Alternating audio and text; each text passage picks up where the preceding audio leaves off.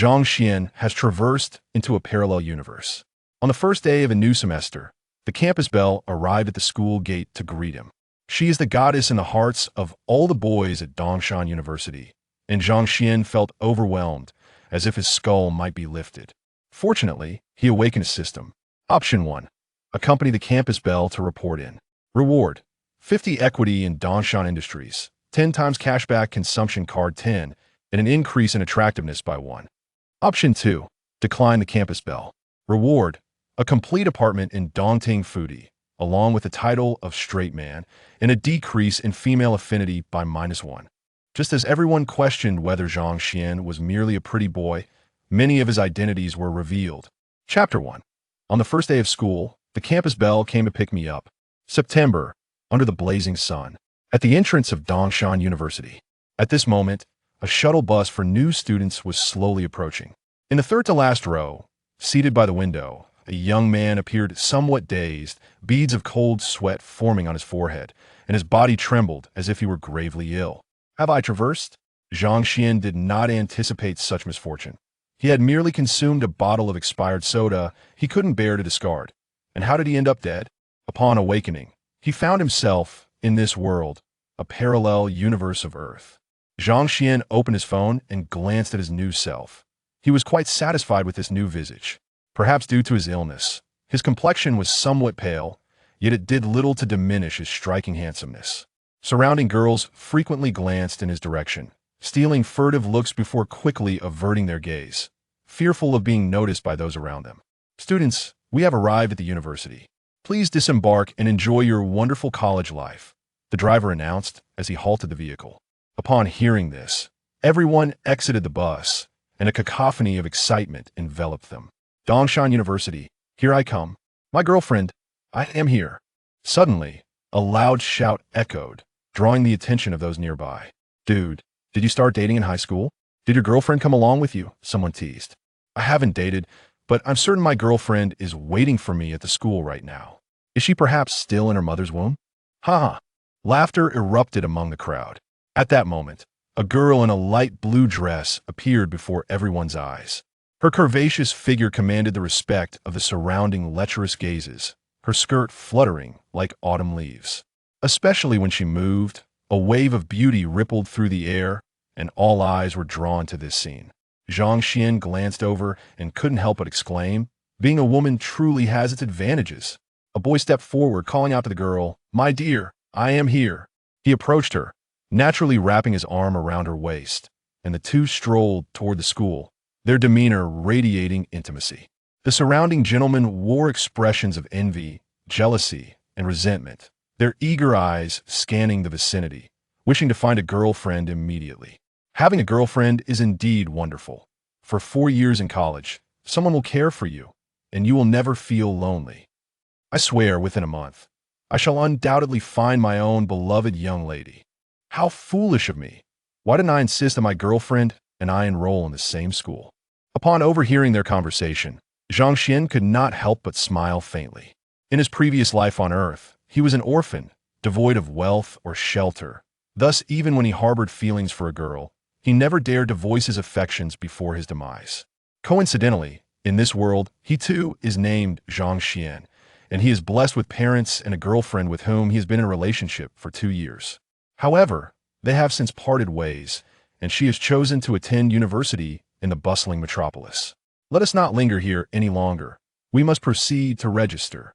The group began to haul their luggage inside. At that moment, the atmosphere around them suddenly shifted, becoming somewhat peculiar. The line came to a halt, and a chorus of gasps could be heard, as if they had witnessed something utterly astonishing. Particularly among the gentlemen at the front, their eyes seemed ready to pop out of their sockets. How breathtakingly beautiful! Are the girls from Dong University truly of such high caliber? You know nothing. Do you even realize who this is? This is Xia Meng, the campus belle of Dong University in her second year. Why is she here? Xia Meng's features were exquisitely refined, as if she had stepped out of a painting, her tall stature accentuated by the fair skin of her calves, which peeked out from beneath her white dress.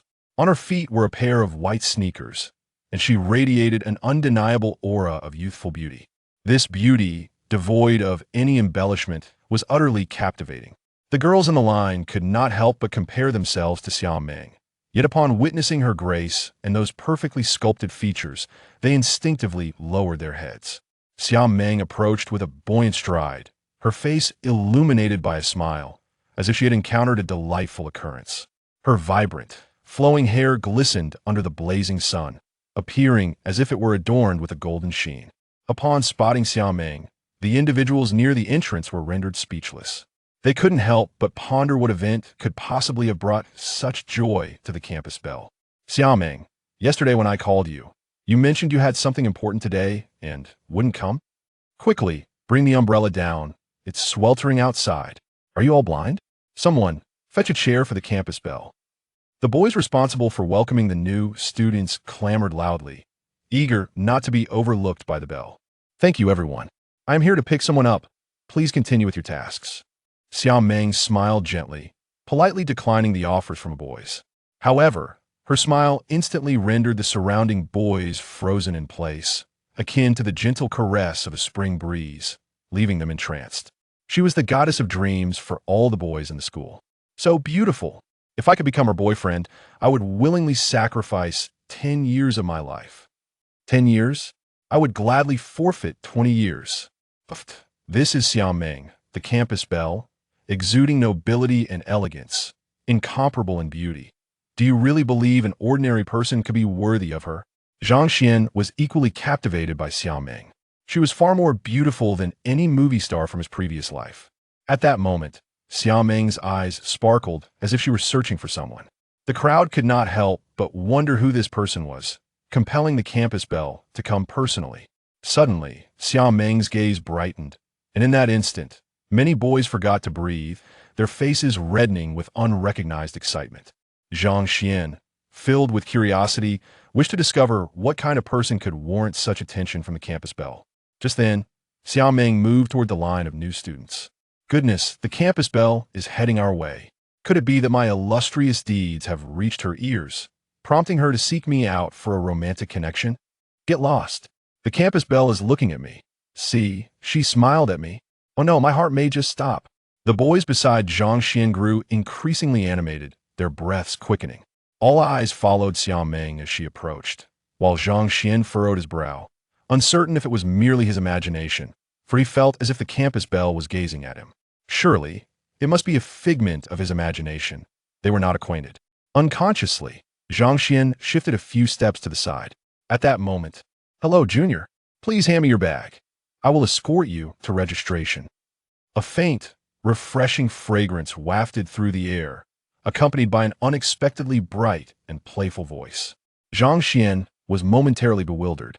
The campus belle was here to pick him up? Chapter 2 Greetings, I am Xia Meng, the girlfriend of Zhang Xuan. Is this merely an illusion? Surely it must be, for I do not know him at all. Zhang Xuan rummaged through his memories, convinced he had no acquaintance with the enchanting campus belle before him. He promptly stepped aside, pondering whether she might be addressing someone behind him. Junior, where are you headed? You must be weary. Allow me to take your bag. A pair of delicate hands grasped Zhang Xuan, relieving him of his burden while her captivating eyes remained fixed upon him, seemingly intent on etching his visage into her memory, adorned with an exquisitely sweet smile. In that fleeting moment, the crowd turned in unison to behold Zhang Xuan, their expressions rife with disbelief. In truth, not only the others, but Zhang Xuan himself was utterly flabbergasted. He was certain he had never crossed paths with this illustrious Xia Meng. Why would she approach him? Had the previous owner of this body engaged in some indescribable encounter with the campus beauty before his arrival? Yet, how could he possess no recollection of such an event? As Zhang Xuan stood in bewilderment, Xia Meng reached out, attempting to link her arm with his. He sidestepped, ready to speak, when suddenly an electronic voice echoed in his mind. Ding! Binding of the Supreme Choice System in progress. Binding successful. Option 1. Accompany the campus beauty to register. Reward: 50 shares in Dongshan Industries, a 10-fold cashback card, and an increase in attractiveness by 1 point. Option 2. Decline the campus beauty. Reward: a complete apartment in Dongting Foodie, along with the title of straight man, and a decrease in female affinity by 1 point. Upon hearing the electronic announcement in his mind, Zhang Xuan's body jolted. A system? As a voracious reader for over a decade, he was certainly familiar with the concept of a system. Was there truly no need for hesitation? Thank you, senior, he thought, taking a deep breath as he stealthily extended the arm he had previously withdrawn towards Xia Meng. Ding. The hostess choice has been detected. Rewards have been issued. The contract for share acquisition and the tenfold cashback card have been deposited into the host's storage space. Note, the cashback card is not a physical item. It will automatically deduct from the host's expenditures upon detection of spending behavior. Zhang Xuan could not help but widen his eyes in astonishment, still grappling with disbelief. Was there really a system at play? Let us go. Xia Meng, unfazed by the commotion, entwined her arm with his, flashing a sweet smile to those around them as they strolled into the school. As the two walked away, silence enveloped the entrance of the school, with onlookers staring in stunned disbelief. How could this be possible? The campus belle was here to escort a male student? Members of the student council glared at Zhang Xuan's retreating figure with palpable hostility. Who is this scoundrel? What qualifies him to receive the campus beauty's attention? This is monumental news. The so-called Ice Queen, Xia Meng, has willingly taken the arm of a freshman. Just look at the flirtatious demeanor she displays. I must be dreaming. I cannot bear to watch this. The heir of Dongshan Industries was spurned after confessing with a Porsche 911. Yet this mere boy has somehow captured the heart of the campus beauty? Could it be that she is using him as a shield from all the unwanted advances? Did you not notice his expression earlier? He appeared not to recognize her at all. The crowd buzzed with chatter, the atmosphere at the orientation brimming with excitement. Even though they understood they could not attain the affection of the campus beauty, witnessing her closeness with an unknown boy was simply unacceptable. I know his name now, Zhang Xuan. From Class 8 of the finance department, not a local. Upon hearing this, the crowd collectively exhaled. Xia Meng was a local, having studied in the area for years, while Zhang Xuan was not. Thus, the likelihood of their prior acquaintance was slim. Even if he is merely a pawn in the campus beauty's game, it is still a privilege. Did you see how she linked her arm with him? To be embraced by the campus beauty, one could happily forfeit 10 years of life. Throughout their journey, Xia Meng clung tightly to Zhang Xuan's arm. Feeling the soft touch and inhaling her intoxicating fragrance, Zhang Xuan, a lifelong bachelor of over 20 years, found himself utterly unprepared for such an experience. A surge of uncontrollable physiological responses washed over him. Hee. The sound of Xia Meng's laughter brought Zhang Xuan back to reality, leaving him blushing with embarrassment. Senior, we shouldn't be acquainted, should we? Indeed. Xia Meng's eyes sparkled as she gazed intently at Zhang Xuan, causing his cheeks to flush even more. Yesterday, a fortune teller told me that my fate was too weak. I must find a freshman named Zhang Xuan to be my boyfriend in order to overcome this hurdle, or I shall not survive the year. Uffed. Zhang Xuan nearly choked in disbelief. Could she find a more ludicrous excuse? Senior, we are university students. We must believe in science. While having a beautiful girlfriend was undeniably delightful, the piercing glares from those around him made Zhang Xuan feel a wave of trepidation, as if he might be torn to shreds at any moment. Isn't it scientific? I came to the entrance just as he suggested, and lo and behold, I encountered you. Where's your phone? Xia Meng flashed a smile at Zhang Xuan, leaving bystanders utterly mesmerized. One individual was so entranced that they stumbled into a flower bed, falling flat on their face, their teeth clattering as they continued to gaze longingly at Xia Meng. What do you intend to do? Zhang Xuan asked warily. Xia Meng rolled her eyes, reaching directly into Zhang Xuan's pocket and retrieving his phone. Hey, what kind of look is that? Am I truly so terrifying? She proceeded to input a number and save it. This is my number, remember it, okay? Without a hint of soliciting Zhang Xuan's consent, she added him on WeChat. Upon arriving at the dormitory assigned to Zhang Xuan, Xia Meng remarked, you must be exhausted from the long journey. Take a moment to rest while I make your bed. With that, she began to prepare his bedding. Watching Xia Meng's retreating figure, Zhang Xuan stood dumbfounded at the edge of the bed, struggling to believe the reality of his situation. Having just traversed into this world, the stunning campus beauty claimed she would be his girlfriend and was now personally making his bed? Surely, this could not be real. Just then, the door swung open, revealing a burly young man who entered, catching sight of Zhang Xuan standing there, oblivious to Xia Meng behind him. I thought I had arrived early enough. But it seems you beat me to it, brother. Allow me to introduce myself. I am Wang Chong, a local. Do you know what monumental event just transpired? My goddess, Xia Meng, actually went to the school gate to welcome someone. A male, no less. My heart is shattered. I enrolled in Dongshan University solely for her. Should I encounter that scoundrel, I shall surely tear him apart. I must duel for my goddess. As he spoke, Wang Chong feigned heartbreak, dramatically clutching his chest. Oh, has your roommate arrived? Xia Meng, having finished making Zhang Xuan's bed, turned to Wang Chong, smiling brightly as she introduced herself. Hello, I am Xia Meng, Zhang Xuan's girlfriend. Gasp. Wang Chong was left utterly bewildered. Chapter 3. It seems the campus belle is truly in love. Zhang Xuan, this is it. The campus belle is far too unreserved. Although there is a delightful thrill within, the notion of a stranger claiming to be his girlfriend leaves Zhang Xuan feeling a touch of awkwardness. Moreover, he is already in a relationship. His memories of that woman are fond, and he had not prepared himself for interactions with her, let alone the sudden appearance of another belle.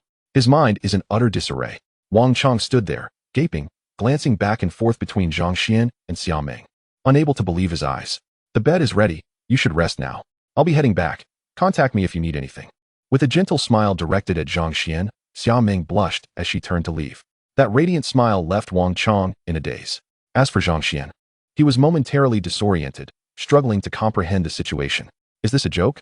Just because of a fortune-telling, the campus belle comes to him, declaring herself his girlfriend? Everything about this seems surreal, utterly absurd. It took them a good 10 minutes before they managed to regain their composure. In the next moment, Wang Chong fixed his gaze intently on Zhang Xuan, sending a chill down Zhang Xuan's spine. Xiangu, allow me to pay my respects. Please, impart your secrets for charming the ladies. I would spare no expense for such knowledge. Zhang Xuan, appearing quite ordinary aside from being slightly more handsome, left Wang Chong bewildered as to how he could attract the attention of the illustrious campus belle. Zhang Xuan sighed. Brother, would you believe me if I said I only just met Xia Meng? I've never seen her before today. Wang Chong smirked. Xiangu, do you think I would believe that? You've already prepped a bed, and you just met her? Who would believe such nonsense? Suddenly, the door swung open with a loud creak. Damn it, I can't go on living. I enrolled in Dongshan University solely for the sake of the campus belle. And now I hear she's walking around with some little nobody. Do not let me discover where that little nobody resides. I shall challenge him. Wang Chong felt a kinship with this individual. Zhang Xuan mused. Is Xia Meng truly that influential? Back in my school days, we had our own belles. Yet none inspired such obsession. The two seemed akin to fervent fans. Their reactions were quite exaggerated. Footsteps approached, and a boy adorned in designer wear entered. With an air of calm, he greeted the trio in the dormitory. Zhang Xuan let out a sigh of relief. Finally, a normal person had arrived. If 3 out of 4 dorm mates were fervent admirers of Xia Meng, he might as well be living in peril. Yang Ming, Zhang Xuan, Wang Chong, Fang Shiming. We shall be brothers from this day forth. Please take care of me. Yang Ming exclaimed. I overheard you talking about the campus belle. What is the scoop? Zhang Xuan's expression darkened, feeling the conversation veering back to the belle. Brother, you're not from Dongshan, are you? The great campus belle is a flower of Dongshan. She has even made cameo appearances in various dramas and films while still in high school. Are you referring to Xia Meng? Yang Ming's eyebrows shot up, excitement evident in his voice. I came here for her, and I hereby announce that Xia Meng is now my girlfriend. Enough with the arrogance. The belle is already taken. Wang Chong remarked with a knowing smile directed at Zhang Xuan. Zhang Xuan shot a pleading glance at Wang Chong, feeling a sense of impending doom. What do you mean? Yang Ming and Fang Shiming raised their brows, a palpable tension rising. Apologies, I left my phone behind. Xia Meng entered, winking at Zhang Xuan, her eyes sparkling with a hint of playful mischief. Oh, it seems everyone from your dorm is present. Hello, I am Zhang Xuan's girlfriend, Xia Meng. I look forward to getting to know you all. Zhang Xuan felt the weight of 3 murderous gazes upon him, hastily covering Xia Meng's mouth and leading her outside. Once downstairs, Zhang Xuan looked at Xia Meng helplessly. Senior, what on earth are you trying to do? I wish to be your girlfriend. Xia Meng beamed adorably. Meanwhile, all eyes in front of the dorm were fixed on the pair. Zhang Xuan sensed the mounting pressure from all directions. This woman truly seemed unafraid of causing a scandal. Well then, I must take my leave, Xia Meng said with a cheerful smile. Zhang Xuan hurriedly waved. Senior, take care. The longer Xia Meng lingered, the more Zhang Xuan felt he would be consumed by the jealousy radiating from those around him. Upon returning to the dormitory, Wang Chong and the others promptly shut the door and surrounded him. Hey, let us discuss this calmly. We're all dorm mates. There's no need to fall out over a woman, right? Besides, I genuinely don't know the campus belle. Yang Ming scoffed. Please, you've prepped a bed for her. Did you see the way she looked at you? She practically wanted to devour you whole. Humph, this matter cannot end here. We must settle the score today. Without 5 cases of beer, you shall not earn our forgiveness. Yang Ming and Fang Shiming nodded in agreement. Meanwhile, as Xia Meng entered her dorm, she was promptly pinned down by her 3 roommates, their eyes wide with disbelief. Hey, what are you doing? Xia Meng crossed her arms, feigning innocence while batting her eyelashes. Oh dear, you 3 frighten me. Don't try to change the subject. What happened today? Having lived together for a year, the 4 knew each other too well. They could scarcely believe their eyes upon seeing the photos on the campus forum earlier. And now, looking at Xia Meng's demeanor, her sparkling eyes and shy smile, she resembled a lovesick schoolgirl. They could hardly fathom it. Countless wealthy suitors had pursued her with extravagant gifts, flowers, diamond rings, sports cars, all the luxuries imaginable. Yet Xia Meng had remained impervious to their advances. They had even speculated about her orientation. But today, things seemed different. It's nothing, truly, Xia Meng replied, her face aglow with a smile. That big silly who vowed to marry me when we were children came to visit today. As she spoke, a bright smile graced her lips, her beautiful eyes narrowing into crescents. The three girls were left speechless. It seemed the campus belle was genuinely in love. Chapter 4. A modest gain of 5 million. Dream. You can't be serious about becoming his girlfriend, can you? The three exchanged glances, their eyes ablaze with curiosity. Why not? Xia Meng suddenly came to herself, her cheeks tinged with pink. Why are you asking that? How could I possibly be his girlfriend? Xia Meng immediately denied vehemently, stating that she and Zhang Xuan were merely childhood companions who had grown up together, but after she followed her parents to Dongshan, they had not seen each other for 13 or 14 years. Then why would you claim in front of so many people that you are his girlfriend? Wang Shui queried, her gaze suspiciously fixed on Xia Meng. Sun Tian and Meng Li nodded in agreement, adding, indeed, this news is bound to spread throughout Dongda swiftly. It seems you are doing this intentionally, doesn't it? Pray tell, have you truly fallen for him? Oh, how could that be? I was merely joking with him. When have you ever seen me close to any man, apart from those I am intimate with? Xia Meng hurriedly explained. The trio paused in contemplation before nodding knowingly. That is true. Even the superstar Wu Yufan does not catch your eye. If you were to take a liking to any man, we genuinely would not believe it. Xia Meng rolled her eyes dramatically, exclaiming, exactly. We have vowed to be lifelong sisters. If I were to develop feelings for a man, I would certainly inform you and have you scrutinize him. With that, she cast a somewhat guilty glance at the three. Exchanging looks, the trio nodded in understanding. Xia Meng breathed a sigh of relief, having navigated this hurdle successfully. Just then, her phone rang. She glanced at the screen. It was her younger brother calling. Little gentleman, how is the task progressing? Big sister, where did you find such a gold digger? She pretends to be more reserved and ladylike than anyone else, yet she is more flirtatious than anyone. A fruit phone and a bag worth less than 20,000 got her to drop hints about spending the night together. I mean, what has this girl done to offend you? By the way, you must reimburse me for this event's expenses. If our parents discover how much I've spent, they will surely skin me alive. Upon hearing this, Xia Meng narrowed her beautiful eyes and replied, I understand. Zhang Xuan, oh Zhang Xuan. This is not a scheme against you. I merely wanted to give your girlfriend a little test. Who would have thought she would crumble so easily? Hee. You will ultimately be mine. Xia Meng secretly rejoiced, her thoughts swirling. Wang Shui and the others looked at Xia Meng with incredulity. She claimed she was not in a relationship, yet her expression was unmistakably that of a love-struck girl. Realizing that she had betrayed her emotions, Xia Meng promptly stood up to change the subject, declaring, how about we go to Taoyuanju? Who's in? I am. Although they recognized that Xia Meng was diverting the conversation, the allure of delicious food was too tempting to resist. Their eyes sparkled with excitement, and they were nearly drooling. Taoyuanju was undoubtedly the most upscale restaurant in the university town, rivaling even the finest five-star hotels. Brother Xian, are you sure about this place? Yang Ming glanced at the sign of Taoyuanju and then at Zhang Xuan. Zhang Xian's attire did not suggest he was wealthy, nor did he appear to be one to put on a facade. Perhaps he was unaware of the minimum spending here? Yang Ming, being the most affluent among the four, mentally prepared himself to settle the bill later. Let's go Dutch. From now on, we are brothers. There's no need to split things so clearly. Wang Chong and Feng Shi, clearly aware of Taoyuanju's reputation, quickly interjected, fearing Zhang Xuan might not grasp the restaurant's pricing. Yang Ming subtly nodded, recognizing that these individuals in the dormitory were indeed worth befriending. Go Dutch. You are slapping my face. I said I'm treating, so I am treating. If anyone tries to snatch the bill later, don't blame me for turning hostile. He had 10 cards that offered 1,000-fold cashback. This was a lucrative endeavor. And the more he spent, the better.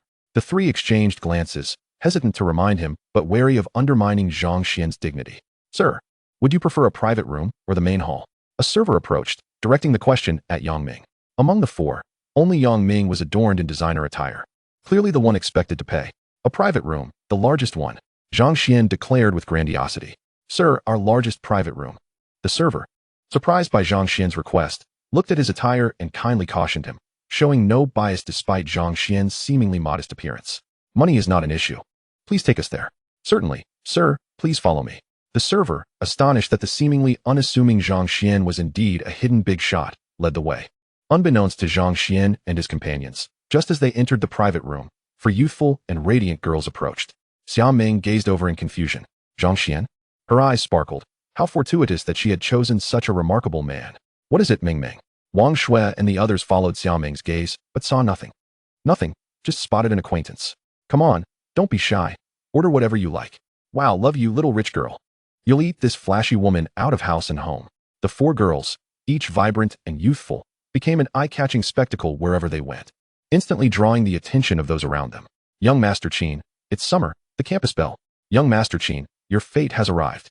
A flamboyantly dressed group driving a car approached, spotting Xia Meng and her friends, and immediately began to flatter the leading figure, young Master Qin. Young Master Qin's eyes widened in disbelief, nearly drooling as he inquired about the name of Xia Meng's private room and promptly entered. Zhang Xuan ordered over 5,000 worth of dishes, yet still felt dissatisfied. Sigh, don't you have any pricier options? The 1,000-fold cashback is only 5 million. I'm still a bit far from my 100 million goal. The server, Yang Ming and the others. Big brother, your act of grandeur is truly commendable. A meal costing 5,000 is hardly insignificant, especially in the university town, where spending levels are regulated. Sir, could you settle the bill first? The server, slightly skeptical of Zhang Xuan's ostentatious display, wondered if he were attempting to dine and dash. Of course, why not? 5 million may be a stretch from 100 million. But even ants yield meat. Zhang Xuan promptly followed the server out. Brother Xuan is unfathomable. Yang Ming, hailing from an esteemed family, found himself unable to decipher Zhang Xuan. Indeed, Wang Chong and Fong Shi nodded vigorously, reflecting on Zhang Xuan's earlier demeanor. He was either genuinely impressive or bound for a shocking downfall. Meanwhile, Zhang Xuan opened his payment code, and the server scanned it. Hearing the beep, he finally breathed a sigh of relief. Zhang Xuan completed the transaction and was awaiting the next moment when his phone suddenly vibrated. He opened it to find a notification from the construction bank. Your savings card ending in 0179 has received a transaction alert. Income of 5,000,000 yuan. Upon reading the message, Zhang Xuan felt a surge of excitement. The 1,000-fold cashback had indeed arrived. Chapter 5. The campus belle comes to borrow money. The consumption level here is still too low. It appears I must venture into the city to truly make a fortune. Zhang Xuan mused. Coincidentally, both his phone and computer needed replacements, so he intended to buy more, bringing him closer to his financial target. As he contemplated his newfound status as a millionaire, Zhang Xuan felt as though he were in a dream, relishing the moment. Just as he turned to head back, he heard an exclamation from the server nearby. How beautiful. Confused, Zhang Xuan looked over and spotted a familiar stunning figure, prompting him to turn and flee. Junior, what a coincidence. Xia Meng beamed at Zhang Xuan, rushing over to grasp his arm, her cheeks flushed with a delicate hue. In that fleeting moment, it seemed as though the world around them had come to a standstill. The attendant nearby was rendered speechless, too astounded to even breathe. Xia Meng was a luminary at Dongshan University, and the attendant certainly recognized her, his heart racing with disbelief. How could this be? When had the so-called Ice Queen, the campus belle of Xia, ever taken the initiative to hold a man's arm? She appeared almost anxious, as if fearing he might slip away. Was his vision deceiving him? He had never witnessed a male figure accompanying the illustrious Xia, as those who dared to approach her had invariably faced unrelenting rejection. Why was Xia Meng universally regarded as a goddess? A goddess, untouchable and ethereal. A figure to be admired from afar, not approached. Yet today, this paragon, who had never opened her heart to any man, had brazenly taken hold of a man's arm, her charming face aglow with embarrassment. In that moment, the campus beauty's gaze was solely fixated on the young man before her, a display that could only be attributed to the throes of infatuation. Who was this man? It seemed like the fates had conspired in his favor, granting him the attention of the campus queen. Senior, what a coincidence. Zhang Xuan chuckled bitterly, once again experiencing the sensation of being in the limelight. Standing beside this girl demanded an extraordinarily strong heart. Indeed, what a coincidence. I always said that fortune teller must have some genuine skills, foreseeing our encounter here. Junior, I didn't bring enough money when I came out. Could you lend me a little? Xia Meng's beautiful eyes darted playfully as she suddenly conceived a daily approach to get closer to Zhang Xuan. By borrowing his money, she could craft an excuse to spend time with him every day. Delighted by her little idea, she silently cheered for herself. I am a little genius. How much do you need? With 5 million, Zhang Xuan spoke with newfound confidence. Count this lady's meal expenses on my tab. Just then, a boisterous and domineering voice interrupted the moment. At the sound, all eyes turned, and there stood Qin Shaodian, his gaze ablaze, fixated solely on Xia Meng, as if he intended to devour her whole. Xia Meng frowned slightly. I have my own boyfriend. Do you really think I need you to pay? As she spoke, she entwined her arm with Zhang Xuan's and whispered softly in his ear, Junior, do me this favor, and I promise to grant you one request. Upon uttering those words, Xia Meng felt a rush of warmth engulf her. She hadn't anticipated expressing such shy sentiments to Zhang Xuan. However, witnessing his astonished expression, a sweet smile involuntarily bloomed on her face, as she sensed the weight of numerous gazes upon her, akin to scorching irons branding her skin. Zhang Xuan was about to decline when suddenly, an electronic voice resonated in his mind. God-level selection system activated. Option 1. Pay for the campus beauty. Reward: 100 shares of Taoyuanju, mastery of Bejiquan at a grandmaster level, charisma 1, physique 1. Option 2. Refuse to pay for the campus beauty. Reward: a Porsche 911. God-level driving skills, and the title of straight man, with a -1 in charm with women. Zhang Xuan paused, taken aback. Did he really need to ponder this? The system was practically coercing him into choosing the first option. This student here is Qin Xiaodian, the heir of Dongshan Industries. I understand that Meng is using you as a shield. If you speak the truth, I, Qin Xiaodian, owe you a favor.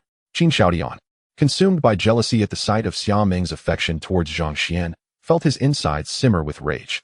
He longed to cast Zhang Xuan into the Dongshan River to feed the fish. However, in Xia Meng's presence, he could not act out, determined not to tarnish his image before her. Moreover, they were in Taoyuanju, a place with a formidable owner. Even his imperious father had warned him to avoid trouble there, lest the Qin family be unable to intervene. Thus, he proclaimed his identity as the scion of Dongshan Industries, intending to intimidate Zhang Xuan into retreating. Dongshan Industries was a prestigious enterprise in Dongshan City, valued in the hundreds of billions. The notion of incurring a favor from him was something no one could refuse. With that thought, a faint smirk of satisfaction graced Qin Xiaoyan's face, believing he had the upper hand. Dongshan Industries? That name sounds familiar, Zhang Xuan mused, trying to recall where he had heard it before. Yes, Dongshan Industries. Upon hearing Zhang Xuan's mumble, Qin Xiaodian swelled with pride, for it was common knowledge in Dongshan City. Just then, Zhang Xuan's phone rang. Hello, is this Mr. Zhang Xuan? A sweet voice chimed from the receiver. This is Zhang Xuan. Who am I speaking with? Hello, Mr. Zhang. I am Bai Weiwei, the general manager of Dongshan Industries. The board will soon announce your appointment as the new chairman. When would you be able to come by? Zhang Xuan was momentarily stunned. No wonder Dongshan Industries sounded familiar. The system had rewarded him with 50 shares. I'm currently in military training, perhaps in a few days. Understood. I'll inform the board to reschedule. The call ended. Meng, please don't make things difficult for this student. Seeing Zhang Xuan not mention borrowing money, Qin Xiaodian smirked, retrieving his bank card to hand to the cashier. Charge this lady's bill to my account. Nothing could delay him from making money, Zhang Xuan interjected. Ding. Congratulations, host, you have made a choice. Rewards have been issued. You are now the owner of Taoyuanju and have attained mastery of Bejiquan at a grandmaster level. As the electronic voice echoed in his mind, Zhang Xuan felt an influx of Bejiquan techniques flood his consciousness, as though he had been immersed in this martial art for decades. Thank you, junior. Student, navigating the world can be perilous. Be cautious. And it's not worth the trouble if you get hurt. Qin Xiaodian trembled with rage, shooting a venomous glare at Zhang Xuan before retreating to his private room. Chapter 6. The Campus Beauty's Excitement, sir. You cannot afford to provoke Qin Xiaodian, the attendant cautioned quietly once Qin Xiaodian had distanced himself. He had worked here for 3 years and had heard many tales of Qin Xiaodian's exploits. No one who crossed him had met a favorable end. Thank you. But I am unperturbed. Let us hurry and scan the code. Wasn't Qin Xiaodian's backing merely Dongshan Industries? Now that he was the largest shareholder and chairman, why should he fear a mere wealthy second-generation heir? Xia Meng regarded Zhang Xuan, her smile radiating warmth. Suddenly, an unexpected thought crossed her mind. Was it merely her imagination? Or did Zhang Xuan appear even more handsome than when she had seen him at the school gates? No, she had to secure him quickly. Otherwise, with that charming face, he would undoubtedly attract a swarm of admirers. As she gazed at Zhang Xuan, she found herself lost in reverie, her eyes growing increasingly dreamy. They hadn't seen each other for many years. Throughout that time, she had never forgotten him, yet this rascal Zhang Xuan had failed to recognize her. Even upon hearing her name, he exhibited no reaction, which irked her greatly. Noticing the way Xia Meng looked at him, Zhang Xuan internally scoffed. What happened to the aloof campus beauty? What was this icy demeanor now? In this manner, she resembles a lovesick girl. He harbored profound doubts about whether everyone at Dongshan University had misjudged her, or if Xia Meng's aloof demeanor was merely a facade. Ding. Payment successful. In a swift motion, Xia Meng snatched the receipt, and upon glancing at the amount, a wave of embarrassment washed over her. Just then, Zhang Xuan's phone vibrated with a notification. Construction Bank, your savings card ending in 0179 has received a transaction alert. Income of 5,000,000 yuan. Upon reading the message, Zhang Xian's wounded spirit found a modicum of solace. He was now a step closer to achieving one of his modest goals. Junior, are you not discontented lending me such a substantial sum all at once? Xia Meng was taken aback by how 3 women had collectively ordered items worth 5,000 yuan. She was aware of Zhang Xian's financial background and felt a twinge of guilt at the thought of him parting with such a significant amount. Senior, I've suddenly become a pauper. You need to repay me quickly. After earning 5 million, Zhang Xian felt buoyed. Yet, as the words escaped his lips, he realized that if he appeared overly jubilant, perhaps the campus belle would misconstrue his eagerness to lend her money. Moreover, he had a girlfriend. And despite being uncertain about how to navigate that relationship, he had no intention of behaving like a scoundrel. Really? Xia Meng feigned shyness, yet her eyes sparkled with excitement. Did this signify the commencement of her plans? Would she be able to dine with Zhang Xian daily henceforth? She wouldn't even need to concoct excuses. What on earth? Zhang Xian looked at Xia Meng in confusion. What kind of expression was that? Why did she seem so elated upon hearing he was out of money? Could it be that she was a con artist? Was this her ploy with every man?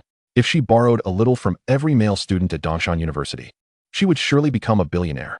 The thought was too unsettling to ponder. The more he considered it, the more convinced he became of his suspicion. Senior, I must take my leave. Please enjoy your meal. He resolved to distance himself from such a woman in the future. What a deep schemer. Without waiting for Xia Meng to respond, Zhang Xian hastily retreated to the private room. Hey! Observing Zhang Xian's frantic departure, Xia Meng pouted. Was she truly that intimidating? Humph. Now that you're out of funds, let us see how you manage. You'll inevitably find yourself in my grasp. With this thought, a smile crept onto Xia Meng's lips, and she resumed her poised, demure demeanor. Back in the private room, Fang Ximing noticed Zhang Xian's unusual state and inquired, Xian Go. What happened? Were you chased by a dog? Pretty much, Zhang Xian thought to himself, feeling a surge of pride at his recent discovery. Basking in a sense of superiority as if he were the only one awake in a world of intoxication. He had not anticipated that the seemingly aloof campus beauty would turn out to be such a person. What had transpired? Zhang Xian's peculiar demeanor piqued the curiosity of his companions even further. Let us eat. There's nothing to discuss. He quickly diverted the topic. Aware that if these 3 individuals discovered his encounter with the campus belle, they would likely rush over. Having already been duped, he couldn't let his roommates fall into the same trap. Meanwhile, Xia Meng returned to the private room, brimming with triumph. While her 3 friends regarded her with puzzled expressions, sensing something was amiss. They exchanged glances, wondering if something new had transpired. Unbeknownst to Xia Meng, her image in Zhang Xian's eyes had been irrevocably tarnished. Yet, thinking of her plans, her eyes sparkled with excitement, seemingly eager for what lay ahead. Wang Shui and her friends exchanged knowing looks, now convinced that Xia Meng had undoubtedly fallen in love. Their eyes shone with curiosity. Just what sort of man could elicit such feelings from the Ice Queen? Qin Xiaodian returned to the private room, growing increasingly irate. In Dongshan City, few dared to challenge his authority. Qin Xiao, how did it go? Was the campus beauty moved? At the inquiry from his friends, Qin Xiaoyan's anger flared even higher. Damn it, this matter cannot simply be brushed aside. Qin Xiao, did something go awry? The others could sense the brewing trouble by the look on Qin Xiaoyan's face. However, they were hardly surprised. If Qin Xiaodian had genuinely won over the esteemed campus beauty, that would indeed be peculiar. Despite his immense wealth, they felt that he was unworthy of being with the campus belle. In truth, it was not solely Qin Xiaodian. They believed that no man in this world was deserving of her. Xia Meng maintained a certain distance from anyone who sought to approach her, exuding an air of unattainable grace in every gesture. Regardless of a person's noble status, they seemed to become commonplace in her presence, while she shone like a brilliant star suspended in the heavens. To the onlookers, Xia Meng appeared as a celestial being, untouched by the mundane world. Biengu, come over here. Qin Xiaodian suddenly recalled that he was on friendly terms with the manager of the hall. Given his substantial expenditure, it wouldn't be unreasonable to ask for a favor. Kid, I'll make you understand the cost of crossing me. A cold smile played on Qin Xiaodian's lips. Observing Zhang Xian's attire, which hardly suggested affluence, he felt confident in his ability to bring him down. Those in the private room couldn't suppress a shiver, sensing that someone was about to face dire consequences. Just then, a figure pushed the door open and entered. Qin Xiaodian quietly shared his scheme with the newcomer, then swiftly transferred 10,000 yuan via WeChat. The individual patted their chest, assuring him that they would handle the matter, and then headed towards Zhang Xian's private room. Chapter 7. Being swindled in one's own restaurant. Wow, Xiangu, you've gone viral. While they were dining, Wang Chong suddenly exclaimed. Yang Ming and Fang Ximing immediately opened the forum. On the first day of school, the campus beauty personally welcomed someone at the school gate. Who is the lucky man? The campus beauties grace at the school gate.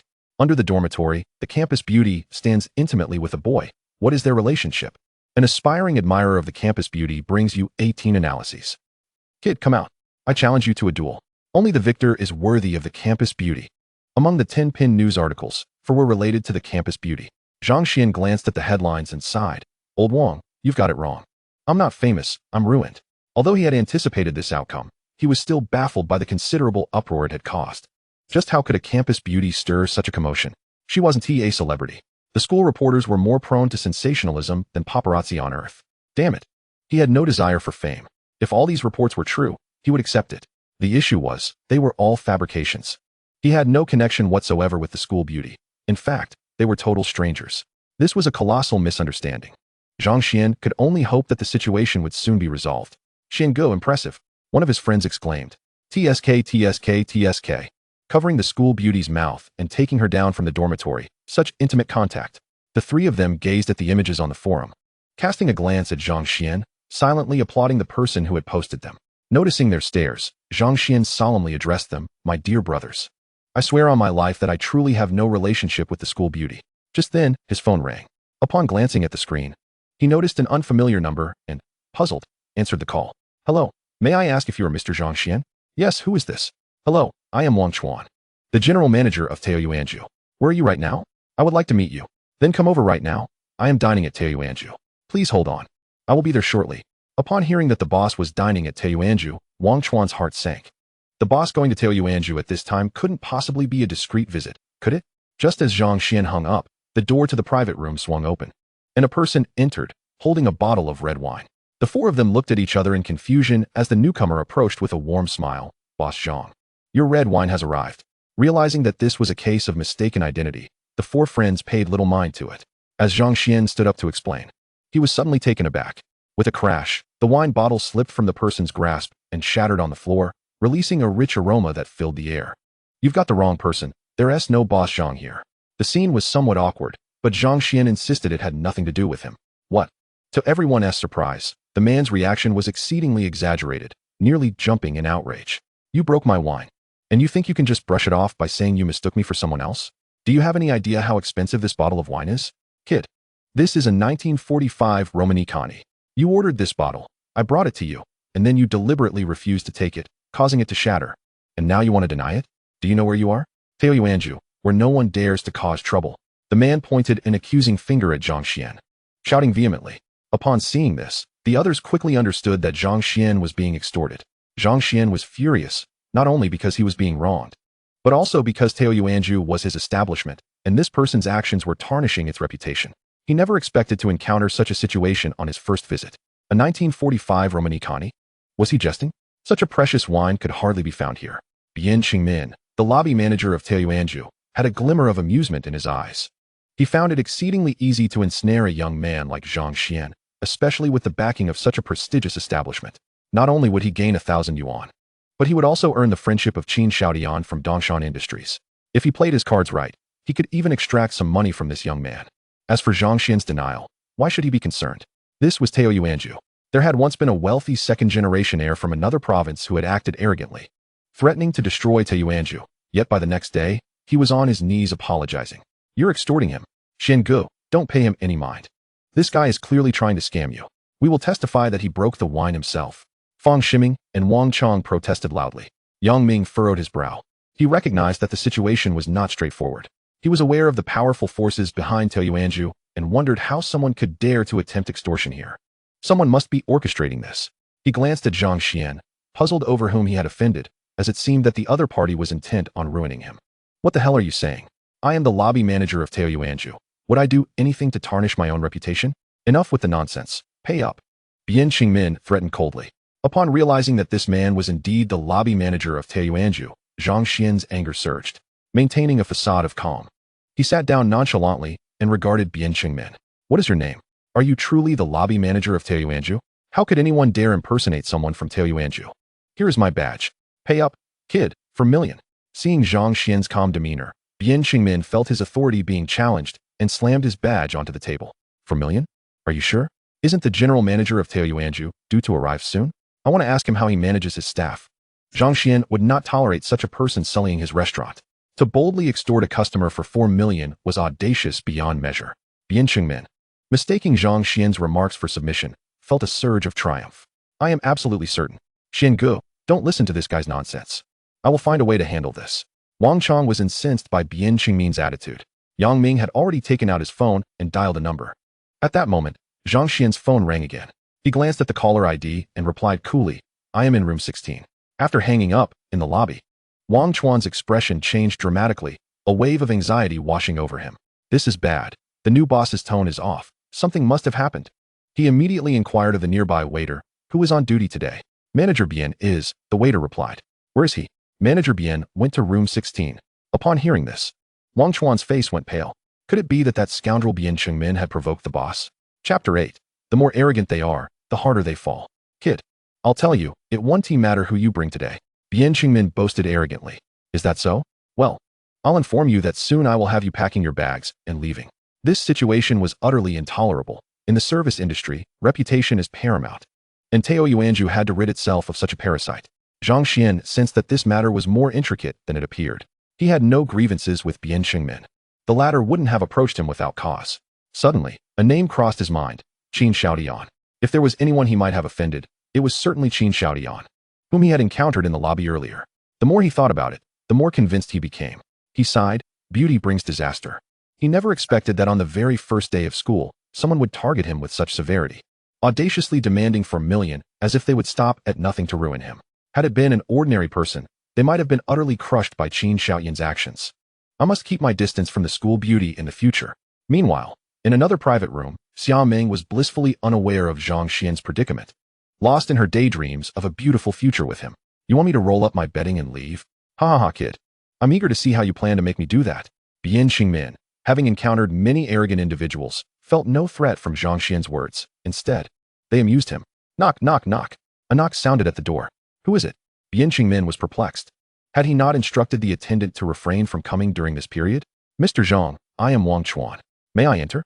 Upon hearing the name Wang Chuan, not only were Yang Ming and his 3 companions taken aback, but Bian Qingmin's heart sank, and he found himself swallowing hard. The general manager? The general manager called Mr. Zhang. Who exactly is Zhang Xian to command such respect from Wang Chuan? Yang Ming discreetly tucked his phone into his pocket. It seemed they had underestimated Zhang Xian. However, upon reflection, it made sense. How could an ordinary man attract the attention of the campus belle? Come in, Zhang Xian stated coolly, fixing his gaze upon Bian Qingmin. Under Zhang Xian's scrutinizing stare, Bian Qingmin broke into a cold sweat, trembling at the foreboding sense of impending misfortune.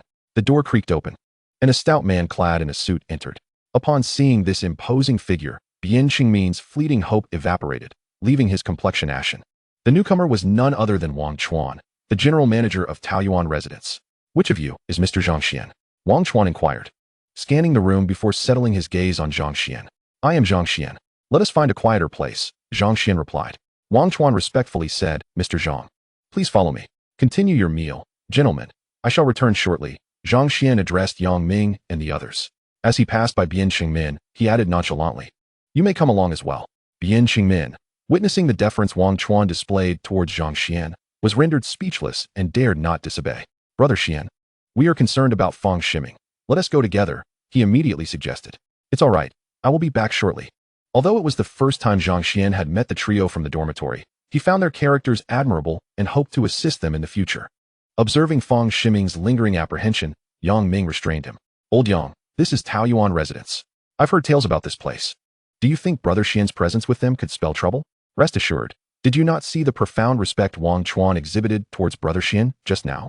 No wonder the campus belle has taken a liking to him. Not just anyone could captivate her. What are you implying? Are you suggesting my goddess is a superficial person? Damn it, old Yang. I too am a devotee of the goddess. What I mean is, Brother Xian is formidable. Care to test that? Let us do it. 10 bottles each. Whoever cannot finish is the loser.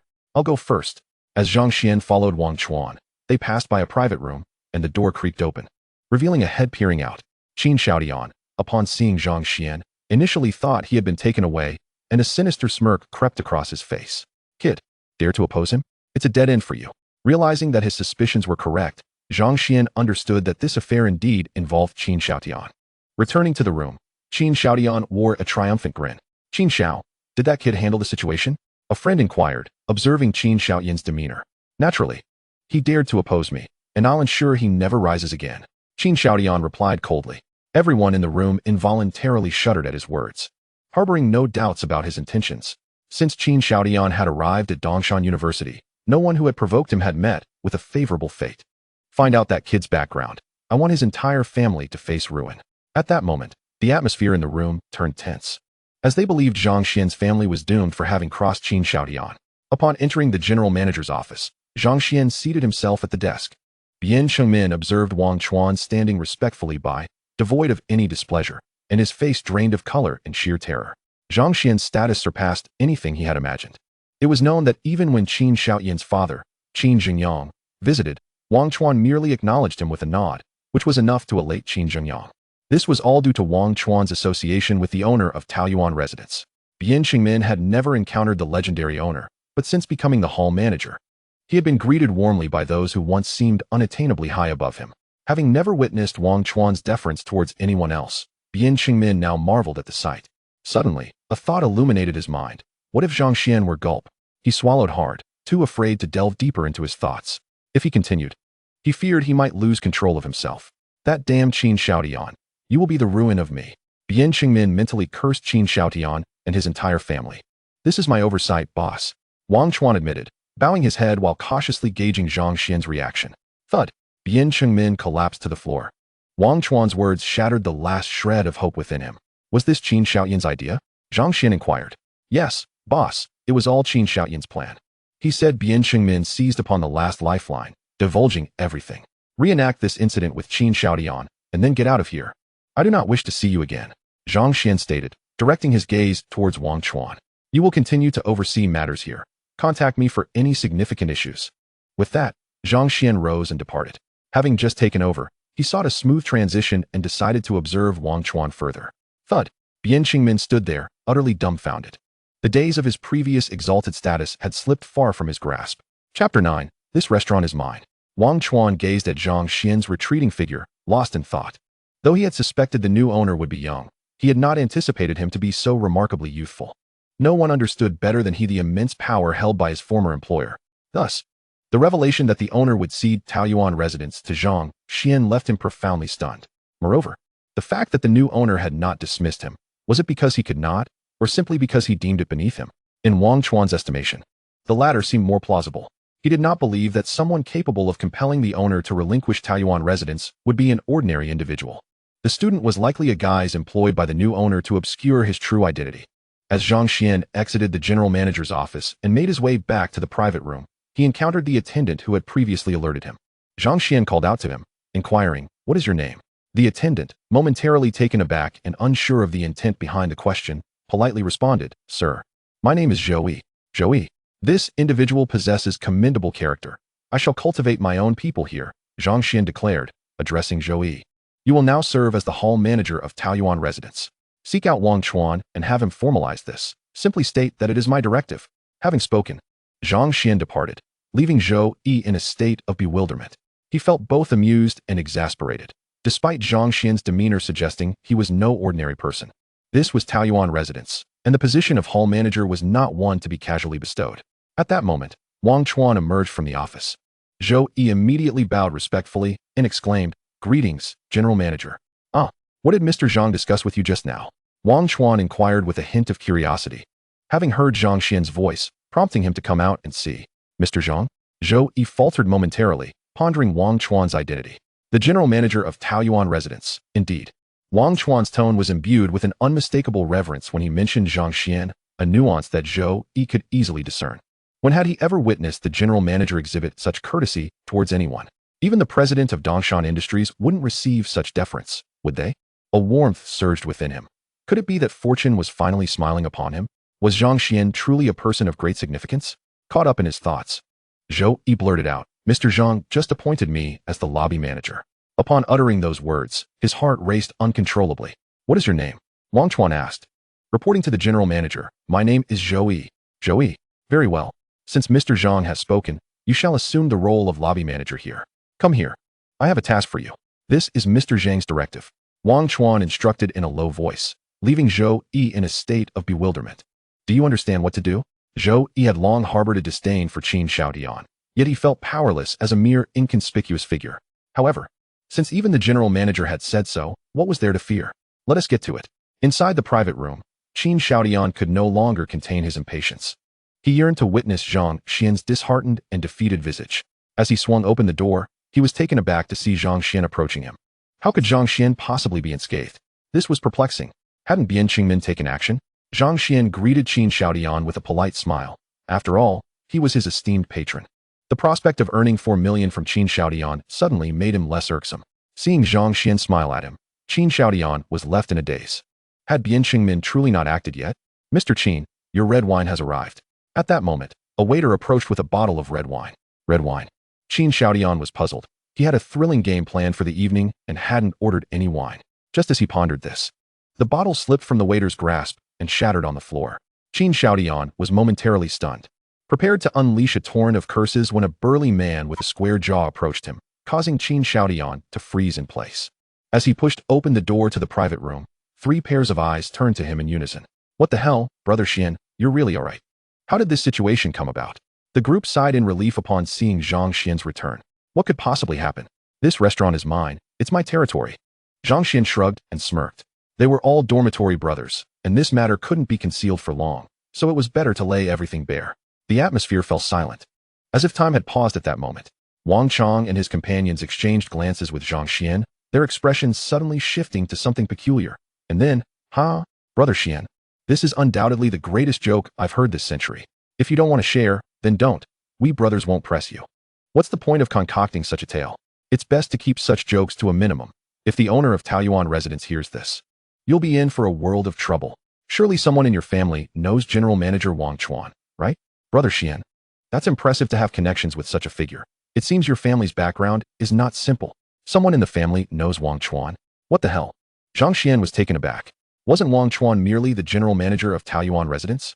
Did he possess some other significant identity? What was so remarkable about a restaurant's general manager? This time, it was Zhang Xuan who was left bewildered. Forget it. I've already spoken to these 3. If they find out later, it's not my fault for keeping it from them. All right, brothers, military training starts tomorrow, so perhaps you shouldn't indulge in too much alcohol. Zhang Xuan advised. No worries, we've barely drunk anything. Today, I'm going to drown that scoundrel. He actually insulted my campus beauty, Yang Ming proclaimed with bravado. Let us go. Who insulted the campus beauty? The 4 of them began to drink, although most of the drinking was between Wang Chong and Yang Ming, while Zhang Xuan and Fang Ximing focused on eating. The next day, Yang Ming and Wang Chong let out cries of despair. Damn it, if I drink again, I'll eat shit upside down. It's all your fault. If you hadn't forced me to drink, would we be in this state? We barely ate anything. Our stomachs are full of alcohol. Upon hearing the banter between the 2 clowns while returning with breakfast, Zhang Xuan couldn't help but chuckle. The instructor has informed us to line up. Hurry and eat. Thank you, Brother Xian. Love you to bits. This is mine. Don't you dare snatch it from me. Yang Ming and Wang Chong mumbled through mouthfuls of buns. Damn it, I'm going to. Why are you only thanking Brother Xian? Fang Ximing protested. After breakfast, as Zhang Xuan checked his phone for messages, he felt a pang of regret. He had forgotten that he had paid for breakfast, which cost less than 30, resulting in the waste of a cashback card. He would have to venture out later. Otherwise, he couldn't avoid spending at school, and once he spent money, it would become a bottomless pit. After their meal, when they arrived at the classroom, they were taken aback. The area outside the classroom was packed with people, each one seething with indignation, their demeanor suggesting they were ready for a fight.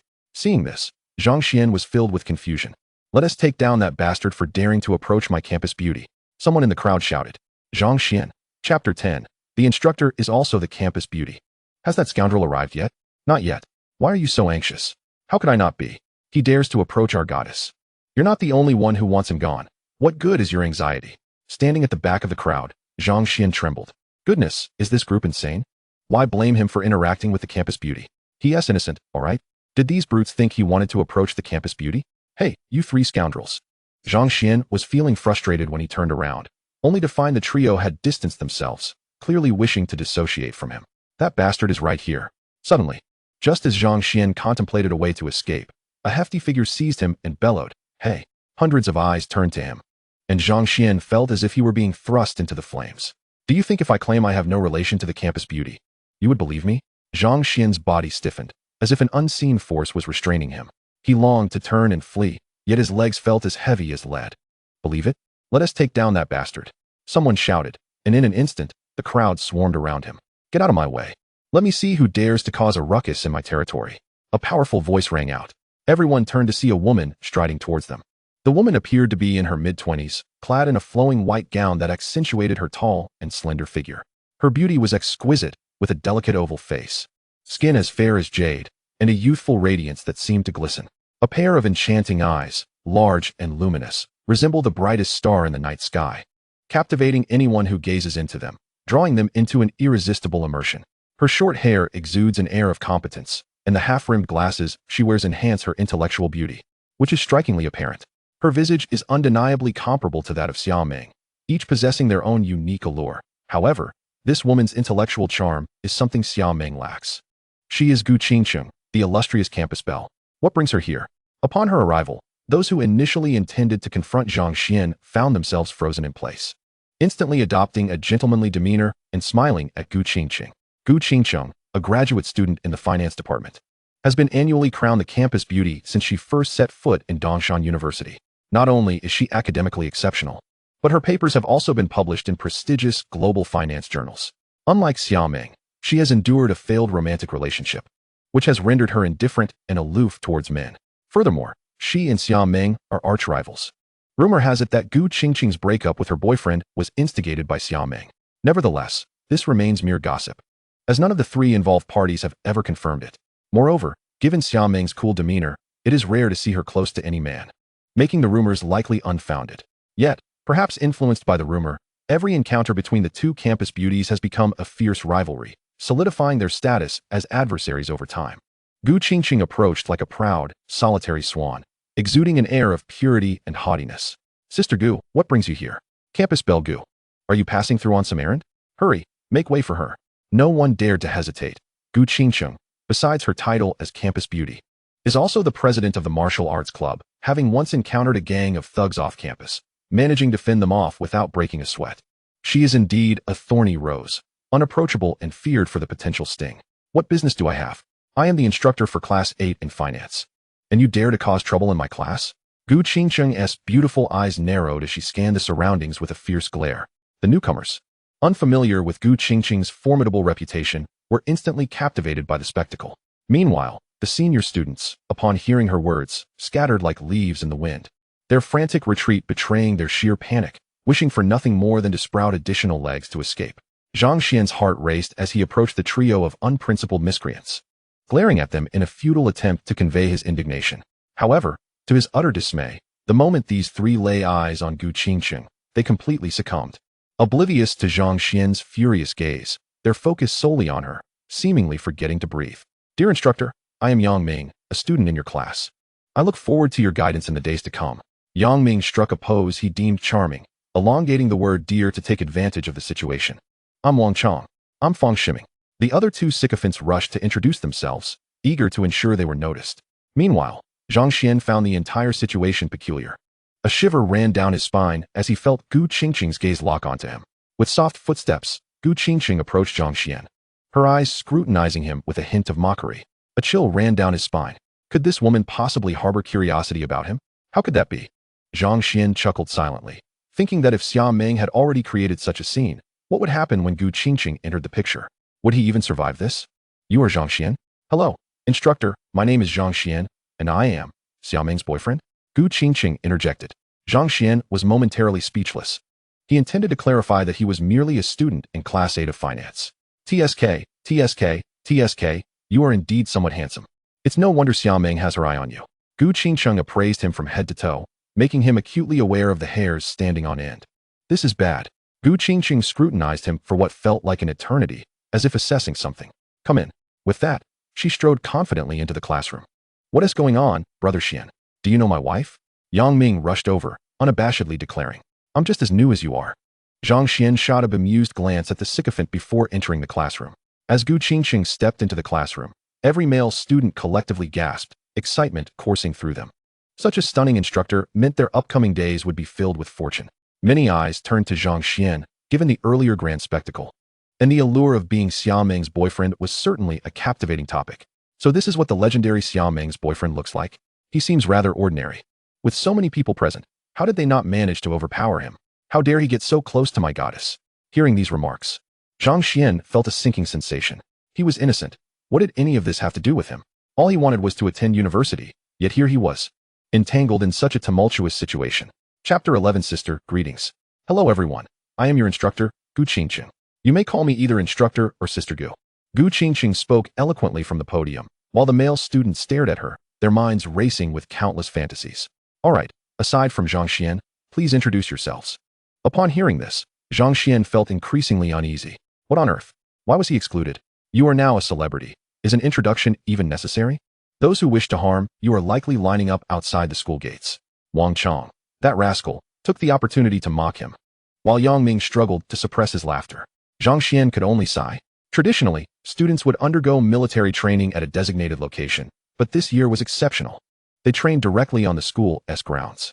After everyone introduced themselves, they lined up on the playground. Fortunately, the weather was overcast, making it bearable. And after a morning of training, they were merely fatigued without any further discomfort. As the instructor announced the conclusion of the training, exhaustion took hold, and the students scattered like ducks, racing towards the cafeteria. Zhang Xuan felt a pang of anxiety. He absolutely could not spend money on this meal, or he would waste yet another cashback card. As he walked, an unusual atmosphere enveloped the surroundings. At that moment, Xia Meng and her 3 friends arrived at the cafeteria. Their entrance instantly silenced the entire room, drawing all eyes toward them. Ah, Meng, I told you not to come here. The food is terrible, and every time we accompany you, we can't even eat in peace. Wang Shui complained. Meng, don't you despise the hygiene here? What made you come today? The 3 chatted, but to their astonishment, they realized that Xia Meng was not listening. She was scanning the area, seemingly searching for someone. As Meng Li was about to speak, Wang Shui swiftly covered her mouth, signaling her to remain silent. Wang Shui and Sun Tian exchanged glances, their eyes sparkling with curiosity as they followed Xia Meng's figure weaving through the crowd. In the next moment, they noticed a glimmer of joy in Xia Meng's beautiful eyes. And without a second thought, she dashed off in a particular direction. Those must be this year's freshmen, right? Look at their military training uniforms. The trio abruptly halted their chatter, a sudden realization dawning upon them as they tracked Xia Meng's movement.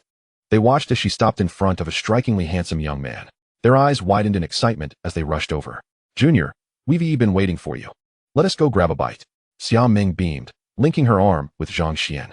At that moment, it felt as if the world had fallen silent. Those surrounding Zhang Xuan stood frozen, utterly astonished. Hearing rumors was one thing, but witnessing it firsthand was an entirely different experience. Everyone's gaze was fixated on the scene, breath held in suspense. The upperclassmen rubbed their eyes vigorously, struggling to believe their own sight. Was the rumor true? Was the goddess truly about to become someone else's? Xia Meng had actually taken the initiative to link arms with a boy. Were they blind, or had the world gone mad? Ignoring the stares, Xia Meng's eyes sparkled with mirth. In her world, only the sight of Zhang Xuan seemed to restore color to everything around her. As Xia Meng held onto his arm, Zhang Xuan felt a sudden wave of rigidity wash over him, awkwardly greeting her. Senior, what a coincidence. 1,000 thoughts raced through his mind. Had the campus belle really come to wait for him? Hadn't he already lost 5,000 yuan to her? Surely. The campus beauty wouldn't relentlessly pursue one unfortunate soul. What a coincidence indeed. I was just waiting for you here, Xia Meng replied with a playful grin. Zhang Xuan felt the eyes of those around him shift once more. Oh dear, will I be ambushed every time I walk through campus now? He chuckled awkwardly. What were you waiting for me for? With a flick of her hair, Xia Meng tucked a few rebellious strands behind her ear, prompting a collective intake of breath from the onlookers. I borrowed some money from you, and since you're out of cash, I can't repay you all at once. So, I'll treat you to meals every day until I've settled the debt. As she spoke, she couldn't help but applaud her little plan again. Borrowing money? The campus goddess had borrowed from this boy? Suddenly, the crowd reacted, realizing that lending money to the goddess had its perks. This meant daily meals together. What kind of luck had this boy stumbled upon? Some lamented, why doesn't she come to me for a loan? I have money, exclaimed a wealthy second-generation student, stepping forward with gleaming eyes. I can pay it back for you. No need to reimburse me. Had he known it was this simple to dine with the campus beauty, he would have acted long ago. Really? Zhang Xuan's heart sank. He wanted nothing more than to distance himself from Xia Meng. The spotlight was unbearable. It felt like a frenzy akin to that of star-chasing fans. Yet, just as he opened his mouth, Xia Meng smiled at the wealthy student and said, "Scram." The wealthy student left, humiliated, casting a resentful glance back at Zhang Xuan. Zhang Xuan felt utterly innocent. What did it have to do with him? He turned to Yang Ming and the others, hoping for rescue. Yet, The trio of lecherous friends, upon seeing the goddess, promptly cast aside their camaraderie. Sister-in-law. Hello, sister-in-law. Wang Chong and his friends chimed obediently. Oh, you're all here. Let us go eat together. Xia Meng's affection extended even to Wang Chong and his friends, making them appear far more agreeable. Absolutely. Yang Ming and his companions were thrilled. The 4 girls from Xia Meng's dormitory were renowned beauties at the school. Yet Xia Meng's radiance overshadowed them. They had just witnessed the 4 girls arriving together. The trio exchanged excited glances, fists clenched in anticipation, completely ignoring Zhang Xuan's desperate plea for help. Hello, I'm Wang Shui, Meng Ming's close friend. I'm Ming Li Sun Tian. The 3 girls jogged over, curiously eyeing Zhang Xuan. He's quite handsome. No wonder he can capture our summer goddess's heart. Oh, don't say such things. There's nothing between me and Zhang Xuan, Xia Meng protested, a blush creeping up her cheeks as she lowered her gaze shyly. Zhang Xuan sighed. You can explain all you want. Why are you getting shy? Isn't that just admitting it? Besides, when had he ever tried to win the affection of the campus beauty? He had been entirely passive. Ladies, you've misunderstood. Everyone must be hungry. Let us hurry inside to eat. Xia Meng interrupted, pulling Zhang Xuan toward the cafeteria, effectively silencing whatever he intended to say. Zhang Xuan felt helpless. This only deepened the misunderstanding. He had a girlfriend. Upon entering the cafeteria, Zhang Xuan realized that the commotion outside was merely an appetizer compared to what awaited him. Barely seated, no fewer than 10 boys with small spoons passed by him, and Zhang Xuan suspected that had he approached them, they would have gleefully shattered his skull with their utensils. Eat. Is it not to your liking? Shall we switch? Glancing at Zhang Xuan, Xia Meng smiled sweetly. Swapping their trays, and without a thought for the half-eaten food on Zhang Xuan's plate, she began to eat with gusto.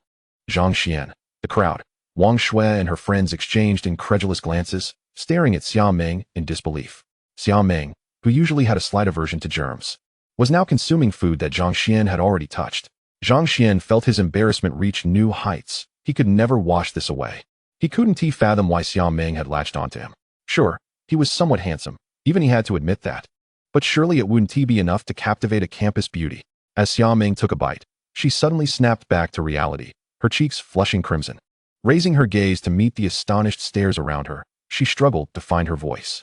Seeing Zhang Xuan's equally bewildered expression, Xia Meng pouted. What are you staring at? Eat. This silly boy, couldn't he at least say a few words to her? She had acted on a whim, but now that she was determined to win Zhang Xuan over, no matter the time it took. Zhang Xuan, why was he being scolded? It wasn't his fault she was eating food he had touched. Moreover, she had eaten from the tray she gave him, too. How was he supposed to feel about that?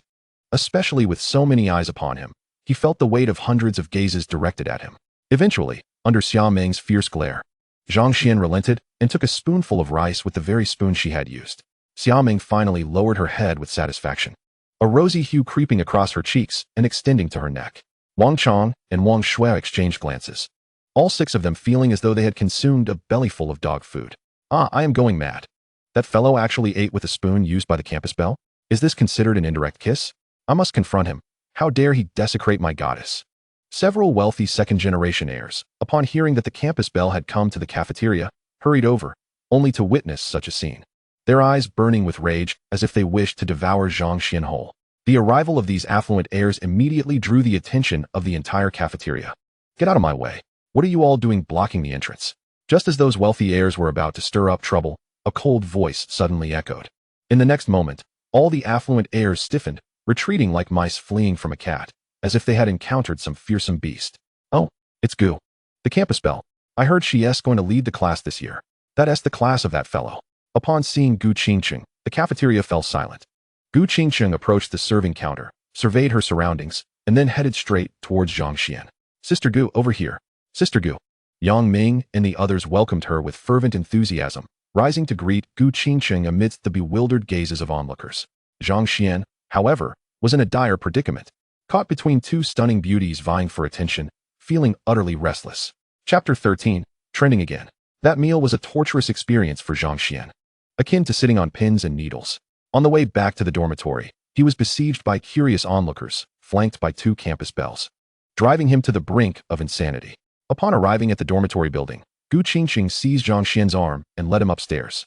Xia Meng raised an eyebrow. Sister Qingcheng. This is the boys' dormitory. Gu Qingcheng cast a casual glance at Xia Meng. I am the instructor. I need to check their room arrangements. After saying this, she added, this is the boys' dormitory, so you should stay back. Xia Meng was nearly beside herself with rage, stomping her foot in frustration. How infuriating. Why was Gu Qingqing allowed to do so while she could not? It's just a mere instructor. What is so remarkable about that? Meng, we should head back to rest. We have classes in the afternoon. Wang Shui quickly interjected, noting the tension between the two. If she hadn't spent nearly every day with Xia Meng, she would have thought Xia Meng was trying to steal Gu Qingqing's boyfriend. The arrival of a stunning beauty in the boys' dormitory sent the entire building into a frenzy, chaos erupting everywhere. Zhang Xuan even spotted a few individuals running around in their underwear. Wherever they passed, curious heads peeked through the small windows of the doors, eyes filled with intrigue. Some faces turned crimson, heads trembling, as they fixated on the campus belle, as if practicing their coordination skills. Meanwhile, Gu Qingqing walked with poise, seemingly oblivious to the commotion around her. Yang Ming's face turned pale, kicking at the ground in frustration. In the past, those people would have rushed out to give him a beating. However, this time, they vanished from the small windows, their expressions frantic. Upon arriving at Zhang Xuan's dormitory, Gu Qingqing entered and promptly locked the door behind her. Yang Ming felt his heart shatter. He approached Zhang Xuan and whispered through gritted teeth, "Xuan Gu, I hate you." Zhang Xuan could only express his helplessness. What on earth was happening? Was all of this just a dream? Surely he was still on Earth, right? He hadn't crossed over. This was all merely a figment of his imagination. Yes, it must be. He had heard that a sharp slap to oneself could awaken one from a dream. Gu Qingqing surveyed Zhang Xuan's dormitory, nodding in satisfaction. It was decent, devoid of the rumored contraband, and surprisingly fragrant, likely due to the air freshener that had been used. Suddenly, a loud slap echoed through the room as Zhang Xuan struck himself. The four occupants stared in shock at Zhang Xuan, who had his eyes tightly shut and was slowly opening them. This had to be a dream, and although it was beautiful, he still had to get back to reality. However, upon opening his eyes, he was met with the breathtaking visage of Gu Qingqing. Zhang Xuan, what are you doing? University students are not prohibited from dating. However, I do not approve of your relationship with Xia Meng. Do you know her background? You two are not meant to be together. But this is not your fault. There's no need to punish yourself. Your attitude of recognizing your mistakes is commendable. Just keep your distance from Xia Meng. Otherwise, the one having a talk with you won't be me, but the school authorities. After saying this, Gu Qingqing patted Zhang Xuan on the shoulder and departed. Huh, still here? Was my slap insufficient? Or was my technique off? Zhang Xuan slapped himself again. Xuan Gu, stop hitting yourself. I know it's not your fault. My wife just said she came to talk to you and advised you not to date Xia Meng. Seeing Zhang Xuan's continued self-punishment, Yang Ming seized his arm in a panic. He breathed a sigh of relief after witnessing Gu Qingqing's behavior towards Zhang Xuan in the cafeteria. He had feared she had taken a liking to him. It seemed that was not the case. This was a glimmer of hope for him. Thinking this, Yang Ming felt invigorated. Zhang Xuan lay on his bed, staring at the ceiling. It seemed he truly had crossed over, and everything before him was real. Holding 50 of Dongshan Industries, living in Taoyuan, being pursued by the campus belle. These were all things that had once been beyond his reach on Earth, yet now lay within his grasp. In the afternoon, after military training, Wang Chong suggested they take a trip to the city. Zhang Xuan was eager to use those cashback cards, and the four of them readily agreed. In the taxi, Fang Ximing was glancing at his phone with a mischievous grin. Zhang Xuan leaned over in curiosity and was immediately rendered speechless. Indeed, the scene from the cafeteria had made its way onto the campus forum and was trending. Shocking. 2 campus belles vying for a freshman. Stunned. The campus belle actually drank the male student's millet porridge. Who is this man? Let me provide an in-depth analysis.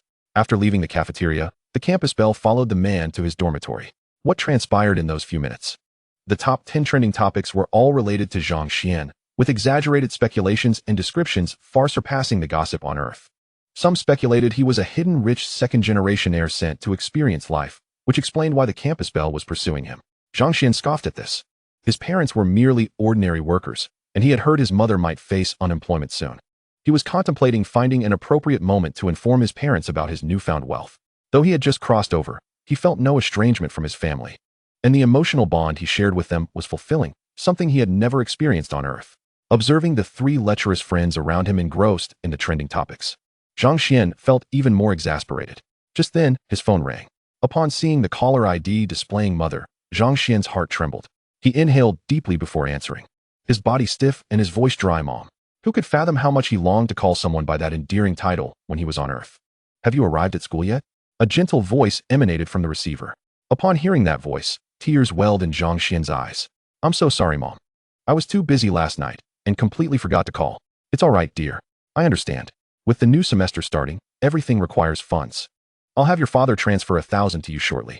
Don't just focus on saving money. Your health is paramount. I understand, Mom. Zhang Xuan felt he could not refuse the money. It was his parents' goodwill, and accepting it would ease their worries. Mom, there's something I need to tell you. Actually, I started trading stocks back in high school, and I can earn my living expenses for school on my own now. I've made a bit of money recently. And who knows, I might strike it rich soon. Sensing her mother's mood was not particularly bright, Zhang Xuan's heart ached, prompting him to hurriedly share the fabricated rationale he had prepared. Trading stocks? Child, you are now in university. Your studies take precedence. Don't let a little extra money distract you from your education. Your father and I are not overworked. Unable to hold back any longer, tears streamed down Zhang Xuan's cheeks. Was this the feeling of being cherished by parents? Indeed, it was truly wonderful. Chapter 14. Is Tao Yuanzhu worth over 100 billion? Parents always present a facade of invincible strength before their children. It seems that, in their hands, nothing is insurmountable. In his past life, Zhang Xuan had envied others who were showered with parental affection.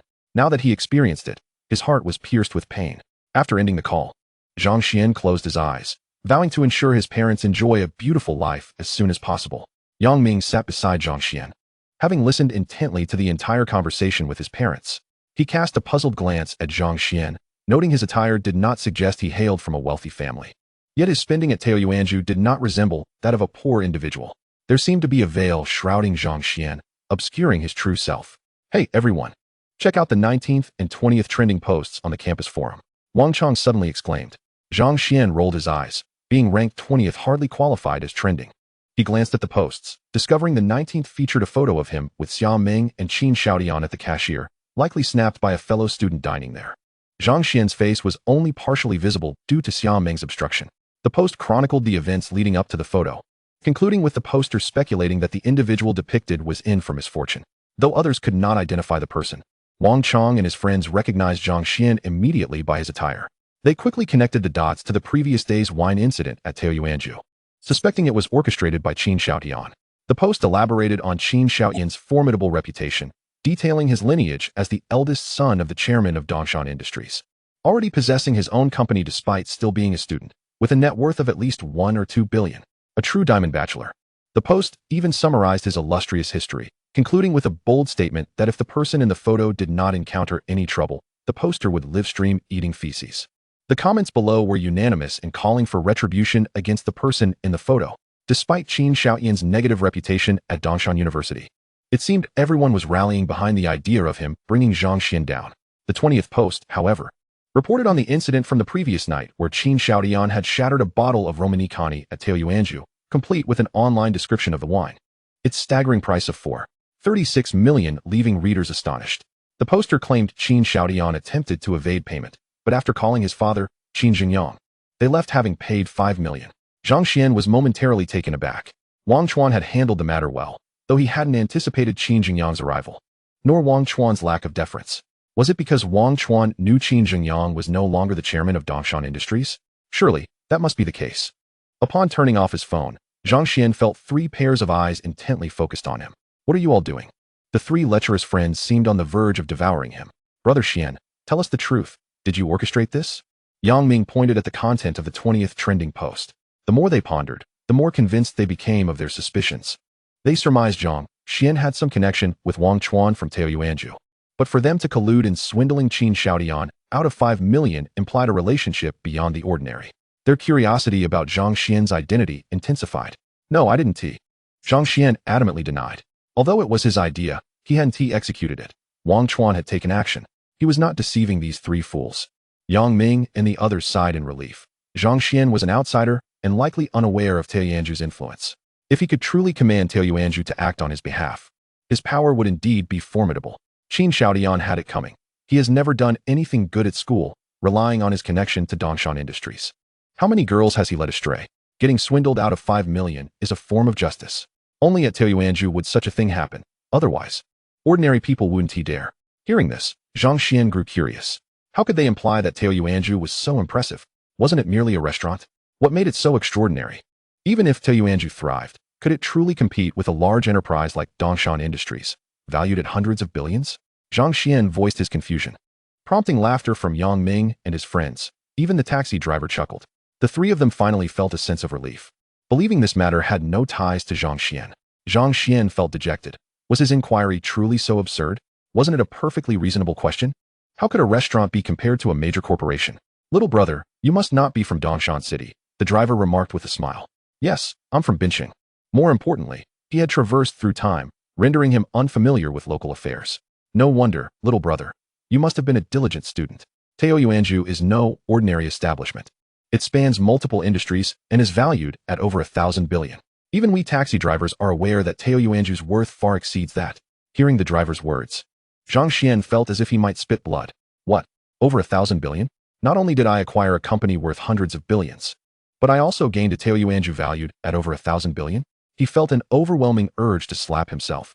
At that moment, was he not also a billionaire? Observing Zhang Xian's bewildered expression, Yang Ming and his friends burst into laughter, capturing his expression to create a meme. Zhang Xuan, with a dark expression, thought, these three fools. His phone rang again, and he answered it. Zhang Xuan, you are so despicable. I want to break up with you. Upon hearing the voice emanating from the microphone, Zhang Xuan was momentarily taken aback, only to discover that it was his girlfriend, Xia Meng, who was calling. A pang of anguish pierced his heart, making him acutely aware of how profoundly significant Xia Meng had once been in his life. Why? Zhang Xuan failed to realize that his tone was laden with heartache. Memories of moments shared with Xia Meng flooded his mind, accompanied by an overwhelming sense of reluctance. Why? How could you even ask me that? What have you been up to at Dongshan University? Are you truly unaware? How impressive to have even pursued the campus belle. You've even made it to trending searches. Zhang Xuan, I never imagined you to be such a person. Bah, you scoundrel, let us break up. Xiao Man, my dear, I have already ended things with him. Now do you believe me? I gave you my first time. I never truly loved him. My heart belongs to you. Just as Zhang Xuan was about to clarify, Li Xiaoman's voice suddenly cut through the line. In that instant, a wave of pain surged within him. Chapter 15. Do we appear to be individuals in need of discounts? In his recollections, Li Xiaoman was ever so gentle and considerate. At this moment, hearing the unseemly words through the phone, Zhang Xuan quietly hung up. Yang Ming and the others pretended not to hear, continuing their idle chatter to ease the awkwardness. Meanwhile, the four of them arrived at the commercial street. On the other side, in Xia Meng's dormitory, a three-person tribunal was underway. Wang Shui and her companions had cornered Xia Meng at the edge of her bed, their beautiful eyes fixated on her, awaiting an explanation. All right, now you can start your defense. Xia Meng rolled her eyes dramatically. Defense? Zhang Xuan was merely my childhood male best friend. We've been together since we were young. But due to our parents' jobs, my family moved away. After all these years, that scoundrel has forgotten me. It's as simple as that. Xia Meng's enchanting eyes blinked. Enough to captivate countless adolescents. Yet her ploy clearly targeted the wrong audience. Wang Shui and her friends were also beauties, having lived together for over a year. They were already immune to such charm. Then why, in front of so many classmates, did you claim he was your boyfriend? And what about in the cafeteria? The cup I drank from, you found filthy, yet you didn't mind the food Zhang Xuan had eaten. Xia Meng, you best provide a flawless explanation. Indeed. And what transpired at Taoyuan residence? No wonder we saw Qin Xiaodian's face contorted as if he had eaten something unpleasant. It turns out he broke a wine glass and had to compensate 5 million. You mentioned you owed Zhang Xuan money. That must have been during our meal at Taoyuan residence, right? What a liar. You, Xia Meng, a financial prodigy, can easily earn tens of thousands or even millions. Could you possibly be short on cash? I must say, Meng, your flirting technique is truly subpar. Subpar? Do you have a more sophisticated way of flirting? I feel my methods are lacking just a bit. Perhaps a different approach would yield better results. Xia Meng's eyes sparkled as she eagerly looked at her three friends. Wang Shui, Meng Li, Sun Tian. Sister, is this really the crux of the matter? We are discussing the oddities between you and Zhang Xuan, and yet your focus shifts to flirting techniques? You still insist there is no relationship? Isn't that a self-incrimination? As soon as Xia Meng uttered those words, she realized her slip and immediately feigned ignorance. The three looked at her in exasperation, utterly bewildered as to why. Given Xia Meng's background and capabilities, she would fixate on Zhang Xuan. Why couldn't they see what was so captivating about him? Nevertheless, this was Xia Meng's affair, and they could not dictate it. A phone rang, and Xia Meng glanced at it before answering. Sister, it's done. They've broken up. Really? Well done, little brother. I'm quite pleased with you this time. So, sister, what about the funding? Sister, doesn't he have much left? 20,000. Make sure to spend it wisely. Sister, I love you.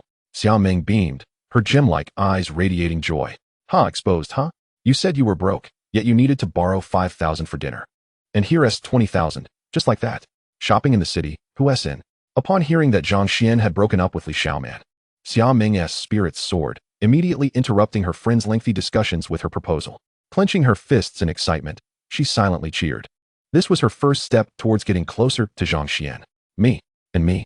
Meng Li and Sun Tian's eyes sparkled at the mention of shopping. Wang Shui stared at her two friends in disbelief, wondering if such simplicity would lead them to be exploited in the future.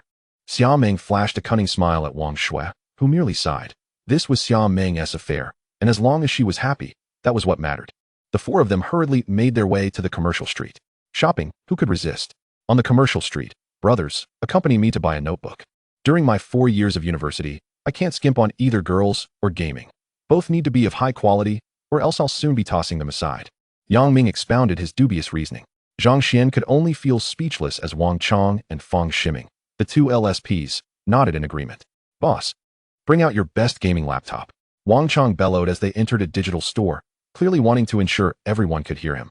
Zhang Xuan glanced at the three LSPs, realizing they hailed from affluent backgrounds. Fortunately, he was bound to his system. Otherwise, with his previous circumstances, today would have been rather awkward. This was a predicament anyone could face. A group shopping together, while others splurged on items worth thousands, leaving one to feel quite embarrassed if short on funds. Upon hearing this, the boss's eyes lit up, and he approached with a smile, rubbing his hands together. May I ask which brother is looking to purchase a computer?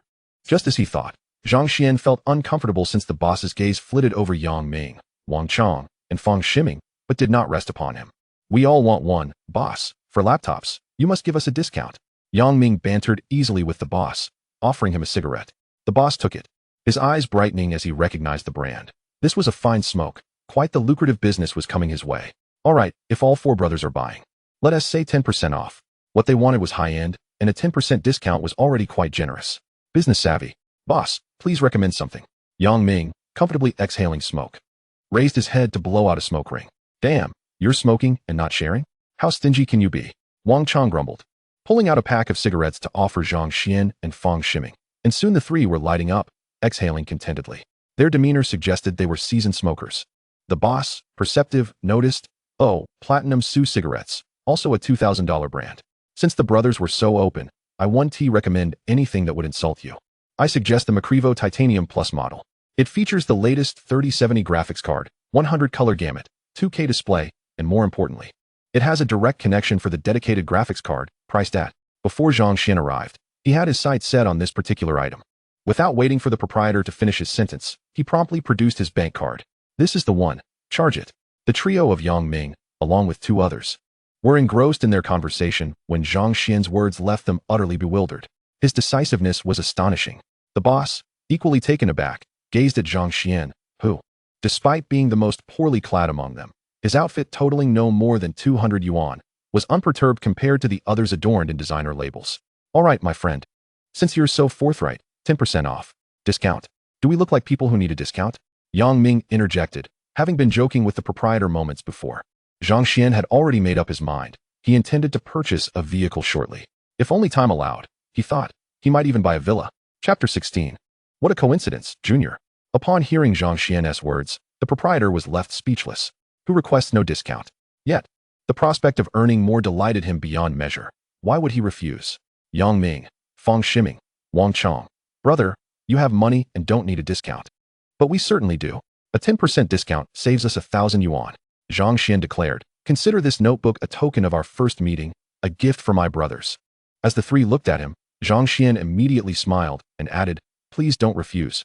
That would imply you look down on me. Nothing could hinder Zhang Xuan's ambition to amass wealth. Despite already possessing the thriving Tao Yuan Ju, valued at over 100 billion, and Dongshan Industrial, worth hundreds of billions. Who could ever have too much money? The three exchanged glances, realizing they truly could not fathom Zhang Xuan. Yet, his clear gaze suggested no pretentiousness. He was not one to flaunt wealth. Brother, your total comes to 46,000 yuan. Here's your receipt. At this moment, the proprietor had completed the transaction. Could this be the legendary landlord? Indeed, the most unassuming could be the wealthiest. Just then, Zhang Xuan's phone chimed. A notification of 46 million yuan credited to his account. Zhang Xuan grinned, impressed by the system's prowess. All right, Brother Xuan is generous. I graciously accept this gift. As Wang Chong and Fang Ximing hesitated, Yang Ming seized the laptop and proclaimed flamboyantly, Reluctantly, Wang Chong and Fang Ximing accepted, while they had the funds. It felt awkward to accept such an extravagant gift without reason. Let us go. We didn't bring enough clothes. Let us buy some, Zhang Xuan suggested, leading the four toward the clothing section. Upon arriving, they were taken aback to find a throng gathering there.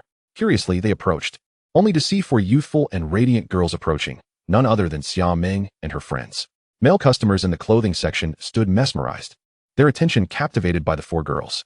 Upon spotting Xia Meng, before Zhang Xuan could turn to leave, Yang Ming seized his arm, waving at her, "Sister-in-law, over here." Xia Meng, momentarily stunned by Yang Ming's voice, quickly spotted Zhang Xuan, her cheeks flushing with joy. She gracefully approached, her steps lightened. "Hey, Junior, what a coincidence. Are you here to buy clothes too?" At that moment, Zhang Xuan felt the intensity of the stares around him increase. Indeed, Brother Xian mentioned he brought insufficient clothing and wished to purchase more, but as a few gentlemen, were not adept at choosing outfits. "It seems fate has brought us to you, sister-in-law," Yang Ming rambled on, ignoring Zhang Xian's warning glances. Wang Chong and Fang Ximing secretly applauded Yang Ming's initiative. While Yang Ming's motives were somewhat self-serving, he recognized Zhang Xian and Xia Meng were not yet together, stirring a sense of unease within him.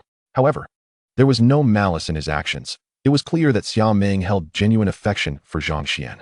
Only when gazing at him did her eyes sparkle with the light of love. Great.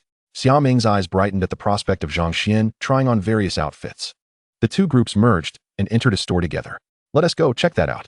At that moment, the mall manager was inspecting the stores and immediately fixated on Xia Meng and her companions, his gaze aflame with interest.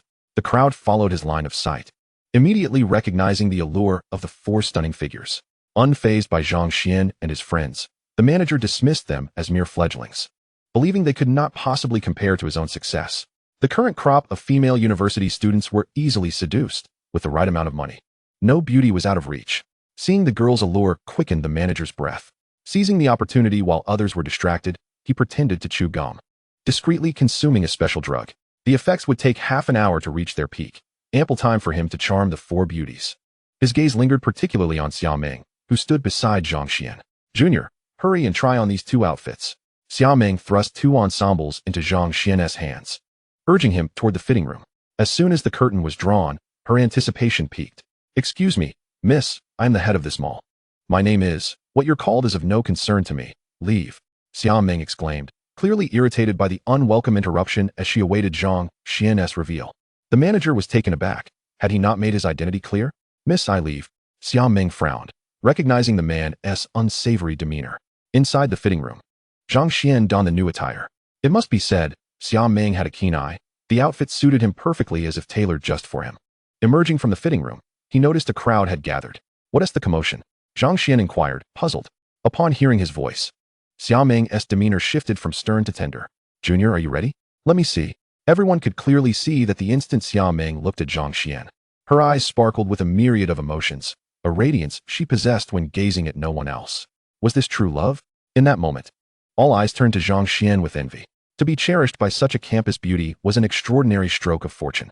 The manager, displeased, felt he was the true star of the show. Shouldn't the narrative unfold with him captivating the hearts of these young girls, leading them to willingly submit to his charm? Ahem, everyone, I am the manager of this mall.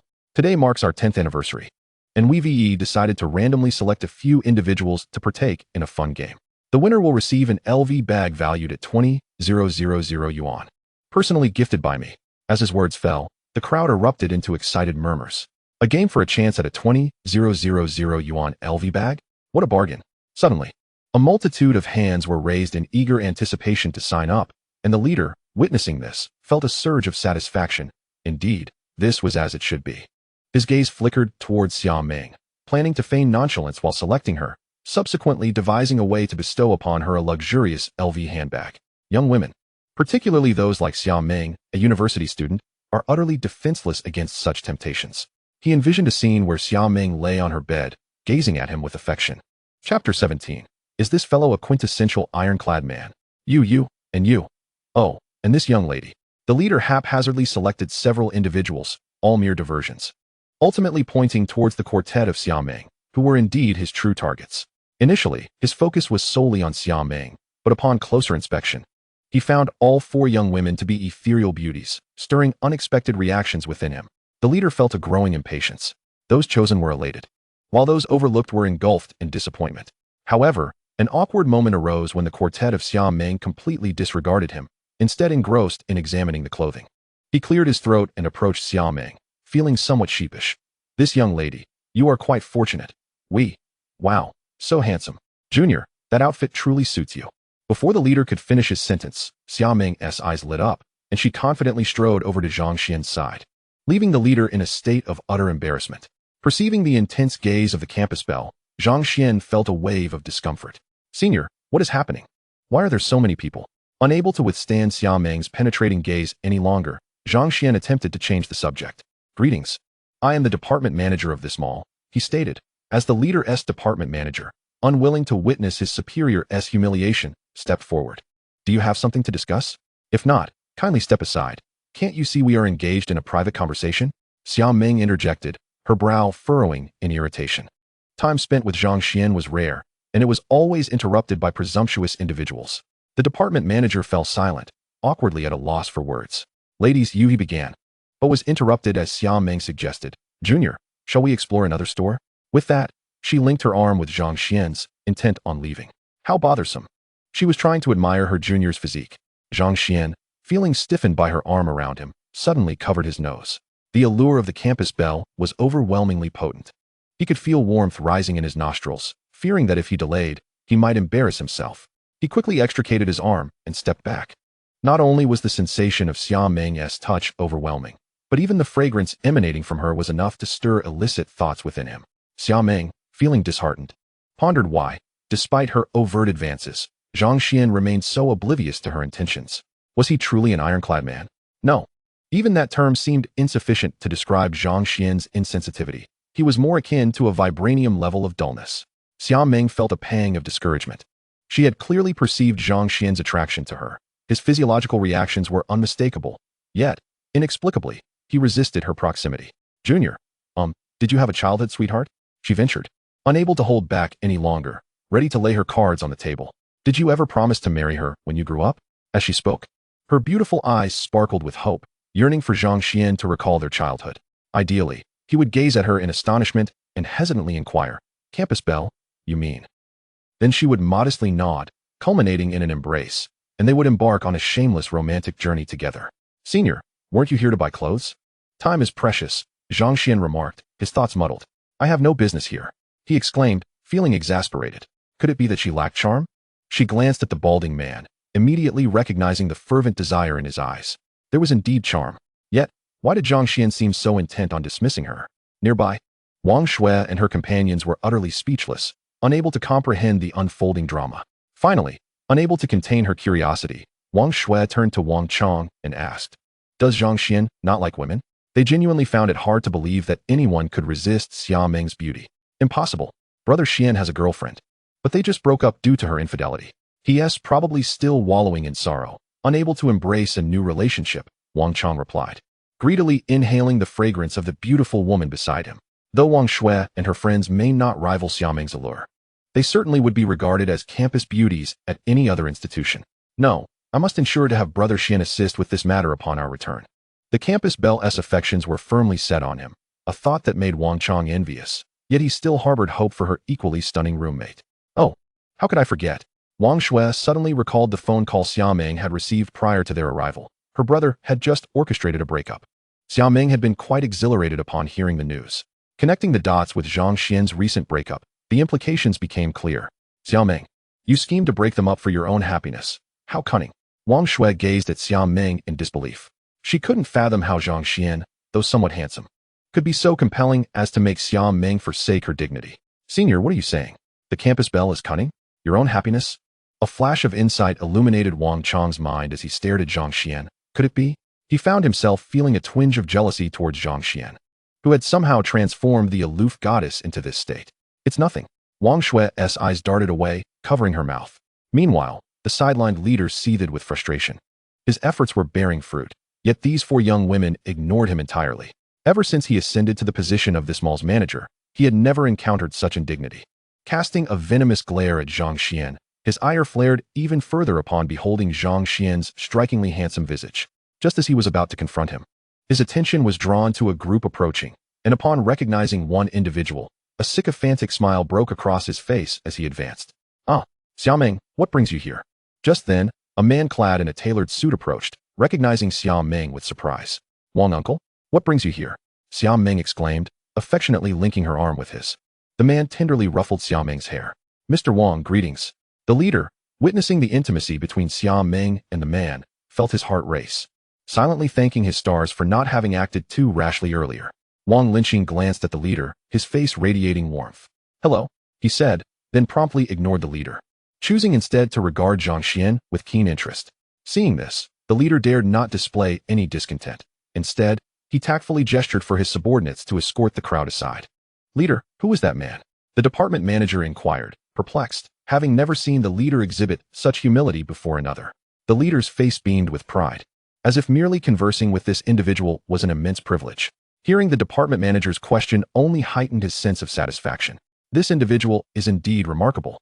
A distinguished figure from the illustrious Dongshan. Have you ever heard of Taoyuan residents? What? Leader, do you mean that Mr. Wang is affiliated with Taoyuan residents? Upon seeing their leader nod, they collectively inhaled sharply. Chapter 18. Purchasing a dress for the campus belle. Taoyuan residence holds a transcendent status in Dongshan City. To be acquainted with such a person is undoubtedly a matter of pride for anyone of stature in Dongshan, although their leader is considered wealthy. Merely engaging in conversation with someone from Taoyuan residence, becoming familiar with them, is genuinely a boast-worthy achievement. "Leader, will the event still take place?" inquired the department manager. Being a longtime subordinate of the leader, he was aware of the reasons behind the event's initiation. However, given the current circumstances, it was evident that there was no longer a necessity for the event to proceed. As he was speaking about the woman with the beauty mark, the leader's phone rang. He glanced at it, exchanged a knowing look with the department manager, and stepped aside to take the call. The department manager nodded in understanding, realizing that the leader had taken a liking to that particular woman, and he would facilitate an introduction shortly. "Old Ding, what's the matter?" "Manager Su, the car you were interested in has arrived, but a few people heard about it being here and have come to take a look. You need to hurry over, or I fear I won't be able to keep it." "What?" The leader became anxious. He had coveted that car for quite some time, but had been unable to find a source. Now that it had finally arrived, he dreaded the thought of someone else snatching it away, prolonging his wait indefinitely. Contemplating the beautiful woman he had just seen, he gritted his teeth and informed his subordinates. "Let us head to the dealership." "Young man, are you also a student of Dongshan University?" Wang Linqing asked with a smile, gazing at Zhang Xuan. "Which class are you in? Are you a classmate of Xia Meng? Where are your parents from?" "Uncle Wang, are you conducting a census?" Xia Meng interjected, exasperated. As she pulled Zhang Xuan closer, Zhang Xuan was momentarily taken aback, astonished by this unexpected side of the campus belle. "Just met? Young man, you should visit Xia Meng's home sometime," Wang Linqing remarked, skeptical. He had noticed Xia Meng linking arms with Zhang Xuan, prompting his curiosity. It was rare for such a proud girl as Xia Meng to show affection. She had always had suitors, yet she had previously dismissed even the most persistent of admirers. Over the years, suitors had flocked to the Xia family, but she had turned them all away. This was the first time Wang Linqing had witnessed Xia Meng displaying such warmth towards a boy. There was undoubtedly something amiss between the two. Zhang Xuan sighed inwardly, realizing that the nature of his relationship with Xia Meng was becoming increasingly complicated. "Uncle, I would love to visit your home one day." Xia Meng's face lit up with joy. "Really?" Meng Li and the others exchanged glances, speechless. They couldn't believe how love had seemingly diminished her intelligence. It was clear that Zhang Xuan's polite remark had been taken at face value, eliciting such exuberance from her. They soon realized that, unbeknownst to them, Xia Meng had completely succumbed to her feelings. Upon hearing Xia Meng's words, Wang Linqing paused, his gaze toward Zhang Xuan now laced with intrigue. "Uncle Wang, what brings you here?" Xia Meng inquired curiously. "Oh, my elder brother has set his sights on this area and intends to acquire it," Wang Linqing replied nonchalantly, as if discussing a mundane matter. "Great. Uncle Wang, please give me a membership card, preferably one with unlimited overdraft." "All right, whenever you come here, feel free to take whatever you fancy. Consider it a gift from your uncle," he said with a smile, before turning to Xia Meng and her friends. Then taking his leave, "Xia Meng, come see this. This dress would suit you perfectly." Suddenly, Sun Tian exclaimed from inside a shop. Xia Meng, disregarding Zhang Xuan's consent, tugged him along, leaving him feeling quite helpless. It seemed that being handsome was indeed a burden.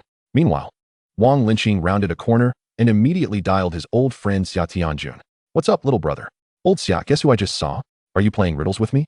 If you want to talk, then talk. If not, I'm at home making dumplings. Come over for a meal later." Xia Tianjun was clearly not falling for it. Wang Linqing scoffed. "You really don't want to hear?" I'll only share this news if you give me a shop. Hello? Hey Qing. Does this have something to do with our Meng Meng? Have you met her boyfriend? A gentle, graceful voice interrupted from the other end. Wang Linqing burst into laughter. Sister-in-law? You hit the nail on the head. With old Xia's intellect, he could guess for half a year. As soon as he finished speaking, a clattering noise echoed through the phone, indicating something had been knocked over, followed by the call being abruptly cut off. Wow, she looks stunning. One of the girls remarked. Why does Xia Meng look so good in clothes? Indeed, how has the heavens bestowed upon her all the excellent qualities? Wang Shui and her friends pouted in admiration. Meanwhile, Yang Ming and his companions were rendered speechless in shock. Zhang Xuan was equally dumbfounded as Xia Meng emerged from the fitting room, clad in a pure white dress. The V-neck design accentuated her delicate collarbone and fair skin. She exuded an air of noble elegance, yet retained an understated grace. Like a princess, she commanded admiration while simultaneously evoking a sense of reverence, as if approaching her would be an affront to her royal stature. Everyone in the store stood entranced. Even the girls beside them forgotten, as all eyes were drawn to Xia Meng. In that moment, the campus belle was undeniably the center of attention. Xingu, you're in luck. A beauty like this is pursuing you. What more could you want? Just go for it. Exactly. If you can turn down a girl like this. How breathtaking must your ex-girlfriend be? Xingu, you're currently unattached. Why not seize the opportunity with the campus belle? The three admirers drooled as they urged him on. Hee. Little brother, do you think it looks good? Xia Meng twirled before Zhang Xuan, her tone playful and coy. Yang Ming and his companions nearly stumbled in reverence. Witnessing a highborn princess acting so endearingly, Zhang Xuan was momentarily entranced, his gaze fixed upon Xia Meng, filled with newfound respect. In that instant, she was breathtakingly beautiful, captivating to the core. Hee, little brother, you're not being honest. Xia Meng noticed Zhang Xuan's reaction and leaned in closer, whispering playfully in his ear, sending a rush of warmth through him, causing him to bleed from his nose. The divine selection system activated. Choice 1. Purchase this dress for the campus belle. Reward: a Porsche 911 Turbo S, godly driving skills, 1 attractiveness, and a campus belle sign-in card. Choice 2. Ignore the campus belle's affection. Reward: a steel straight man bicycle. Godly driving skills, the title of straight man, and -1 in charm towards women. Upon hearing the voice in his mind, Zhang Xuan instinctively covered his nose and shouted to the shop assistant, I'll take this dress. Chapter 19, Campus Belle Sign-In Card. What? Wang Shui and her friends were left in utter astonishment. The dress is rather pricey, exceeding 40,000. Isn't it said that Zhang Xian's family is not particularly affluent? How can he swipe his card for a dress costing over 40,000 without a hint of hesitation and still claim to be financially modest? Perhaps Xia Meng has a misunderstanding of what it truly means to be wealthy. The sales assistant, quick to react, promptly took Zhang Xian's card. When the payment was confirmed, her gaze towards Zhang Xian became noticeably warmer. Who would have thought that this boy, clad in inexpensive attire, was secretly a person of considerable means? Alas, such a remarkable young man was out of her reach. Casting a glance at Xia Meng beside Zhang Xian, she completely discarded any unrealistic notions lingering in her mind. Sir, here is your garment, along with your membership card. Present this card for future purchases at our store and enjoy a 5% discount. Ding. Congratulations to the host for making a choice. Rewards have been issued. The Porsche 911 Turbo S38T is now at the Sihai car dealership. Please collect it with your shopping receipt. You have attained supreme driving skills, an increase in attractiveness by 1, and a Campus Belle sign-in card. Note: Campus Belle sign-in card, bound to the exclusive Campus Belle Xia Meng. As long as the host remains near Xia Meng, wealth will increase by 100 yuan every second. At 100 yuan per second, that equates to 6,000 yuan in a minute, or 360,000 yuan in an hour. This implies that if Zhang Xuan stands beside Xia Meng for just 1 hour, he could earn 360,000 yuan. Zhang Xuan raised an eyebrow. The system was practically compelling him to be with Xia Meng. Or perhaps, he glanced at Xia Meng, whose large, sparkling eyes were fixed on him. Should he yield? Junior, what's wrong? Are you captivated by my beauty? Xia Meng, noticing Zhang Xian's gaze, chimed cheerfully. Thank you for the dress. She clutched the garment tightly. After all, it was the first piece of clothing he had ever bought for her. It was imperative to safeguard it, as it held significant sentimental value. Breathing in the fragrance of the dress, Xia Meng felt herself nearly swooning. Zhang Xuan mused, Senior, ever the vibrant and exuberant spirit. Just then, a text message arrived, and he utilized another 1,000-fold cashback card, resulting in an influx of over 40 million yuan. Indeed, this place was far superior. Spending time at school was merely a waste. After purchasing the clothing, he had intended to buy a car, only to be surprised when the system gifted him one. The Porsche 911 Turbo S38T boasting 650 horsepower, a top speed of 330 km/h, and a price above $3 million for the latest model. He could hardly contain his excitement to go see it, as the supreme driving skills in his mind were primed and ready, instantly transforming him into an experienced driver. Soon, the group was laden with bags, and Ming Li and Sun Tian were beaming with joy. Just then, Yang Ming's phone rang. "Hello, is this Mr. Yang Ming?" "Yes, it is. Greetings, Mr. Yang. This is the Sihai car dealership. Your custom BMW 5 Series Modified Model 530 Li has arrived. When would you like to come and collect your vehicle?" Hearing the voice on the line, Wang Shui and the two girls exchanged surprised glances, realizing that this guy was unexpectedly affluent. Yang Ming, sensing their attention, felt a swell of pride. Indeed, purchasing a car while still in school was undoubtedly a wise decision, ensuring he would not have to worry about lacking a girlfriend. However, he felt a pang of regret. Had he known he would encounter a stunning beauty like Gu Qingqing, he would have opted for a more luxurious vehicle. Currently, this one seems somewhat lacking. "Well, kid, it appears your family has quite a bit of money." Wang Shui playfully slapped Yang Ming on the shoulder. "Sister Shui, you jest. A car worth 50,000 isn't anything remarkable. Please refrain from ridiculing your junior," Yang Ming modestly replied. Zhang Xuan and his companions immediately gave Yang Ming a thumbs up, fully approving of him. "Oh dear, if you're going to puff up like that, we might as well all go together to pick up the car. I want to see this legendary luxury vehicle," Ming Li suggested. "Sounds good." The group promptly hopped into a taxi and headed straight for the Sihai car dealership. Upon arrival, Zhang Xuan glanced at the dealership's name and felt a flicker of familiarity, but as everyone else had already entered, he followed suit. The group, comprising handsome males and beautiful females, instantly drew the attention of everyone in the dealership. "Xia Meng, what brings you here? Are you here to look at cars?" At that moment, a loud voice rang out, capturing everyone's attention. In the lobby, a well-dressed young man suddenly stood up. He wore glasses that accentuated his scholarly demeanor, and his striking looks radiated excitement. "Oh, it's the campus heartthrob Yin Shuqing. What is he doing here?" It was rumored that Yin Shuqing's father was the general manager of Haida Commercial Trade, undoubtedly a classic well-off handsome figure, so his presence here was hardly surprising. "Hee. Zhang Xuan, your rival has appeared. Yin Shuqing is a steadfast pursuer of our Meng Meng." Sun Tian teased Zhang Xuan with a grin. "Junior, don't listen to Tian's nonsense. I'm not familiar with Yin Shuqing," Xia Meng quickly clarified, anxious that Zhang Xuan might misinterpret the situation, and shot a fierce glare at Sun Tian. Sun Tian playfully stuck out her tongue. Ever since Zhang Xuan had appeared, Xia Meng had undergone a significant transformation. "All right, I understand." Zhang Xuan chuckled, feeling a subtle shift within himself. "Senior, why are you so kind to me?" He couldn't help but ask softly. "Guess." Xia Meng replied with a hint of pride, her heart silently reflecting. "Fool, if it weren't for you saving me when we were young, I would have drowned long ago. It's a pity that all these years you've forgotten me while I've kept you in my heart, even finding a girlfriend. How infuriating." After Yin Shuqing finished speaking, he awkwardly realized that Xia Meng had completely disregarded him. He wished he could vanish into the ground. Despite the embarrassment, Yin Shuqing was unwilling to squander such a prime opportunity. He approached. "Meng Meng, are you here to look at cars? I know the general manager here. If you're interested in buying a car, I can arrange for the best discounts." "Thank you, but we have other matters to attend to," Xia Meng curtly declined, not even offering a smile. Only then did Yin Shuqing notice Zhang Xuan beside Xia Meng. Having been away from school for some time, he had no awareness of recent happenings. Seeing Xia Meng so close to Zhang Xuan left him utterly shocked, exclaiming internally that it couldn't be true. Was he blind? Xia Meng was the epitome of the aloof goddess in everyone's eyes. When had she ever been this close to anyone? Moreover, the companion was a man.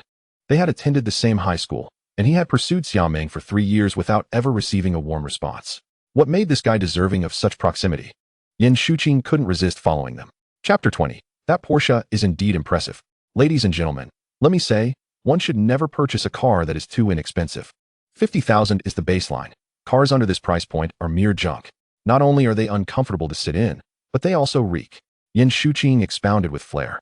"Today, I am here to discuss a splendid Audi A6L equipped with TFSI technology, which is not overly extravagant, priced at just over 560,000. Initially, I had my sights set on the illustrious Porsche 911 Turbo S38T, the top-tier model. Regrettably, the interest surrounding that vehicle was overwhelming, despite having my finances readily prepared. I arrived too late, and it was swiftly claimed by an enigmatic and affluent individual. Consequently, I settled for the Audi, anticipating that when a new Porsche 911 Turbo S38T becomes available, I shall procure one then." Yin Shuqing lamented, his voice resonating throughout the hall. drawing the awkward stares of those perusing vehicles nearby. Faced with the car he had long admired, they found themselves in a predicament. Some harbored a desire to confront Yan Shuqing for his boastfulness, yet upon hearing him mention his intent to purchase the Porsche, they suppressed their annoyance. That car, valued at over 3 million, was beyond their reach. Yang Ming felt a surge of irritation. This pompous individual was flaunting his wealth. What should have been a joyous occasion for picking up his new car was marred by Yan Shuqing's comments, leaving Yang Ming feeling disenchanted with his own vehicle. It is worth noting that convincing his parents to allow him to purchase this car had required considerable persuasion. Dream, what vehicles are you considering? Yan Shuqing inquired with a hint of smugness. The nearby salesperson, taken aback, noted the natural affinity amongst the wealthy, replying on behalf of Yang, Mr. Yang is acquiring a modified BMW 5 Series 530 Li executive model. Oh, that one is quite commendable as well. However, the Porsche remains superior. Yan Shuqing faltered momentarily. Having intended to boast, observing Zhang Xuan and his companions, he had presumed they could only afford vehicles priced in the tens of thousands. After all, few students could afford a car during their university years, and owning a vehicle in that price range was already a significant achievement. Yet, he was taken aback to discover that Yang Ming's financial standing was not dissimilar to his own. This realization left him feeling somewhat disgruntled, as his attempt at vanity had backfired, prompting him to divert the conversation back to the Porsche. His claim of having the funds was, of course, an exaggeration. Securing the Audi had taken considerable effort, and he had leveraged knowledge of his father's extramarital affairs to gain approval for the purchase. Nevertheless, he relished the opportunity to boast. Indeed, that Porsche is exceptional. Zhang Xuan interjected, recalling that the vehicle assigned to him by the system was indeed located at the Sihai dealership. Did this not imply that the Porsche 911 in the showroom belonged to him? Brother Xian, why are you siding with this braggart? Hasn't he showcased enough arrogance? Yang Ming retorted, exasperated. Haha, so you also have an eye for that vehicle? However, with your capabilities, I reckon it would take you a few decades of hard work to afford one. Yan Shuqing mocked, noting the modest attire Zhang Xuan wore. Junior, do you fancy that type of car? I have one idling at home. Since it's not in use, why not take it for a spin? Xia Meng proposed earnestly, her gaze fixed on Zhang Xuan. Yan Shuqing's smile turned awkward, his mind racing. Who was this young man that garnered the affections of the campus beauty? He possessed both looks and wealth. What did he lack compared to the seemingly unremarkable Zhang Xuan? The crowd's perception of Zhang Xuan shifted dramatically. He was merely a gold digger, lacking ambition. The murmuring audience was rife with jealousy. Why does such fortune elude me? What makes me less deserving? Their gazes toward Xia Meng grew more fervent, astonished that the campus beauty was not only stunning, but also affluent. Ah, Meng, that is not quite right. Men, after all, are concerned with pride. If you suggest he drives your car, wouldn't that be rather undignified? Yan Shuqing seethed inwardly, envious of the attention Xia Meng afforded to Zhang Xuan while he had pursued her for years without acknowledgement. Resolute, he decided to voice his thoughts. Convinced that Zhang Xuan would not dare to drive Xia Meng's car, Zhang Xuan was taken aback, not anticipating that the campus beauty would possess such a luxury vehicle. However, as he already owned one, there was no need to accept Xia Meng's offer. Senior, I appreciate it, but it's unnecessary. I have my own. Zhang Xuan replied with a gentle smile, feeling touched by the kindness of such a beautiful woman. Unbeknownst to him, his perspective toward Xia Meng subtly shifted. Upon hearing Yan Shuqing's remarks, Xia Meng's brows furrowed in anger as she rebuked, "Step aside. We are here to view cars, and your input is unwarranted." Yan Shuqing, taken aback by Xia Meng's harshness, felt utterly humiliated and promptly departed in disgrace. Zhang Xuan, the onlookers were surprised to witness this side of Xia Meng. Her previous demeanor had always been gentle and graceful. Yet, this display of assertiveness made her seem more relatable, endearing her further to the crowd. Junior, I can't blame you for what that person said. I meant no offense, Xia Meng pouted, attempting to clarify but finding herself at a loss for words in front of Zhang Xuan. It's all right. I understand your intentions. I genuinely don't need it. I have my own. Yan Shuqing did not stray far. In his mind, Xia Meng was destined to be his wife, and he could not allow her to associate with an unknown individual. Hearing Zhang Xuan's words, he scoffed, convinced that Zhang Xuan's remarks were a facade to disguise his interest in Xia Meng's wealth. Yet, he had to concede that Zhang Xuan was a formidable rival. Kid, I won't let you succeed. Yan Shuqing stealthily followed behind. Wow, Brother Xian, really? Can you let me drive it for a couple of days? While others may have been skeptical, Yang Ming and his companions were convinced. Just one day into the semester, Zhang Xuan had already spent over 100,000, and he did so without a hint of hesitation. This was not merely for show. All right, that Porsche at the dealership should belong to me. We can go check it out shortly, Zhang Xuan stated confidently, certain that the system would not err. Keep pretending. I'll enjoy watching how this unfolds. Yan Shuqing, concealed in the background, regarded Zhang Xuan with increasing disdain. Chapter 21. Mr. Zhang has arrived. Upon hearing Zhang Xuan's words, Xia Meng was momentarily stunned. In her memory, Zhang Xuan's family background was modest. Over the years, she had inquired about him and had never heard of any newfound wealth. Wang Shui and her friends exchanged glances with Xia Meng, recalling how Zhang Xuan had effortlessly purchased clothing for her, totaling over 40,000. And now he was acquiring luxury cars. Was this the same Zhang Xuan they had known? On their way, they had already learned from Yang Ming and the others that the gaming laptops they possessed were also gifts from Zhang Xuan, each valued at over 10,000. Such a magnanimous individual, conversing with Xia Meng, seems utterly incongruent with the person she once believed him to be. My dear Xinge, naturally. I must first admire your car. Let's disregard my old clunker for now. Upon hearing that the Porsche at this dealership belonged to Zhang Xuan, Yang Ming found himself devoid of any interest in his own vehicle. Initially, he had harbored great anticipation for his BMW 5 Series. But the revelation of Zhang Xuan's possession of a Porsche 911 instantly diminished his enthusiasm for his own car. The saleswoman, taken aback by Zhang Xuan's declaration, turned to him, hesitantly inquiring, "Are you Mr. Zhang Xuan?" "Yes, that is indeed me. When may I collect my Porsche?" The saleswoman's accurate recognition of his name left Zhang Xuan assured that the Porsche was undoubtedly his. "Good day, Mr. Zhang. I attempted to contact you earlier, but could not get through. I am delighted to see you in person. Please follow me." Her gaze lingered on Zhang Xuan, almost as if it could melt him. To think that this seemingly unremarkable young man was the wealthiest among them. "Mr. Zhang, our manager has been eagerly awaiting your arrival." Upon hearing the saleswoman's words, disbelief dissipated among the onlookers. Xia Meng's eyes widened, astonished as she gazed at Zhang Xuan, her heart brimming with incredulity. Could it be that the detective agency she consulted had deceived her? Frustration welled within her. Her Zhang Xuan was undeniably exceptional. Yet that agency had the audacity to misrepresent him. "Xia Meng, didn't you say Zhang Xuan's family was rather ordinary?" Wang Shui sidled up to Xia Meng, whispering, "Humph. Need I say more?" Clearly, Meng is afraid we might steal her Zhang Xuan, so she intentionally downplayed his merits. How cunning. Meng Li and Sun Tian pouted, rolling their eyes. "Humph." Xia Meng straightened her posture, casting a glance at Meng Li and Sun Tian. "Do you truly believe you have the qualifications to vie for my junior?" Meng Li and Sun Tian exchanged glances, their spirits dampened. How vexing. Xia Meng always highlights our shortcomings. Truthfully, we have our own considerable merits, albeit somewhat overshadowed by hers. I genuinely had no idea. The last investigation was over a year ago. Perhaps the Zhang family has prospered in the meantime, Xia Meng mused, unfazed. She loved Zhang Xuan for who he was, regardless of his wealth. However, the prospect of a more affluent future in-laws certainly delighted her. The three women regarded Xia Meng with admiration. To pursue someone to such lengths, even enlisting the services of a detective, was quite impressive. "Let us go and behold my Zhang Xuan's new car." Xia Meng's eyes sparkled with anticipation. Meanwhile, Yan Shuqing, trailing behind, felt a wave of discomfort wash over her. Could it be that Zhang Xuan was indeed wealthy? No, she could not simply concede defeat. Yan Shuqing solidified her resolve. Her family had reached a developmental impasse, and progress necessitated external alliances. The Xia family presented an excellent opportunity, particularly with Xia Meng's ethereal beauty, which could benefit the family while also securing a stunning wife, entirely supported by the Yin family.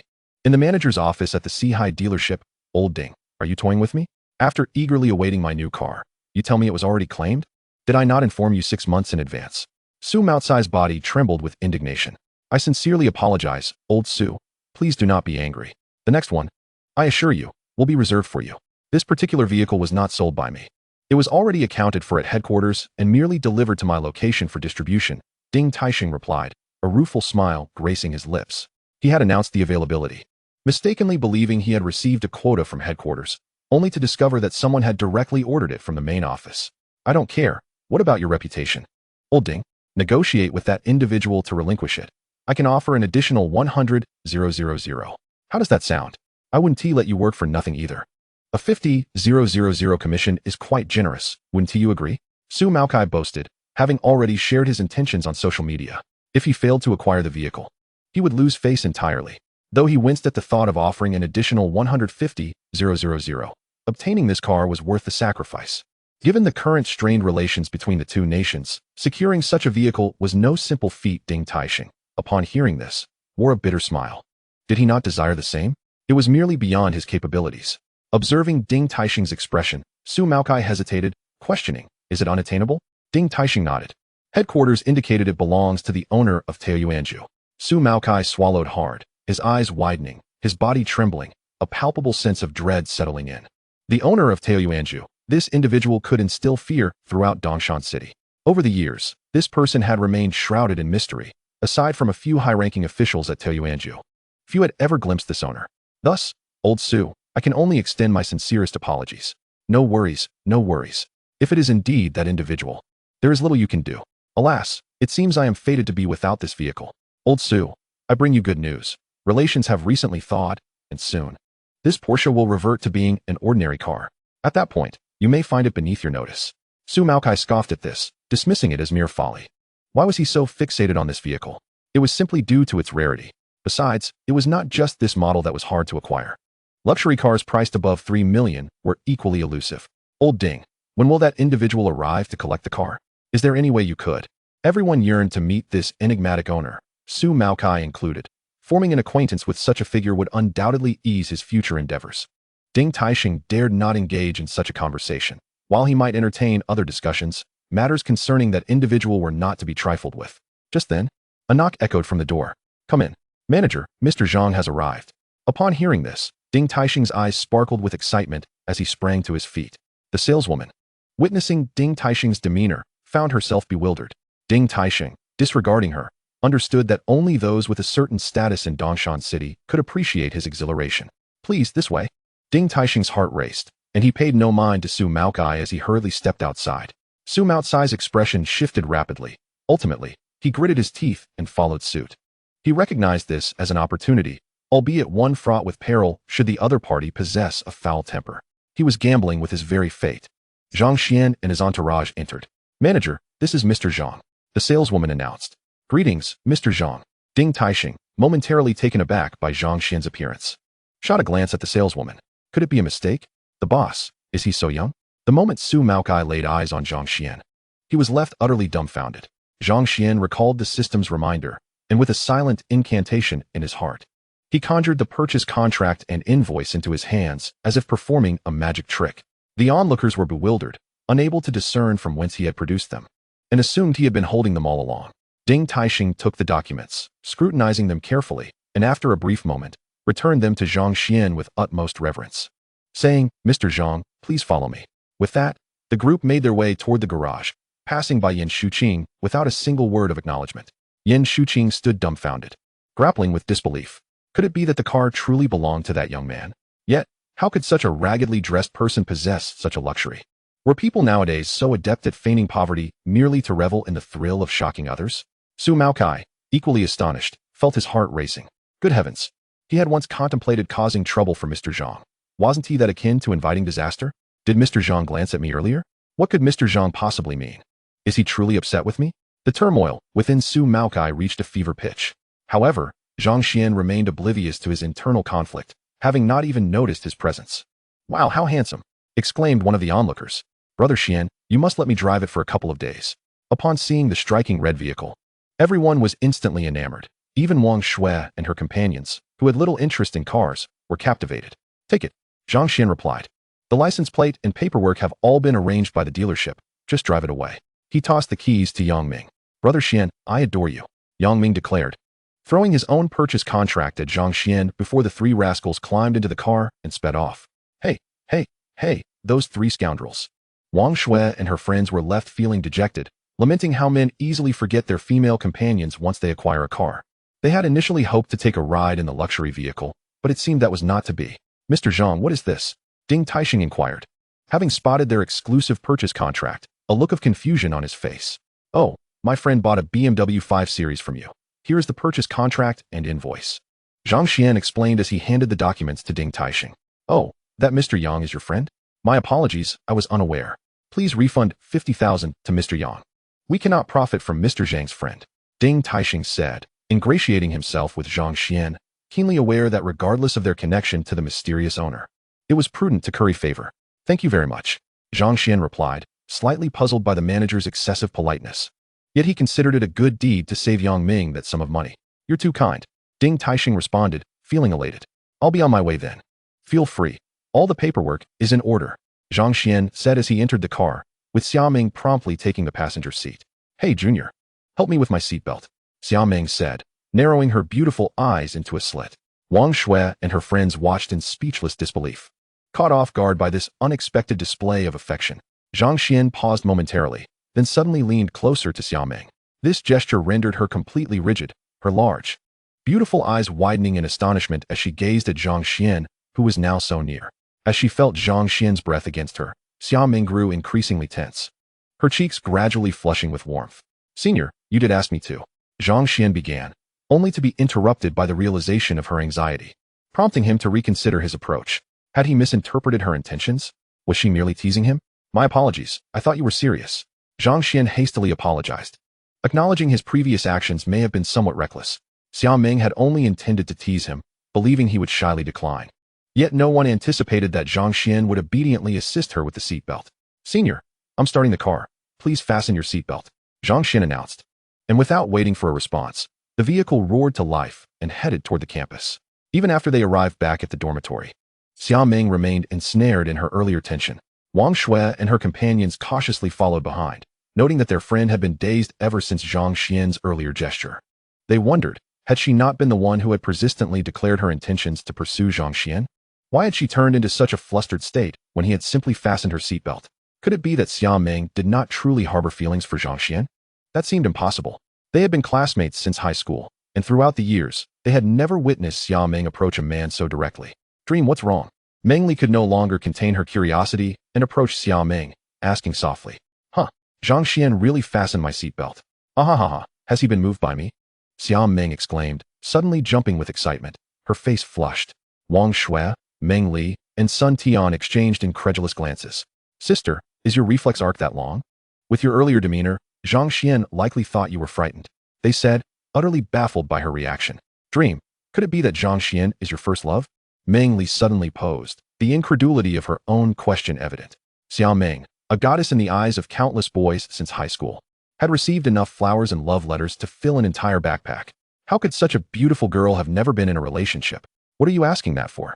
Oh dear, with how I acted earlier, do you think he might have thought I rejected him? Xia Meng suddenly felt a wave of anxiety wash over her. Wang Shui and her companions exchanged worried glances, silently lamenting the situation. This girl was truly smitten. Who could have predicted that such a stunning young woman would be so naive when it came to matters of the heart? After all, this was the same girl who could stir the stock market of Dongshan City. I must explain myself to Zhang Xuan, she resolved. After finally eliciting a response from the notoriously oblivious Zhang Xuan, she could not afford to let him shut her out again over a mere misunderstanding. I'm sorry. The number you have dialed is currently unavailable. Please try again later.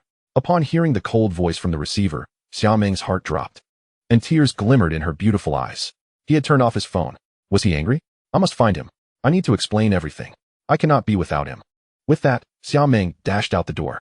Wang Shui and her friends slapped their foreheads in unison, realizing they were in trouble. This girl had truly lost her senses. Chapter 23. The School Beauty's Public Confession. Brother Xian, thank you.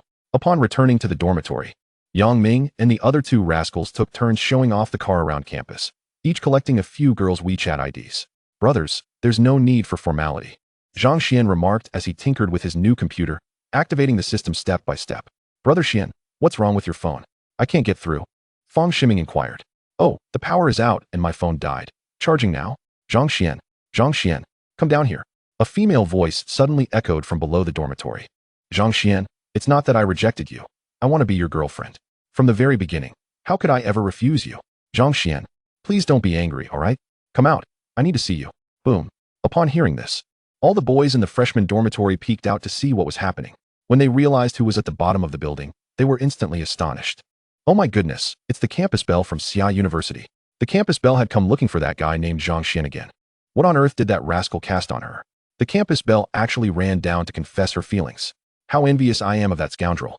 Not only did the freshman dormitory erupt in shock, but someone also captured this scene and posted it on the campus forum, causing the entire Dongshan University to buzz with excitement.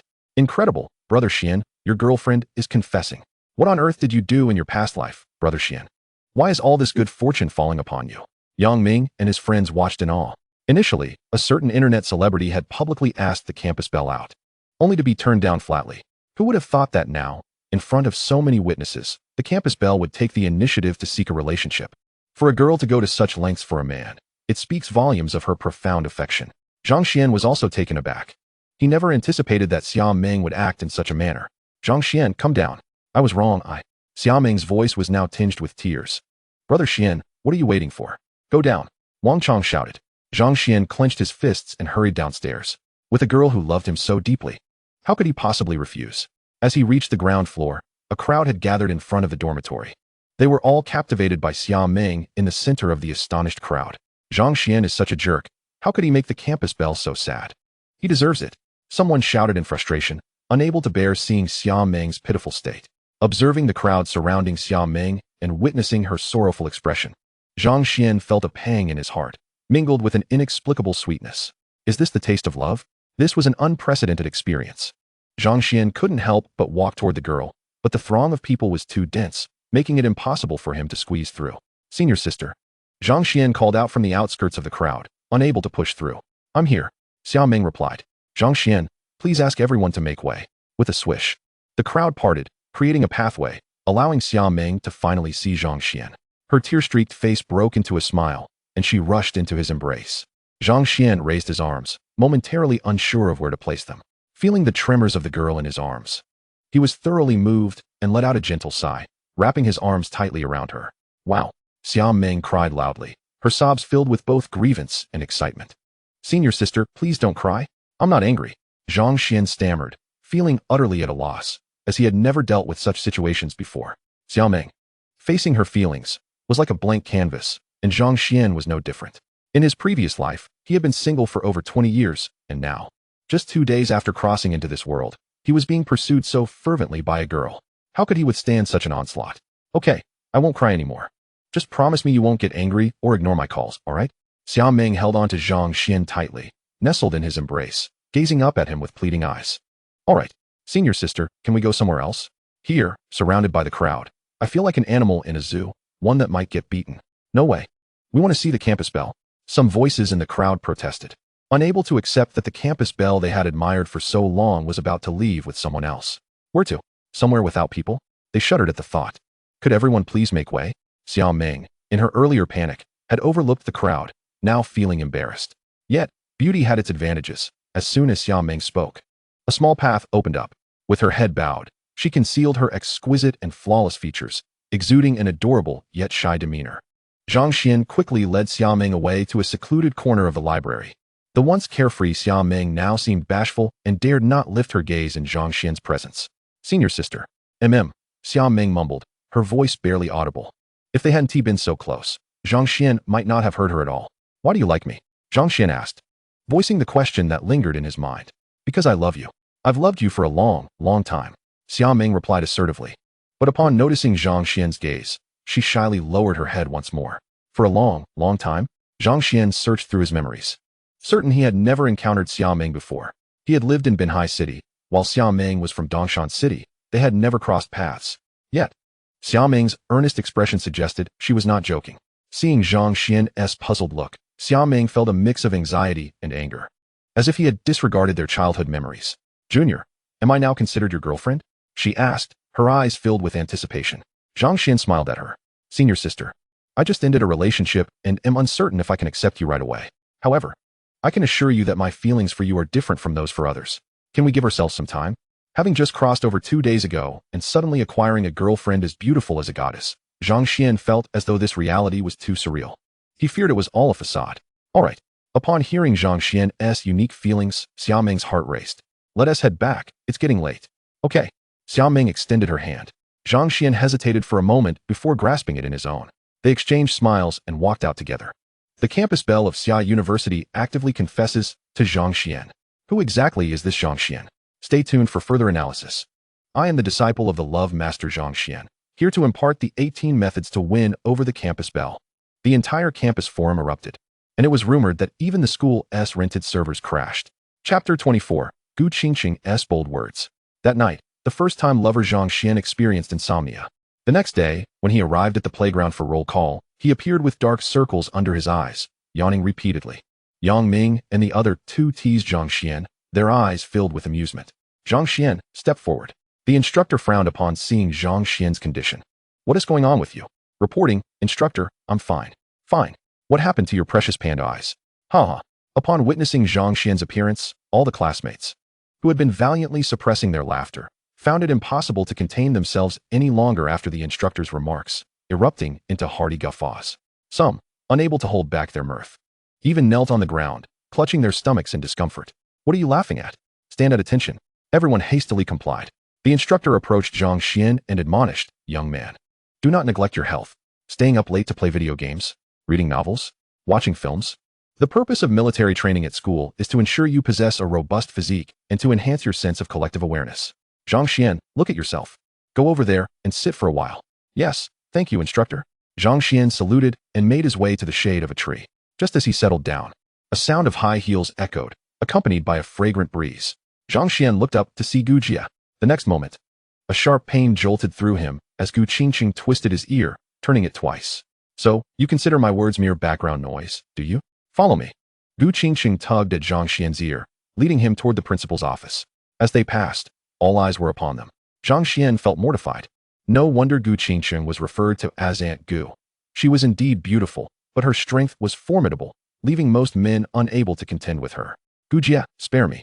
Please let go. You're going to rip it off. Zhang Xuan pleaded. Humph. Although Gu Qingqing released her grip, her expression remained irate, clearly quite upset. Hey Gu Jia, where are you taking me? Zhang Xuan inquired, puzzled about what had provoked this fierce woman. The situation between you and Xia Meng has escalated significantly. Even the principal is aware of it. Now let us see how you explain yourself. Gu Qingqing scolded, pouting. If she remained silent, her delicate demeanor exuded an aura of elegance that captivated the onlooker. However, once she spoke, the principal is looking for me? This is a university. Dating isn't illegal, nor does it violate school regulations, right? Zhang Xuan frowned, bewildered as to why this was a matter concerning only him and Xia Meng. If you were involved with an ordinary person, the school would certainly not intervene. But why did you have to choose Xia Meng? Zhang Xuan was puzzled. He had already questioned Gu Qingqing about this previously, and now, with the principal's involvement, the mystery deepened. What makes Xia Meng so special? Firstly, the principal is Xia Meng's cousin. Would she allow any unscrupulous individuals to approach her niece? Secondly, in just a few days, Xia Meng is set to represent our university in the Olympic mathematics competition, a prestigious event that could bring glory to the school. The institution would not permit anything to compromise Xia Meng's performance. Upon learning that the principal was Xia Meng's cousin, Zhang Xuan's head began to spin. He had not prepared to meet Xia Meng, and now this unexpected turn of events was overwhelming. Gu Jia, dear sister, can we avoid going? Zhang Xuan halted. Gu Qingqing regarded him with a smirk, her voice laced with mockery. Weren't you and Xia Meng quite bold before so many witnesses, making headlines? Why do you lack the courage to face the principal? The principal is quite beautiful and has a good temper. What are you afraid of? As Zhang Xuan hesitated to proceed, Gu Qingqing seized his arm, pulling him forward. The principal's office. Zhang Xuan was dragged inside by Gu Qingqing. The directors of the finance department, along with other department heads, were present. They all sat around an oval table, and as Zhang Xuan entered, he was immediately met with the penetrating gazes of several individuals. They were all aware of what had transpired the previous day. Who could have imagined that the seemingly demure Xia Meng would publicly confess her feelings for a freshman? They were utterly astonished upon learning of this event. It was incomprehensible that Xia Meng, the goddess in the eyes of every male student, would take a liking to Zhang Xuan. Previously, when the popular star Jiang Hanyu professed his affections, Xia Meng had rejected him without hesitation. When they learned of Xia Meng's decision, they felt a sense of relief. After all, university life should prioritize academics, relegating matters of the heart to the background. Xia Meng was one of their most trusted students. Yet, how had everything changed the moment Zhang Xuan appeared? This was unacceptable. Xia Meng was due to represent the school in a competition soon. They did not wish for anything to interfere with her performance. Thus, they turned their focus toward Zhang Xuan. Furthermore, with the principal's familial connection, it was only natural for her to be concerned about her niece. When Zhang Xuan entered, the faculty momentarily paused. It must be said that Zhang Xuan was remarkably handsome. He possessed an aura that naturally elicited a sense of familiarity. No wonder even the innocent Xia Meng had developed feelings. You must be Zhang Xuan. Take a seat. Principal Xia Qingyan stated coolly. Upon hearing this, Zhang Xuan glanced over to see Gu Qingqing already seated in the last chair, leaving him no place to sit. Should he sit on the floor? This was clearly an attempt to assert dominance. Zhang Xuan sighed. No need.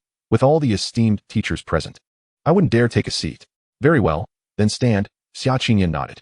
All the teachers turned their attention to Xia Qingyan, urging her to get to the point. A hint of unease crossed Xia Qingyan's fair face. It was rather embarrassing for a principal to address such a personal matter in front of so many individuals. Zhang Xuan, please be candid with your teachers. Gu Qingqing interjected, rolling her eyes, directly asking. Chapter 25, A Triad of Interrogation. How simple this is. As a principal, what hasn't she experienced? Why is she hesitant to ask? Gu Qingqing shot a disdainful glance at all the teachers, a group of individuals of considerable age, unable to handle such a straightforward situation. Xia Qingyan, Zhang Xuan, all the teachers, be quiet. In a moment, you'll also need to explain your own matters. The director of the finance department, Tang Xiaosheng, glared sternly at Gu Qingqing. He was Gu Qingqing's graduate advisor, feeling a mix of affection and frustration toward this troublesome student. Gu Qingqing's academic prowess was on par with Xia Meng's. She was also one of the seed contestants for the school's upcoming competition. However, her knack for causing trouble was equally notable. Just yesterday, rumors circulated about her sharing millet porridge with Zhang Xuan and that she had lingered with him in the dormitory for a few minutes. My matters? What matters do I have? Oh, are you referring to the millet porridge incident with Zhang Xuan? Oh Tang, what era are we in? Why do you still cling to such antiquated notions? I was merely teasing Xia Meng. I'm not actually interested in this boy. He may be somewhat decent looking, but beyond that, he is utterly lacking in merit. Do you think I'm like Xia Meng? While Gu Qingqing explained, she did not forget to belittle Zhang Xuan. Zhang Xuan was at a loss for words. Why did Gu Qingqing feel the need to insult him while explaining? Gu Qingqing. Tang Xiaosheng's face darkened. While the other teachers struggled to suppress their laughter, they were relieved that Gu Qingqing had not applied to their graduate program. Otherwise, they would have been in for a headache. All right. Today, Zhang Xuan is the main character. How did we end up discussing me again? Hurry and reprimand this young man. I had just reprimanded him, yet the scoundrel paid no heed to my words, dismissing them as mere nonsense. Gu Qingqing, if you continue to prattle on, just take your leave. The expression on Tang Xiaosheng's face was a portrait of frustration. Zhang Xuan gave a thumbs up to old Gu, while Gu Qingqing disdainfully curled her lip, indicating that she had no need for Zhang Xuan's flattery. Zhang Xuan, at a loss for words, disregarded it, secretly hoping old Gu would exert a bit more pressure so that all the teachers would forget his own predicament. That's enough. Principal, you should attend to your proper duties, lest this rascal mistakenly believe that he is the target of your critique today. Upon hearing old Gu's words, Zhang Xuan inwardly cursed. It seemed the girl could read his mind with uncanny precision. Zhang Xuan, Teacher Gu mentioned you earlier, did she not? Xia Qingyan cleared her throat, signaling that today's focus was not on Gu Qingqing, and then turned to Zhang Xuan. Indeed, I am Xia Meng's cousin, and regarding matters between you and her, I speak on behalf of the Xia family. Our stance on this issue is unequivocal. We do not approve. The other teachers nodded in silent agreement, acknowledging the principal's forthrightness. All right. Teacher, may I take my leave now? Zhang Xuan acquiesced, knowing that once he stepped outside, he would bear no further responsibility. Xia Qingyan was taken aback. Zhang Xuan had agreed. Was it really that straightforward? Had he been too dismissive? What a scoundrel! Gu Qingqing shot a disdainful glance at Zhang Xuan, muttering under her breath. Zhang Xuan, you actually agreed? The other teachers looked at him, clearly surprised by his prompt compliance. Indeed. Do you all wish for me to refute your viewpoints? Zhang Xuan inquired. Not at all. The head of the finance department responded, eyeing Zhang Xuan with a lingering sense of disbelief. Feeling that the matter could not be so simple. Zhang Xuan, the school isn't being unreasonable. You are university students, and the institution permits relationships. However, this upcoming mathematical Olympiad is crucial, not only for Dongshan University, but also for Xia Meng's future. Thus, if you truly care for Xia Meng, refrain from disturbing her during this time. You must assist in stabilizing her emotions, ensuring she navigates this period smoothly, the deputy head of the finance department advised earnestly. Zhang Xuan nodded in apparent agreement, yet internally, he was cursing. These old geezers were trying to placate him first. Who knew what tricks they had up their sleeves? Observing Zhang Xuan's demeanor, the teachers felt increasingly uncertain. Had he offered his compliance too readily? If he had resisted, they would have had ample strategies to counter him. Yet with his agreement, they found themselves at a loss. Gu Qingqing, noting the smile plastered across Zhang Xuan's face, mused inwardly, cunning little fox. Zhang Xuan, could you assist the teachers in persuading Xia Meng? Certainly. Rest assured, dear educators, I will counsel her to focus on her studies during this time, striving to shine in the Olympiad and bring honor to all of you. However, all present fell momentarily silent, their expressions tense as they fixated on Zhang Xuan. No wonder he was so agreeable. It seemed he had been biding his time. They stood on high alert, eager to discern Zhang Xuan's true intentions. With a beauty like Xia Meng, which man could resist? Zhang Xuan's readiness to agree must surely have ulterior motives. and they surmised that his true aim would soon be revealed. Dear teachers, one must remember that my senior is an independent individual. I cannot make decisions for her. I can only assist in persuading her, but I cannot guarantee she will heed my words, Zhang Xuan clarified. You little rascal, are you trying to shirk responsibility? Xia Meng remarked, incredulous. How is that shirking responsibility? Principal, if you were confident in persuading her, would you even need to call upon me? Zhang Xuan retorted, meeting their gazes.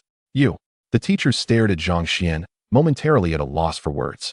Zhang Xuan, you are a student here, using your parents' money to study. They sent you here to acquire knowledge, not to solely pursue romantic endeavors. Have you considered what awaits you in society with such a mindset?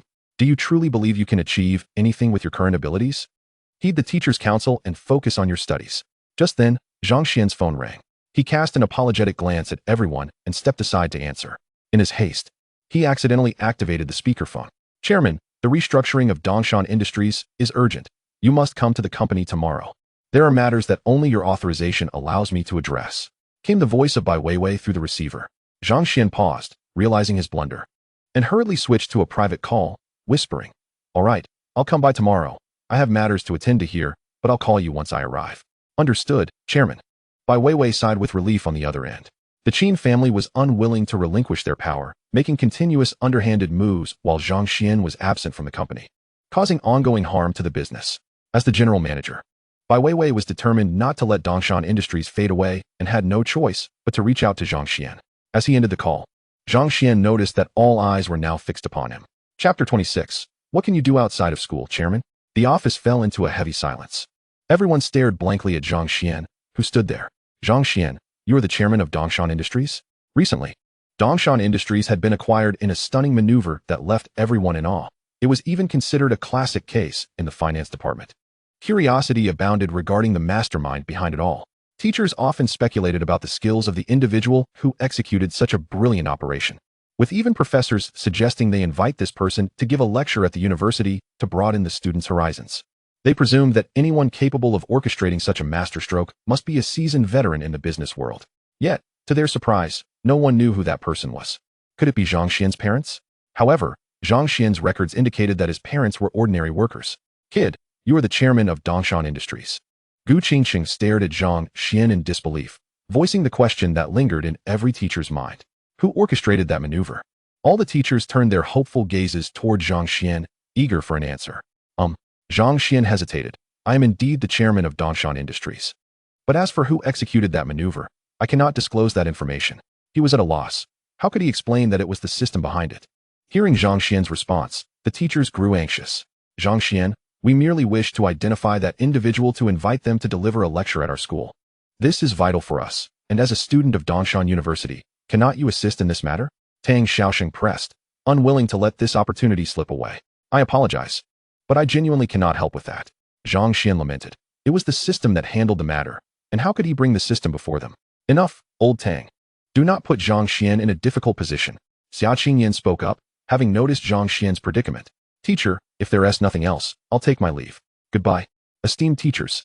Once the door shut, the teachers snapped back to their senses, their faces flushing as they recalled their earlier words to Zhang Xuan. They had been urging him to study diligently, warning that without a solid education, he would struggle to secure a good job and promising future. Yet, unbeknownst to them, he was about to become the chairman of Dongshan Industries. They would never naively believe that the enigmatic figure who acquired Dongshan Industries would casually entrust such a vast enterprise to an inexperienced university student. The fact that such a significant company was handed over to Zhang Xuan indicated a profound trust in him by that mysterious benefactor. Qingqing, what on earth is the situation with Zhang Xuan in your class? Tang Xiaoxing inquired. Gu Qingqing, still in a state of shock, shot him an irritated glance. I've only been his advisor for 3 days. How am I supposed to know? However, his records state that his parents are ordinary workers, not any prominent figures. If it wasn't his parents backing him, could it be that the mysterious individual recognized Zhang Xuan's potential? Qingqing, you should pay more attention to Zhang Xuan over the next few days. It's best to get to the bottom of this matter. The emergence of a star chairman of a major enterprise within the school ignited a mix of excitement and curiosity among them. The fact that someone of such repute held Zhang Xuan in high regard suggested he was not an ordinary individual, likely possessing extraordinary talent akin to Xia Meng and Gu Qingqing. If that were the case, Dongshan University would certainly gain prestige.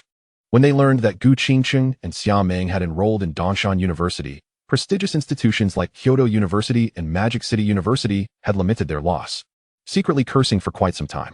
If it were confirmed that Zhang Xuan was another such prodigy, Dongshan University would again bask in glory.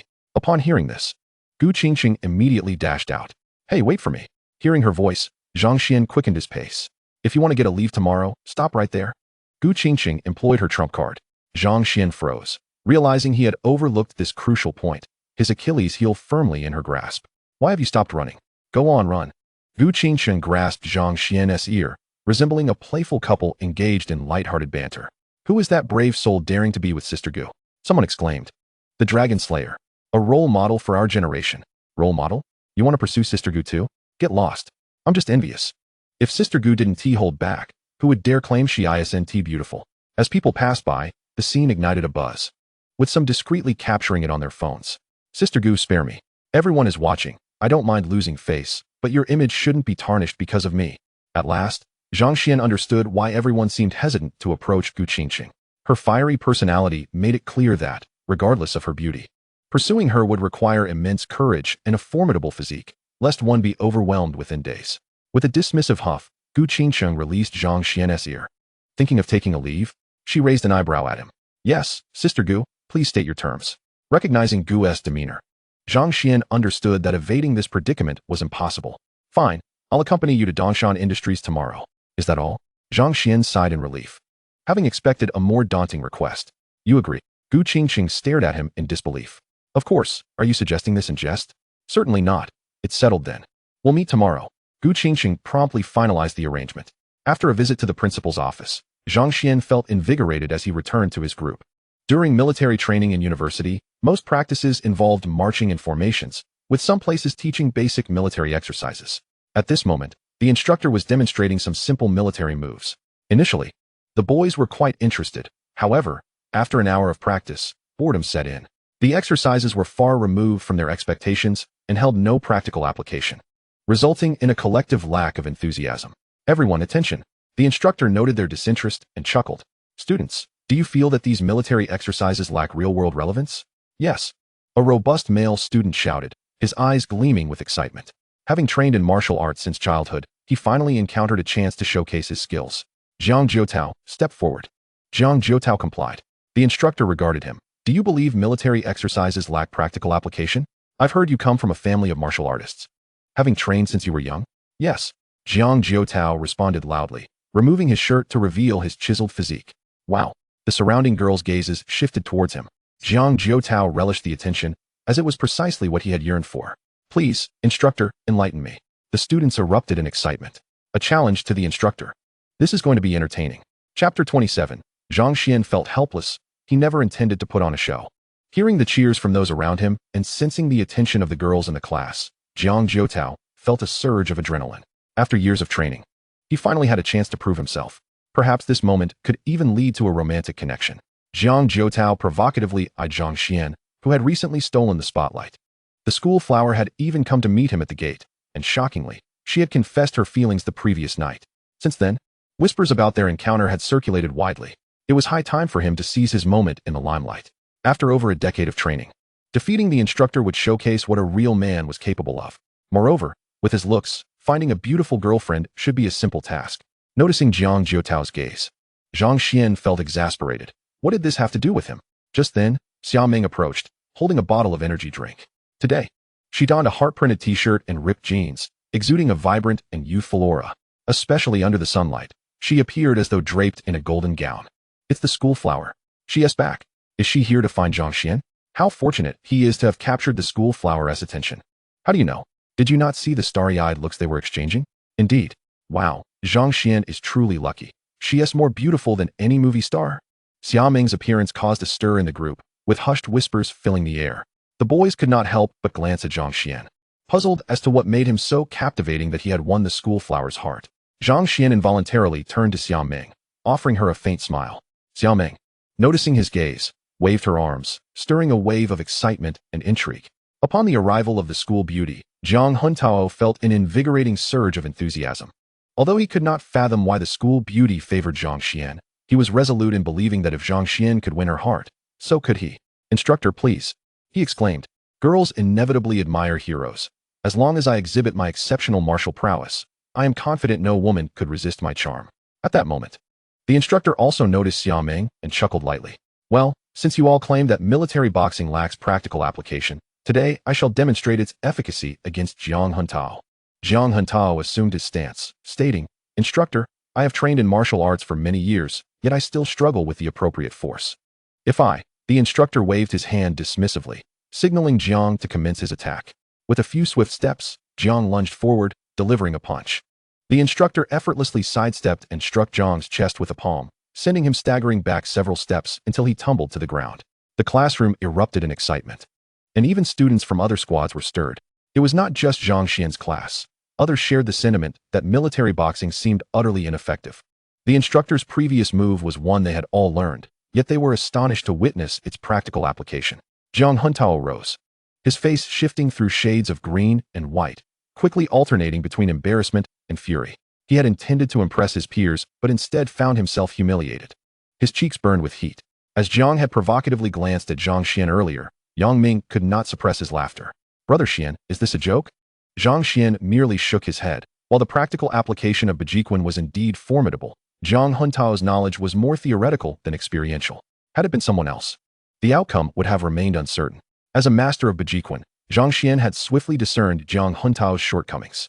Don't speak ill of others behind their backs, Zhang Xian. If you have the courage, step forward and spar. Zhang Huntao retorted, his voice laced with indignation. Zhang Xian's tone was soft, yet Zhang, having been fixated on Zhang, took offense. It was one thing to be criticized by others, but having just provoked Zhang, he felt mocked by his assertion of Zhang's inadequacies in martial arts. The instructor, overhearing Zhang's comment, regarded him positively and said with a smile, Zhang Xian, step forward. Zhang Xian felt helpless. He had merely spoken offhandedly, without intent to ridicule Zhang. To be fair, Zhang had trained in Bejiquan for over a decade and possessed notable talent, but his practical experience was indeed lacking. I didn't realize you practiced as well, the instructor remarked with a grin. Not at all, Zhang Xian replied promptly, wishing to avoid a confrontation that could lead to injury. Huh, I thought you were a martial arts expert. Turns out you're merely talk. Zhang Huntao sneered. If you have the guts, come out and compete. If not, stand there quietly. His disdain for those who merely talked without action boiled over, especially with Xia Meng present, directing all his ire at Zhang Xian. Why are you behaving this way? Zhang Xian hasn't said anything disparaging about you, Xia Meng interjected, clearly displeased. Zhang's unreasonable anger was evident as he glared at Zhang Xian, shouting, Are you going to hide behind women? Come out and face me. Zhang Huntao, do you realize what you're doing? Return to your position. The instructor's voice was stern, and the gazes of the others shifted towards Zhang with a new sense of judgment. They had often heard that martial artists lacked common sense, but Zhang Xian's words had incited Zhang's wrath. The majority who deemed Zhang unreasonable were female, while the boys criticized Zhang for speaking out of turn. At that moment, an unforeseen incident unfolded. Zhang Huntao's expression shifted rapidly before he charged at Zhang Xian. You dare claim my Bejiquan is lacking? I shall show you the truth. Zhang, stop. Although the instructor had bested Zhang with a single move, he still acknowledged Zhang's potential. Zhang Xian was correct. Zhang's only deficiency was experience. Had he relied solely on military boxing, he would have been the one defeated. Zhang Xian, with his delicate physique, could hardly be a match for Zhang Huntao. Zhang Xian. Xia Meng's eyes widened in alarm, filled with concern as she failed to notice the pulse that had fallen to the ground. With a loud thud, a figure was sent flying backward. This is bad. The instructor's face paled at the sight of the football goalpost, fearing the consequences should Zhang collide with it. Chapter 28. The School Beauty Returns. Zhang Xian channeled his strength into his legs, pushing off the ground with an explosive leap. In the instant Zhang fell, Zhang grasped him tightly. Silence enveloped the surroundings. Every student in the class stood dumbfounded, eyes wide as they beheld the scene before them. They were taken aback, gazing at Zhang Xian, standing at around 175 meters, slender, while Zhang stood over 180 meters and weighed at least 180 pounds. Moreover, Zhang had launched a surprise attack while Zhang had been in a defensive position, yet it was Zhang who had been repelled. Wow, Brother Xian is incredible. Wang Chong and his companions exclaimed in astonishment. Applause erupted from Class 8 of Finance, and other classes soon joined in, unable to contain their admiration. The instructor sighed in relief, thankful no one was injured. Had there been a mishap, he would bear the responsibility as the class instructor. He cast a grateful glance at Zhang Xian, realizing that had it not been for him, he would have faced severe repercussions. Thank you, Zhang Huntao stammered. Momentarily dazed after Zhang Xuan helped him up, he glanced back at the football goalpost, shaken by the near miss. Had he collided with it, he would surely have been injured. The earlier confrontation had been sparked by his inability to endure the girl's taunts, leading to an irrational outburst. If anything had gone awry, it would have been his own folly, as Zhang Xuan had remained passive throughout. The force that had sent him flying had originated from Zhang Xuan's unexpected strength in their collision. Zhang felt a pang of guilt as he met Zhang Xuan's clear gaze. It's all right. You've clearly trained in Bajiquan for some time. You simply lack experience. I did not intend to belittle you, and I apologize for my earlier words. You've practiced Bajiquan too? Initially, Zhang had thought Zhang was mocking him, but after the recent events, it was clear Zhang was a formidable expert. I've dabbled a bit. Zhang Xuan replied with a slight smile. If you ever wish to exchange techniques, it won't be like earlier. I mean a proper exchange. Zhang's face flushed slightly as he hurriedly clarified. That sounds fine. Zhang Xuan responded with a grin. Are you all right, Junior? Xia Meng rushed over, concern etched on her face. I'm fine, Senior. No need to worry. How could I not be concerned? What if something were to happen to you? Zhang Xuan felt his face flush. He was still unaccustomed to Xia Meng's assertiveness. Oh dear. This sudden display of affection truly caught him off guard. What virtuous deeds had this lad performed in his past life to deserve such fortune? Perhaps he had saved the White Lady? Observing this scene, many gazes began to converge on Zhang Xuan and Xia Meng. Senior, aren't we still in military training? Don't you have class today? No, I don't. Which is precisely why I came to watch your training. Here. Xia Meng joyfully handed a bottle of sports drink to Zhang Xuan. Just as he reached out to take it, she unscrewed the cap and took a sip, then cheerfully passed it to him. Oh, laughter erupted among the surrounding classmates. Zhang Xuan wore a wry smile, his face reddening further as he reluctantly accepted the drink under the watchful eyes of many. Xia Meng had no intention of leaving. Her beautiful eyes were fixed on him intently. Senior, you. Take a sip. It's so hot out. Aren't you thirsty? Xia Meng blinked at Zhang Xuan, her innocent gaze compelling him. It was evident that if he didn't drink, she wouldn't budge. With no other choice, Zhang Xuan took a sip, after which Xia Meng took the bottle back for another sip before heading over to the audience area. The envious glances directed at Zhang Xuan intensified. Wow. This is like an indirect kiss in public. Has the campus belle become so forward? So it wasn't that she didn't love me. It's that I wasn't exceptional enough. Did the campus belle already know about Zhang Xuan's formidable skills? Hearing the murmurs around him, Zhang Xuan could only smile wryly. Once again, he had inadvertently become the center of attention. Good lad, we've got talents emerging in college. I didn't expect to overlook such potential. Who would have thought there are two prodigies here? Just then, a man with a 3-star insignia slung over his shoulder approached. This man exuded an aura of significance. Each step he took seemed meticulously measured, his stride powerful and commanding. Boss. The instructor saluted the newcomer with utmost respect. The man returned the salute, and then turned his gaze to Zhang Xuan and Jiang Juntao. Seems like you two have practiced before. What are your names? Baji Jiang Juntao. Jiang Juntao cupped his hands and replied. Your surname is Jiang? What relation do you have to the esteemed Jiang Chongwan? Jiang Juntao's eyes lit up at the mention. He is my grandfather. Huh. So you're the little nephew. Your grandfather is my master. How is he doing? Jiang Juntao was momentarily taken aback, then looked at the man in astonishment, hesitantly asking, Are you my little master uncle, Zheng Juanxiang? Seeing Zheng Juanxiang nod, Jiang Juntao gazed at him with admiration. In response to my master uncle, my grandfather is in good health. After exchanging a few more pleasantries, Zheng Juanxiang turned to Zhang Xuan. I presume you are from the Lin family of the Namling Baji school? Zhang Xuan smiled and shook his head. You are mistaken. Instructor, I am self-taught, with no lineage. Oh, the man's eyes sparkled with intrigue. The others were equally stunned, unable to believe their ears. Jiang Juntao had inherited a family secret and had trained for over a decade, yet he was no match for Zhang Xuan. It was expected that Zhang Xuan would come from a prestigious lineage as well. To their astonishment, Zhang Xuan claimed to be self-taught. Care to exchange a few moves? Zheng Juanxiang rolled up his sleeves. The surrounding instructors, recognizing their superior's interest, quickly dispersed the ranks and gathered around. Zhang Xuan was momentarily taken aback, but soon felt a surge of excitement. He had not sparred with anyone since mastering Baji Quan, and he was eager to gauge his practical skills. Zheng Juntao appeared to be a master of Baji Quan, which would surely test his abilities. All right, Zhang Xuan declared, assuming a stance. Junior. Xia Meng rushed over, worry etched on her face. Don't worry, I won't injure your beloved. Zheng Juanxiang's eyes sparkled with the thrill of battle. Rest assured, Senior. Zhang Xuan reassured her. Several classmates pulled out their phones to record the moment. You go first. Zheng Juanxiang assumed the initial posture of Baji, gesturing for Zhang Xuan to make the first move. Zhang Xuan planted one foot firmly, his entire being launching forward like an arrow, his right arm striking out with the force of a battering ram. Good lad. Zhang Xuanxiang refused to back down, meeting Zhang Xian's charge head-on. Bang! A resounding thud echoed, and the onlookers gasped as they heard the unmistakable sound of metal colliding. Is this really Baji Quan? What we see on television pales in comparison to what we are witnessing today. After the impact, Zhang Xuanxiang took a small step back. The instructors were momentarily stunned, gazing at Zhang Xian in disbelief. This collision had placed their superior at a disadvantage. Realizing the dynamics of the match, Zhang Xian felt invigorated. He had initially held back, fearing he might harm Zhang Xuanxiang. The latter had done the same, and thus they found themselves in a precarious balance. Instructor, I'm going to give it my all now. You shouldn't hold back either. Good lad, let us have a fair match.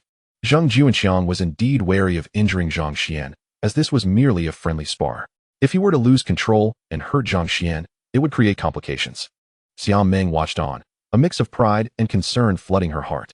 When had her little man become so formidable? She found herself engrossed in the moment, feeling an overwhelming sense of security with such a boyfriend. The two exchanged blows for several rounds, Zhang Xian deepening his understanding of Baji Quan. At that moment, he noticed the sweat beading on Zhang Xuanxiang's forehead and realized that his opponent had reached his limit. I can't continue. Instructor, I concede. Zhang Xian cupped his hands in a graceful gesture of surrender. The entire training ground fell silent. Everyone stared in astonishment at the two, stunned into contemplation. The thrilling fight scenes they had seen in movies were indeed real, and what they were witnessing surpassed anything they had imagined. Ha ha ha, lad, you're truly remarkable. Have you considered joining us? Zhang Xuanxiang regarded Zhang Xian with an unmistakable appreciation for talent. The surrounding spectators were puzzled. Was he suggesting Zhang Xian join the military?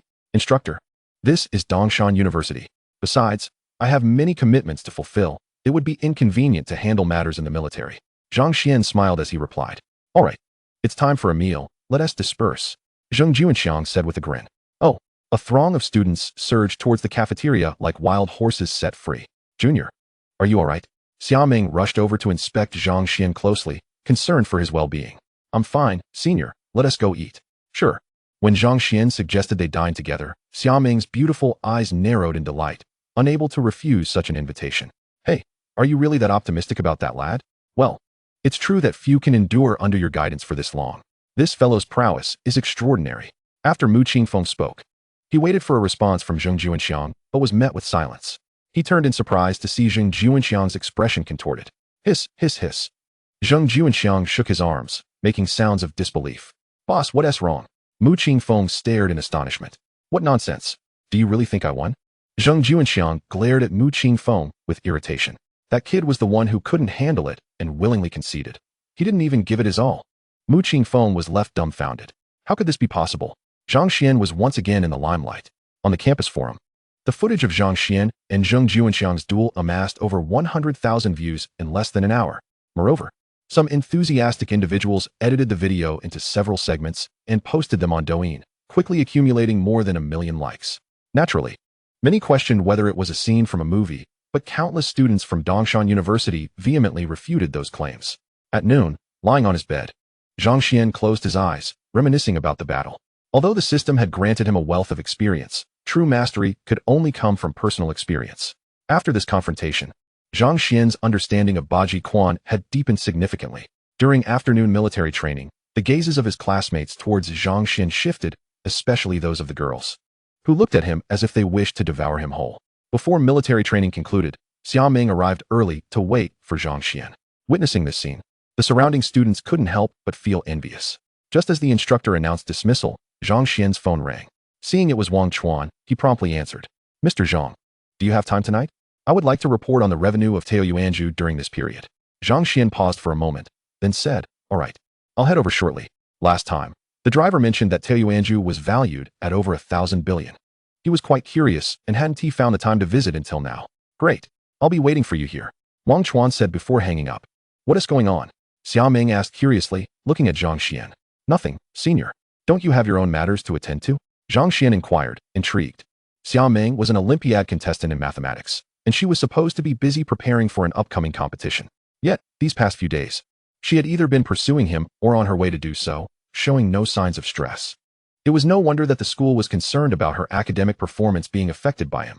Zhang Xuan genuinely feared that his presence might ruin Xia Meng's prospects. I do? Xia Meng was bewildered, not understanding why Zhang Xuan asked that. Then why don't you go take care of your matters instead of always accompanying me? Zhang Xuan questioned, thinking it was only reasonable for a prodigious beauty like Xia Meng to maintain a balance between romance and academics. Upon hearing Zhang Xuan's words, Xia Meng pouted. What did he mean by that? Was he annoyed by her? Did she not seem charming to him? She gazed at Zhang Xuan, her beautiful eyes fixed on him. Zhang Xuan suddenly felt a palpable pressure and awkwardly chuckled. Forget it, let us go eat. Humph. Seeing Zhang Xuan relent, Xia Meng felt victorious, letting out a huff before slipping her delicate hand into his. She gazed intently at him. Zhang Xuan, feeling helpless, grasped Xia Meng's hand firmly. In that moment, he seemed to hear the sound of many hearts breaking. Yang Ming and the other 3 LSPs recognized that with Xia Meng's arrival, Zhang Xuan would not be dining with them and had already slipped away. After returning to the dormitory to change, Zhang Xuan led Xia Meng towards Taoyuanju. Junior, aren't we going to the cafeteria? No, we're going to Taoyuanju. Oh, while others would be ecstatic at the mention of Taoyuanju, Xia Meng merely responded with a casual "oh," clearly indifferent. As they walked together, onlookers expressed their astonishment at seeing the two of them. Xia Meng bounced along, exuding the aura of a love-struck young woman. Zhang Xuan smiled gently at the sight. Although their time together had been brief, he had already etched her image into his heart, an indelible presence. Mr. Zhang, you've arrived. Upon entering Taoyuanju, Zhou Yi spotted Zhang Xuan and rushed over with excitement.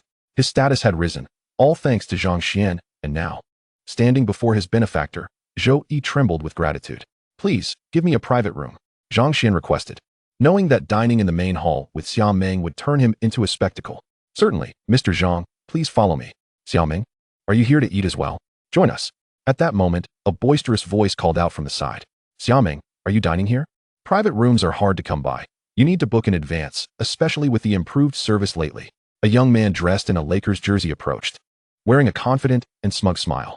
Long time no see. How have you been? I have some inside information. Our parents are planning to arrange a matchmaking meeting for us. But I declined.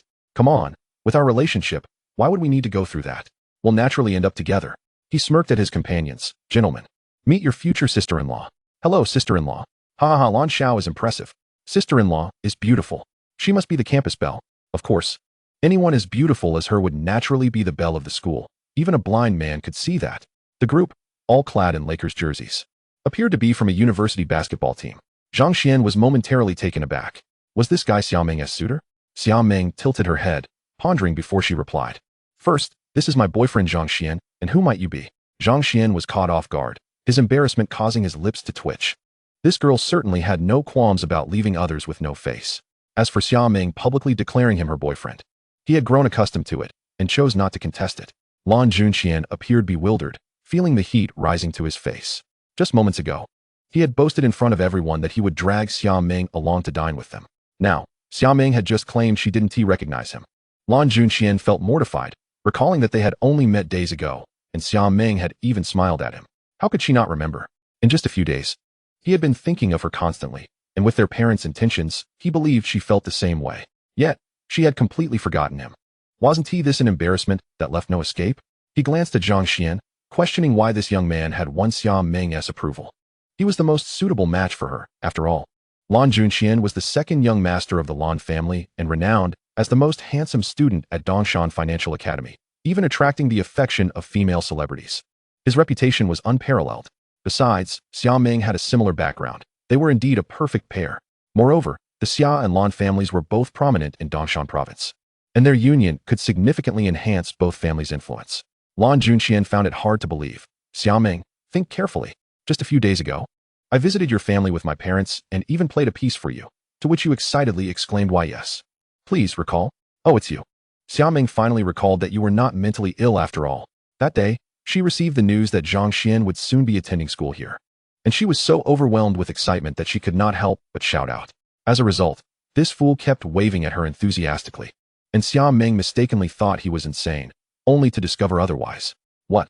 Lan Juanxian's expression froze. You waved at me like an idiot that day, and I thought. As the words fell, the students passing by could no longer contain their laughter, erupting into a chorus of guffaws. Some recognized Lan Junxian, the heartthrob from the nearby Dongshan Finance Institute, a wealthy and influential figure rumored to have been with over 100 women, each devoted to him. It was said that he had engaged in a group of 10 and even filmed it. Xia Meng, being the campus belle of Dongda? How could she possibly be entangled with such a fool?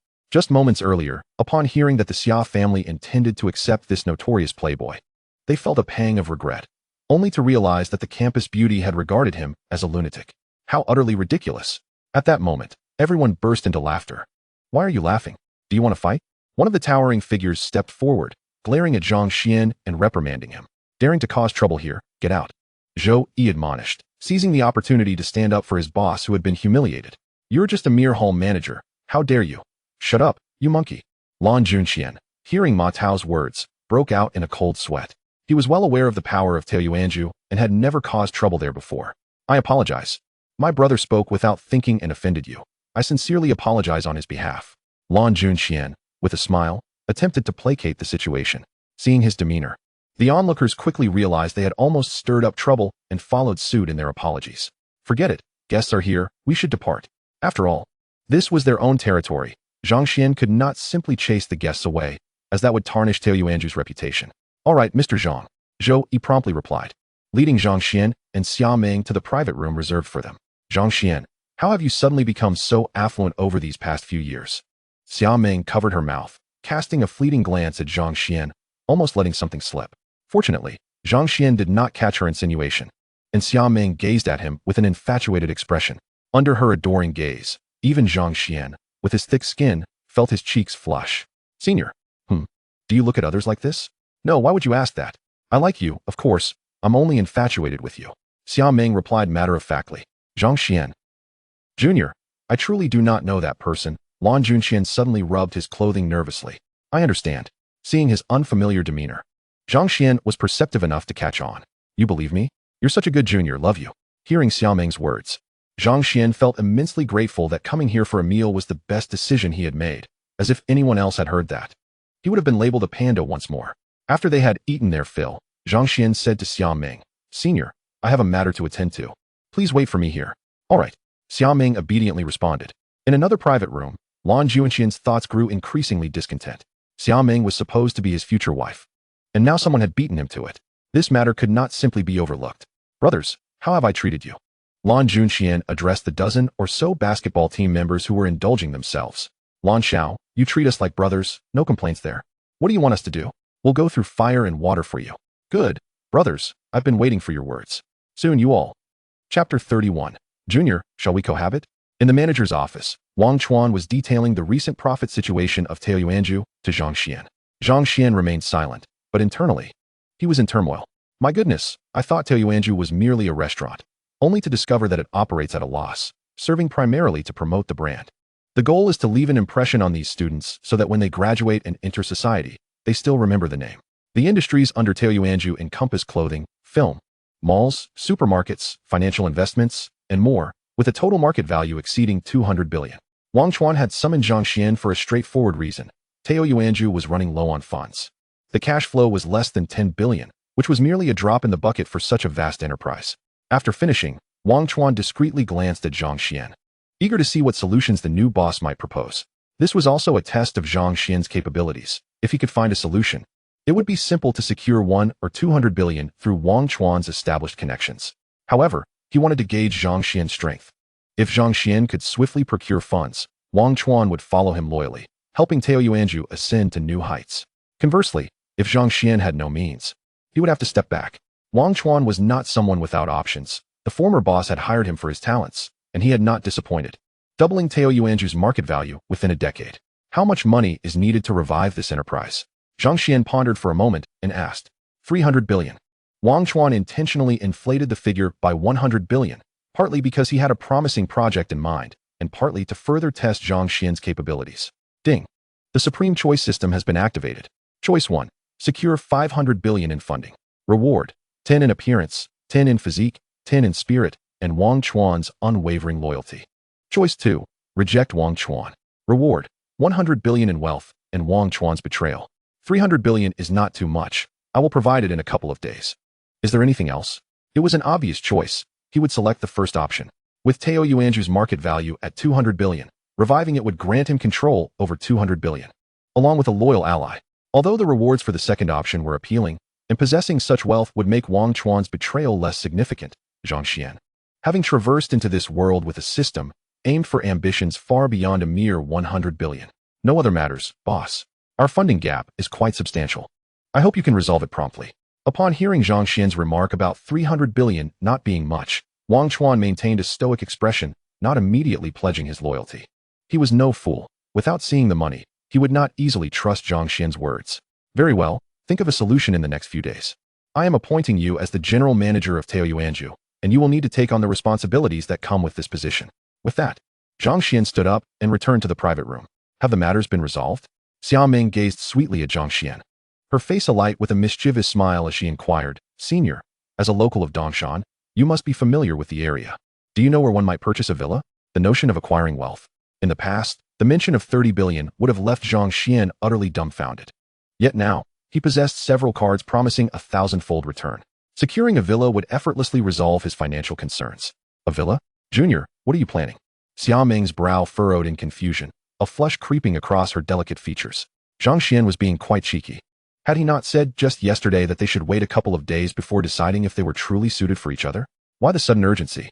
Yet, cohabitation could be delightful. After all, she had already determined that Zhang Xuan was the one for her in this lifetime. She simply needed to keep this from her parents, or it could lead to significant trouble. Yesterday, her mother had called, mentioning that Uncle Wang had spotted her with Zhang Xuan. Fortunately, they weren't alone. Wang Shui and the others were there too, which led her mother to relent. What do you mean not doing anything? I simply wish to buy a villa. Zhang Xuan looked at Xia Meng in confusion, puzzled by her meaning. Of course, the purpose of a villa is to reside in it. Is there another use for it? Are you going alone? Xia Meng's beautiful eyes blinked with hope as she gazed at Zhang Xuan. Senior, would you care to join me? Zhang Xuan teased, a grin spreading across his face. Though Xia Meng had bravely confessed her feelings, if it came to living together, she might very well hesitate. In the next moment, Zhang Xuan's smile faltered. Upon hearing his words, Xia Meng's eyes sparkled with delight. It seemed the junior harbored intentions toward her after all. She was elated. Wonderful. There is a villa district not far from Dongshan University, picturesque and inviting. A splendid choice. Xia Meng's cheeks flushed crimson at the thought of living with Zhang Xuan. Zhang Xuan chided himself for having said too much. As they stepped outside, a narrow, winding path lay between Taoyuan residence and Dongshan University, typically bustling with students. Yet today, it was eerily deserted.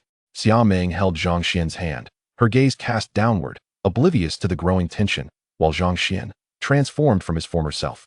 Sensed the unease immediately. However, he chose not to retreat. He had never crossed any adversaries and was curious to see who bore ill will toward him. As they progressed partway, Xia Meng too began to sense something amiss.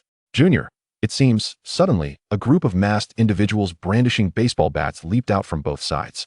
Junior, I'm scared, Xia Meng exclaimed, instinctively seeking refuge in Zhang Xuan's embrace, her lovely eyes darting around in alarm. Zhang Xuan sighed inwardly. Senior, if you're going to pretend, at least do it convincingly. If you're frightened, just admit it. Xia Meng clung tightly to Zhang Xuan's waist, intoxicated by his masculine scent, enveloped in a comforting aura. She wished for this moment to last forever. Meanwhile, Lan Junqian, brimming with confidence, turned to his companion. Pohu, where did you find these people? Pohu smirked with pride. Don't underestimate them, young Master Lan. They are seasoned in the underworld, quite ruthless. My cousin controls a faction within. Upon hearing your name, young Master Lan, they agreed to assist. Lan Junqian beamed. Excellent work. Once this is done, you and your brothers can enjoy yourselves. Consider the payment on me. Thank you, young Master Lan. The group erupted in excitement. By the way, have you briefed your cousin? We can't afford to harm Xia Meng. She is your sister-in-law, after all. Rest assured. Young Master Lan, my cousin is a professional in these matters, Pohu assured, thumping his chest. All right then, wait for my grand entrance. Lan Junqian strode purposefully toward where Zhang Xuan and Xia Meng were surrounded, eager to play the gallant hero. Although this trope was quite cliched, he was confident Xia Meng would be moved. Would Zhang Xuan, facing a dozen thugs, not quail in fear? He imagined that she would be utterly disheartened to see her ideal man reduced to such a pitiful state. Just then, he envisioned himself descending like a celestial being, vanquishing the thugs and showcasing his unmatched prowess before Xia Meng. Which beauty could resist such a display? He could almost picture Xia Meng throwing herself into his arms. However, before he could approach, he noticed someone being hurled backwards from a distance. Lan Junqian stood in shock, quickly invigorated. Pohu, these recruits are formidable. Yet as he continued, a sense of unease washed over him. Senior, let go. I can't make a move like this. The gang of thugs drew nearer, while Xia Meng clung to him even tighter, nearly suffocating him. Oh, Xia Meng's face turned scarlet, and she quickly loosened her grip. Zhang Xuan stepped forward, his right arm coiling as he charged at the leader. With a resounding crash, the leader was sent sprawling, while erupting from his mouth. Zhang Xuan, like a tiger among sheep, unleashed his mastery of Bejiquan, each strike sending an assailant flying. In mere moments, the entire group lay incapacitated on the ground. At that moment, another thug brandishing a baseball bat rushed forward, hollering from afar, "You bastards, get lost. Anyone who dares harm my Meng will face my wrath." Zhang Xuan glanced at the fallen thugs, then turned to the approaching Lan Junxian, remaining silent. Was this his idea of rescuing a damsel in distress? How foolish. His performance was utterly lacking, shouting about saving Xia Meng from a distance. Who would believe him if they didn't know better? Lan Junxian, feeling invincible, charged forward, bat in hand, aiming for the only standing Zhang Xuan. Zhang Xuan, Xia Meng gasped in alarm. With a swift kick, Zhang Xuan shattered the bat into two pieces. One splintered and crashing into Lan Junxian's foot, causing him to shriek in agony, collapsing to the ground, tears streaming down his face. "Are you all right?" Xia Meng rushed to embrace Zhang Xuan, her eyes brimming with tears. "I'm fine, no need to worry." Seeing Xia Meng's concerned expression, Zhang Xuan felt a gentle warmth enveloping his heart, etching her image into his very being. How could he, of all people, be deserving of such affection from a celestial being like Xia Meng? "Senior, let's be on our way." Zhang Xuan took Xia Meng's delicate hand in his, guiding her toward the parking area at the school. With Zhang Xuan's large hand enveloping hers, Xia Meng had never felt such happiness. "Pohu, is this plan reliable?" A group of men loitered at the end of the road, smoking cigarettes. When someone approached, they swiftly blocked the way. "What do you want? Get lost. This road is closed. Are you looking for trouble? This is a public road. Do you think you can just stop anyone?" Pohu and the others had initially believed their intimidation would send the newcomers running, but they were taken aback when the approaching figure, equally brash, confronted them head-on. The mischievous monkey was instantly enraged, seizing the collar of his opponent with a fierce grip. "Are you seeking death?" he exclaimed. A sharp slap landed on his face, leaving him stunned. "Damn it, blocking the entrance of our East Mountain University. You must be tired of living. Brothers from Dongda, someone has come to stir up trouble." As his shout faded, nearly 100 people rushed over. The mischievous monkey and his companions were taken aback. "Brothers, it's a misunderstanding. This is all just a joke." They protested. "What kind of joke? Just moments ago, I was slapped and chased away by you. These people are my reinforcements, so beat them up. Anyone who dares bully us from Dongda deserves to be punished. Run. What are you waiting for? We should retreat as a sign of respect." The mischievous monkey and his group hastily fled. As Zhang Xuan and his companions passed by, they caught sight of the fleeing monkeys. The mischievous monkey was bewildered. They had come this way hoping to find their cousin, intending for him to intimidate these troublemakers. But what was happening now? Why was Zhang Xuan casually walking over? Where were his cousin and Lan Xiao? "Hey, stop them. They dare to bully someone from East Mountain University," Zhang Xuan instructed. "All right." He signaled for Xia Meng to step aside, then charged directly at the leading mischievous monkey. Bang! The mischievous monkey, who had just taken a sip of cola, spat it out in surprise. "Good job. Beat them up." A throng of people seized the baseball bats from the mischievous monkey's group and swung them at their assailants. Observing the chaos, Zhang Xuan took Xia Meng's hand and departed. Giggles erupted from Xia Meng in the car. "Senior, is it really necessary to laugh for so long?" she teased. Regarding Lan Junxian being called insane, he still wanted to admit it. Heroic rescue? He asked nothing but a bumbling bear. Is that the best he could come up with? Zhang Xuan chuckled in disbelief. They soon arrived at the Maple Leaf Villa sales area. The Maple Leaf Villa district is undoubtedly the most luxurious in Dongshan City, with an average villa price hovering around 100 million yuan, escalating with the location's desirability. Although they arrived quite late, the sales office was still brightly lit. Upon entering, they found a multitude of prospective buyers.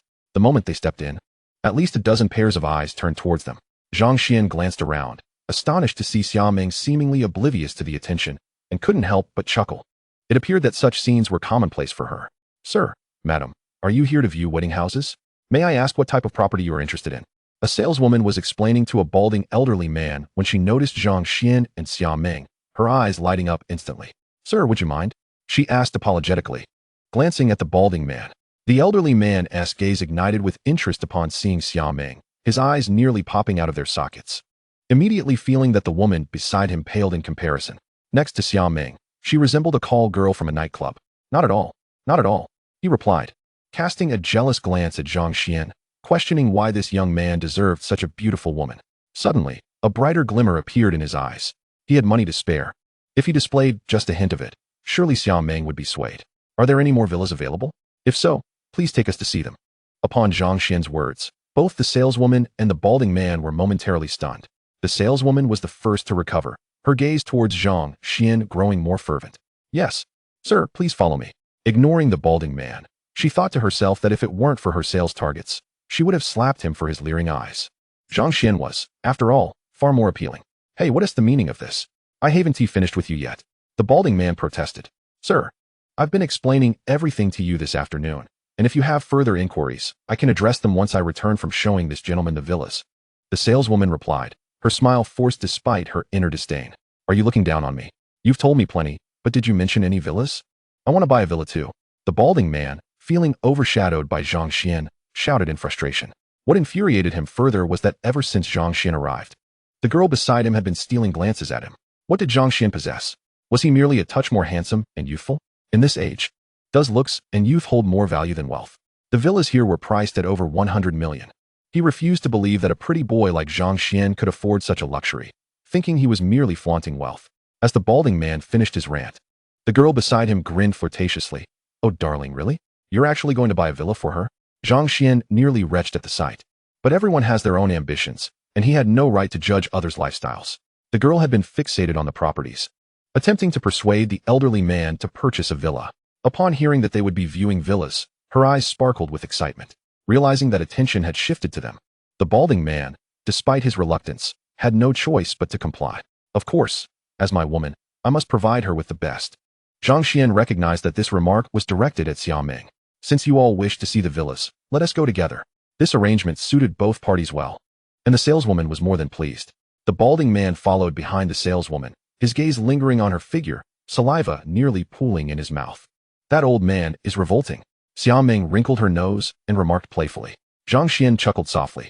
Upon arriving at the villa district, Zhang Xuan was quite pleased with the environment. The villas were already furnished and ready for immediate occupancy.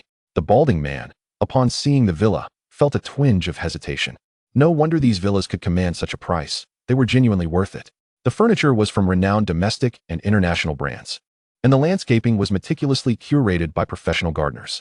The villa featured not only a swimming pool but also artificial hills, with a river running through it, allowing for fishing right from the villa's courtyard. A treehouse had even been constructed among the trees in the yard, creating a unique charm. Nearby, recreational areas, horse racing tracks, and golf zones were established, catering to every leisure activity one could desire. Although the balding man had some wealth, he was not foolish enough to spend over 100 million merely for the sake of impressing a woman. The girl beside him had become enamored with the location, practically clinging to him. Darling, this place is beautiful. Should we buy it? Look at that little treehouse. We could have so much fun in there, my dear. What do you think? The girl's heart screamed to buy it, wishing she could physically press the elderly man to make the purchase. As long as she could acquire this villa, any number of nights with the old man would be worth it. What is the rush? Let us go inside and take a look first. The balding old man nearly succumbed to the temptation of delivering a resounding slap upon hearing the girl's words. Did he not understand the visage he presented? With a fortune of 1 billion, how many starlets could he indulge in? Would he ever seek out someone like her? The beauty beside him was more akin to his taste. However, his company's total valuation barely exceeded 1 billion. He was no fool to squander his entire fortune on this villa. Young man, what do you think of this villa? Should we acquire it? He was unable to buy it himself, nor would he relinquish such an opportunity to showcase his superiority. Zhang Xuan nodded. Miss, may we take a look inside? Of course. The saleswoman dismissed the balding old man entirely, having discerned that he harbored no genuine intent to purchase. He merely sought to maintain the girl's interest. The girl was truly naive. Such an old man would scarcely part with his wealth for a woman. In her eyes, she was likely to leave empty-handed. Observing Zhang Xuan's persistence, the old man let out a cold laugh and followed them inside. After glancing through all the rooms, Zhang Xuan was largely satisfied. With 9 bedrooms, there would be ample space for his parents and sister. Even if he and Xia Meng were to unite in the future, they would have plenty of rooms to accommodate them. The girl, accompanied by the old man, burst into exclamations of delight, clearly reluctant to leave. Darling, let us buy it. Shall we? It's simply exquisite. The old man's eyes betrayed a clear disdain at the sight of her enthusiasm. Senior sister, what do you think of this place? Miss, are there other villas available? It's not bad. Primarily, seeing the girl with the old man made Xia Meng feel somewhat nauseous.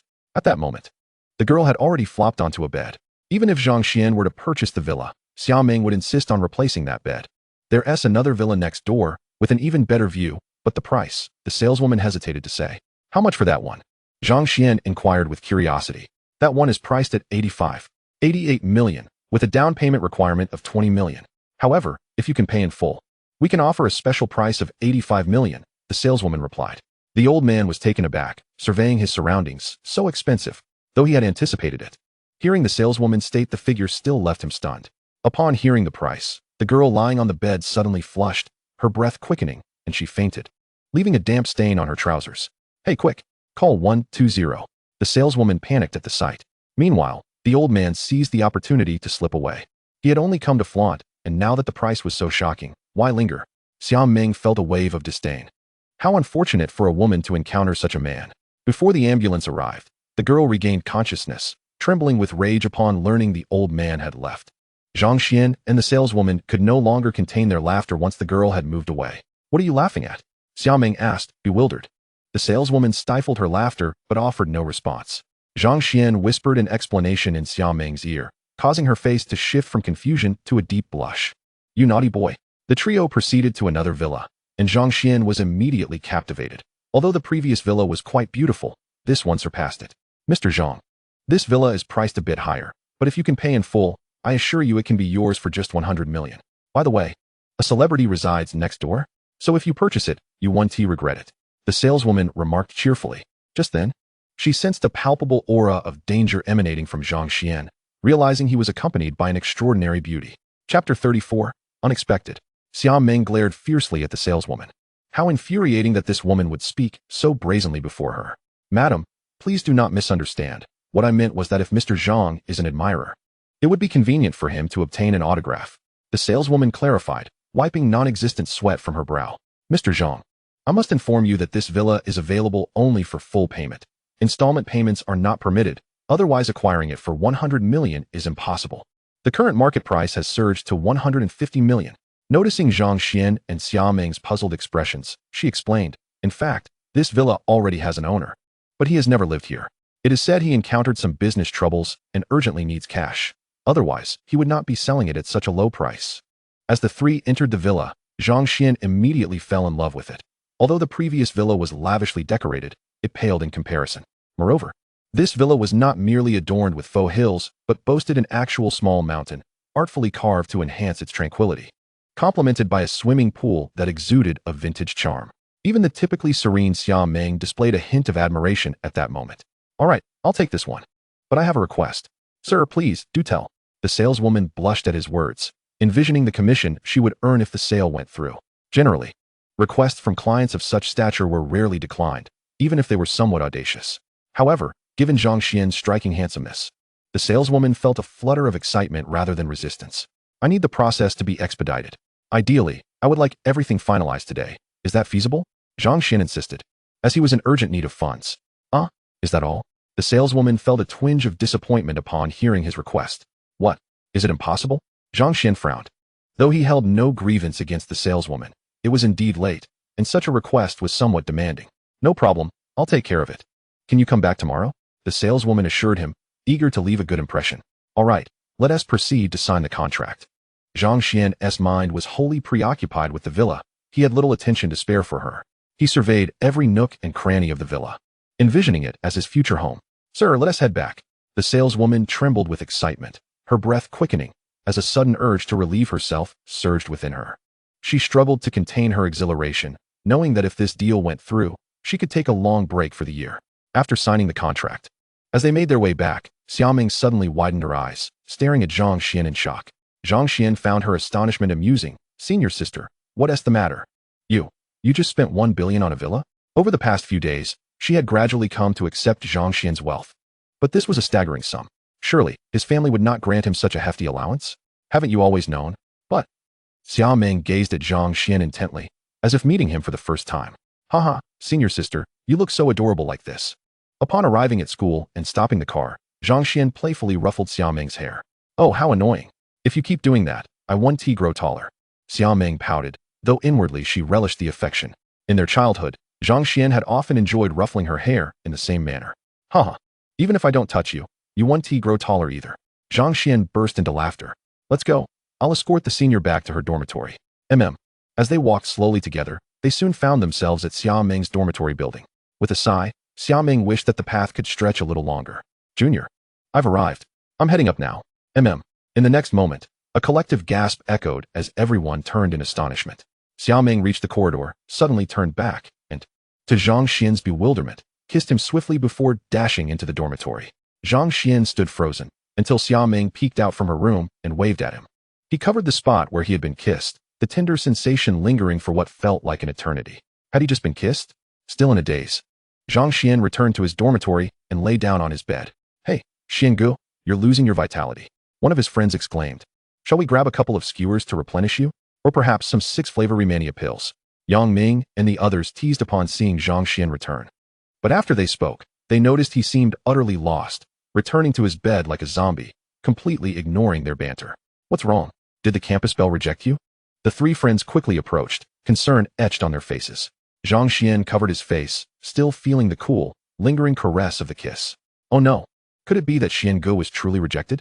I pinched him earlier, and he didn't even flinch. Could it be that he genuinely was turned down? Is this a trap? Xiangu just arrived at school, and the campus beauty came to meet him. How strange is that? Why would a goddess like her single him out? Did he lose all his money? Yang Ming and the others spun elaborate tales within their minds. At that moment, Zhang Xian's phone rang. Suddenly, his expression brightened as he saw the caller ID. It was the senior. He answered it immediately, only to be met with a 2-minute silence where neither spoke. The trio of friends, now certain, concluded that there was definitely trouble brewing between Zhang Xuan and Xia Meng. Junior, are you angry? Just as Zhang Xuan was about to speak, Xia Meng's timid voice broke through. He paused, realizing his silence was due to shyness. After all, being kissed by an unparalleled beauty was an unprecedented experience for him, leaving him somewhat dazed.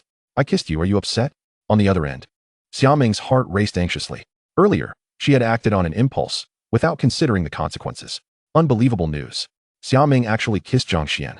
The trio sprang from their beds and rushed to Xia Meng's window, straining their ears to catch every word, fearful of missing a syllable. No, I was just. Zhang Xuan's voice came through the phone. Just what? Xia Meng pressed anxiously. The three friends exchanged glances. Oh no, the aloof goddess has lost her composure. I just didn't expect you to do that. I really liked it. Zhang Xuan's heart raced even faster with his confession. Whoa, Yang Ming exclaimed. They kissed. Wang Chong chimed in. Incredible.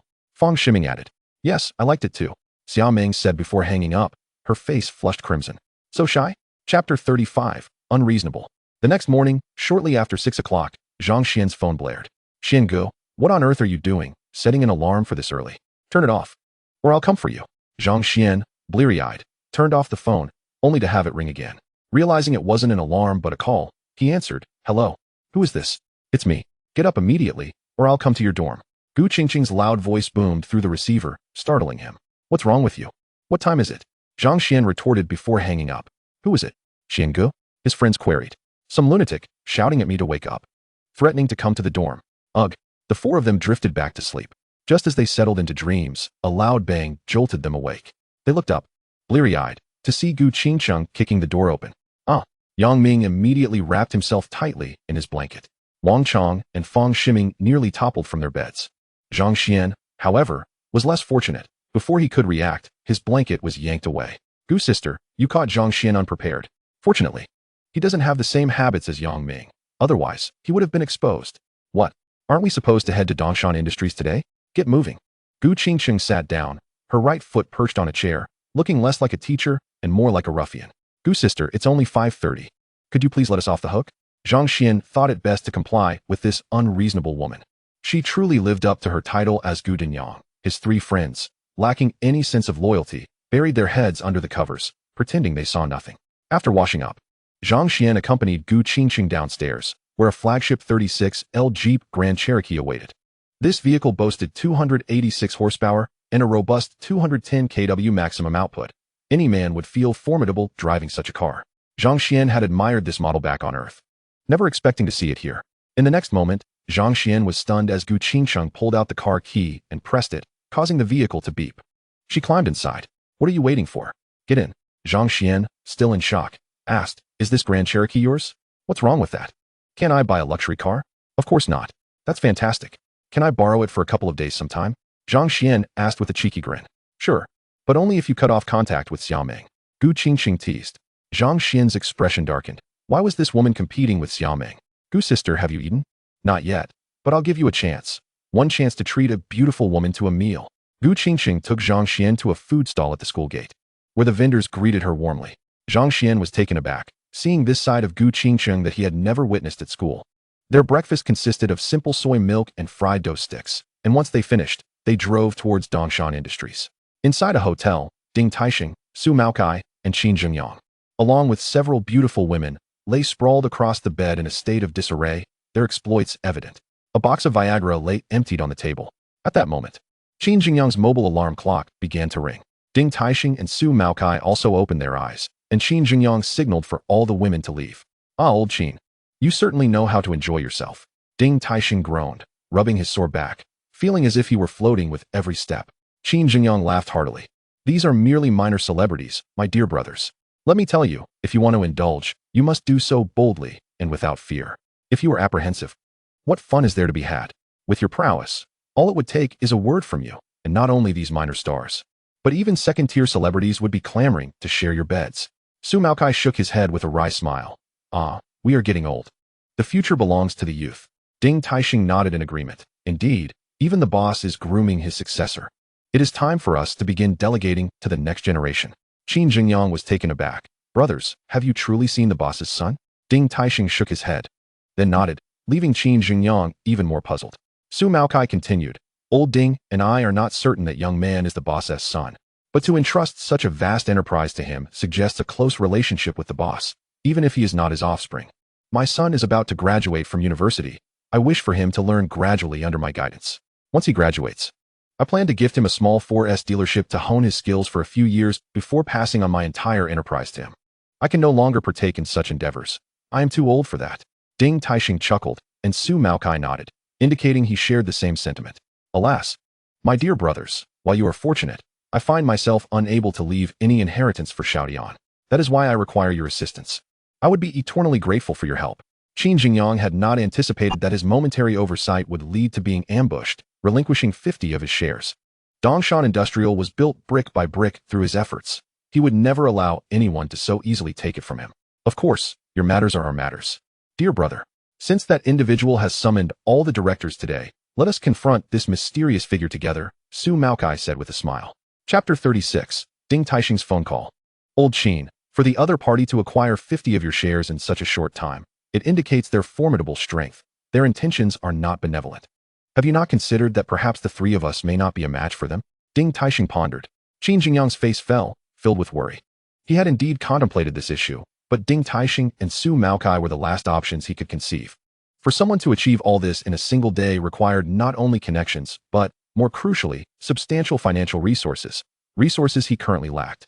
Ding Taixing and Su Maokai exchanged glances, their eyes betraying disdain. Isn't it your reckless behavior, Qin Zhengyang? You've been foolishly chasing after a female star, naively attempting to break into the entertainment industry, which has led to all this chaos. To them, it seemed highly probable that the other party had orchestrated this situation. However, this was not their concern. Qin Zhengyang had already promised them ample benefits, and as long as the advantages were delivered, they were willing to give it a try, with little risk to themselves. Old Ding, do you think we can enlist that person's aid? Su Maokai suddenly inquired. Ding Taixing was momentarily taken aback, quickly realizing whom Su Maokai was referencing. Qin Zhengyang had offered them numerous incentives, and they were tempted, yet, all these benefits rested upon their ability to assist the Qin family in preserving control over Dongshan Industrial.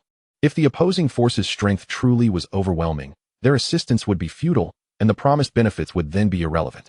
If they could secure Zhang Xuan's involvement with the strength of Tao Yuanzhu, this matter would undoubtedly be resolved. However, correspondingly, their share of the benefits would diminish significantly. Yet Ding Taixing was not foolish.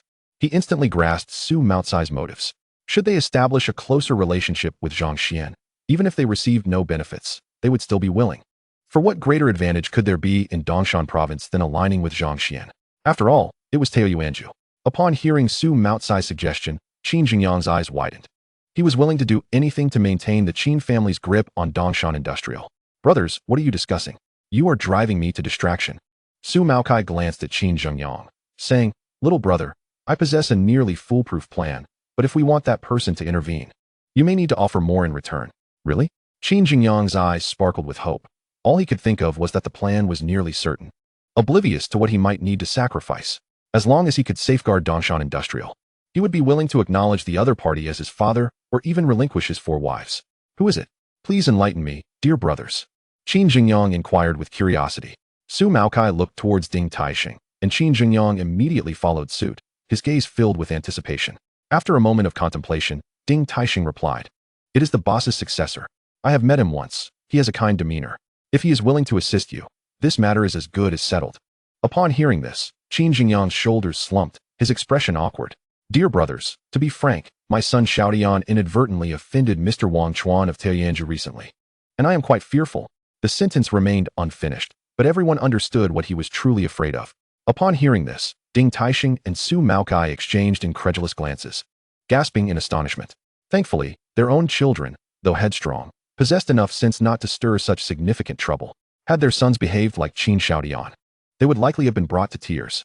Having encountered troublesome situations before, they had never encountered such a degree of familial turmoil. "I will give it a try. If that person is willing to lend a hand, we might also resolve your issue with Wang Chuan. That individual has just taken over Taoyuanzhu and would surely be eager to achieve some results," Ding Taixing reasoned. Qin Jingyang's eyes gleamed with hope. Ding Taixing dialed Zhang Xuan's number. "Hello?" came Zhang Xuan's curious voice from the other end. "Greetings, Mr. Zhang. This is Ding Taixing from Sihai Car Dealership." "Oh, Manager Ding, what can I do for you?" Zhang Xuan replied. "Mr. Zhang, I have a friend." Ding Taixing refrained from mentioning Dongshan Industrial, uncertain whether Zhang Xuan would offer assistance to Qin Jingyang. Disclosing it could potentially harm him. "Sure, but I can't today. I have a very important matter to attend to with Gu Jia. What are you up to?" Zhang Xuan had not anticipated receiving a call from Ding Taixing. As he spoke, Gu Qingcheng leaned in, attempting to eavesdrop. He turned just in time to nearly kiss her on the lips. Gu Qingcheng paused, her fair, flawless face flushed with a hint of red, but her boisterous personality dictated that she would not back down. She retorted defiantly, "What is it to you? Is this your home? Can I stand here? All right, I'm almost there. You must let me tag along later. If you dare to dodge me, I will tell Xia Meng." "Understood." Zhang Xuan gazed at Gu Qingcheng in speechless astonishment. This woman was truly formidable. Whoever caught her eye in the future would surely face dire consequences, oblivious to their impending doom. "Manager Ding, I have other matters to attend to. I must hang up." On the other end, Qin Jingyang, hearing the words through the receiver, felt his anticipation dissipate into disappointment. "Thank you, Brother Ding. With your 2 formidable allies, this matter should proceed without issue." Su Maokai sighed softly, initially hoping to leverage this incident to align himself with Zhang Xuan's influential presence. But now it seemed a mere delusion. "The time is nearly upon us. My esteemed brothers, please follow me. I am eager to uncover the identity of this mysterious individual." Qin Jingyang regained his spirited demeanor. The 3 men made their way toward Dongshan Industries. Upon arriving at the base of the building, Zhang Xuan stood below, gazing upward at the edifice that now belonged to him. "Let's head inside," Gu Qingcheng urged, her impatience palpable. She was determined to uncover any trace of Zhang Xuan's intentions towards Dongshan Industries. Surely, she could devise a strategy, ensuring her next paper would find a solid foundation. The pair approached the reception desk. "Hello, how may I assist you?" The receptionist inquired politely. Zhang Xuan silently commended the front desk staff for their courteous demeanor. "I am here to see Bai Weiwei. We have an appointment from yesterday," he declared. "You wish to see Manager Bai?" "I apologize, sir, but she has not accepted any appointments today. Please return at another time," the receptionist replied, her cheerful expression faltering as she recognized Zhang Xuan's name. Although she maintained a smile, it bore a distinctly forced quality. Gu Qingcheng cast a scornful glance at Zhang Xuan, who felt an acute sense of embarrassment. "Miss, are you certain? I have a prior arrangement with Bai Weiwei," Zhang Xuan insisted, his discomfort escalating, especially under the scrutiny of Gu Qingcheng's mocking gaze. The receptionist chuckled softly. "Sir, your approach lacks finesse. Every day, no fewer than 8 or 10 suitors come seeking Manager Bai, and your method is one that has been employed many times before. However, I must commend your creativity in bringing a beautiful companion as a decoy. Had it been anyone else, they might have succeeded, but not here." "Ha ha." Gu Qingcheng, previously struggling to contain her mirth, could no longer hold back, bursting into exaggerated laughter while dramatically placing her hands on her hips. Zhang Xuan's face darkened. It appeared that this Bai Weiwei was indeed exceptionally attractive, given the plethora of admirers she attracted. The receptionist's incessant use of "sir" did little to mask the disdain hidden in her gaze. How utterly embarrassing. He retrieved his phone and dialed Bai Weiwei's number. "Hello, Chairman." Bai Weiwei's respectful voice emanated from the receiver. The receptionist, upon hearing Bai Weiwei's tone and her formal address to Zhang Xuan, was left in a state of shock. She looked at Zhang Xuan in disbelief. Was this young man truly the new chairman? Quickly pulling out the appointment ledger, she located the special note regarding Manager Bai, her expression turning to one of astonishment. Oh no, I just turned away the chairman. Panic surged within her. Would she be dismissed for this blunder? She couldn't help but worry. However, the new chairman appeared remarkably youthful, almost resembling a university student, and undeniably handsome. The receptionist's anxiety eased slightly, her face flushed with regret. I apologize, Chairman. I was unaware it was you. Manager Bai had indicated a special note. However, when a suitor approached, she instructed me to hold them off. And I, Manager Bai, I am at the front desk. I am coming up to see you. Zhang Xuan interjected with a gentle smile, assuring the receptionist, you did well. But in the future, please verify. If it is a special guest, turning them away could lead to misunderstandings, don't you think? Chairman, I am terribly sorry. The receptionist exclaimed, her face paling, fearing Zhang Xuan was rebuking her. It's quite all right. Focus on your work. Shall we head up now? Your work ethic is commendable. Maintain it. I have faith in you, Zhang Xuan said as he walked toward the employee-only passage. The receptionist, moved by his words, felt tears welling in her eyes. She gazed after Zhang Xuan's retreating figure, astonished that the new chairman was not only young, but also possessed such a gracious demeanor. Once Zhang Xuan vanished from sight, the receptionist's cheeks flushed crimson. The chairman is so handsome. I am smitten. Inside the elevator, Gu Qingqing's piercing gaze bore into Zhang Xuan, causing him to feel an involuntary chill. Sister Gu, we are on the same side. Please do not misfire. Zhang Xuan hastily cautioned. Get lost. Gu Qingqing replied tersely. You are rather average-looking. That receptionist practically devoured you with her eyes. Zhang Xuan remained silent. He could not, in good conscience, deny his own appeal.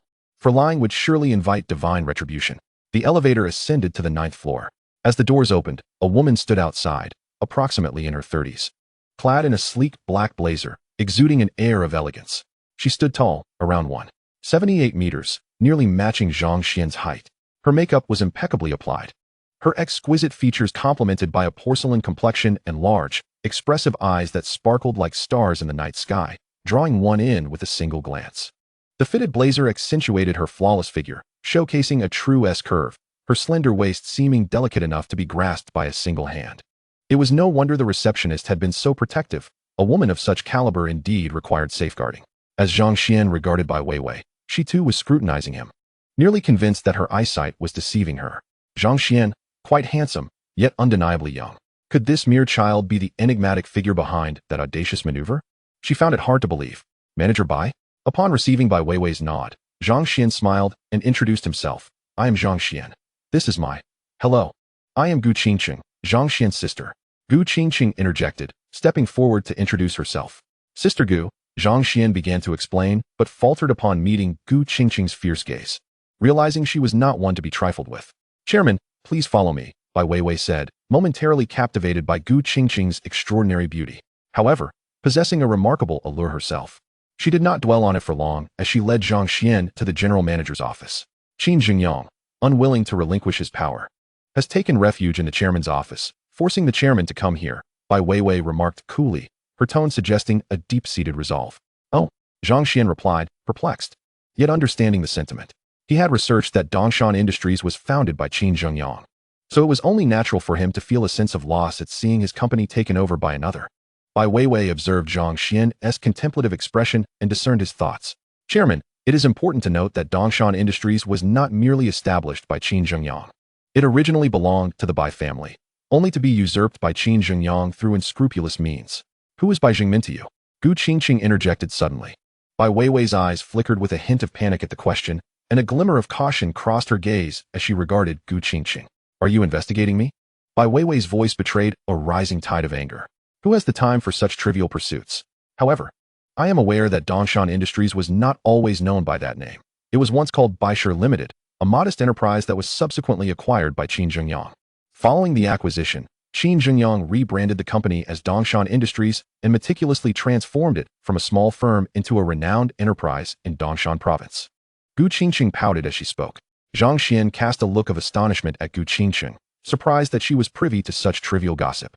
When Zhang Xuan targeted the stock market for Dongshan Industries, a plethora of scandals involving Qin Jingyang suddenly emerged, leading to a dramatic plummet in the company's stock price. This was your doing, wasn't it? You were the daughter of Bai Jingmin.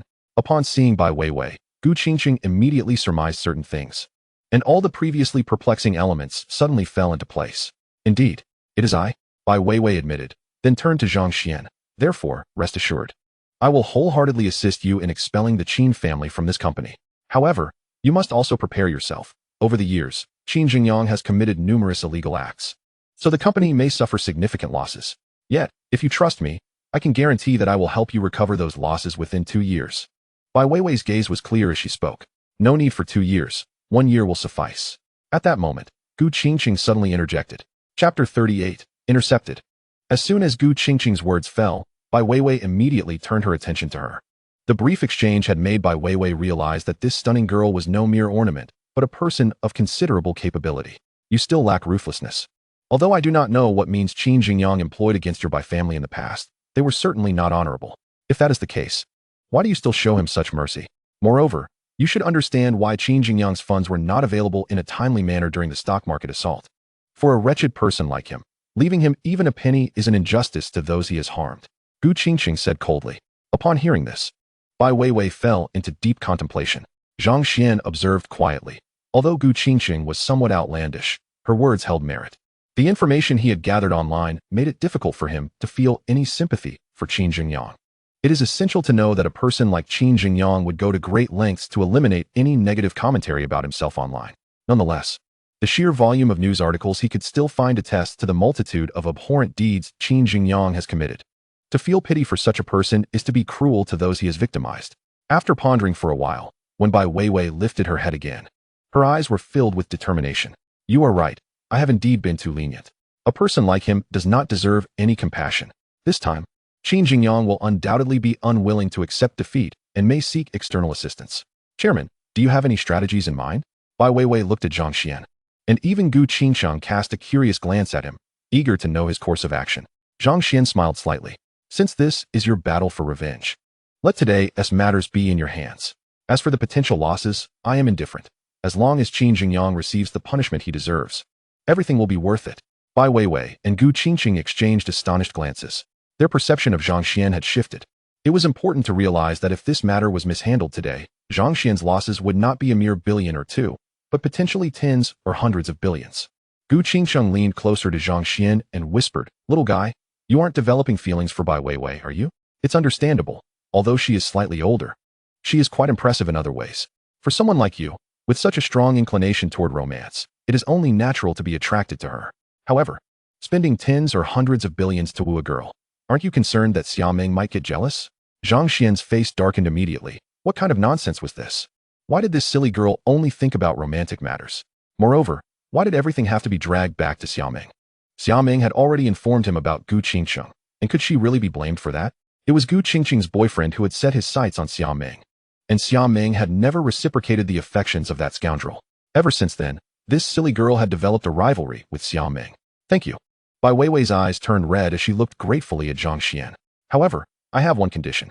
Zhang Xuan replied with a smile. Gu Qingqiang gazed at Zhang Xuan with a knowing smirk, clicking her tongue. I knew it. This kid must have taken a liking to her. Men are all the same, with their eyes only on money and women. Bai Weiwei's expression also grew cautious as she regarded Zhang Xuan, but her desire for revenge soon overwhelmed her apprehension. Speak. Sign a contract with me, committing to work for me continuously, assuring me that you will restore the company to its former glory. I will grant you complete autonomy in your decisions, and I will not interfere with your choices. I only desire results. As Zhang Xuan's words fell, both women were left speechless. Was that really the condition? What difference did that make from having no conditions at all? Especially for Bai Weiwei. This not only lacked stipulations, but actually elevated her status within Dongshan Industries.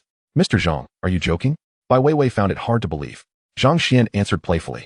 I am a student and must prioritize my studies. I do not have the energy to manage matters here. Of course, I will have some constraints in the contract to ensure that if you were to abscond with my company, I would know where to find you.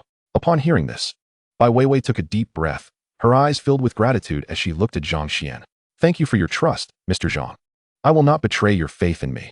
Observing this, Gu Qingqing leaned in closer to Zhang Xuan and whispered, Kid, you're quite the strategist. You're about to win over a stunning beauty. Zhang Xuan, this girl's mind is a mess. At this moment, he had no desire to engage in any romantic pursuits, only wanting to earn more money. With no thoughts of women, he was focused on his goals. Moreover, Bai Weiwei was not even his type. Just then, it was nearly 9 o'clock, and the meeting was about to commence. The three of them headed toward the conference room. Outside the office building of Dongshan Industries, Qin Jingyang looked up, his heart brimming with a fierce determination. Today, he would fight to the last breath. If successful, Dongshan Industries would still belong to him. If not, he would plunge into an abyss of despair. Taking a deep breath, Qin Jingyang turned to Su Maokai and the others, saying, "Brothers, I am relying on you for today's matters." Ding Taixing and Su Maokai nodded, and the three of them entered the office building. A figure approached, coming alongside Qin Jingyang, and they whispered to one another. Qin Jingyang's expression remained unchanged, but those who knew him well could detect the underlying turmoil in his eyes. Clenching his fists, Qin Jingyang recognized that the mysterious individual had arrived, and that the vile woman by Weiwei had been secretly plotting against him. Though the company appeared calm on the surface, to him, it resembled a monstrous beast with its jaws wide open, waiting to devour him. Qin Jingyang understood this was not a good omen, yet he had no path of retreat. Should he back down, he would face a bottomless pit. The two men beside him were his final hope. Perhaps he would betray them this time, but he felt he had no other option. Even if they became his enemies afterward, as long as he survived this day, he would accept it. He endeavored to conquer the fears within his heart. Turning to Ding Taixing and Su Maokai with a smile, and saying, "Gentlemen, please follow me." Ding Taixing, perceptive as ever, sensed the change in Qin Jingyang. Maintaining a stoic expression, he discreetly tapped Su Maocai's shoulder as he approached him, signaling towards Qin Jingyang with his gaze. Just as the trio stepped into the company, they were halted by the security guard at the entrance. Smack! Qin Jingyang, seething with fury, struck the guard across the face. "Have you lost your senses? Can't you see me? I apologize, Manager Qin, but a board meeting is currently underway, and entry is restricted to board members only. I am not stopping you. I am preventing entry for these two gentlemen beside you." The guard, who had been struck, clenched his fists, while the security captain, noticing the distress of his comrade and fearing that this reckless youth might resort to violence, stepped forward to explain with a forced smile. "Manager Qin, I founded Dongshan Industries myself. I am the chairman. If I am not present, who has the authority to convene a board meeting?" Qin Jingyang was consumed with rage, wishing to exact revenge on Bai Weiwei, certain that she was behind this order. "What chairman? Are you even aware of your own actions? I may wear this uniform and have endured your slap without retaliation, but should I shed this attire, the consequences of your earlier blow would be dire." The assaulted guard roared, his eyes reddening with indignation. "How dare you? My company supports your entire family. Without me, would you even have this respectable job? I am here to reclaim the position of chairman, and once I am reinstated, your first order of business will be to fire this worthless security guard." Qin Jingyang trembled with fury, feeling like a fallen tiger being bullied by dogs. He never anticipated that even a mere guard would dare to rebuke him. Yet, he remained oblivious to the fact that to others, he appeared as a blusterous figure lacking genuine authority, resorting to shouting to assert his existence. The security captain, upon hearing this, silenced Qin Jingyang's outburst, his expression shifting. "Manager Qin, it would be wise to preserve a modicum of dignity. If you were to reclaim the chairmanship, you wouldn't need to dismiss anyone. My comrades and I would resign voluntarily. Addressing you as manager is already a sign of respect. Over the past year, what have you accomplished? Shall we revisit your actions? Had it not been for President Bai, this company would have collapsed long ago. You may not have grasped what my brother just articulated. So let me reiterate, my courtesy towards you is not due to your worthiness of respect, but rather adherence to company policy. Remove this uniform, and I assure you, I will not hesitate to confront you.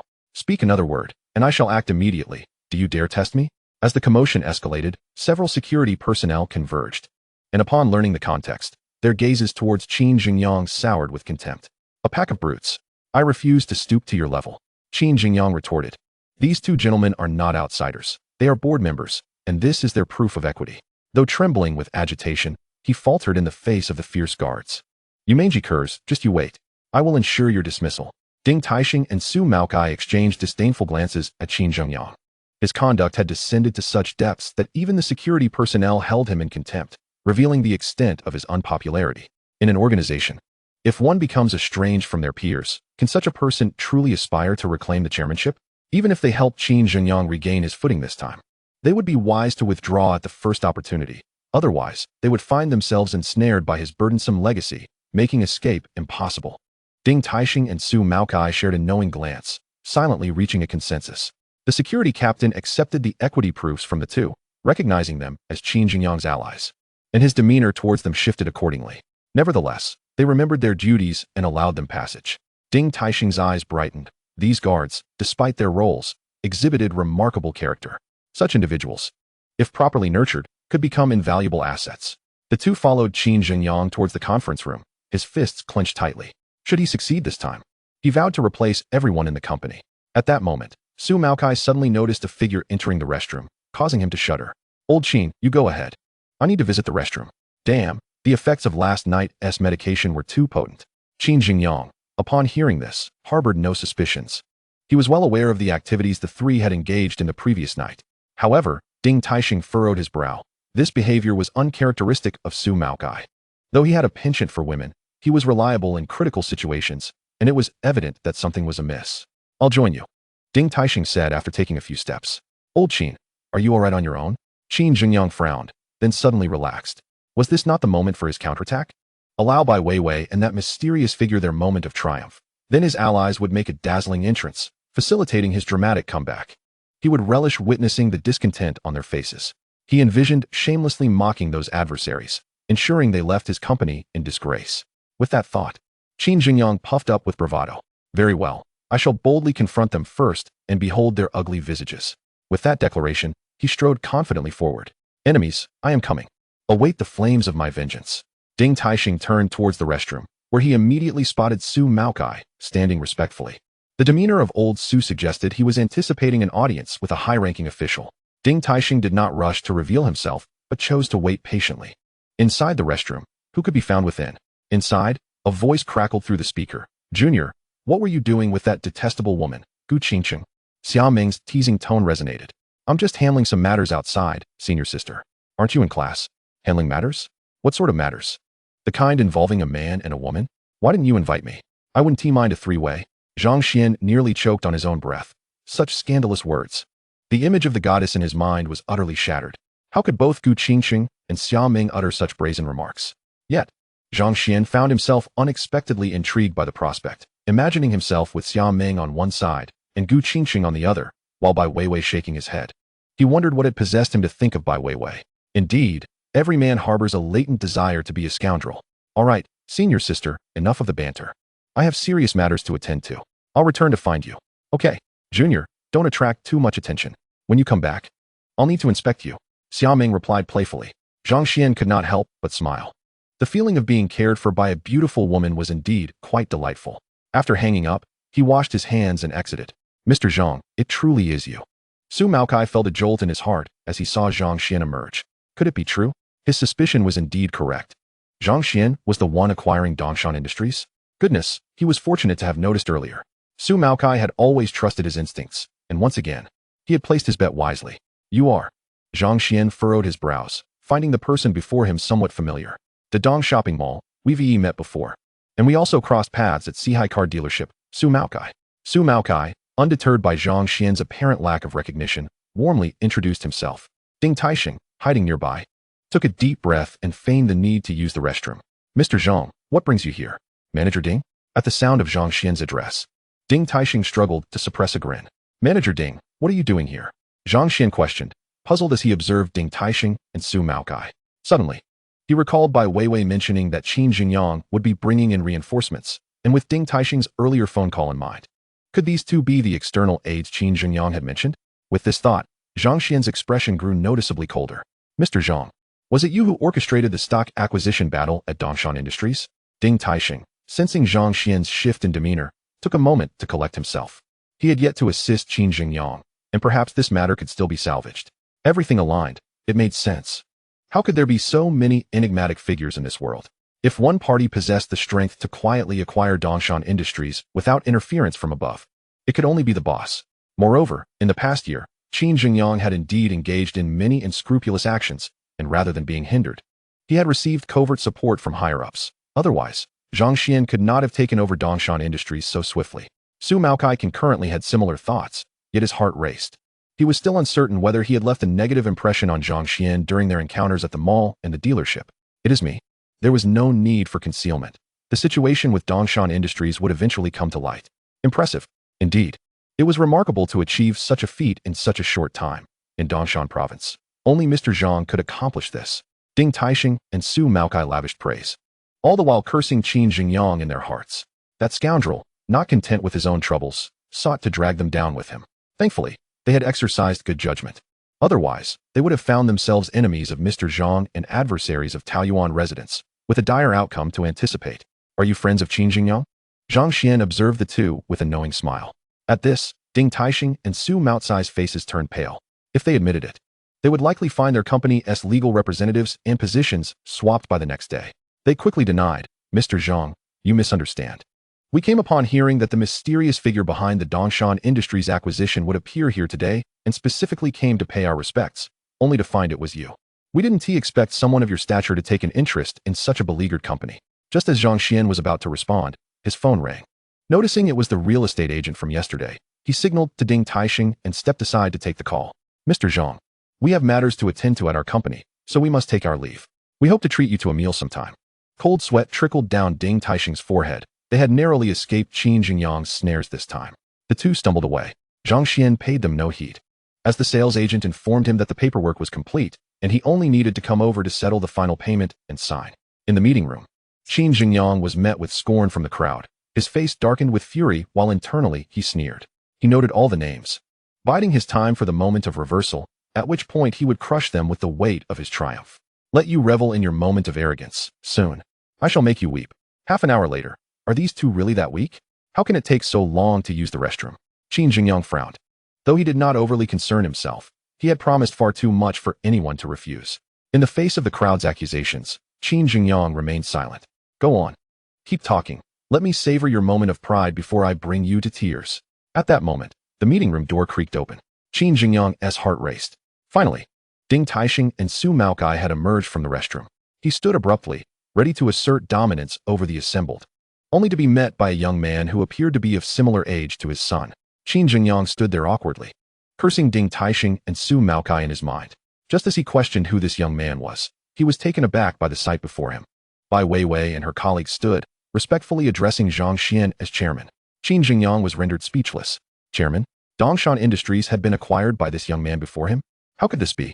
Not only he, but every executive in the company was stunned, gazing at Zhang Xuan in disbelief. The enigmatic figure behind the stunning acquisition was this university student? They exchanged incredulous glances, unable to trust their own eyes. Zhang Xuan offered a gentle smile to each person before turning his gaze to the standing Qin Jingyang, whom he recognized instantly from photographs online. Please, everyone take a seat. I have an important personnel announcement. I believe Mr. Qin Jingyang is no longer suitable to hold any position within the company, and therefore, I am relieving Mr. Qin Jingyang of all his duties. No. Qin Jingyang's eyes widened in fury upon hearing Zhang Xuan's words. Not only was he losing his company, but he was also being ousted from it. How could this be allowed? At that moment, he came face to face with his nemesis, losing all semblance of composure as he angrily shouted at Zhang Xuan, You wish to dismiss me? Do you possess the capability to do so? Don't think that just because you've temporarily gained the upper hand through some underhanded tactics, you can control everything. You didn't anticipate that I can easily repurchase the shares from the retail investors, and I have already summoned the fourth and fifth shareholders. Bai Weiwei, I must thank you. Had you not diluted the shares, I would have truly been at a loss.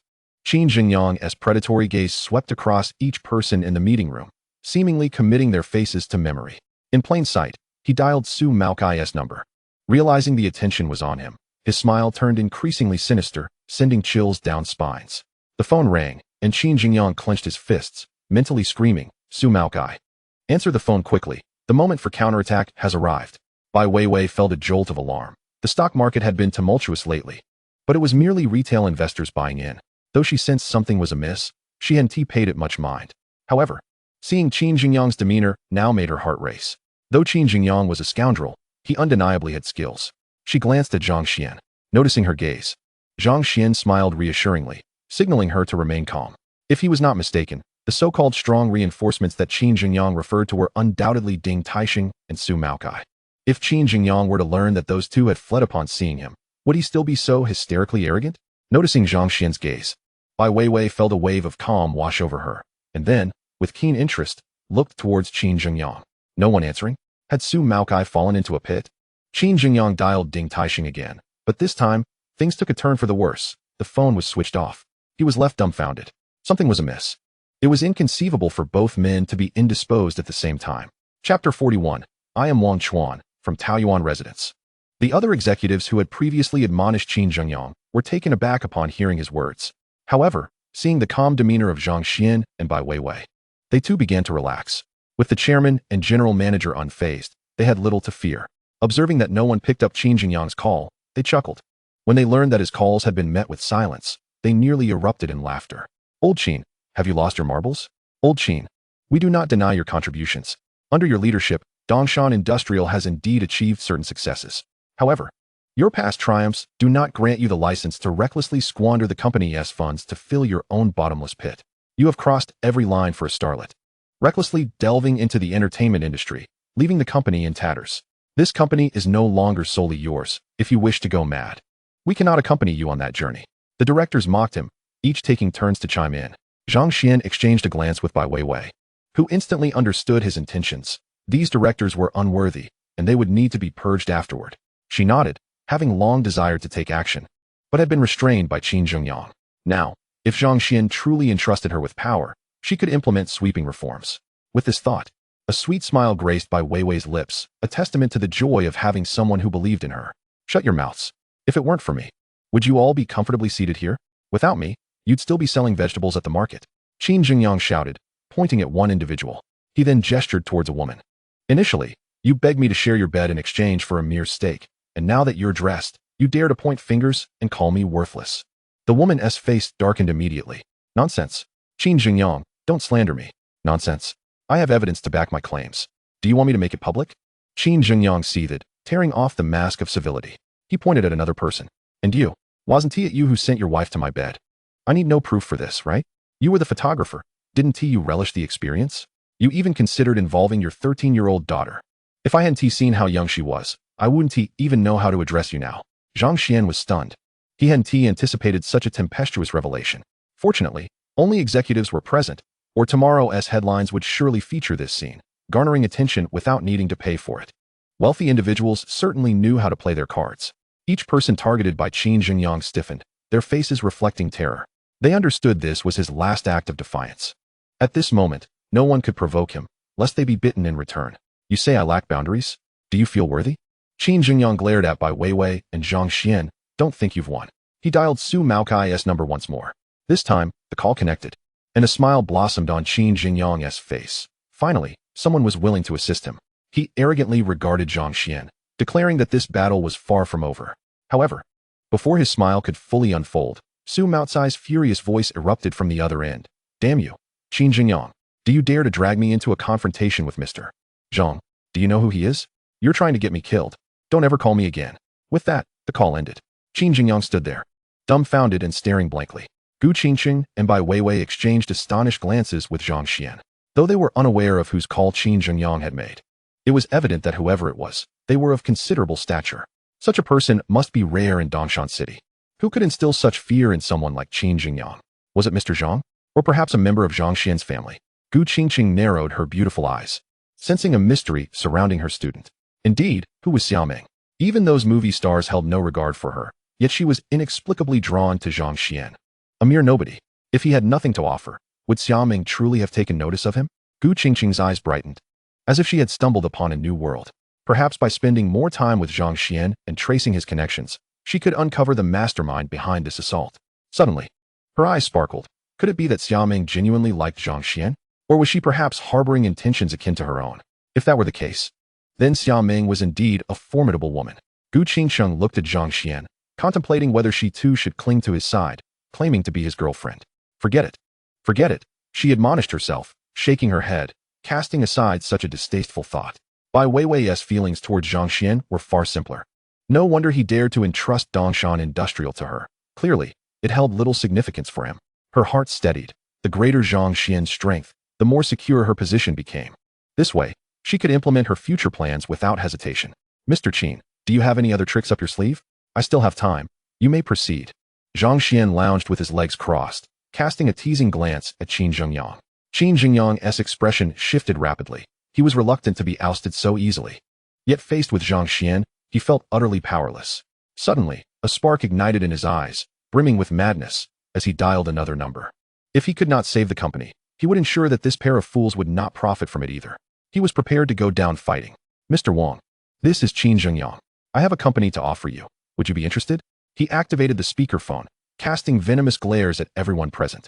Oh, you're not suggesting you'd hand over Dongshan Industrial to me, are you? A commanding voice responded from the other end. What's the matter? Can't you handle it, Mr. Wang? Qin Zhengyang resembled a desperate, cornered rat, devoid of fear. What are your terms? Ensure my survival. Is that all? Provide me with a sum that guarantees my financial security for the rest of my life. Agreed. Upon hearing the acceptance, Qin Zhengyang erupted into laughter. As she cast her gaze upon Zhang Xuan and Bai Weiwei, her eyes were brimming with mockery and derision. Mr. Wang, perhaps you should discuss this matter with the gentleman here first. He is presently intent on expelling me from the company. With that, she flung her phone onto the table. I am Wang Chuan, from Taoyuan Residence. The voice of Wang Chuan resonated through the microphone. Chapter 42. Is there more? Continue, I await. Boom. Upon hearing the voice from the microphone, the entire conference room was rendered speechless. Wang Chuan, the general manager of Taoyuan Residence? Gu Qingsheng furrowed her brow. If Taoyuan Residence intervened, today's events would certainly spiral into chaos. Her frown deepened as she despondently realized the predicament was insurmountable, leaving her no choice but to relinquish her interests. If she were to stand against Taoyuan Residence, not even 10 Dongshan Industries combined would suffice as rivals. The two were simply not contenders of the same caliber. Zhang Xuan was utterly unqualified for such a contest. Upon hearing that name, Bai Weiwei's beautiful eyes flushed crimson. After years of meticulous planning, she was on the verge of success, only for the enigmatic Taoyuan Residence to intrude. She felt an overwhelming sense of injustice. Was she to merely watch as the architect of her family's ruin reveled in his triumph? She was consumed by hatred, yet felt utterly powerless. Who would dare disregard Taoyuan Residence? She considered every possibility, yet could not fathom that Qin Zhengyang would resort to such desperate measures. Ha ha ha, Qin Zhengyang laughed maniacally. The other board members were indifferent, regardless of the outcome. Qin Zhengyang was already out of the game. Furthermore, should Dongshan Industries ally with Taoyuan Residence? Even if their final fate was to be ousted, Wang Chuan would surely offer them ample compensation. This was the very reason Taoyuan Residence had remained audaciously dominant over the years, permitted to exist by those above. Taoyuan Residence would not engage in illegal activities. Rather, it would consume you within the boundaries of legality and compliance. Upon hearing Wang Chuan's voice, Zhang Xuan was momentarily taken aback. He had not anticipated that Qin Zhengyang would ultimately seek assistance from Taoyuan Residence. Would it be inhumane for him to laugh at this moment? Yet, suppressing his laughter was an arduous task. Kid, are you scared now? Answer the call. Do you dare disregard Mr. Wang? Observing Zhang Xuan's demeanor, Qin Zhengyang assumed he was intimidated and became even more arrogant. Zhang Xuan firmly grasped the flesh on his thigh, forcing himself to stifle his laughter before answering amid the collective gaze of the assembly. I am Zhang Xuan. On the other side, Wang Chuan was taken aback for a considerable time upon hearing Zhang Xuan's voice. Mr. Zhang, what brings you here? His tone was laden with confusion, but soon, realization dawned upon him. Dongshan Industries, did you acquire it? Yes, that matter is of no concern to you. I shall explain further upon my return. Understood. Zhang Xuan hung up the phone and tossed it to Qin Zhengyang. In that instant, time seemed to freeze, as if the universe had pressed the pause button. An eerie silence enveloped the air. All present stared at Zhang Xuan, while the look of resentment on Bai Weiwei's face morphed into sheer astonishment. The directors trembled with excitement, sensing the formidable power of their newly appointed chairman, who appeared unafraid even of Taoyuan Residence. The illustrious Mr. Wang seemed to hold Zhang Xuan in high esteem. It was the first time they had heard him address another with such reverence. Is there more? Continue, I await. Zhang Xuan regarded Qin Zhengyang with a cool detachment. Desperation filled Qin Zhengyang's eyes as he slumped into his chair. He had previously failed to comprehend Su Maocai's harsh words. Now, the truth was painfully clear. How could Su Maocai and Ding Taixing dare to assist him when there existed someone whom even Wang Chuan respected? He gazed at Zhang Xuan, eyes filled with yearning, struggling to find his voice. I would like to announce an important matter. Starting today, Miss Bai Weiwei will serve as the president of the new company. As for the name of the new company, let us collaborate and brainstorm together. After all, I shall not interfere in any of the company's decisions. Should anyone have questions, they may consult Miss Bai Weiwei. Now then, President Bai, please proceed. I have other matters to attend to. With that, Zhang Xuan gestured for Gu Qingsheng to follow him and exited.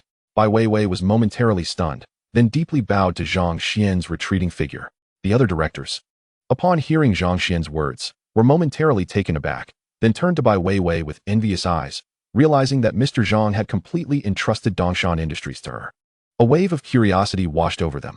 What exactly was the relationship between Bai Weiwei and Mr. Zhang? They exchanged furtive glances, wondering if there was something more intimate at play. The scene unfolded as if Zhang Xuan had acquired Dongshan Industries solely to bequeath it to Bai Weiwei, spending lavishly just to elicit a smile from her.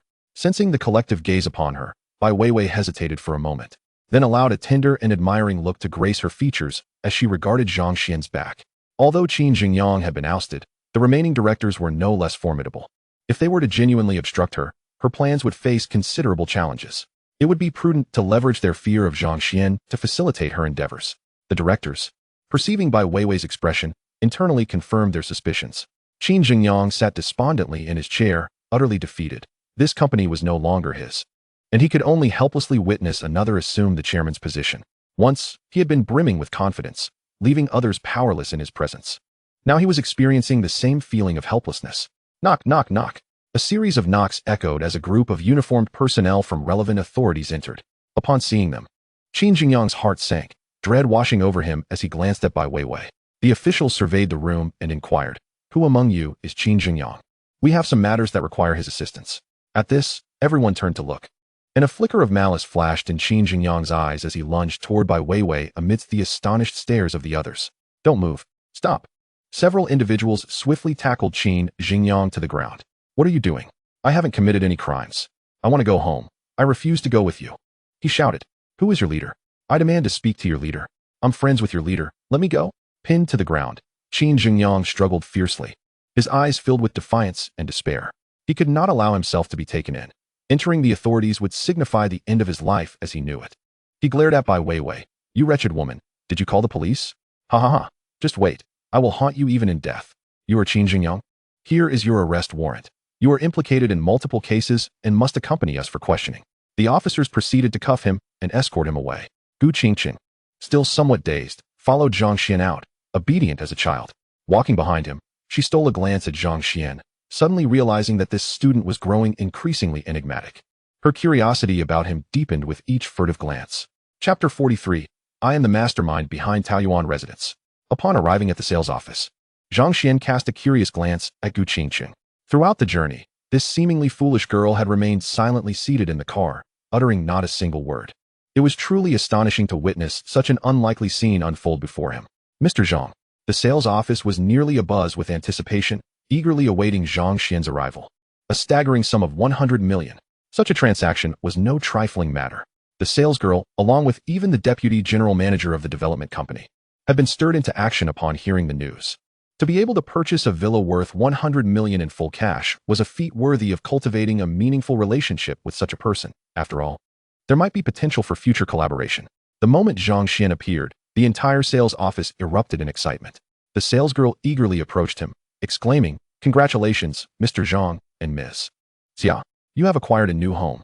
Only as she drew closer did she realize that the stunning beauty accompanying Zhang Xian was different from the one present the previous day, yet equally captivating.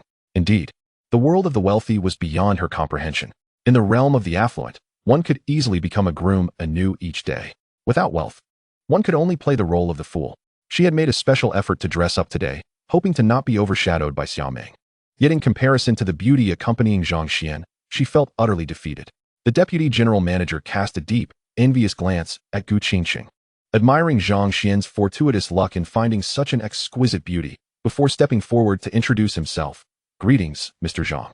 I am Zhu Xinho, the deputy general manager here. Please, allow me to escort you." The group then proceeded to the general manager's office, where the salesgirl attentively presented the contract, pens, and seals. After meticulously reviewing the contract and finding no discrepancies, Zhang Xian proceeded with the transfer.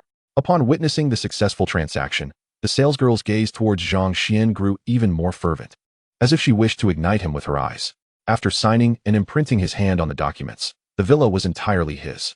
As Zhang Xian led Gu Qingqing to his new villa, he felt a surge of excitement as he unlocked the door. Back on Earth, he couldn't even afford a modest home, let alone a villa like this. After years of diligent work, often toiling late into the night and living frugally, he had struggled to save even the down payment for a house. Yet here, he owned such a luxurious villa, along with two companies valued at nearly 300 billion. All of this had been granted to him by the system. Zhang Xian clenched his fists in exhilaration, internally roaring, "System, forever and always." It was hard to believe that the fantastical tales of individuals whose lives transformed dramatically upon receiving a system were now his own reality. He sank into the plush imported sofa, gazing up at the twinkling stars. This life was something he had never dared to dream of before. Just as he was about to marvel at the beauty of life, a sharp pain shot through his waist, causing him to gasp. "Sister, what are you doing? Are you trying to harm me for my wealth?" Looking down at the flesh twisted around his waist, Zhang Xuan's expression darkened. He glared fiercely at Gu Qingqing, who seemed lost in a daze since leaving Dongshan Industries, as if she had become utterly foolish. Could it be that this silly girl had genuinely lost her mind? Gu Qingqing looked at Zhang Xuan, her lovely brows furrowing. "Does it really hurt?" Zhang Xuan was speechless. "Sister Gu, isn't that an obvious question? Try twisting your own flesh and see if it hurts." He had heard that this woman had a boyfriend in the past. How did that man endure her? Surviving 3 rounds under Gu Qingqing's influence was a feat in itself. Gu Qingqing fixed her gaze on Zhang Xuan, feigning another twist, prompting him to swiftly evade. "Does it really hurt?" Gu Qingqing still seemed skeptical, wanting to verify. Zhang Xuan's expression darkened. "Was there any doubt that it hurt? If you're genuinely in pain, then it confirms that what just happened was real." Gu Qingqing's eyes suddenly brightened, her curiosity piqued. "Young man, why does Wang Chuan from Taoyuan residence listen to you so intently?" "That is Wang Chuan." Gu Qingqing still couldn't comprehend this aspect. In Dongshan City, aside from the boss, who else could make Wang Chuan yield? "Is that why you twisted my waist? Why not twist your own?" Zhang Xuan managed a wry smile. "Why would I twist my own? That would hurt me. Do I look foolish?" Gu Qingqing rolled her beautiful eyes at him. What a powerful logic. It left him at a loss for words. Zhang Xuan found himself captivated by Gu Qingqing's formidable reasoning. "Young man, who exactly are you?" Gu Qingqing leaned closer. Her beautiful eyes locked onto his with intense curiosity. "Zhang Xuan, my ID is right here. It's issued by the government. Who would dare counterfeit it?" Zhang Xuan shot a disgruntled glance at the boisterous girl. "Who asked for your name? What is your connection to Wang Chuan?" Suddenly, Gu Qingqing gasped, her eyes sparkling as if she had stumbled upon a monumental secret. "Zhang Xuan, could you be Wang Chuan's illegitimate child?" It seemed plausible, otherwise. How could Wang Chuan treat Zhang Xuan with such respect? But even if he were Wang Chuan's illegitimate son, he shouldn't be treated with such reverence. The way Wang Chuan addressed Zhang Xuan as you indicated a level of respect that went beyond mere titles. To earn such deference from Wang Chuan suggested that Zhang Xuan's identity was indeed extraordinary. Zhang Xuan's expression was so dark it could weave a sweater. What nonsense was this? How could old Gu even conceive such a ridiculous notion? He genuinely wished he could peer into Gu Qingqing's mind to see if she was mentally unwell. Gu Qingqing's large, watery eyes were fixed on Zhang Xuan, as if she could read something from his face. "Sister Gu, stop overthinking it. Let me confess, I'm the hidden boss behind Taoyuan residence." Zhang Xuan nearly blurted out old Gu's nickname, but he managed to catch himself just in time. This was something old Gu would eventually find out, so he decided to reveal it now. It would make requesting leave from her much easier in the future. Zhang Xuan stretched his arms and reclined on the sofa, appreciating its comfort. When the National Day holiday arrived, Zhang Xuan planned to discuss things openly with his parents, gauging whether they would consider moving here. If they were unwilling, he would renovate their old home and replace the furniture with new ones. Now that he had money, he couldn't let his parents continue to suffer. Zhang Xuan looked at Gu Qingqing with a half smile, quietly waiting for her to absorb the news. Indeed, upon hearing his words, Gu Qingqing was taken aback, her beautiful eyes fixating on him. Zhang Xuan smiled slightly. This revelation was indeed hard to accept, but there was no way around it. Thanks to the system, he had become quite formidable. The next moment, Zhang Xuan was left dumbfounded. "Damn it. If you don't want to talk, fine. You're the boss? I'll beat you to a pulp. If you're the boss, I'll take your surname." Gu Qingqing, in a huff, raised a fist and swung it at Zhang Xuan. Chapter 44, The Lucky Card. "If you don't believe me, so be it." Zhang Xuan was at a loss for words. Why was it that whenever he spoke the truth, no one believed him? Yang Meng and his 3 LSP friends were like that, and now it seemed Gu Qingqing, this talented girl, was no different. How awkward. Since they didn't believe him, he decided to keep it to himself. Eventually, they would discover the truth on their own. At that moment, Xia Meng called again. "Hello, Junior. Haven't you finished your tasks yet?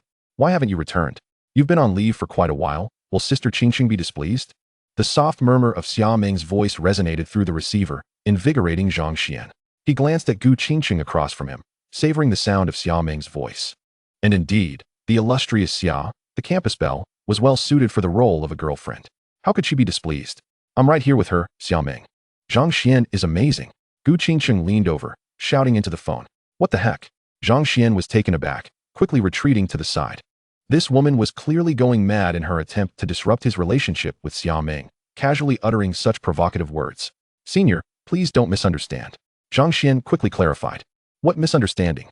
"Xia Meng, We are currently entwined in Zhang Xuan's newly purchased villa. I bet you didn't know he bought one. The bed here is large and comfortable, and we are having a splendid time. Gu Qingqing's voice was loud, as if she wished for everyone in Xia Meng's dormitory to hear. Boom. At that moment, a cacophony of sounds erupted from the receiver, suggesting the presence of many people. Wow, Sister Gu is fierce. I wondered why Zhang Xuan didn't show up for military training today. Turns out he was out having fun with Sister Gu. Hiss, hiss, hiss, what a bold move. Sharing a bed with his instructor right after the semester began. Was Zhang Xuan too audacious, or was it Sister Gu? Perhaps it was Sister Gu. In her pursuit of Zhang Xuan, she had even resorted to stealing food, taking him out for a tryst. Wasn't that quite a significant matter? Such actions might be deemed inconceivable by others, but if it were Sister Gu, it was merely routine. If Zhang Xuan and Sister Gu were indeed together, did that mean the illustrious Xia Meng was now unattached? Could they pursue her without hesitation? The classmates swiftly escalated the incident on the campus forum, creating a ripple effect. Within half an hour, the number of comments exceeded 100,000. Inside the villa, upon hearing the ruckus from the receiver, Gu Qingqing, who had intended to tease Xia Meng, was left dumbfounded. Her delicate face flushed crimson. Xia Meng, where are you? Gu Qingqing's voice had shifted in tone, and ominous premonitions surged within her. I'm at the military training site for Class 8 in finance. Xia Meng's voice was playful, clearly having seen through Gu Qingqing's scheme. You tricked me. Gu Qingqing was furious. Xia Meng must have deliberately ensnared her. Otherwise, she wouldn't be calling from the military training site. This was disastrous. If not for old Tang, her parents might find out too. It was a complete disaster. Sister Qingqing, you must speak with integrity. When have I ever tricked you? I called Zhang Xuan, and you insisted on coming to joke around. Now that the joke has escalated, it has nothing to do with me. The playful tone in Xia Meng's voice was unmistakable. Bang! Gu Qingqing, utterly embarrassed and furious, bit down on Zhang Xuan's shoulder, exclaiming, Ouch, this is all your fault. Zhang Xuan, upon hearing that Xia Meng wasn't taking it to heart, decided to disregard the matter. After all, it no longer concerned him. Little did he know, he was still caught in an undeserved disaster. Old Gu, what are you, a dog? Why are you biting me? Zhang Xuan grimaced in pain, fearing his shoulder would bear the teeth marks. Xia Meng must have done it on purpose. Gu Qingqing seethed, her teeth grinding in frustration. Even if Xia Meng had intended it, why bite him? Wasn't he at her own provocation? Claiming they were at the villa was one thing. She was quite skilled at that. What would she say to their classmates now that they had witnessed this? Especially Yang Ming, the formidable Big SP, who had his sights set on old Gu and was preparing to make his move. How could he possibly explain this to his buddies after such a scene? I don't care. If she likes you, then ruining what she cherishes is undoubtedly right. Gu Qingqing declared, opening her mouth once more to bite. Miss Gu, I respect you as my instructor, but you're overstepping. Zhang Xuan dodged to the side as Gu Qingqing lunged at him. He dashed forward, evading her grasp, and fled into the courtyard. Hey! Gu Qingqing, witnessing Zhang Xuan's agility, her eyes brightened.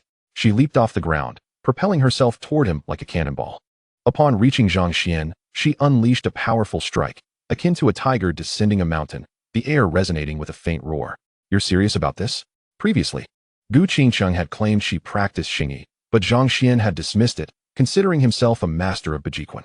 However, upon witnessing her strike, he concluded that her proficiency in Xingyi was indeed formidable.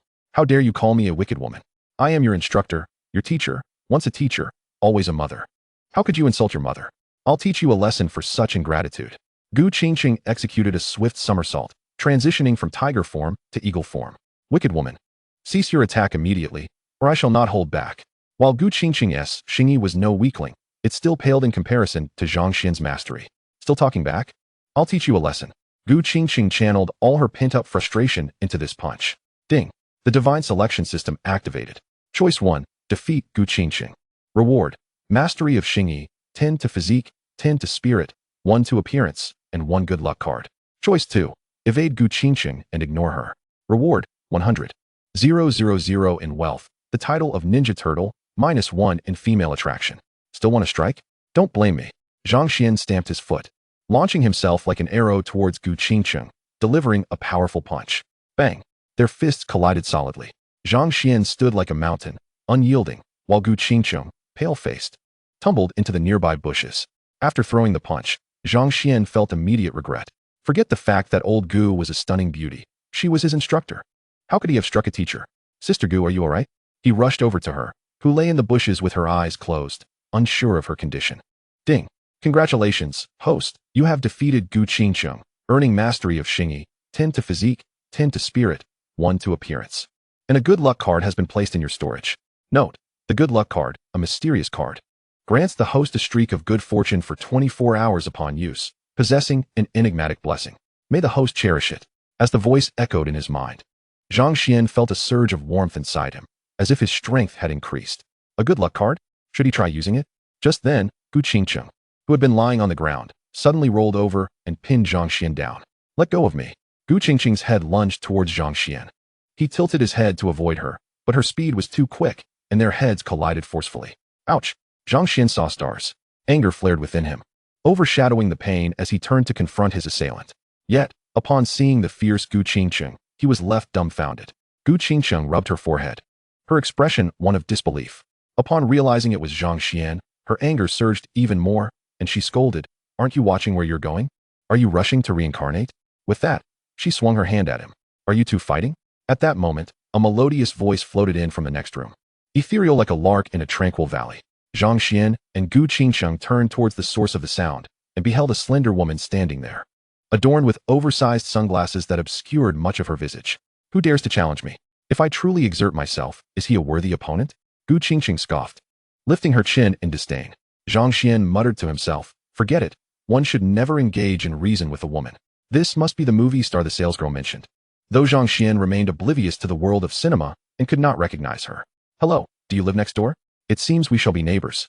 If you ever require assistance, do not hesitate to call upon me," Zhang Xuan said with a smile.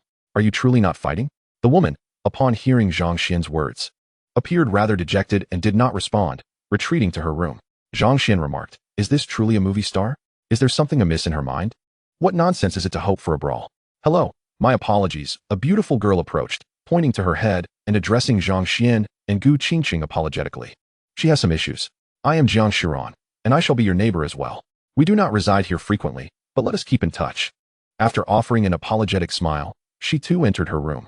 Zhang Xuan was left speechless. She hadn't even left a phone number. Keeping in touch sounded insincere. Just then, Gu Qingcheng's phone rang. Glancing at the caller ID, she answered, "Old Tang? What? The campus forum? Damn it, who has such audacity? Don't let me find out who it is, or I shall have their claws. Everything is a lie. It's all fabricated. Fine, you're so chatty. When I return, I'll draft a detailed report for you. Will that suffice? You, a grown man, how can you be more nagging than a woman?" Gu Qingcheng glared at Zhang Xuan. Just as she ended the call, her phone rang again. Seeing the caller ID, Gu Qingcheng's pretty face was filled with helplessness. This time, she dared not be brash. Answering the call with an exceptionally soft tone, she said, "Grandma, why did you call me? Do you miss me?" Zhang Xuan nearly dropped his jaw, dumbfounded at the transformation in Gu Qingcheng. Was this gentle woman the same as the fiery Gu Qingcheng he knew? Sensing Zhang Xuan's gaze, Gu Qingcheng spoke sweetly into the phone while shooting him a fierce glare, warning him that if he dared to speak, he would meet his demise. Seeing Gu Qingcheng in this light made Zhang Xuan feel at ease. "Yes, this is the Gu Qingcheng we all know," he mused. "Dear, what is the deal with that student? Have you found a boyfriend?" "No, how could that be? Grandma, rest assured, if I do find a boyfriend, I will bring him to you immediately for your approval. I wouldn't want someone you disapprove of," Gu Qingcheng replied playfully. Zhang Xuan felt a shiver run down his spine. Old Gu's acting skills are impressive. "Dear, don't deceive your grandma. Your happiness is paramount. As long as you like him, that is what matters. I cannot always be by your side. The one who should accompany you for a lifetime is that young man. By the way, your mother showed me that post. Could you bring it back for me to see? If it's suitable, you should marry him. I'm getting old and wish to hold a great-grandchild," the voice from the other end said, leaving Zhang Xuan grinning from ear to ear. He never anticipated seeing Gu Qingcheng being pressured into marriage. Delighted, Zhang Xuan settled down on a stone bench in the courtyard, eager to observe how Gu Qingcheng would handle the situation. "Grandma, that post is false. It's just nonsense from those people. I'm really not dating anyone." "Really? I'm sorry for getting my hopes up. I thought I might get to hold a great-grandchild before I die." It seems that hope is dashed. The elderly voice, filled with unspoken sadness, hung up. Gu Qingcheng's mood soured as well, her delicate face clearly displaying her displeasure. Noticing Zhang Xuan's amusement, Gu Qingcheng snapped, "Why are you laughing? If it weren't for you, this wouldn't have happened." Grandma is not easily fooled. Even though she hung up now, when she returns home, she will bombard me with questions. What does this have to do with me? This is entirely an undeserved calamity. I had no part in this at all. It was you who insisted on teasing the senior, and now you have brought this upon yourself. If anything, I'm the victim here, Zhang Xuan retorted. "You." Gu Qingcheng was so furious that she opened her mouth to bite him, but considering the disparity in their strengths, she ultimately refrained. She longed to unleash her frustrations on Zhang Xuan, but knew she was no match for him. Chapter 46. Junior, let us move out. At this juncture, a text message alert chimed on Zhang Xuan's phone, prompting a smile. It was a bank notification. The funds had been deposited. Over $1 billion. The exhilaration of wealth was intoxicating. Such a lewd grin. It surely cannot be for anything good. Gu Qingqing scoffed. Zhang Xuan paused, realizing that this woman was intent on confronting him. Gu Jia, you are a teacher. How can you be so petty? Are you truly angry with a mere student? Humph. The chairman of Dongshan Industries is my student. I can hardly bear that weight. In the past, no man had ever bested her, and now that one had appeared, it was quite vexing. Gu Qingsheng resolved to return home, learn Xingyi Yiquan from her grandmother, and return to thrash Zhang Xuan soundly. Hey, Gu Jia, grant me this one favor. I admit my fault. Let me treat you to a meal as an apology. Surely that will suffice? Zhang Xuan's head throbbed. What reasoning could he possibly convey to Gudama? Moreover, being subjected to Gu Qingqing's penetrating gaze made him a tad uneasy. Then I shall choose the venue. Gu Qingqing declared immediately. Of course. Zhang Xuan readily agreed. For he was now affluent, and would not find himself in the embarrassing position of being unable to pay for a meal. Let us go. I'll drive you. Gu Qingqing said, her eyes glinting as she hopped into her Grand Cherokee and sped toward Dongshan University. Zhang Xuan took a glance and understood her intent. She clearly had no intention of letting the matter rest. As predicted, Gu Qingqing brought him to Taoyuan residence. Mr. Zhang, welcome. Today's attendant was Zhou Yi, who, upon recognizing Zhang Xuan, approached him with palpable excitement. Gu Qingqing observed this scene, her eyes narrowing with scrutiny. Why did the manager of Taoyuan residence hold such respect for Zhang Xuan? What was his connection to the owner of Taoyuan residence? Where's Miss Xia? Oh, Miss Xia is waiting for you, Zhou Yi replied with a smile. Upon hearing that Xia Meng was also present, Gu Qingqing's irritation flared. Zhang Xuan, didn't you say you were taking me to dinner? What else with inviting Xia Meng? Qingqing Jia. His invitation to you and his dining with me are not mutually exclusive, are they? Xia Meng's voice chimed in. Upon seeing Xia Meng, Gu Qingqing recalled the earlier phone call, deepening her frustration. Isn't Qingqing Jia always praising Zhang Xuan's exceptional skills? Why are you still? Zhang Xuan swiftly covered Xia Meng's mouth, trying to silence her. Alas, it seems that beautiful women now possess a certain venom. Their sharp tongues unleash words that even a man like him finds difficult to endure. Gu Qingqing's cheeks flushed slightly. She spoke no falsehood. Zhang Xuan's skills were indeed remarkable, making her no match for him. Humph. These mundane individuals are all consumed by trivial matters concerning men and women. In the eyes of a Buddha, there exists only the divine, while in the eyes of a pig, there is nothing but filth. With this thought, Gu Qingqing suddenly felt a surge of defiance. She cast a provocative glance at Xia Meng and then boldly linked her arm with Zhang Xuan's. Come now, weren't you supposed to treat me to a meal? Sir, have you reserved a private room? Oh, you think you can compete with me? I can be shameless, can you? Do you believe that publicly declaring your affections denotes a lack of shame? Just you wait, I have yet to reveal my true prowess. Were it not for my reservations about certain matters, once I unleash my full potential, you wouldn't stand a chance. Upon hearing Gu Qingqing's words, Zhou Yi promptly interjected. Please follow me. Zhang Xuan's body twitched involuntarily as he seized Gu Qingqing's hand, which had been wandering at his waist. This woman is ruthless. His waist would surely bear the marks. This technique seemed like an innate skill that every woman possessed, effortlessly lethal. Sister Qingqing, the patrons here are all students from Dongda. Do you wish to provide your hot topic with a few more photos? Xia Meng remarked wistfully. Upon hearing this, Gu Qingqing immediately released Zhang Xuan's arm. However, it was too late. They had already been recognized by several onlookers. Xia Meng gracefully positioned herself beside Zhang Xuan, leaning in to whisper in his ear, Junior, did you miss me during our morning apart? This scene resembled a kiss being planted on Zhang Xuan's ear. Isn't that Xia, the campus belle? Publicly kissing, how bold. They murmured. Wasn't Xia Meng known for her aloof demeanor? What distinguishes her from a seductress? Aloofness applies to the ordinary. In the eyes of the campus belle, Zhang Xuan is no ordinary man. Hearing the murmurs from the crowd and feeling their piercing gazes, Zhang Xuan could only smile wryly. With Xia Meng around, they were the center of attention. To be with her meant adapting to this lifestyle. This girl moves through life as if she were a movie star. Xia Meng chuckled. Junior, you must treat me well in the future. Otherwise, you may find yourself torn apart. Zhang Xuan shivered involuntarily. The three entered the private room, where Zhang Xuan ordered a selection of dishes. As Zhang Xuan and Xia Meng dined leisurely, Gu Qingqing was utterly distracted, glancing between Zhang Xuan and Xia Meng, who were feeding her lovebirds. She frequently eyed the door of the private room. Zhang Xuan couldn't help but chuckle. He had already transferred funds to Zhang Xuan, who was currently swamped with tasks, leaving old Gu unable to see him. Just as he entered the private room, the system had already notified him that his task was complete. Sister Gu, we are all full, and we have military training this afternoon. What do you think? Scram. Don't ruin my appetite. Gu Qingsheng waved dismissively at Zhang Xuan, her expression one of clear disdain. Zhang Xuan felt as if he had been granted a reprieve and hurriedly departed. Junior, what did you and Sister Qingqing do this morning? Xia Meng suddenly asked as they walked. Zhang Xuan smiled slightly. I thought you wouldn't inquire. Xia Meng's cheeks flushed, and she mumbled. It's fine if you don't want to share. Yet, her beautiful eyes were filled with anticipation. Zhang Xuan chuckled. Even if he were dense, he could discern her thoughts at this moment, and thus he recounted the events of the morning. What? You are the newly appointed chairman of Dongshan Industries? Xia Meng's eyes widened in disbelief as she gazed at Zhang Xuan.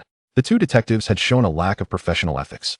Their investigation results indicated that Zhang Xuan's family was struggling economically, barely affording his education. This information had been provided 8 months prior. Was it not sheer nonsense? Can a person truly transform from an inconspicuous college student to the chairman of Dongshan Industries in just 8 months? That company boasts a market value in the hundreds of billions. Suddenly, a light bulb went off in Xia Meng's mind, and she pouted. Ah, you, Tian Yushan, must be behind this. No wonder you've been insisting I return home to meet this person and that person. Are you trying to tear me away from Zhang Xuan? How infuriating. Tian Yushan was Xia Meng's mother. Xia Meng felt that living with Zhang Xuan was imperative. Perhaps only this could entirely dispel her mother's concerns. She even thought that the safest bet would be to conceive Zhang Xuan's child. With the National Day holiday approaching, if she could not secure Zhang Xuan's affection, she would undoubtedly find herself submerged in a sea of matchmaking during those 7 days. Sister, what's wrong? Zhang Xuan asked, puzzled by Xia Meng's sudden distraction. Junior, shall we move out? Xia Meng suddenly clutched Zhang Xuan's arm. At that moment, the hearts of those passing by shattered. Chapter 47. Little Gu, what's wrong with your lips? Upon hearing Xia Meng's words, Zhang Xuan felt dazed, his face flushing bright red. This unexpected statement from his senior took him completely by surprise. The gazes of those around Xia Meng shifted. Once the aloof campus belle, she had always maintained an air of indifference, refusing to engage with anyone, even dismissing prominent celebrities. Back then, she was untouchable. The mere thought of approaching her felt like tainting her ethereal presence. Yet all of this had changed since Zhang Xuan's arrival. As if a fairy had suddenly become a village woman. While the campus belle had become more down-to-earth, the object of her affections was definitely not them. Meanwhile, back in the teacher's office, Gu Qingsheng felt the weight of no fewer than 10 scrutinizing gazes upon her. Tang Xiaosheng happened to enter from outside and casually remarked, Little Gu, come in for a moment. Gu Qingsheng promptly followed him inside. I always said, how could such a beautiful girl lack for suitors? It's merely a matter of whether little Gu desires one. Indeed, this girl ought to find a boyfriend. Ever since that scoundrel, she has shown no interest in any man, which is certainly not a healthy state of affairs. It's refreshing to finally see her interested in someone, albeit he's a bit younger, still a student of hers. You are stuck in old-fashioned thinking. What era are we in now? Are you living in the past? If you and our esteemed teacher were alive today, you'd have likely climbed into his bed by now. Hey, watch your words. If your sister-in-law hears, I might as well be dead. Laughter erupted in the office. What do you all know about the background of the man little Gu has chosen? He's just an ordinary freshman, with parents who are both workers, leading a simple life. However, he has been frequently seen with Xia Meng. Xia Meng? A female professor's voice suddenly sharpened, which did not surprise the others. Xia Meng was the professor's prized pupil. Having participated in a world-class Olympic competition as a freshman and secured first place, Xia Meng was a source of reassurance for them, as her standards were exceptionally high. Even male celebrities failed to impress her. They believed it was unlikely for such a girl to fall for anyone. Yet, to their astonishment, she was entangled with a boy so soon after starting her sophomore year. What would happen to Xia Meng's academic performance? At this critical juncture, with the competition looming tomorrow, one cannot help but worry about the potential repercussions of any distractions. It has come to my attention that old Xia has already had a conversation with that young man, who readily agreed to comply. However, it appears that his words were nothing but empty promises. Naturally, when a young lad is pursued by a captivating beauty, his pride swells, and he may disregard old Xia's counsel. He had better not make any blunders, otherwise, old Xia will surely retaliate and ensure that the young man is removed from the situation. An elderly professor chuckled, expecting his colleagues to share in his amusement, only to be taken aback when he noticed everyone else engrossed in their work. After decades in the field, one would think he would grasp such nuances. His previous comment was meant in jest. If that young man dares to provoke our dear Xia Meng, I'll find a way to assign him to teach first-year students. There are always methods to ensure he leaves. Excellent, old Zhou. Upon your return after the 11th, you shall take on the first-year finance classes. Ah, is that true? Qingyan, it seems you've become even more exquisite in just a few days. The office staff silently judged old Zhou's lack of decorum. Xia Qingyan chose to ignore him, instead stepping into Tang Xiaoxing's office. Speak, now that the principal is here. You may divulge the particulars regarding your situation with Zhang Xuan. I entrusted you to shadow him to ascertain his actions and prevent him from being deceived. Yet you ended up entangled yourself. Tang Xiaoxing fumed, growing increasingly irate. Now it seems everyone is aware of the situation. Gu Qingqing feigned ignorance, absent-mindedly digging at her ear, which only served to infuriate Tang Xiaoxing further. Old Xia, look at her. What a state she is in. Upon Xia Qingyan's entrance, she observed Gu Qingqing and quietly inquired. So what have you discovered? See, old Tang, this is precisely why you cannot ascend to the role of principal. Look at Aunt Xia. She embodies true leadership. All you do is shout. Does that accomplish anything? Tang Xiaoxing nearly rolled his eyes in frustration, taking several sips of tea to regain his composure. Zhang Xuan is no ordinary individual. He is not merely the chairman of Dongshan Industries. Wang Chuan from Taoyuanju holds him in high regard. I accompanied him to Taoyuanju. But regrettably, I did not encounter Wang Chuan. Gu Qingqing elaborated. Xia Qingyan frowned. What is your relationship with Zhang Xuan? Gu Qingqing felt a surge of frustration. She had assumed Xia Qingyan understood her situation. My connection with Zhang Xuan is simply that of advisor and student. What else could there be? That day, Xia Meng called me, and in jest, I sought to provoke her, hoping to drive a wedge between her and Zhang Xuan. Little did I know, she was near my Class S lineup, and she deliberately activated the speakerphone. That is the crux of the matter. As for the villa and the events that transpired there, Gu Qingqing refrained from mentioning them, as revealing them would only increase her embarrassment. Xiao Gu, what happened to your lips? Why are they injured? Xia Qingyan, with keen observation, immediately noticed Gu Qingqing's swollen lips and inquired. Tang Xiaoxing abruptly stood up, fixing his gaze on Gu Qingqing's lips. Ah, and you claim it's a fabrication? The bite marks remain. Do not suggest it was a dog's doing and not Zhang Xuan's. Gu Qingqing, under the scrutinizing gazes of her elders, felt her cheeks flush crimson, instantly recalling the incidents that transpired at the villa, causing her to blush even more. Observing her reaction, it would be foolish for Xia Qingyan and Tang Xiaoxing not to deduce that something significant had occurred. Although Gu Qingqing was assertive, she was inexperienced in matters of romance, and her demeanor clearly indicated that something had transpired. Tang Xiaoxing angrily sank into his chair, while Xia Qingyan sat in silence, deep in thought. Summon that scoundrel Zhang Xuan. It's not enough that he has ensnared Xia Meng. Now he seeks to ensnare my student as well. What is his true intention? Could he be an undercover agent sent from another university? Tang Xiaoxing bellowed. Gu Qingqing, witnessing old Tang's reaction, immediately panicked. Old Tang, you misunderstand. It is not as you perceive. The injury to my lips was indeed caused by Zhang Xuan, but it was not his sole doing. It was a mutual occurrence. Principal, listen closely. She is now deeply entrenched and unable to extricate herself, attempting to absolve that young man. Get out of here. You are no longer the advisor for Class 8. Focus on your studies. No, she hasn't even grasped the relationship between Zhang Xuan and Wang Chuan. Tang Xiaoxing and Xia Qingyan exchanged worried glances upon witnessing her demeanor. What an unfortunate fate. How could that young man possess such charm to capture the hearts of two campus beauties? Chapter 48. I have a task for you. Spend lavishly. Zhang Xuan remained unaware of the happenings in the director's office. Had he known, he would certainly have protested. What is going on? How did such a straightforward matter become so convoluted? During afternoon military training, the students' gazes towards Zhang Xuan took on an ambiguous tone. Xian Gu, impressive. Even old Gu has fallen for you. I am in awe. Following the previous incident, Zhang Huntao had become Zhang Xian's ardent admirer and immediately gave him a thumbs up upon his arrival. Others, regardless of their motives regarding Xia Meng, nodded in approval towards Zhang Xuan. Xian Gu, you now bear the title of Dragon Slayer. I've heard many students wish to meet you. I hope you can rein in old Gu. Zhang Xuan, you've got this. Many had watched films depicting teacher-student romances, and now such a scenario unfolded in their midst, which they found astounding. Zhang Xuan could only respond with a wry smile. Some things, the more one tries to explain, the more it appears as though one is attempting to cover up. Time is the ultimate proof. Xian Gu, you've behaved inappropriately. Hurry and apologize to Yang SP. Wang Chong approached and whispered. Zhang Xuan, bewildered, asked, apologize? What have I done? The next moment, realization dawned upon him. This was a misunderstanding. As Yang Ming had aspired to be a dragon slayer, and now he believed Zhang Xuan had something to do with old Gu. Old Yang, Xian Gu, don't say anything.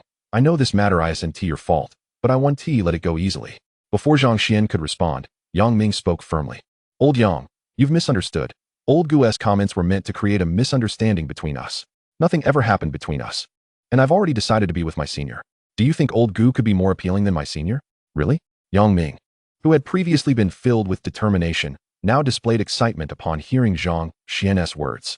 If I lie to you, let me be struck by lightning and meet a miserable end. Zhang Xuan vowed. Suddenly, thunder rumbled ominously, and rain began to pour heavily. Zhang Xuan, Yang Ming, everyone.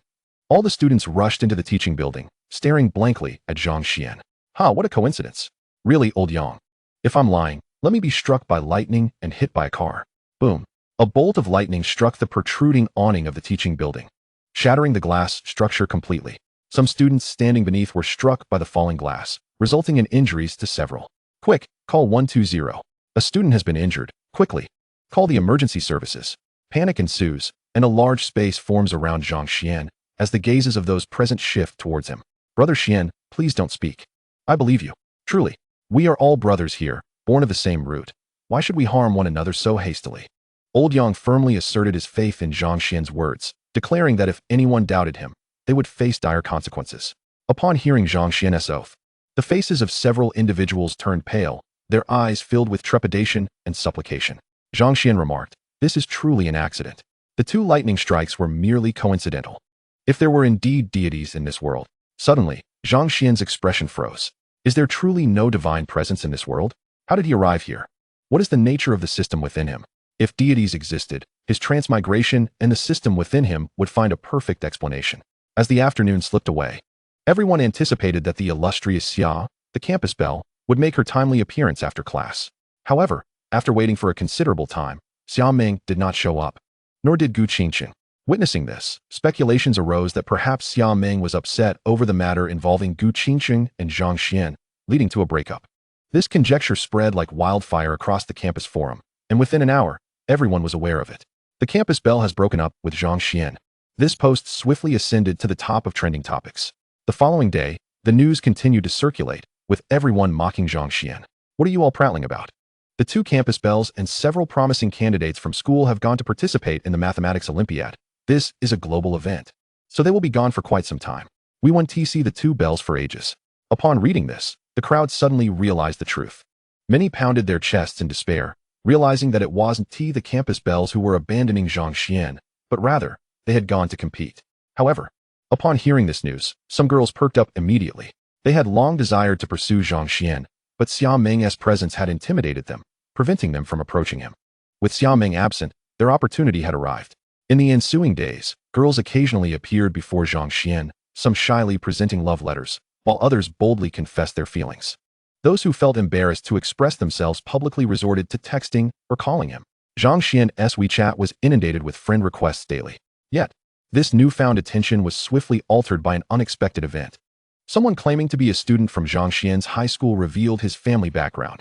His parents were ordinary workers with modest salaries, living in an old apartment building. This revelation caused the girls pursuing Zhang Xuan to lose interest immediately. Zhang Xuan, however, was indifferent, though he felt somewhat overwhelmed by the attention from those girls. He welcomed the peace that followed their withdrawal. One day, as Zhang Xuan rested beneath a large tree, a sudden notification chimed on his phone. Upon opening the message, he was taken aback. His bank account had received a deposit of 300 billion. Bewildered, he wondered how this could happen, as he had not made any expenditures. Just then, a call from Wang Chuan interrupted his thoughts. Wang Chuan was in need of funds again, having discovered a new project but misjudged its financial requirements, investing all 300 billion without sufficient returns. Zhang Xuan was momentarily stunned. Was it fair to say that Wang Chuan had spent his money? However, with the tenfold return card, 300 billion should equate to 30 trillion, right? Did the fact that it wasn't he who spent the money mean the return was somehow discounted? To validate his thoughts, Zhang Xuan promptly transferred Wang Chuan 100 billion. Unbeknownst to him, Wang Chuan, upon receiving the notification, was left utterly dumbfounded. Zhang Xuan then sent another 100 billion to Bai Weiwei. On her end, Bai Weiwei was equally astonished and quickly called him. Don't worry about the money. Spend as needed. Just ensure it's a good project and aim to exhaust the funds in one go. Remember, this is a task. You must spend at least 10 billion within a day. Upon hearing Zhang Xuan's words, Bai Weiwei, who was in the midst of a high-level management meeting, lost her composure. President, what's wrong? The executives noticed Bai Weiwei trembling, struggling to steady her teacup, and they exchanged puzzled glances. Bai Weiwei coughed to mask her earlier lapse. Though her body continued to quake, she could not fathom the chairman's rationale for issuing such an unusual directive. Zhang Xuan did not resemble a typical businessman. Previously, when Qin Jingyang held the chairmanship, he only dared to invest when he was assured of a project's return rate exceeding 80. Zhang Xuan, however, seemed to have no project preferences and directly transferred funds to her, seemingly unafraid of potential fraud. While it felt gratifying to be trusted, this was a sum of 100 billion, not just a million. Even a million would have been too generous for Qin Jingyang to grant her. After considering a remark from a department manager, she inquired, "How much did you say your department needed?" The manager's eyes brightened. Had the president agreed? Delighted yet cautious. He replied, 5 million. No, let us streamline the budget. 5 million will suffice.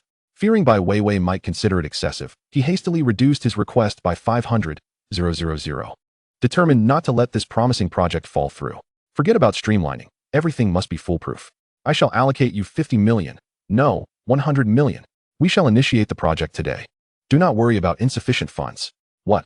The project manager was left speechless. Is there a problem? Bai Weiwei frowned, gazing at him. She had heard the details of this project earlier, and its return rate was quite promising. However, due to the scandal involving Qin Jingyang, Dongshan Industries had suffered a significant drop in stock prices and a severe reduction in total assets, leading her to adopt a cautious stance in investments. With Zhang Xuan providing ample funding, Bai Weiwei felt emboldened. As for your projects, return and initiate them promptly.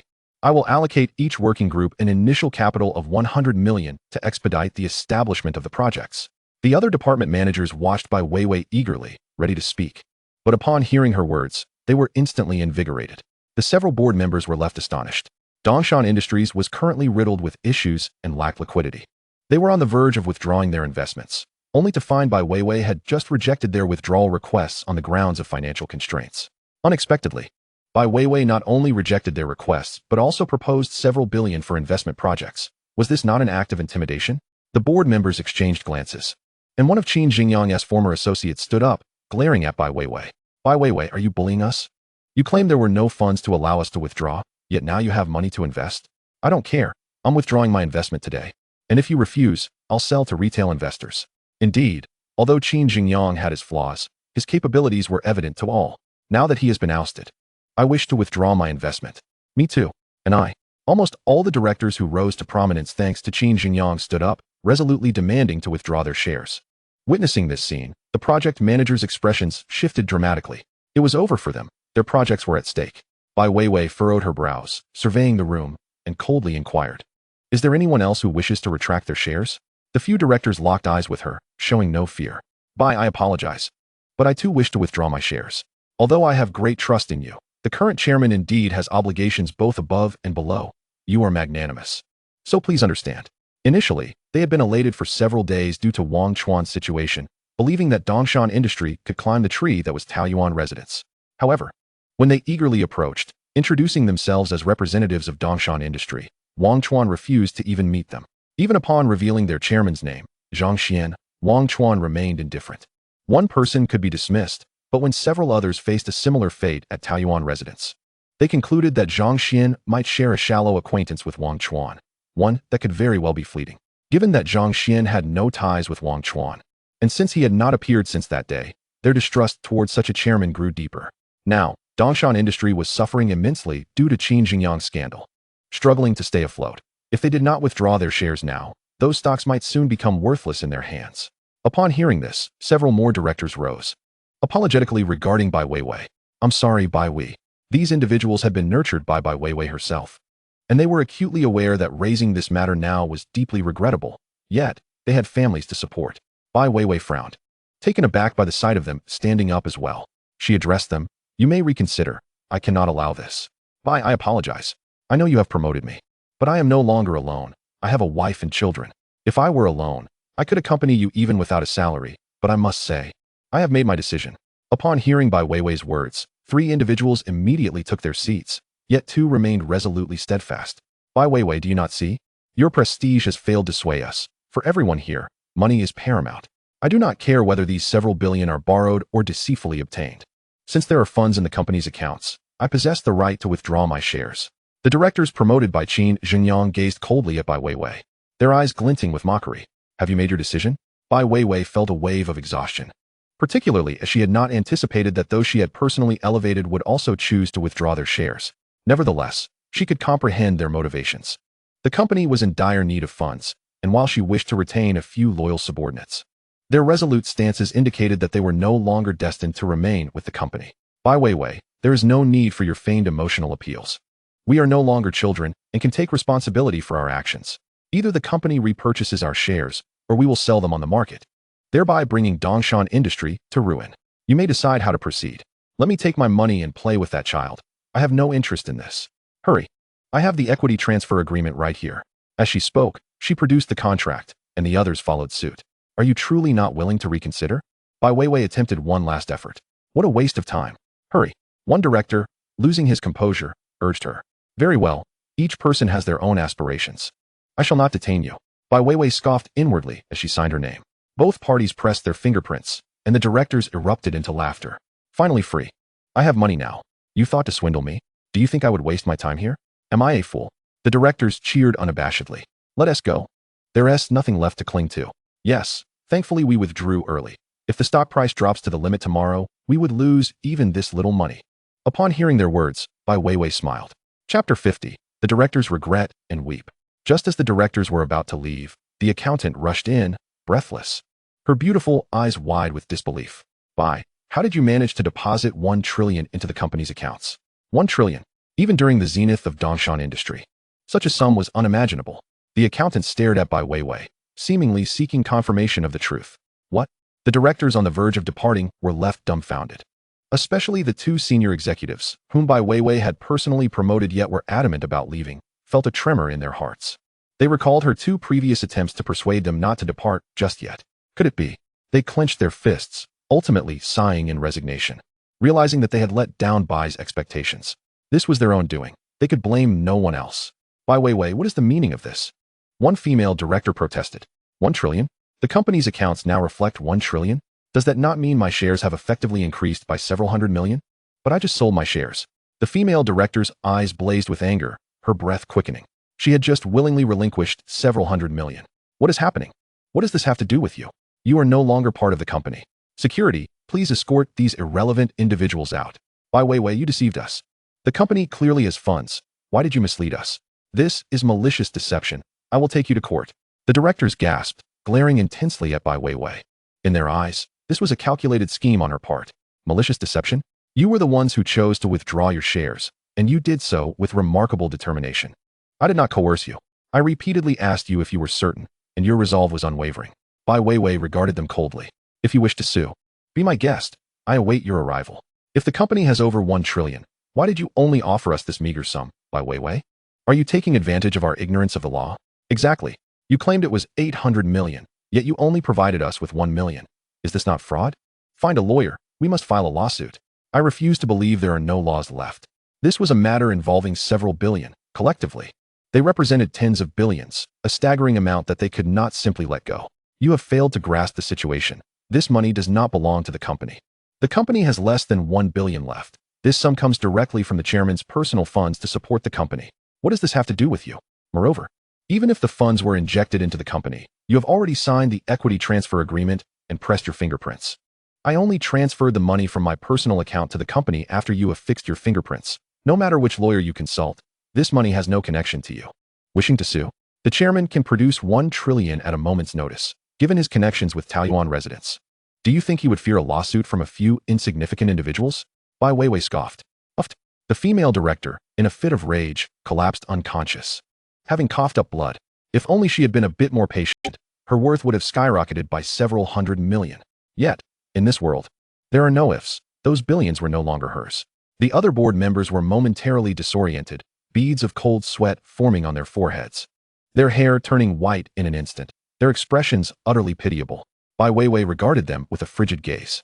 Suddenly, one of the directors dashed towards the equity transfer agreement on the table. If he could tear it up, he would become a billionaire. The others quickly reacted, all rushing forward. The stakes involved were in the billions, and they were prepared to eliminate any obstacle. Throw these people out. The security personnel had already arrived. Upon witnessing the scene, they restrained several directors and began to escort them outside. President Bai, have mercy on me. I only asked for 100 million. Just 100 million will suffice. With so much money in the company, you surely don't mind this amount, do you? Please, I beg you. One director looked at Bai Weiwei with pleading eyes, filled with hope. Weiwei, please show us some compassion. We don't need much. Just 10 million is truly insufficient for our living expenses. Several directors sobbed, tears streaming down their faces, unwilling to let go of the billions slipping from their grasp. They opened their mouths, biting down on the security personnel's hands, striving to seize the equity transfer agreement. They believed that even if they faced detention, it would be worth it. Ensure your safety. If there is any danger, contact me. Rest assured, the company has ample funds to resolve this matter. Bai Weiwei stated coldly. The directors, driven by greed, lost all sense of dignity. The security personnel, already exasperated, brightened at Bai Weiwei's words and swung their rubber bat forcefully. Bai Weiwei, how dare you? This is illegal. Upon realizing the gravity of the situation, the directors abandoned their attempt to snatch the agreement and fled towards the exit. Those few management members who had heeded Bai Weiwei's words remained, looking at her with gratitude, believing she intended for them to stay and weather the storm together with the company. Trusting Bai Weiwei, their familial pressures were not as overwhelming as those of the others, and they steeled themselves to stay, not anticipating the substantial gift she would bestow upon them. Should this funding truly be injected into the company, the ramifications would be monumental, and they were well aware that their shares would multiply exponentially. The expressions of those who had already sold their stocks to the company's higher-ups were grim, but they understood the path they had chosen, and their own difficulties were unavoidable. President Bai, we have betrayed your trust. We are truly sorry. Bai Weiwei had deliberately singled them out to minimize their losses, and they had now come to realize this. Yet, there is no remedy for regret in this world. The pressures at home were overwhelming, leaving them with no choice. With somber expressions, they prepared to depart. Wait a moment. Just as they were about to leave, Bai Weiwei called out to them. The directors looked at her in confusion, realizing that they had indeed betrayed President Bai's trust and were prepared to endure her reprimand. Bai Weiwei dialed Zhang Xuan's number, explaining the situation regarding these individuals. Understood, continue their employment. If you believe they are still worthy of cultivation, I shall consider that agreement as never having been signed. Bai Weiwei activated the speakerphone, ensuring that everyone in the conference room could hear. The high-ranking members looked at Bai Weiwei in disbelief, their bodies trembling, and they fell to their knees. President Bai, Chairman, Bai Weiwei offered a slight smile. I understand your family's circumstances. Previously, I wished to assist you but lacked the means. Now, with the chairman's magnanimity, aligning with such a leader, you will never suffer losses. Rise. Thank you, Chairman. Thank you, President Bai. The high-ranking members, exhilarated, clenched their fists, feeling assured that following such a leader would bring them prosperity. Dongshan Industries received an infusion of 100 billion in funds, and when the news spread, it sent shockwaves throughout the entire region. Chapter 51. Zhang Huntao faced contempt. 100 billion. Upon hearing the rumors, many were skeptical, but upon witnessing Dongshan Industries actually allocating funds for projects, they had no choice but to accept the reality. The stock price of Dongshan Industries soared, hitting the limit multiple times. Those who had sold their shares wept inconsolably in the restrooms. Consequently, curiosity surrounding the newly appointed chairman intensified. What manner of individual was he? He must be exceedingly wealthy. Journalists, sensing the opportunity, scoured for information on Zhang Xuan. When Su Maokai and Ding Taixing caught wind of this news, they collapsed onto the sofa, their faces drained of color. Simultaneously, they felt fortunate for not having assisted Qin Jingyang. Otherwise, Zhang Xuan would have annihilated them as effortlessly as crushing an ant. Companies engaged in business with Dongshan Industries sought every avenue to gather information, but the employees had been instructed to remain tight-lipped. Even if someone divulged information, it was limited. The outside world only learned that the new chairman was quite young. Consequently, many socialites gravitated towards Dongshan Industries, frequently appearing at the company's entrance, casting flirtatious glances at every young passerby, hoping to find their rightful chairman among them. The entrance of Dongshan Industries even became a popular check-in spot for internet celebrities. Unbeknownst to Zhang Xuan, all of this transpired. In the afternoon, after the instructors' team disbanded, Zhang Xuan was about to dine with his 4 companions when he received a call from Wang Chuan, who wished to introduce him to a few business acquaintances. Zhang Xuan readily agreed and informed his companions that they would dine at Taiyuanzhu. Upon hearing this, the 4 companions eagerly followed. Brother Xuan, it's not that I look down upon your family, I just... Zhang Huntao was somewhat perplexed. Wasn't it rumored that Zhang Xuan was financially challenged? How could a child from a poor family afford to treat them to such an upscale venue? You fool, look at that scoundrel's attire, worth over 40,000. Does he seem like a child from a poor family?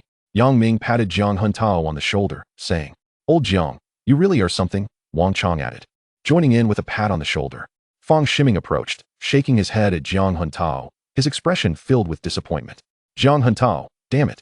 These three are just a bit earlier to follow Brother Xian. What's there to boast about? However, if those girls discovered how wealthy Brother Xian truly was, would they not be enraged enough to tear apart the one who spread the rumors? The five of them proceeded towards Taoyuanju.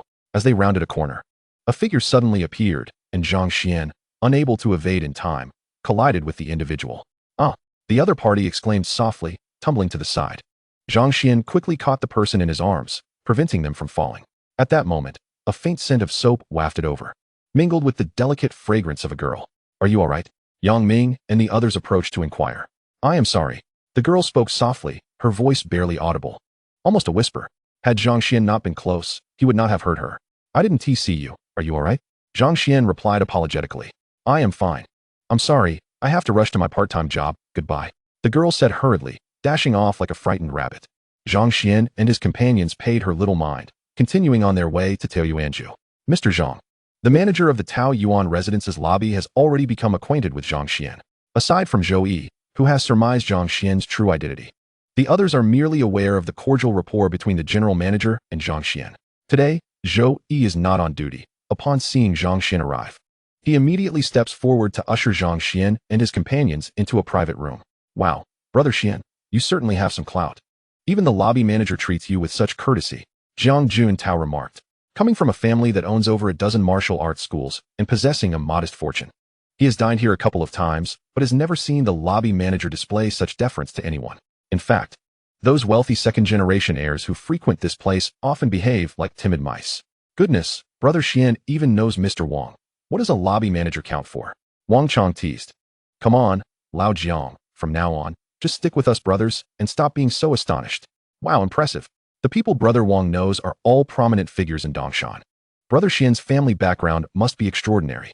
Brothers, you enjoy your meal. I have some matters to attend to. If I don't return soon, just head back without me. Zhang Xuan stated. Take care, just don't forget to settle the bill later. Yang Ming replied, waving his hand with familiarity. Wang Chong and Fang Ximing seemed to have anticipated this, not even lifting their heads as they waved him off. Under Jiang Juntao's puzzled gaze, Zhang Xuan exited the private room. The lobby manager was already waiting at the door, respectfully leading Zhang Xuan to another private room. Zhang Xuan pushed the door open without hesitation. Chuan, where's Lin Qing? Summer Tianjun inquired curiously upon entering the room. I had him run an errand. He probably won't be back for a while, Wang Chuan replied, his expression slightly serious.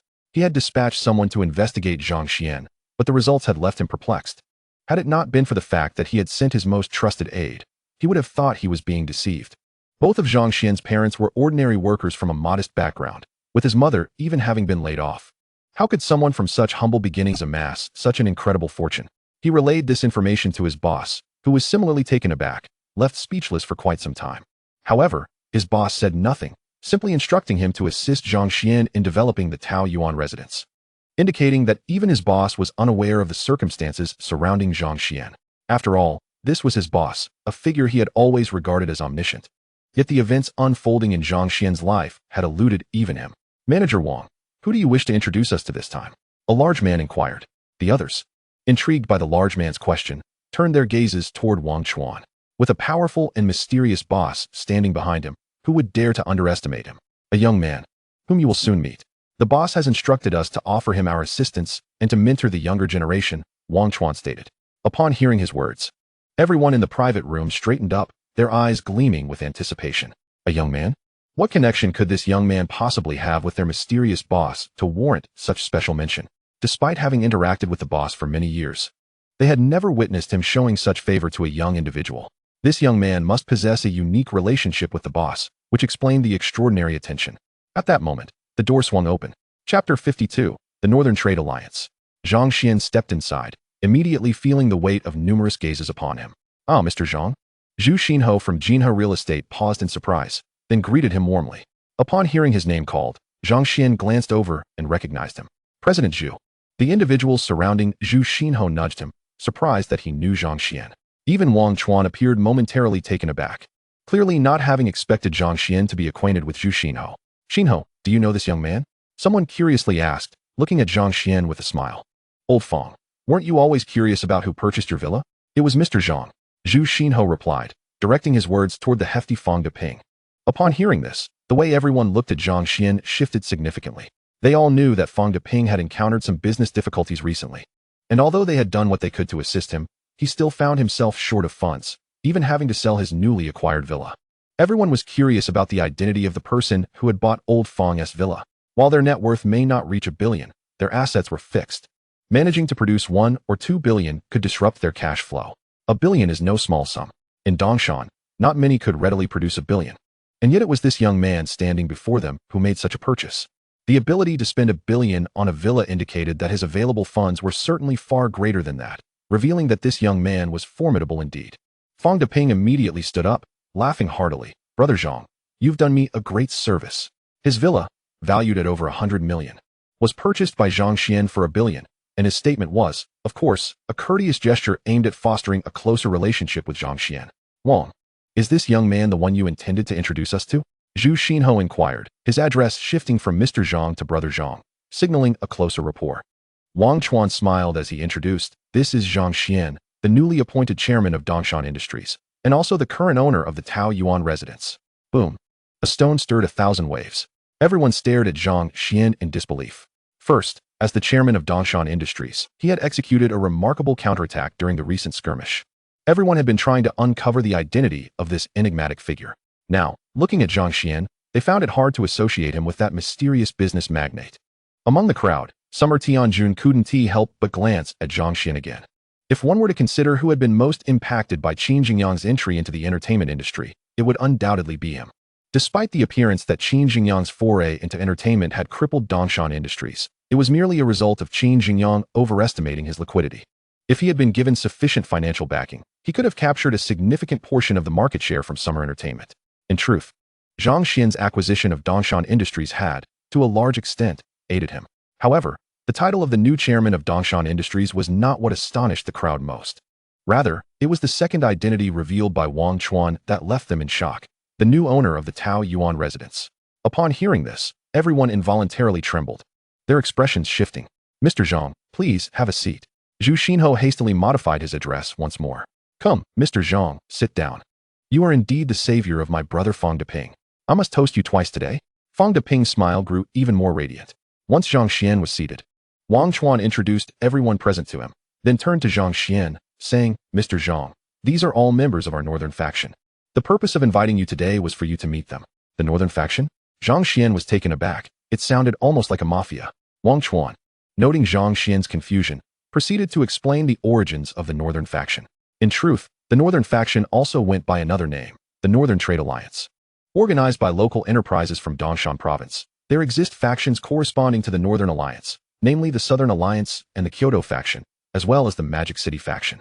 Initially, Dongshan was devoid of the Northern Alliance, with each entity waging individual battles. However, due to its proximity to the Eastern Sea and hosting Daxia's largest seaport, along with its closeness to several small neighboring nations, Dongshan's geographical advantage was undeniable. The other three economic alliances set their sights on this lucrative region, eager to stake their claim. The local companies were merely a disjointed assembly, utterly powerless against the formidable three alliances, leading to swift acquisitions of numerous firms. At that juncture, a mysterious figure emerged, establishing Taoyuanju. This individual's arrival instantaneously curtailed the expansion of the three alliances, driving away the Magic City and Kyoto factions, leaving only a couple of companies from the Southern Alliance to struggle for survival. It was then that the populace witnessed the formidable prowess of Taoyuanju and recognized the benefits of economic cooperation, prompting a voluntary unification among them. The enigmatic proprietor of Taoyuanju dispatched Wang Chuan to collaborate with others in forming the Northern Trade Alliance. Dongshan Industries, despite its name suggesting a local enterprise, was in fact affiliated with the Southern Alliance. For years, they had been sharpening their blades, seeking the opportunity to dismantle Dongshan Industries. However, Dongshan Industries remained a crucial foothold for the Southern Alliance, which valued its presence highly, resulting in a lack of opportunity to strike. Over the past year, Qin Jingyang's ambition to penetrate the entertainment industry was not solely his own. It was a strategic maneuver by the Southern Alliance to regain their foothold. They had identified the booming entertainment sector as a potential gateway to re-enter the Dongshan market, and thus, preparations were underway to stifle Dongshan Industries' growth. Unexpectedly, at this moment, a mysterious individual intervened, swiftly dismantling Qin Jingyang's plans within mere days, leaving the Southern Trade Alliance with no time to react. They had presumed it to be their employer's doing, only to discover that it was this young man before them who orchestrated it. Mr. Zhang, you appear to be quite youthful, yet remarkably accomplished. My wayward son is of similar age and can barely manage to ask me for money, Fang Deping remarked, regarding Zhang Xuan with a hint of admiration. Though Zhang Xuan was young, his worth was beyond their comparison. Meanwhile, their own offspring, of similar age, still sought financial support from their parents. Old Xia is fortunate, having given birth to a remarkable daughter. I have heard that many of his successful projects in recent years were credited to her insight. The others gazed enviously at Xia Tianjun, who felt a sense of pride regarding his daughter. Unbeknownst to him, his daughter was garnering the momentum to become the leading figure among the younger generation of the Northern Alliance, though she still paled in comparison to Zhang Xuan. Your compliments are excessive. I merely stumbled upon good fortune, nothing as extraordinary as you imagine. I just turned 20 and am still in school. If you continue to praise me, I might become overly conceited, Zhang Xuan replied, slightly pursing his lips upon hearing their flattery. What? Still in school? The crowd was taken aback. Chapter 53, Li Mingqi. Upon hearing that Zhang Xuan was still attending university, the intensity of their gazes upon him intensified, particularly among those with daughters, who could hardly contain their eagerness to have Zhang Xuan as a son-in-law. Those with sons, like Fang Deping, were filled with regret, lamenting why they hadn't had daughters instead. Xia Tianjun, while also feeling the urge to see his daughter with Zhang Xuan, tempered his enthusiasm. After all, his daughter had proven her value through her accomplishments, and he intended to leave Xia entertainment to her. As for his son, the mere mention of him made Xia Tianjun wish to unleash his frustration upon the table. The future of Xia's enterprise relied solely on his daughter. If entrusted to his son, it would likely falter within 2 years. May I inquire where you are studying, young brother? At Dongshan University. I just started my freshman year. Is that so? My daughter is studying at the Finance Institute right next to Dongshan University. I can't believe our paths have crossed. Young brother Zhang, you must visit my home soon. I shall have a serious talk with her and encourage her to take you as a role model. How fortuitous. My daughter is in her junior year at Dongshan University. Young brother Zhang, I shall introduce you to each other soon. You young people surely have much in common. My son also attends Dongshan University. I will ensure this little rascal learns from young brother Zhang. In a matter of moments, the atmosphere among the crowd grew warmer, and their manner of addressing Zhang Xuan shifted. After exchanging pleasantries, Zhang Xuan expressed his apologies. I'm sorry, esteemed guests, but I am not alone. I have a few classmates with me, so I must excuse myself. Go ahead, go ahead. Ha ha ha, young brother Zhang. Are you implying that you find us too old to relate to? Off you go. Someone jested. Just as he exited the private room, a boisterous voice caught his attention. What do you mean you can't pay? This is the latest green water ghost watch, worth over 50,000. What can you offer as compensation? Furrowing his brow, Zhang Xuan approached, hearing a somewhat familiar voice pleading. I will save enough money to pay you back. I'll write you an IOU. An IOU? Who needs that? Pay up, immediately. Damn it. Why is my luck so rotten? I finally bought this watch, and you knocked it off and broke it. Aren't you working here? Call your hall manager over. If you can't pay, let him handle it. Yes, you work here, so Teo Yuanju is also responsible. Sir, please do not obstruct the other customers.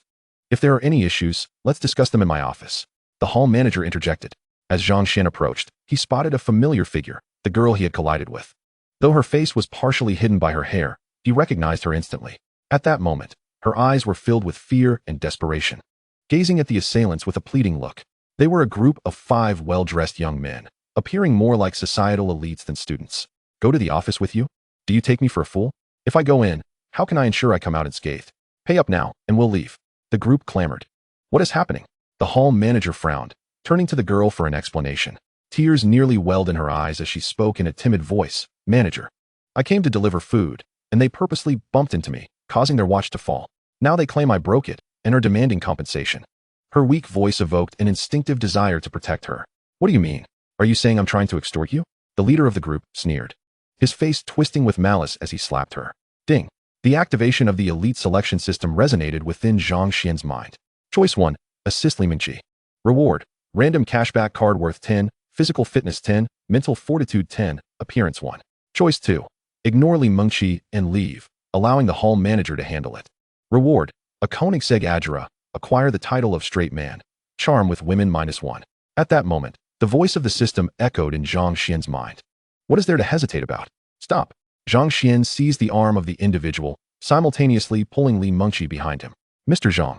The hall manager was about to intervene, but was taken aback by Zhang Xuan's swift action. Upon recognizing him, he respectfully called out. The group of men detected the manager's gaze, an eager glint sparking in their eyes. Zhang Xuan, with keen perception, immediately grasped that these individuals were not merely dining, but had malicious intentions towards Taoyuan residents. Li Mingqi had merely been an unfortunate encounter. Had it been anyone else, these men would have sought trouble regardless. Hearing a somewhat familiar voice, Li Mingqi raised her head, her beautiful eyes reflecting confusion upon seeing Zhang Xuan's silhouette. Did she know this person? Why did he seem so familiar? Clad in the uniform of a Taoyuan resident server, she had completely concealed her exquisite figure. Her petite face was tightly furrowed, her eyes filled with despair. 50,000 yuan was an amount her family could never muster. Even her tuition fees were earned through her own labor, with her father bedridden and unable to earn, relying on her mother's care. And her younger brother still in school, she was the sole financial support of her family. 50,000 yuan was an insurmountable sum, one she could never earn without eating or drinking. Yet, she would not evade her responsibilities. As long as these men agreed, she would repay the debt, even if it took her a decade. What? Do you wish to play the hero and save the damsel in distress? Very well, 50,000 yuan. Can you provide it? The leader of the group advanced towards Zhang Xuan. Li Mingqi tugged at Zhang Xuan's arm, stepping beside him to plead with a pitiful gaze. No, it was my fault. I will repay you. Her stammering revealed her inner turmoil. Upon hearing Li Mingqi's words, Zhang Xuan's brows furrowed slightly. He drew her behind him, casting a glance at the group, who were now attracting the attention of many passers-by, blocking the corridor entirely. How much? Zhang Xuan inquired, for business was paramount, and he had no intention of letting these individuals off easily. Mr. Zhang, these men are clearly here to cause trouble, the hall manager remarked, not wanting to let them off without consequences. No one dares to create a disturbance at Taoyuan residence. Zhang Xuan gestured for the manager to remain silent. He would handle the situation. The manager complied, but the group was not pleased. What? Do you not wish to compensate? Let us seek justice. We came here to dine, and your server caused damage. How much? Zhang Xuan reiterated, his brow furrowing again. This is no longer merely a matter of money. The man coldly retorted. Taoyuan residence is a large dining establishment. You are bullying us because of your size. Friends, do you feel secure dining at such a place? Not secure, came the chorus of voices. This situation cannot be dismissed lightly. The man concluded, and the others behind him chimed in loudly. Bring him 100,000. Zhang Xuan commanded the hall manager, then addressed the group. Please refrain from causing a scene. Taoyuan residence has been a reputable establishment in Dongshan for many years. Whether we are bullying customers is for the public to judge. You demand 50,000? I will offer you 100,000. Take the money and leave. Taoyuan residence does not welcome you. They're lying. I recognize that watch. Li Mingqi, her head bowed, felt compelled to intervene upon hearing Zhang Xuan's statement. Her voice barely audible. The surrounding patrons nodded in agreement. Taoyuan residence had maintained a stellar reputation for years, especially the Dongshan location, where students could dine at near cost price, thus attracting many university students. Do you claim this is not bullying? Are you not driving us away? We haven't even dined yet. Why should we leave? The group protested. Mr. Zhang, they are indeed here to stir trouble. We should ignore them and call the police. The hall manager suggested indignantly. At that moment, the crowd began to realize the group's dubious intentions. The watch on the floor was clearly a cheap imitation sold on the street, and their demand for 50,000 was a blatant attempt at extortion. I say, gentlemen, they are offering you compensation. Why not take the money and leave? Do you wish to wait for the authorities to arrive and have you arrested? That watch is worth 50 yuan at the shop by the school. 50,000. Are you trying to swindle us? The surrounding patrons began to voice their discontent. Unexpectedly, the group, hearing the remarks, grew increasingly agitated. Mind your own business. They barked. I say it's worth 50,000, and it is. Besides, do we look like we're short on cash? I don't want money. I demand an identical watch. This one is an antique passed down from my great-grandfather. I will compensate you for an identical one. Is that acceptable? Zhang Xuan interjected, halting their unreasonable demands. Fine, bring it forth. The group regarded Zhang Xuan with a mocking smirk, their focus solely on him, entirely ignoring Li Mingqi, further confirming Zhang Xuan's suspicion that they targeted Taoyuan residents. Come along with me to purchase one, Zhang Xuan said to the group, his expression bright with confidence. Mr. Zhang Yu, the hall manager began. But Zhang Xuan interrupted, directing his gaze at the group. They exchanged glances and nodded in agreement. Li Mingqi instinctively wanted to step forward to take responsibility. This matter does not concern you. Return to work. I will handle it. But there are no buts. Focus on your work. As an employee of Taoyuan residence, the establishment will take full responsibility for you. Zhang Xuan's tone was unwavering, filled with authority. Tears welled in Li Mingqi's eyes. Zhang Xuan exited with the group. The hall manager contemplated briefly before seeking Wang Chuan, unsure of Zhang Xuan's true identity, but sensing the general manager's respect for him. He feared for Zhang Xuan's safety against the evidently hostile individuals. Who is that manager? Li Mengqi asked worriedly, grasping the hall manager's arm as she watched Zhang Xuan depart. Oh, that is Mr. Zhang, a close friend of our general manager. Mengqi, you need not worry. The company will ensure this matter is resolved. The hall manager replied kindly. Do you have his contact information? Li Mengqi inquired hesitantly. Yes, why do you ask? The hall manager responded curiously. Could you give it to me? Li Mengqi took a deep breath, resolved to repay Zhang Xuan. Uncertain of her intentions, the hall manager handed over Zhang Xuan's phone number before departing. The group had arrived by car. Upon entering the vehicle, they did not inquire about the destination where Zhang Xuan had procured identical watches for them. Instead, they drove onward without a word. Zhang Xuan remained composed in his seat, choosing silence as they proceeded. Soon, they arrived at the outskirts, where several individuals exchanged amused glances. And Zhang Xuan too smiled. What are you laughing at, kid? One of them queried. Why do you care what he finds amusing? This lad seems to hold some influence at Taoyuan residence. With him present, surely we can compel Wang Chuan to appear. Quickly call Qin Xiao. It's time to settle the score. Qin Xiao? Zhang Xuan initially assumed they referred to a rival establishment of Taoyuan residence, yet their conversation sparked his curiosity. Is it Qin Xiao Tian who sent you? He questioned incredulously. Surely not. With Qin Xingyang already apprehended, does Qin Xiao Tian dare to provoke Taoyuan residents? Has he lost his senses? The individuals were momentarily taken aback by Zhang Xuan's remarks. Realizing the truth, Zhang Xuan was astonished. Indeed, it was Qin Xiao Tian. This young scion, now devoid of Qin Xingyang's protection, still had the audacity to orchestrate such antics? Do you know Qin Xiao? The leader glared at Zhang Xuan coldly. Of course. I am an old acquaintance of Qin Xiao Tian. If you doubt my words, feel free to call him, Zhang Xuan replied. Eager to meet Qin Xiao Tian and discern the workings of his mind. Could it be that his head was filled not with brains, but with tofu? The leader, half convinced, withdrew his phone and stepped aside. After a brief while, he returned to ask, Kid, Qin Xiao wants to know who you are. With a slight smile, Zhang Xuan replied. Qin Xiao Tian, do you remember me? Who are you? Came the unmistakable voice of Qin Xiao Tian from the receiver. Zhang Xuan was at a loss for words. Had Qin Xiao Tian truly forgotten an old friend so swiftly? I haven't even spent your 5 million yet. It's you. There was a moment of silence before Qin Xiao Tian's voice erupted with fury. Old Yang, keep a close watch on him. I'll be there shortly. I intend to have a proper chat with him. With that, Qin Xiao Tian hung up. The group exchanged glances, their expressions now tinged with mockery. Kid, you're in for some entertainment. You dared to offend Qin Xiao. They were astonished that someone in Dongshan City would have the audacity to cross Qin Xiao. Their words painted Qin Xiao Tian as the preeminent young master of Dongshan. Zhang Xuan regarded them with suspicion and, recalling their earlier ruckus at Taoyuan residence, ventured. You aren't from Dongshan province, are you? The moment the words escaped his lips, their expressions hardened, and they glared at him menacingly. I see now. You are from the Lin family, Zhang Xuan deduced. Kid, do you recognize us? They encircled him, pressing for answers. Just a guess. Zhang Xuan smiled, feigning ignorance to their furtive gestures. What led you to that conclusion? The leader narrowed his eyes, scrutinizing Zhang Xuan intently. Given that Qin Xiao Tian's father, Qin Zhengyang, had been incarcerated for his crimes, and with Qin Xiao Tian now a pariah, the news had spread across Dongshan City. Their incessant references to Qin Xiao indicated their ignorance. Such naivety suggested they were not locals. Who among the Dongshan populace would be foolish enough to stir trouble at Taoyuan residence? That would be tantamount to courting disaster. Zhang Xuan, observing their demeanor, surmised they were indeed outsiders. What?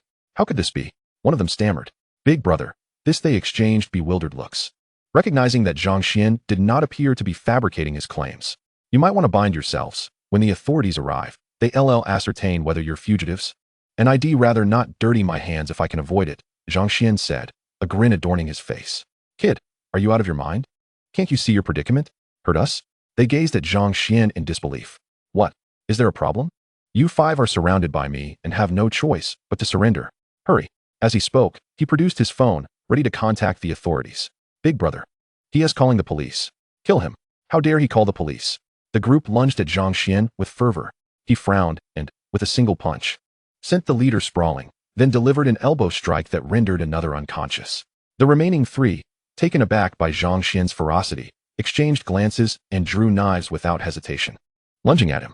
Observing their demeanor, Zhang Xuan was certain they were seasoned criminals, indifferent to the value of life, and harbored no qualms about killing him.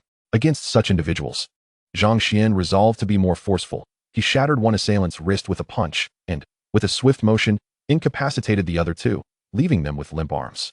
In mere moments, 3 of the 5 had lost their ability to fight. The leader stared at Zhang Xuan, bewildered. 8 Extremes Fist? Are you from the Jiang family or the Lin family of Nanling? How can someone so young possess such formidable skills? Could you possibly be the unrivaled genius, Lin Wuji? Of the younger generation of the Lin family? Zhang Xuan chose not to confirm or deny. With 5 captives, and given their possession of prohibited knives, it was likely they were linked to criminal activities. The man scrutinized Zhang Xuan, and when he received no response, he assumed he was correct, bellowing. I am Yang Lin of the Human Fist. As fellow practitioners of martial arts, we ought to adhere to the rules of our community. I acknowledge my provocation. However, why drag the authorities into this? His tone suggested that Zhang Xuan had committed a grave offense. Ah, so you wish to adhere to the martial arts code? Very well. I shall oblige. Zhang Xuan set down his phone, suddenly stepping forward and unleashing a flurry of punches, the air resonating with a faint roar akin to that of a tiger. Yang Lin, barely managing to roll away, was sent flying several meters, while another was less fortunate, crashing to the ground and losing consciousness. Xingyi Quan, who exactly are you? Yang Lin's eyes widened in disbelief. Zhang Xuan had demonstrated 2 martial arts styles, both surpassing his own skill. Are you still willing to fight? Zhang Xuan's face was alight with mirth. This was a far cry from his previous encounter with Zheng Juanxiang, which had been exhilarating and intense. This opponent was simply too weak. I concede. I seek only a swift end. May I inquire who you truly are? Yang Lin said, sitting on the ground in resignation. Unable to fight or flee, he had no choice but to surrender. Jiang Huntao of the Jiang family, Zhang Xuan declared without hesitation, silently apologizing to old Jiang before dialing the authorities. Didn't you say you'd resolve this according to the martial arts code? How despicable. I see now. You must be from the Lin family of Nanling, a shameless person colluding with the authorities to frame the Jiang family. You Lin family are nothing but scoundrels. Upon hearing Zhang Xuan call the police, Yang Lin charged at him in a rage. Zhang Xuan leaped up, delivering a knee strike that sent Yang Lin crashing to the ground. He had anticipated the arrival of Qin Xiaotian first, but to his surprise, the authorities' vehicle arrived moments later. Useless, Zhang Xuan muttered. Little did he know, since Qin Jingyang's incident, Qin Xiaotian had grown cautious, opting for a more discreet approach in his dealings, and was currently ensnared in traffic, delayed on the road. Did you call the police? An officer approached, surveying the 5 individuals sprawled on the ground, particularly noting the broken bones, and their gaze toward Zhang Xuan shifted significantly. Captain, it's the 5 Tigers of Hubin. Suddenly, a team member, having recognized the faces of Yang Lin and his companions, exclaimed in delight. The captain, who was about to conduct a routine inquiry with Zhang Xuan, widened his eyes in astonishment, momentarily disregarding Zhang Xuan, and hurried over. He immediately recognized that the 5 individuals on the ground were indeed the dangerous criminals for whom an A-level arrest warrant had been issued by the authorities. Well done, young man. You've accomplished something significant this time, Hu Xiqian said excitedly, patting Zhang Xuan on the shoulder. By the way, where's your ID? How did you end up here with these individuals? Hu Xiqian suddenly recalled that the 5 Tigers of Hubin were skilled fighters, particularly the formidable Yang Lin. He scrutinized Zhang Xuan, wondering how he had managed to defeat these 5 men. I am Zhang Xuan, a freshman at Dongshan University. As for these 5 individuals, Zhang Xuan recounted the events that had transpired, producing his identification card. They checked his ID, confirmed his identity, and immediately relaxed, their gazes towards Zhang Xuan turning into admiration. Brother Zhang, impressive. We will definitely get in touch with your university. No, please, just let it be. Pretend you didn't see me. Zhang Xuan interjected, eager to avoid any further attention. He was already sufficiently well known and had no desire to be more so. Rest assured, we won't disclose your information to the public. It could significantly aid your future employment. Hu Xiqian assumed that Zhang Xuan was afraid of retaliation and tried to reassure him. That's unnecessary, my friend. Just hide for a bit. The person who hired these criminals is on their way. Soon, I would appreciate it if you could take him back as well. No problem. Attempted murder for hire, and the hired hands are A-level fugitives. That scoundrel's future will likely be spent behind bars. Hu Xiqian chuckled. After a while, the rumble of engines announced the arrival of Qin Xiaotian. Chapter 56. Zhang Xuan, we meet again. A screeching sound of tires against the pavement filled the air as 5 vehicles came to a halt. Qin Xiaotian stepped out, flanked by a group of individuals wielding baseball bats, his demeanor exuding the swagger of a gang leader with a cigarette dangling from his lips. Zhang Xuan was left speechless at the sight of this entourage. His earlier notion that avoiding trouble would keep him safe had proven to be misguided, as Qin Xiaotian's criminal record was about to be further tarnished. Where are old Yang and the others? Qin Xiaotian noticed Zhang Xuan sitting alone and, not thinking much of it, assumed Yang Lin had left for some reason. It was perplexing how Qin Xiaoyan's mind seemed clouded. After all, he hadn't even paid Zhang Xuan yet. Did he really think they would leave without receiving their payment? At that moment, Qin Xiaoyan was solely fixated on eliminating Zhang Xuan, still seething from the humiliation he had suffered at Taoyuan residence. Upon receiving Yang Lin's call, he had swiftly rallied his friends, intent on reclaiming his lost pride in front of them. Zhang Xuan, we meet again. Ha ha ha. You think you can bask in glory forever? Just then, the group found themselves encircled by members of the authorities. We are law enforcement officials. Drop your weapons and raise your hands. We will open fire if you do not comply. You are surrounded. Surrender now. The individuals who had accompanied Qin Xiaoyan were taken aback, quickly dropping to the ground with their hands raised above their heads, their practiced demeanor indicating they had encountered such situations before. Qin Xiaoyan was stunned, finding himself kicked to the ground by Hu Xiqian, who promptly cuffed him. At that moment, Wang Chuan's call came through. Zhang Xuan briefed him on the situation before hanging up. Brother, I may need to rely on your support this time. If I manage to get promoted, I will surely treat you to a meal. Hu Xiqian was in high spirits, having not only captured the 5 tigers of Hubin, but also Qin Xiaoyan, whose sensitive identity added weight to their success.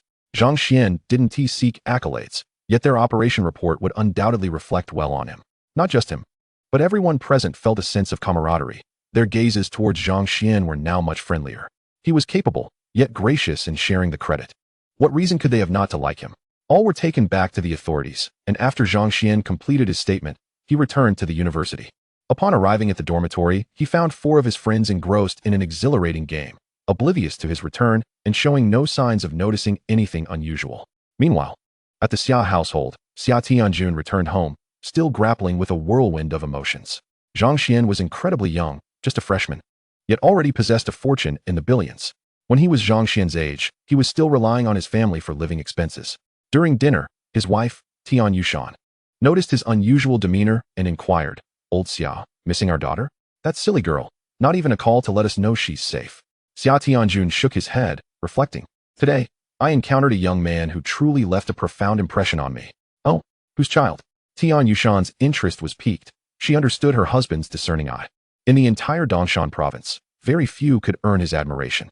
For someone to evoke such feelings in him, this young man must be extraordinary. Their daughter was exceptionally talented, and finding a suitable boyfriend seemed almost impossible. Although their daughter was still young, few dared to pursue someone as accomplished as she was. Many suitors had been brought home, yet none compared to her radiance. As her daughter approached her 2nd year in university, she had yet to bring home a single boy, causing Tian Yushan to worry for her.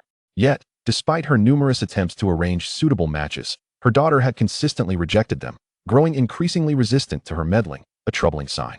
Particularly after the last match with that lad from the Lan family, whom she had considered promising due to his strong background and handsome looks. Her daughter had threatened her over the phone when she mentioned the match. After reflecting on her repeated failures, Tian Yushan realized the underlying issue. None of the suitors were remarkable enough. How could her daughter, so exceptional, settle for anyone less? Thus, in recent days, she had begun searching for boys who could outshine her daughter, only to find her efforts disheartening. The entire Dongshan province seemed devoid of such candidates. Her daughter's talents were simply unmatched. A few years prior, when Xia Entertainment had hit a plateau, her husband had struggled to sleep. But after their daughter offered a few suggestions, he had slept soundly that night for the first time in years.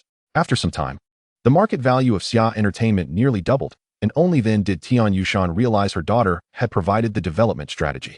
Moreover, since entering high school, her daughter had ceased to ask for money from the family, managing all her expenses through her own earnings. Just as Tian Yushan was lamenting the difficulty of finding a boy who could match her daughter's prowess, her husband had discovered one. Overjoyed, she could hardly contain her eagerness to meet this young man.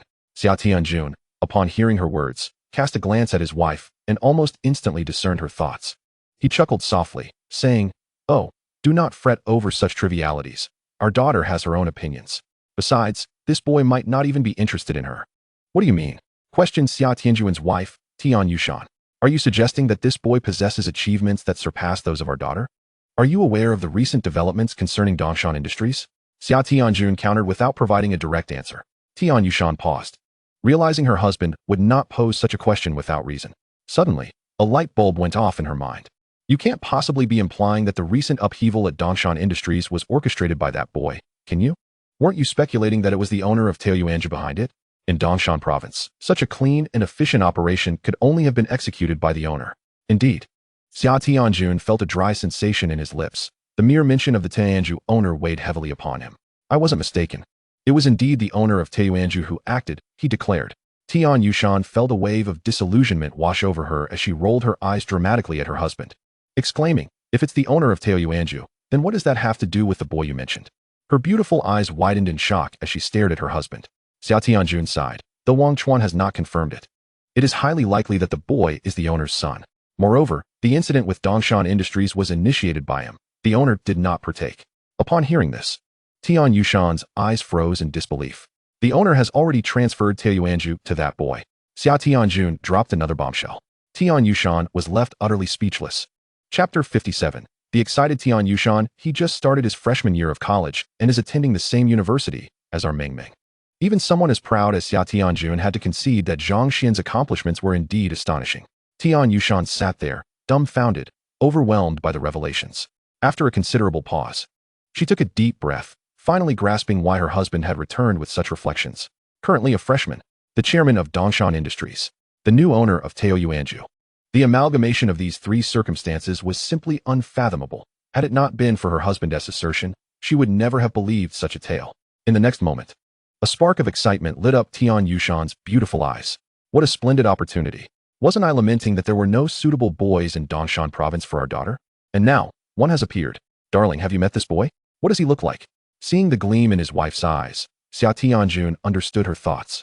In truth, he too hoped that Zhang Xuan could become their son-in-law, albeit with less fervor than his wife. He's quite handsome, and in comparison to the rising star we're promoting in the company, he holds his own. Tian Yushan's eyes sparkled even brighter as she eagerly inquired. Do you have his contact information? What do you intend to do? I must warn you, do not act recklessly. If you annoy him, we could be in serious trouble. The Xia family's assets are far from sufficient for him. Xia Tianjun cautioned, startled by the intensity of his wife's gaze. Fear not, I shall exercise discretion. Would I jest with the fate of our family? Tian Yushan replied earnestly, her mind racing with thoughts of promoting their daughter to him. This is a fortuitous circumstance, surely. Even someone as discerning as he cannot take offense at such an introduction. Xia Tianjun conceded, recognizing that his wife was not one to act impulsively. Thus, he relayed Zhang Xuan's contact information to her. Tian Yushan quickly noted it down, murmuring, Zhang Xuan? Xia Meng, just listen to these two names. They are so harmonious together. Xia Tianjuan's expression darkened upon hearing her murmurs. They are merely two utterly ordinary names. How could they possibly be associated with harmony? At that moment, Tian Yushan's phone rang. Upon seeing it was their son, she answered with an air of annoyance. In the dormitory, a notification chimed. Choice detected. Random cashback card activated. Constitution 10, Spirit 10. Attractiveness 1. Note, the cashback card will return a multiple of the amount spent, at a minimum of double, with a cap of 100 billion. Zhang Xuan, preparing to sleep, was startled by the notification in his mind. Had the system lagged? Previously, rewards were dispensed immediately after a choice was made. This delay was unfamiliar. Suddenly, a warm sensation surged from his lower abdomen, coursing through his body and enveloping him in a comforting warmth. This was a sensation he had never experienced before. Light as a feather, as if he were soaring through the void. What is that smell? Who left the restroom unflushed? Fang Shiming, you absolute scoundrel. Hurry and flush the toilet. Hearing the raucous voices, Zhang Xuan frowned, catching a whiff of a putrid odor. Suddenly, he felt a sticky sensation enveloping his body, which was quite uncomfortable. When he looked down, he was aghast to discover a layer of dark oil oozing from his skin, the source of the dreadful stench permeating the dormitory. Without waiting for Fang Shiming to defend himself, Zhang Xuan leapt into the washroom. Old Fang, have you been constipated? He turned on the faucet, stripped off his clothes, and immediately hopped into the shower, instantly coating the floor in black. After over half an hour, he finally managed to rid himself of the odor. After drying off, he stood before the mirror and gazed at his reflection, utterly stunned. Is this truly me? At that moment, his face was chiseled and striking. His eyes sparkled with clarity. More importantly, his physique was well-defined, with 8 visible abdominal muscles, and his skin was fairer than that of any girl. In the mirror, if one were to look closely, they would see traces of his former self. Yet it was not an exact replica. This new visage was a remarkable blend of both lives, creating an utterly captivating appearance. My word, I am exceedingly handsome. If I were a girl, I would undoubtedly fall for myself. Zhang Xuan boasted, a newfound confidence radiating from him. What is that delightful fragrance? Xiangu, what are you doing in there? Practicing the 5-dragon embrace pillar technique. No worries, we understand. It's natural to have needs, especially after the campus beauty has left. But do try not to waste too much perfume. What scent are you wearing? How much does it cost? Share some with the brothers. Fragrance? Zhang Xuan sniffed himself and realized it was emanating from his own body. Goodness, does this mean I am now a walking embodiment of allure? Oh, how troublesome. When the older girls see me, won't they be unable to resist throwing themselves at me? Zhang Xuan mused, stroking his chin and admiring his reflection, marveling at his transformation. Get out here, or we promise not to spare you. Hearing Zhang Xuan's mutterings, Xia Meng and the others were exasperated. Zhang Xuan stepped out, a faint yet alluring scent following him. Xia Meng and the others, noticing Zhang Xuan's flamboyant demeanor, quickly shoved him aside. Where's the perfume? There isn't any? How can it smell so good without it? Xingu, where did you hide it? Goodness, Xingu, you seem to have transformed into an even greater heartthrob. The four individuals stared in astonishment at Zhang Xuan, finally noticing the transformation in his appearance. While they endured rigorous military training under the relentless sun, each had become akin to a refugee from Africa. Yet, Zhang Xuan's skin resembled that of a newborn, fair and smooth. He burst into laughter, proclaiming, "Mortals, at last. You have recognized my handsomeness. I have always been this dashing. It is merely that you have been too timid to admit it. I am weary now. I shall retire to slumber." With that, Zhang Xuan nestled into his bedding, just as his phone began to ring. Noticing an unfamiliar number, he assumed it was a telemarketer and promptly hung up. However, the caller immediately dialed again. After 3 such attempts, Zhang Xuan reluctantly answered. "Hello, is this Zhang Xuan?" Came a timid yet anxious voice. "Li Mingqi?" Zhang Xuan inquired, puzzled. "Yes, it's me. Are you all right? I heard from the hall manager that you were fine." Her voice remained soft, yet it was not off-putting. Rather, it evoked a protective instinct within him. "I am fine, you need not worry," Zhang Xuan replied, the image of the girl whose face was always obscured by her long hair flashing in his mind. Chapter 58. Mother, I have a boyfriend. I will repay you. I shall bring you the IOU tomorrow. Li Mingqi hesitated briefly before resolutely stating. In her perspective, since Zhang Xuan was unharmed, he must have compensated those individuals. Otherwise, how could they have let him off so easily after their fierce demeanor? No need. The matter has been resolved without any cost. Zhang Xuan smiled. See you tomorrow. After Li Mingqi hung up, Zhang Xuan found himself bemused. This girl, seemingly fragile, possessed an unwavering determination. Once she set her mind on something, it was nearly impossible to sway her. Upon ending the call, Zhang Xuan suddenly noticed 8 eyes fixated on him, startling him. For heaven's sake, frightening someone can be deadly. He glared at the 4 lecherous peers and remarked in exasperation. Zhang Huntao stared intently at Zhang Xuan. Spill it. What on earth happened? You're not betraying our campus beauty, are you? Zhang Xuan paused, quickly realizing these 4 rascals had eavesdropped on his conversation. Back at Taoyuan residence, I stepped out first. Didn't I? A minor incident occurred which I handled. This girl believes I assisted her, so she called to express her gratitude. What is wrong with your minds? Oh, did anything else happen at Taoyuan residence? Yang Ming asked, looking at Zhang Xuan with curiosity. Nothing of concern. It's all taken care of. I'm going to sleep now. Just as Zhang Xuan was about to lie down, his phone rang again. Seeing the caller ID, he answered. Hello, Junior. Who were you on the phone with just now? The moment the call connected, Xia Meng's voice, filled with grievance, reached his ears, prompting a smile as he envisioned her pouting on the other end. When Xia Meng was absent, Zhang Xuan hadn't felt much, but her departure left a noticeable void in his life. Perhaps he had grown accustomed to her presence, he mused. In my absence? You didn't even think to call anyone. Junior, you've been naughty. Hearing Xia Meng's voice, the 4 lecherous classmates perked up their ears, trembling at her playful tone. She's being adorable. Who would have thought our aloof senior could act so sweetly? Junior, while I'm away, you must behave yourself and refrain from flirting. When I return, we shall move out together. At this, the 4 boys were left in a daze, staring blankly at Zhang Xuan. Damn, has Brother Xian and the campus beauty progressed to this stage? Moving out together, that suggests cohabitation. They all raised their thumbs in admiration. Zhang Xuan chuckled. Senior, please don't jest. There are too many lecherous individuals in the dormitory. Aren't you worried about the negative impact this might have on you? Not at all. Oh, I must go. My mother is calling. We shall talk tomorrow. On the other end, Xia Meng answered her mother's call. Sweetheart, have you arrived at your destination? Yes, I have. Why didn't you inform your mother?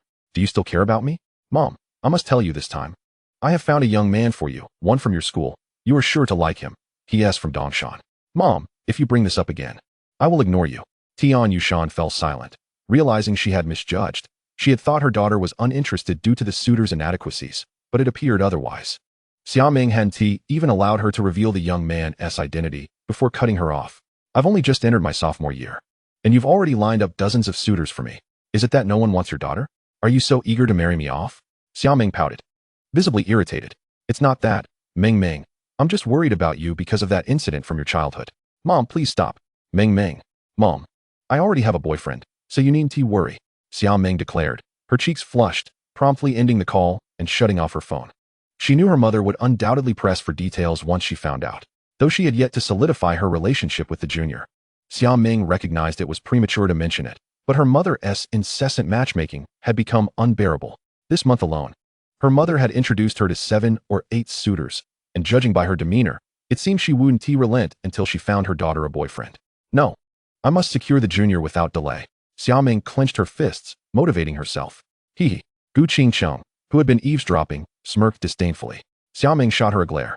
The following day, during military training, while the classmates toiled, Zhang Xuan lounged leisurely beneath a tree, enjoying the shade. Everyone observed him with envy. But there was little they could do. Zhang Xuan had forged a brotherly bond with the instructors, rendering their jealousy futile. Whenever they dared to speak up, the instructors would retort, "You have a chance. If you can defeat me, you may relax wherever you please. This military training is meant to strengthen your will. Do you think with Zhang's capability, his resolve is weak?" Zhang Huntao had tried many times, always falling short against the instructors, and they, being mere mortals, stood no chance. At that moment, a figure approached Zhang Xuan. As he savored the coolness, a delightful fragrance wafted toward him. He turned slowly to see a girl, her face partially obscured by her long hair, walking towards him. Li Mingqi, why are you here so early? Zhang Xuan had expected to see her later in the evening. I have to go work soon, so I brought this for you. Li Mingqi extended a piece of paper towards him. Zhang Xuan was taken aback. Li Mingqi, I truly didn't spend any money. You needn't. Before he could finish, she pressed the note into his hand and dashed away. Hey, Li Mingqi, Zhang Xuan exclaimed.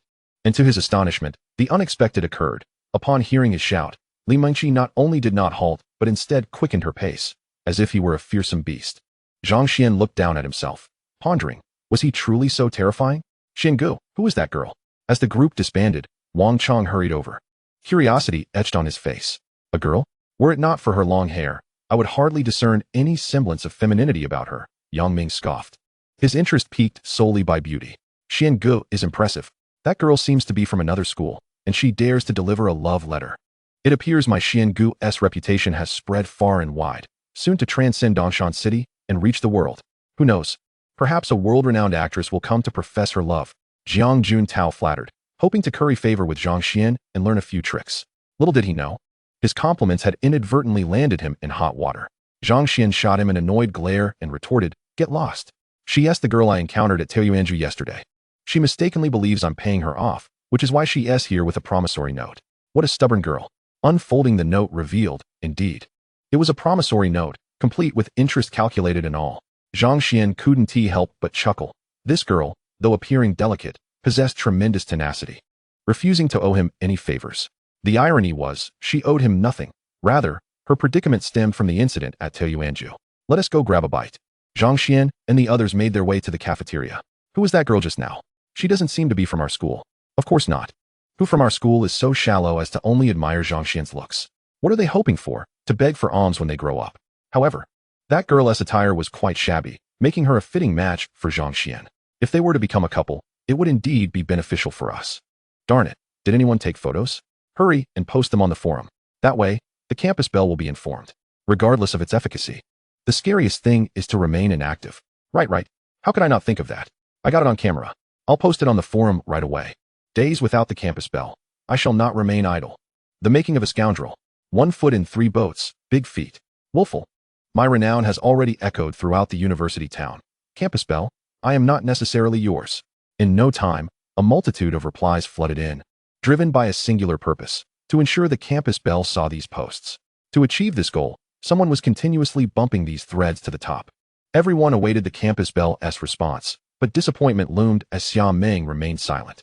Inside Xia Meng's dormitory, Wang Shui was incensed as she perused the threads. This Zhang Xuan is insufferably arrogant. Meng has been so kind to him, and now that she has gone, he is already flirting with another girl. Meng Li chimed in angrily. Meng has never been one to check campus forums. She finds them boring. Call Meng and tell her to break up with him. Yes, tell them to split. Even the plump Sun Tian was irate. Wang Shui promptly dialed Xia Meng's number. Hello, Shui, how could you bear to call me? Xia Meng's languid voice floated through. You heartless creature. Upon hearing Xia Meng's words, Wang Shui felt disheartened. The moment you left, Zhang Xuan was with another girl. Really? Who? Wang Shui and the others were speechless. What was this girl's reaction? Shouldn't she be furious? Really? Who? Is this even the right question to ask? Has Meng become foolish since entering a relationship? Wang Shui gritted her teeth. Shui, don't be upset. Xia Meng's tone remained calm and unhurried. First of all, the junior is not my boyfriend yet, as he hasn't agreed to it. As her words hung in the air, Wang Shui and the others fell into stunned silence, the dormitory enveloped in a profound quiet. What had Xia Meng just said? Zhang Xuan hadn't agreed to be her boyfriend yet? This was undoubtedly the most ludicrous joke they had heard this century. Xia Meng, with a following of over 1,000 suitors, was the most popular belle at Dongshan University. Not only was she stunningly beautiful, but her worth was also considerable. Moreover, she had consistently excelled academically, participated in several internationally recognized competitions, and had been featured on national broadcasts, with young stars presenting her with flowers to court her affection. Xia Meng was indeed a girl surrounded by countless accolades. It was unimaginable that Zhang Xuan had not accepted her advances. Was there something amiss with Zhang Xian's brain? Was his head made of steel? Meng, are you serious? Zhang Xuan, that iron-willed, no, adamantine boy, is not your boyfriend yet? Xia Meng was at a loss for words. She had said so much, yet her three close friends were still fixated on her first statement. Indeed, Zhang Xuan just broke up with his girlfriend and hasn't he moved on from his last relationship. He mentioned considering whether or not to date me after some time. However, Zhang Xuan did say that his feelings for me were different from those for others. Xia Meng's voice was laced with unmistakable happiness and pride. The three girls, upon hearing her words, couldn't help but smack their foreheads in despair. Oh no, Xia Meng has lost her marbles. Zhang Xuan probably just made a casual remark. Yet this girl has taken it to heart, believing he harbors feelings for her. The three exchanged glances, realizing that they could hardly blame Zhang Xuan. They were not even officially a couple, and he was free to be with whomever he wished. Such matters of the heart were truly unpredictable. Meng, what did you just say? Wang Shui inquired. Secondly, if even a beauty like me, Zhang Xuan hasn't accepted so quickly, how could he possibly accept other girls? That's impossible. It must be a misunderstanding, likely fueled by those bored individuals at school. Upon hearing Xia Meng's words, the three remained speechless, silently mourning for those who had orchestrated this scheme. Those individuals had invested so much effort, only to be met with Xia Meng's dismissal. If they were to learn of this, would they not be filled with indignation? You need not worry. Zhang Xuan will undoubtedly be mine. It is destined. Xia Meng spoke with unwavering conviction. Meng, there are many good men in this world. You should give others a chance. Indeed, Zhang Xuan is great. But how do you know others aren't suitable for you? The three urged her, yet they were oblivious to the fact that Xia Meng was not truly listening. At that moment, Xia Meng gazed at a blurry photograph on her phone, faintly revealing two children, a boy and a girl. Xia Meng gazed adoringly at the boy in the photo, murmuring, Xiao Xian, Xia Meng loves you. Chapter 60, an invitation from a high school classmate. Xiangu, the National Day holiday is approaching. What do you wish to do? Wang Chang inquired. My mother just called, asking me to return home for a visit. Zhang Xuan felt an undeniable sense of anticipation, as familial affection was an uncharted territory for him. He was both exhilarated and somewhat apprehensive, fearing that his parents might discern that he was no longer the genuine Zhang Xuan. Over time, he had gradually led his parents to accept the fact that he was earning money. However, he refrained from immediately revealing his current status as a billionaire. Instead, he merely stated that he had made enough money to cover his university expenses. He had preemptively informed his parents that he was working on a new project, which, if successful, could yield him millions, possibly even tens of millions. This way, when he returned home with such a substantial amount, his parents would find it more palatable. Just then, his phone buzzed with a WeChat notification. Someone from his high school group had messaged everyone. Duan Bin, classmates, with the National Day approaching. I presume you all will be heading home. Should we set a date to gather? Duan Bin, the class monitor during Zhang Xian's high school days, came from a well-off family that owned a company. He had excelled in the college entrance examination, gaining admission to a prestigious university in Shanghai, and had even made headlines in Bin City, basking in a moment of glory. Yuan Hongba, sounds good. It's been a month since we last met. I miss you all. I've shed a few tears in the evenings. It's indeed time to reunite. Li Chao, come on, you're the king of nonsense. Tears. Got any proof? Class monitor, where are we meeting? Can we bring our girlfriends? Han Fanfan, of course Li Chao. How could you fall for someone else when I adore you? When I see you, don't blame me if I knock some sense into you. Li Chao, spare me. Fan sister, you loved me back in high school, and now I can only resort to self-comforting thoughts. Duan Bin, you can bring your partners. Li Xiaoman. Do bring your boyfriend along. I doubt Xia Xiao will refuse. Chao Peng. ISNT Xiaoman's boyfriend Zhang Xuan. Class monitor. I think you're mistaken. Duan Bin. Perhaps you're unaware, but Xiaoman and Zhang Xuan have amicably parted ways. Let us not dwell on this topic anymore. Xiaoman's current boyfriend is Xia Xiao, a true scion of Dongshan. It wouldn't be pleasant for him to hear otherwise. Zhang Xuan, don't take it to heart. We're all classmates. And even after a breakup, we remain good friends. Zhang Xuan glanced at the messages, contemplating whether to exit the chat.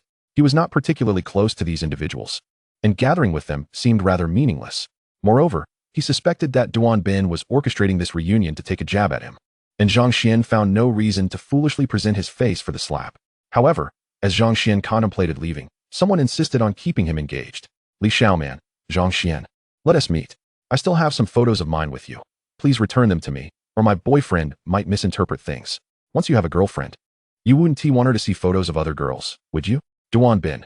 Indeed, Zhang Xuan. Come out and join us. We miss you dearly. Zhang Xuan was at a loss for words.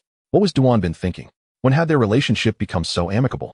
Duan Bin had been a devoted suitor of Li Xiaoman during high school, and ever since she chose Zhang Xuan, Duan Bin had been subtly seeking out opportunities to provoke him.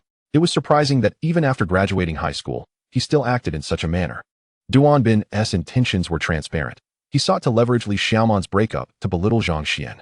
If Zhang Xuan were still the same person he once was, he would undoubtedly find such humiliation unbearable. However, these individuals were oblivious to the fact that Zhang Xuan's soul had long since transformed, and he was wholly indifferent to this matter. Ding. The Supreme Choice system is initializing. Choice 1. Attend the high school gathering. Reward. 60 shares of Bin City International. 10 to physique, 10 to spirit, 2 to appearance. Choice 2. Decline the high school gathering. Reward. The host will receive the title of Turtle, -1 to charm with women, and a villa in Shangjiang Watercoast. Note, the owner of the Turtle title will have 100 to physique, with attributes permanently effective. Hearing the system's voice in his mind, Zhang Xuan felt a sense of resignation. Was a choice even necessary? Bin City International was, after all, his father's workplace. Should his parents agree to accompany him to Dongshan for a life of luxury, he could delegate its management to Wang Chuan. If they declined, his father could handle it. Regardless, Zhang Xuan was unconcerned about losing that amount of money. Zhang Xuan, no problem. It's a great opportunity to see everyone. Ding. The system detects that the host has made a choice. 10 to physique, 10 to spirit, 2 to appearance, and 60 shares of Bin City International have been allocated. The share transfer agreement is now in the storage space and can be retrieved at any time. Immediately, Zhang Xuan felt a warm surge within him. His strength had significantly increased, and his mind became remarkably clearer. Whether it was merely a figment of his imagination, at that moment, he felt an extraordinary surge of energy. With thoughts racing through his mind, he could go days without sleep and not feel fatigued. After sending the WeChat message, Zhang Xuan opened his computer to browse. It was undeniable that this world differed significantly from Earth. While the entertainment industry on Earth was vibrant and diverse, here, it consisted solely of a handful of projects like crosstalk, skits, and television dramas, with music being a relatively new endeavor. Listening to the disjointed tunes emanating from the screen nearly made him retch. The television dramas were painfully subpar, and without online gaming, Zhang Xuan found it hard to fathom how people in this world passed their time. No wonder students here idolize Xia Meng to an obsessive degree. Their lives seemed devoid of excitement. Among those he had encountered recently, there was someone involved in the entertainment industry, and Zhang Xuan felt it was his duty to offer that person a suggestion to enrich the leisure activities available to the populace. Suddenly, Zhang Xuan's eyes widened as he stared at the woman appearing on the screen. How familiar she looked. Wasn't she his female neighbor? This woman was a star? It was hard to believe. Ah, Xinge, so you're a fan of Li Zixin too. Fang Ximing, a television enthusiast, exclaimed upon hearing Zhang Xian's computer. Her name is Li Zixin? Is she quite popular? Zhang Xuan asked, recalling how she had sulked and retreated into her home after overhearing him and Old Gu's disagreement. What a character. Does she really enjoy watching others fight? Zhang Xuan mused, incredulous that such a person could achieve stardom. Fang Ximing, clearly displeased, responded, quite popular? Xinge, could you please remove the word quite? Li Zixin became a household name with her role in the era of the daughter-in-law, and her unique zombie face acting style has set a new standard. Xinge, you must never insult my wife. To me, she is even more significant than the illustrious Xia. Fang Ximing waxed lyrical about Li Zixin, embodying a devoted fan with fervor that surpassed even Li Zixin's performances. Seriously? The zombie face acting style? Does that not imply a complete lack of acting skill? Zhang Xuan felt a wave of nausea wash over him. Reflecting on their previous encounter, He couldn't help but think that she truly resembled a zombie. Chapter 61. Is that woman really a star? Zhang Xuan searched for information online, taken aback by the overwhelming praise lavished upon her. The internet was flooded with accolades, elevating her to the status of an unparalleled beauty in the eyes of the public. Attractive, I concede, but she is merely on par with senior sisters, he thought, as he continued to observe Fang Ximing's description of the so-called zombie face-acting technique. It became clear to Zhang Xuan that Li Zixin lacked any true acting ability, relying solely on her looks to captivate audiences. Li Zixin, are you discussing my wife? Upon hearing the mention of a beautiful woman, Wang Chong emerged from his gaming session, inquiring eagerly, Get lost. When did Zixin become your wife? She belongs to everyone. This is indeed our pride, the top star to emerge from Dongshan province. I heard she had a falling out with her former agency and intends to establish her own path. Alas, my father's wealth is not at my disposal. Otherwise, I would surely sponsor my beloved. In order to terminate her contract, she has paid a staggering 100 million in breach fees. It is rumored that the young heir of her former entertainment company has taken a fancy to her. After his advances were rebuffed, he resorted to despicable underhanded tactics, only to be thwarted by her, which resulted in a resounding slap to his face. She promptly sought to dissolve her contract, and her former agency has wielded considerable influence, even threatening to blacklist her entirely, declaring that anyone who aids her would be considered an enemy. Fang Ximing spoke through gritted teeth. It seems Zixin will establish her own studio, yet only her assistant Zhang Xuan is willing to follow her. I wonder if the two of them can withstand the onslaught of the entertainment industry's blacklisting. Wang Chong voiced his concerns. Upon hearing their words, Zhang Xuan was left speechless.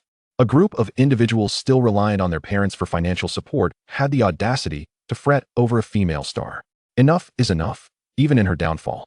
She resides in a villa, drives luxury cars, and has assistants at her beck and call. And you? Do you truly have the gall to worry for others? Perhaps you should reflect on your own circumstances. Suddenly, all eyes in the dormitory turned to Zhang Xuan, leaving him feeling a chill run down his spine. Hey, brothers. I am a man, and I am not gay. I do not fancy that sort of thing, so please spare me. Fang Ximing interjected, Xian go. Your family is quite affluent, am I right? Why not help Zixin? Wang Chong chimed in. If you assist Zixin, I will be your brother for life. Yang Ming, shedding his jovial demeanor, added, Xian go. If you possess the means, you should indeed lend a hand to Li Zixin. This girl is truly inspirational, with no background. She has navigated the treacherous waters of the entertainment industry, managing to maintain her integrity amidst the murky depths. That is quite rare. Zhang Xuan retorted. Have any of you encountered the real Li Zixin? You were so infatuated with Xia Meng, yet it seems you are even harsher on Li Zixin. Even if I had money, would it truly matter to a star of her caliber? Do you even know her personally? Here you are, fretting for her well-being, while she is likely oblivious to your concerns. What is the point? The few in the dormitory found themselves at a loss, realizing Zhang Xuan had a valid point. Even if Zhang Xuan were wealthy, it would be but a drop in the bucket for Li Zixin's studio. Just then, Zhang Xuan received a notification of 1,000 yuan in his WeChat account. He paused for a moment, instantly thinking of that frail girl, his brow furrowing. Judging by Li Mengqi's attire, her life must be quite frugal.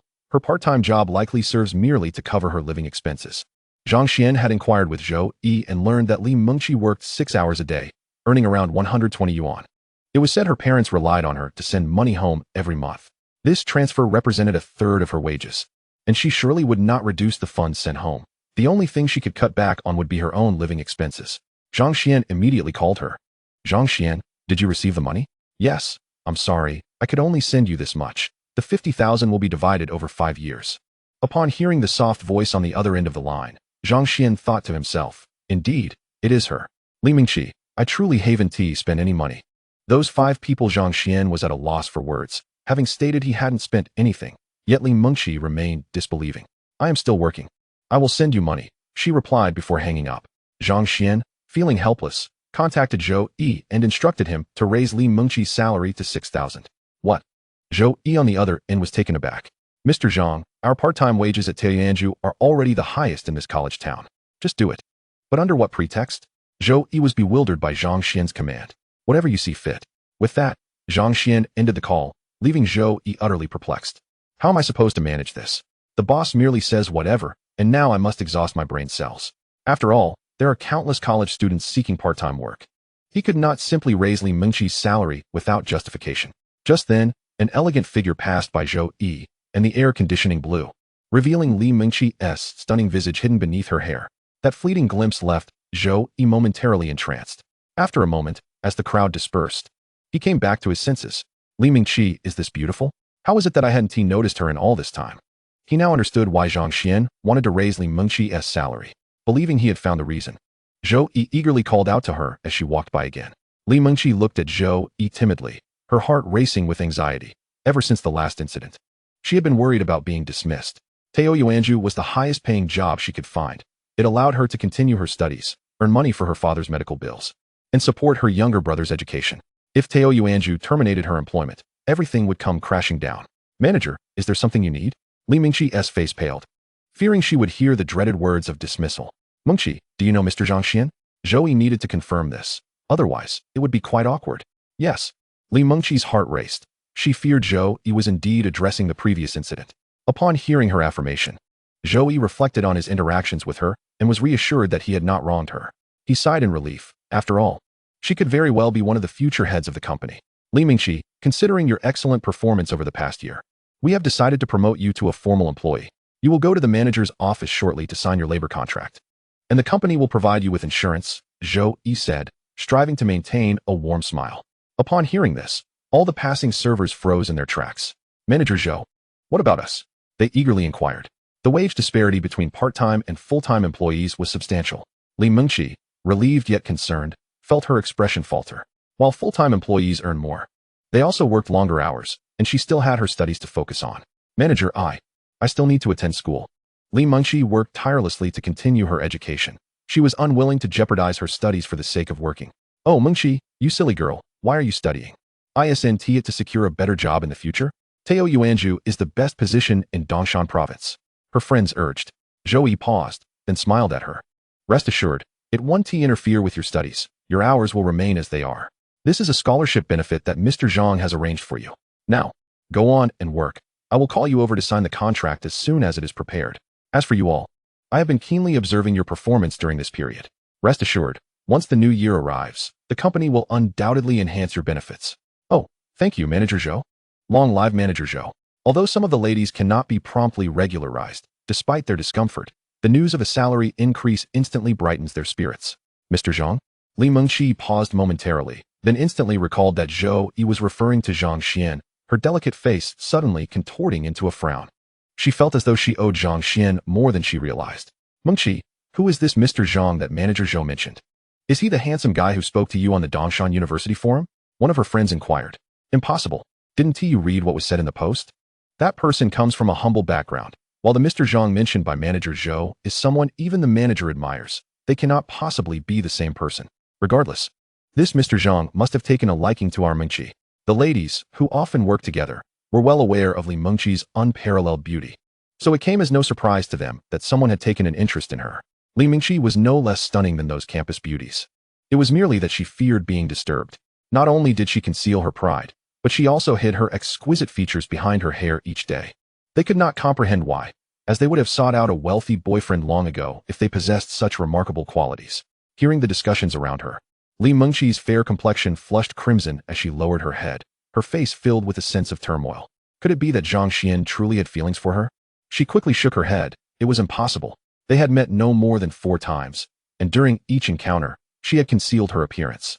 There was no way Zhang Xuan could know what she looked like. How could he possibly be interested in her? Li Mengqi's heart raced, filled with a blend of anticipation and trepidation. Throughout her life, female classmates had been pursued, while she remained alone. It would be impossible to claim she did not harbor some unspoken longing. Yet, she also understood her own looks and family circumstances, fearing she might encounter someone who valued her solely for her appearance. After work, Li Mengqi still sent Zhang Xuan a simple text message, "Thank you." Zhang Xuan smiled slightly upon receiving the message and replied, "No need to thank me." The month of military training swiftly passed, and before long, the National Day holiday arrived. Yang Ming and his 2 companions, local residents of Dongshan City, had taken Zhang Xian's Porsche keys to indulge themselves the previous night. Zhang Xuan, left with no choice, drove Yang Ming's BMW 5 Series home. This was perhaps for the best. The Porsche drew too much attention, while the BMW was more understated. At around 4 in the morning, possibly due to the anticipation of seeing his parents, Zhang Xuan found himself unable to sleep. Family ties had always been something Zhang Xuan yearned for deeply. The thought of finally experiencing them again filled him with excitement. Throughout the month, he had called home almost every day without fail. Since he could not sleep, he decided to drive home early, as traffic would likely be lighter. Zhang Xuan loaded the carefully chosen gifts into his car and set off. Just as he exited the school gates, he noticed a frail figure ahead. A petite girl struggling under the weight of a large bundle. Li Mingqi?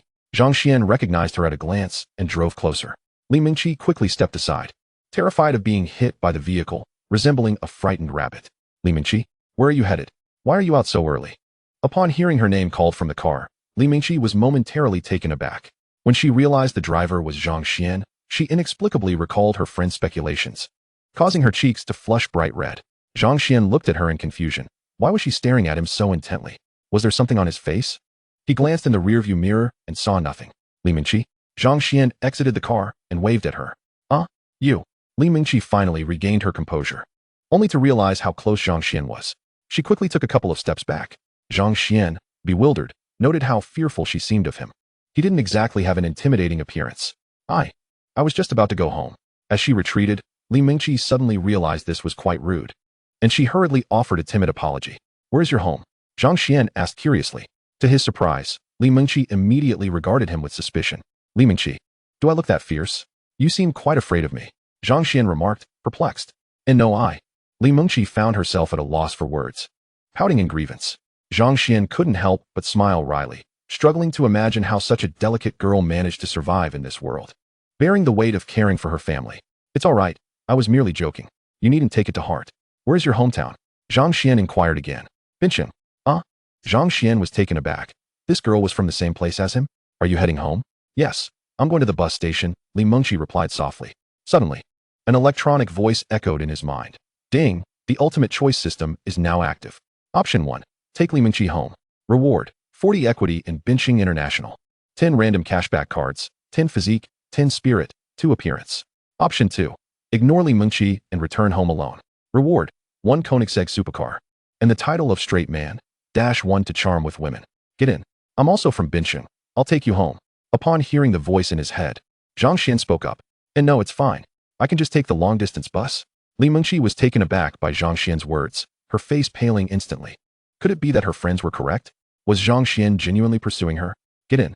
Zhang Xuan realized that Li Mingqi had a stubborn temperament. To persuade her, he would have to be firm. Not allowing her to finish her sentence, Zhang Xuan opened the trunk and swiftly placed her heavy bundle inside. Ding. The host's choice has been registered. Rewards are being distributed.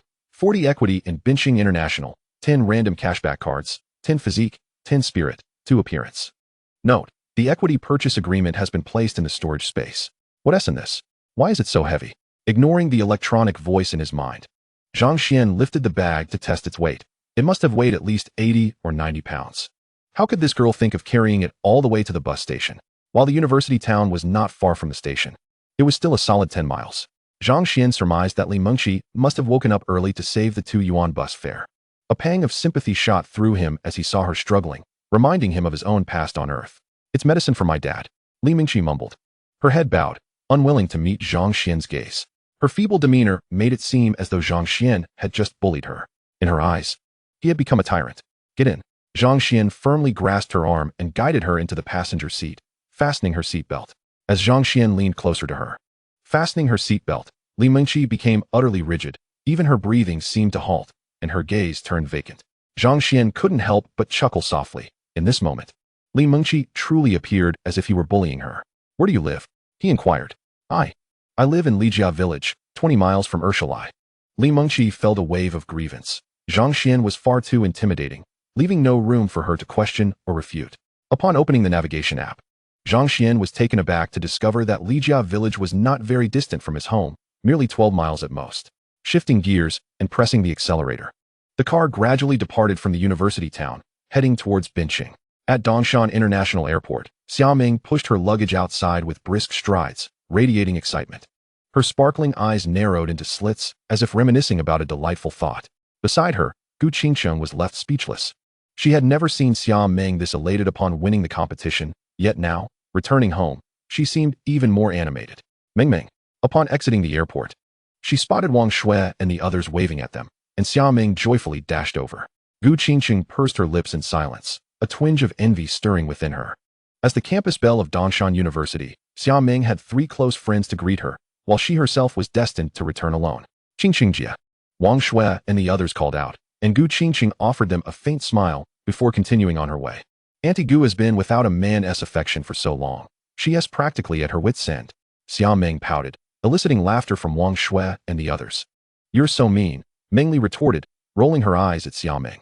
Meng, during the 11-day holiday, where shall we go to have fun? Sun Tian's eyes sparkled with anticipation. 7 days was ample time for them to enjoy themselves. Upon hearing Sun Tian's words, Xia Meng suddenly wore a mysterious smile. Not us. But you. What do you mean by that? Did we not agree to go out together? The deposit for the travel group has already been paid. And if you don't go, they won't refund it. Exactly. You've made it common knowledge. Even Aunt Tian knows. And if you end up not going, what will you do here? Just read, every day? The three looked at Xia Meng in confusion. This girl had spent days discussing where to go. And even their parents were informed. They had already signed up for the travel group. Yet now she declared she wouldn't go? You all should go. I'll cover the expenses. Xia Meng replied with a beaming smile. As her words hung in the air, Meng Li and Sun Tian were still bewildered. But the astute Wang Shui immediately deduced, you're not thinking of going to Zhangxian alone, are you? Meng Li and Sun Tian's eyes widened in disbelief as they stared at Xia Meng. Wow, Shui, you're brilliant. Bingo, you guessed it. Xia Meng's eyes sparkled with dreams of the coming 7 days, a smile gracing her lips. Xiao Meng, have you lost your mind? If Uncle Zhang and Aunt Tian find out about this, they will be frantic. What I don't understand is, Zhangxian is quite nice. But is he really worth your obsession? Why have you taken such a fancy to him? The three friends were stunned, their eyes filled with confusion. Xia Meng's decision was utterly outrageous. Do you even know what kind of people Zhangxian's parents are? Are you really going to just go without a second thought? Aren't you scared? Wang Shui felt uneasy, attempting to dissuade her. I know. Zhangxian's parents are very kind, Xia Meng replied with a smile, completely unperturbed. You know? Have you actually met them? Yes, I have, Xia Meng proudly declared. When I was younger, I often went to Zhangxian's house for meals. My parents were always so busy, they hardly had time to care for me and my brother. We practically lived at Zhangxian's house. And our parents even intended for us to call his parents godfather and godmother. Wait, you've met them? Wang Shui and the others were left in shock. You've even met the in-laws? How sensational. Oh, just forget it. You three go enjoy yourselves. I'll cover the travel expenses, but you'll help me keep this from Uncle Zhang and Aunt Tian, right? Before Xia Meng could finish, the three had already grasped her intentions. All right, go have fun. I must be off, Xia Meng announced, heading towards the bus station. After purchasing her ticket and boarding the bus to Binqing, she gazed into the distance. Her eyes filled with hope. Junior, I'm coming, she thought. Prepare yourselves, gentlemen who dare to humiliate me, for the goddess is about to descend. After several hours of arduous travel, they finally arrived at the outskirts of Lijia village. Zhang Xuan sneezed suddenly, wondering who might be thinking of him. Upon seeing familiar surroundings, Li Mengqi, who had been tense sitting beside Zhang Xuan, finally relaxed, a hint of impatience flashing across her face. Zhang Xuan, just drop me off at the village entrance. I can get home myself. Your parents must be anxious waiting for you. Having spent the journey together, Li Mengqi was finally able to converse with Zhang Xuan more fluently. Her fear lessening. I'll guide you.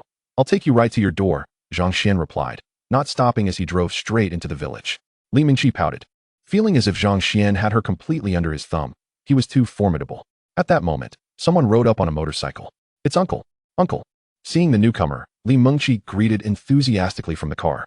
Li Yong, hearing someone call out to him, looked around in confusion. Upon hearing Li Mengqi refer to him as uncle, Zhang Xuan promptly halted the vehicle and opened the door for her. Li Yong was momentarily taken aback upon seeing Li Mengqi get out of the car, then hurriedly exclaimed, Xiao Qi, hurry to the hospital.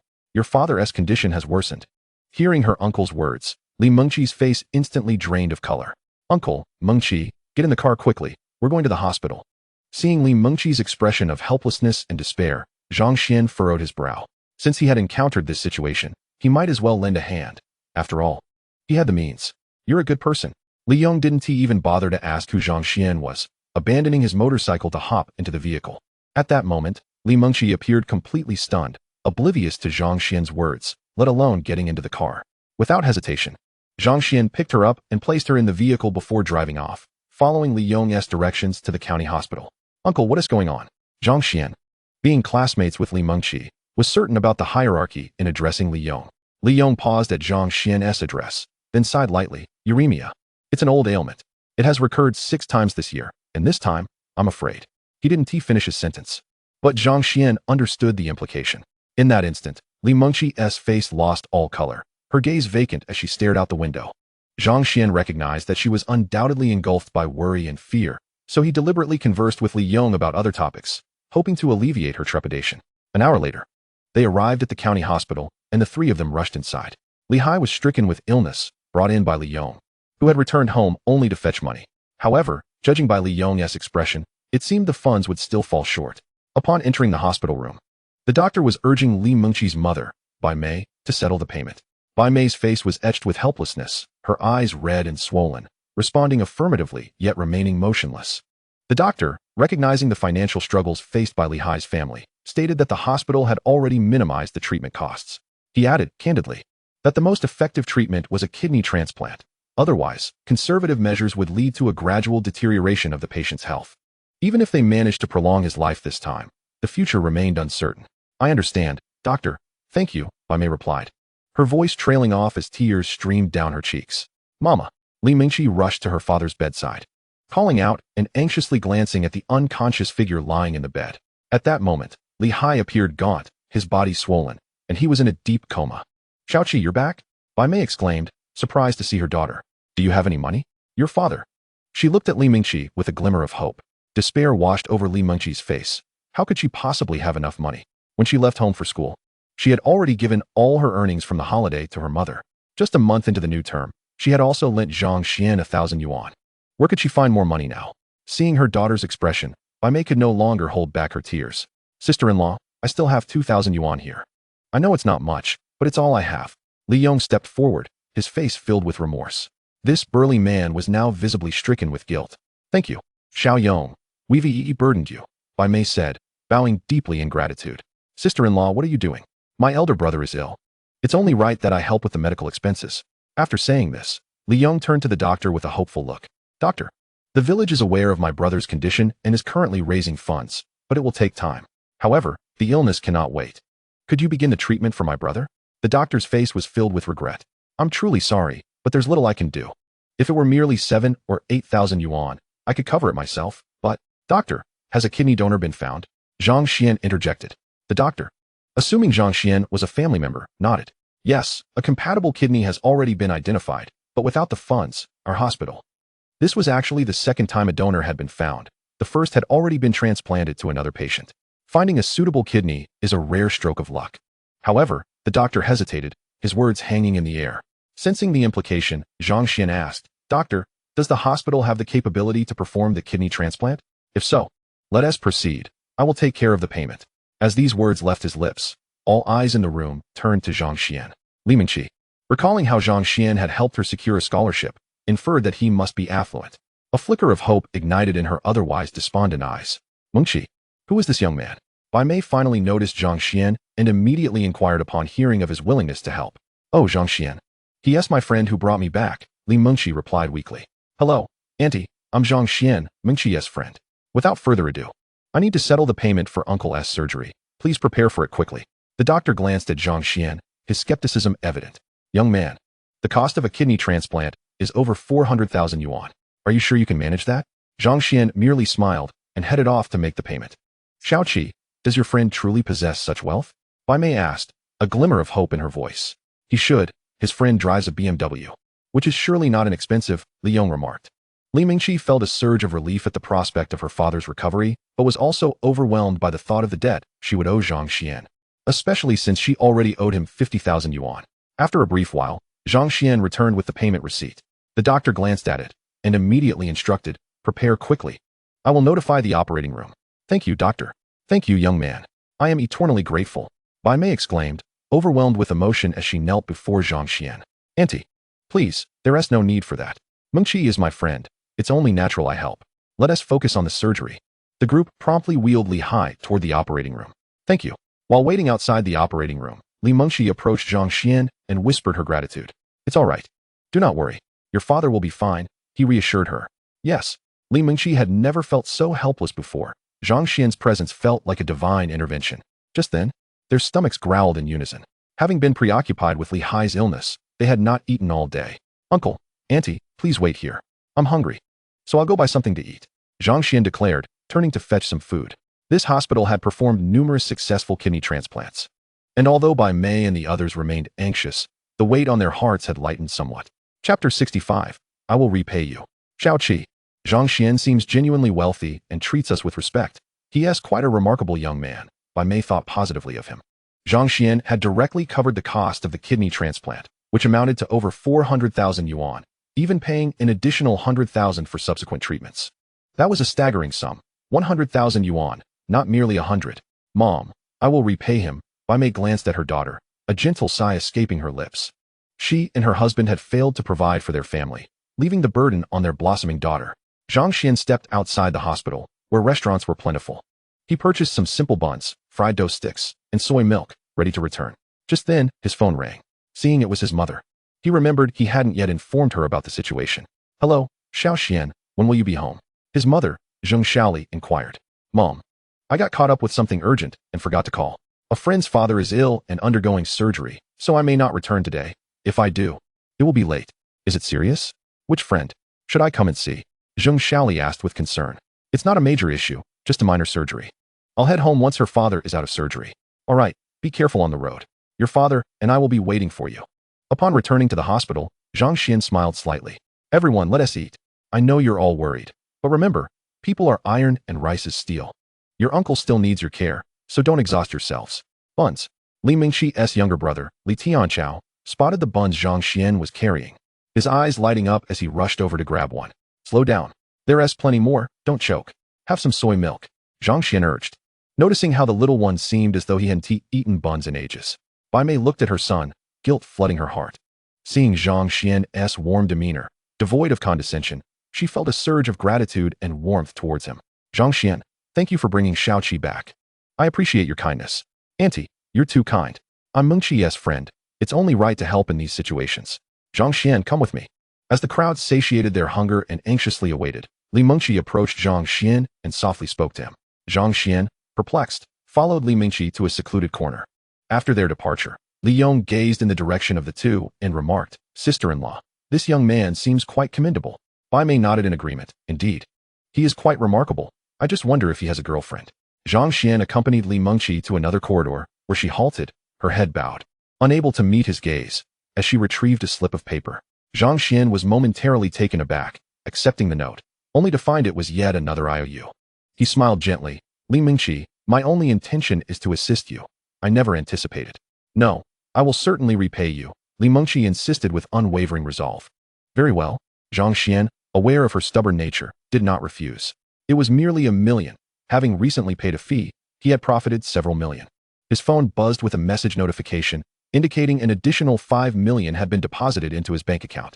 Upon hearing Zhang Xuan's consent, Li Mengqi secretly exhaled in relief, feeling an overwhelming sense of indebtedness towards him. You should head home. Your parents must be worried, she suggested. It's all right. I'll wait until uncle comes out of surgery. He replied. All right. Li Mengqi did not protest this time. The surgery proceeded smoothly, and an hour and a half later, Li Hai was wheeled out. Doctor, how is my elder brother? Li Yong inquired anxiously. The doctor smiled reassuringly. Rest easy. The operation was a success, but he will require further observation. Upon hearing this, Bai Mei burst into tears of joy. Li Mengqi immediately embraced her mother, fully aware of the burdens she had borne. Zhang Xuan, thank you so much. Here is our IOU for the borrowed money, and I have already affixed my fingerprint, Li Yong expressed gratefully, producing a note. No need for that, uncle. Mengqi has already written me an IOU, Zhang Xuan replied, causing Li Yong to pause and relent. Zhang Xuan, you should return home and check on your parents. They must be anxious about you. Auntie needs to care for your uncle, and once he is discharged, you must accompany Mengqi to our home so I can express my gratitude properly. With her husband's successful kidney transplant, Bai Mei's face bore a hint of a smile. Very well, I shall take my leave now. By the way, Andy, this is to celebrate your husband's successful operation. It's not much, merely a token of good fortune. So please do not refuse. The funds deposited with the hospital cannot be accessed until discharge. Observing Li Tianchao's fervent enthusiasm for the buns, Zhang Xuan understood that Bai Mei was short on money. Therefore, he withdrew 10,000 from the ATM and placed it in a red envelope. No, we cannot accept this money, Bai Mei exclaimed, recognizing the substantial amount within the envelope. Having just accepted Zhang Xuan's million, it was implausible to accept further funds from him. Auntie, this is merely a red envelope for good luck. Please do not decline, Zhang Xuan insisted, tossing the envelope onto the hospital bed before turning to leave. Li Mengqi watched Zhang Xuan's retreating figure, her expression a complex tapestry of emotions, unconsciously biting her lip. As Zhang Xuan settled into his car, he dialed his mother's number. "What's the matter, Xiaoxian? Is everything all right?" Zheng Xiaoli's concerned voice greeted him as soon as the call connected. "It's all good now. My friend's father's surgery was successful, and I'm on my way back." "Oh, so everything is fine? That's a relief. By the way, Xiaoxian, don't go home just yet. Come directly to the fast food place next to Taoyuanju. Please hurry." Zheng Xiaoli hung up and turned to the heavily made-up woman across from her, smiling as she said, "Mei Jia, I sincerely apologize for the inconvenience, but my son Xiaoxian is returning." The woman, adorned in heavy makeup, displayed an impatient expression upon hearing this. "Sister Xiaoli, the girls' schedules are quite tight. Today, I have appointments beyond just your family. I just turned someone down, and now you want me to accommodate you again?" Chapter 66, Mother. "Oh dear, Mei Jia, must you be so troubled? Xiaoxian has grown up under your watch. He is like family to us. This is merely a small gesture.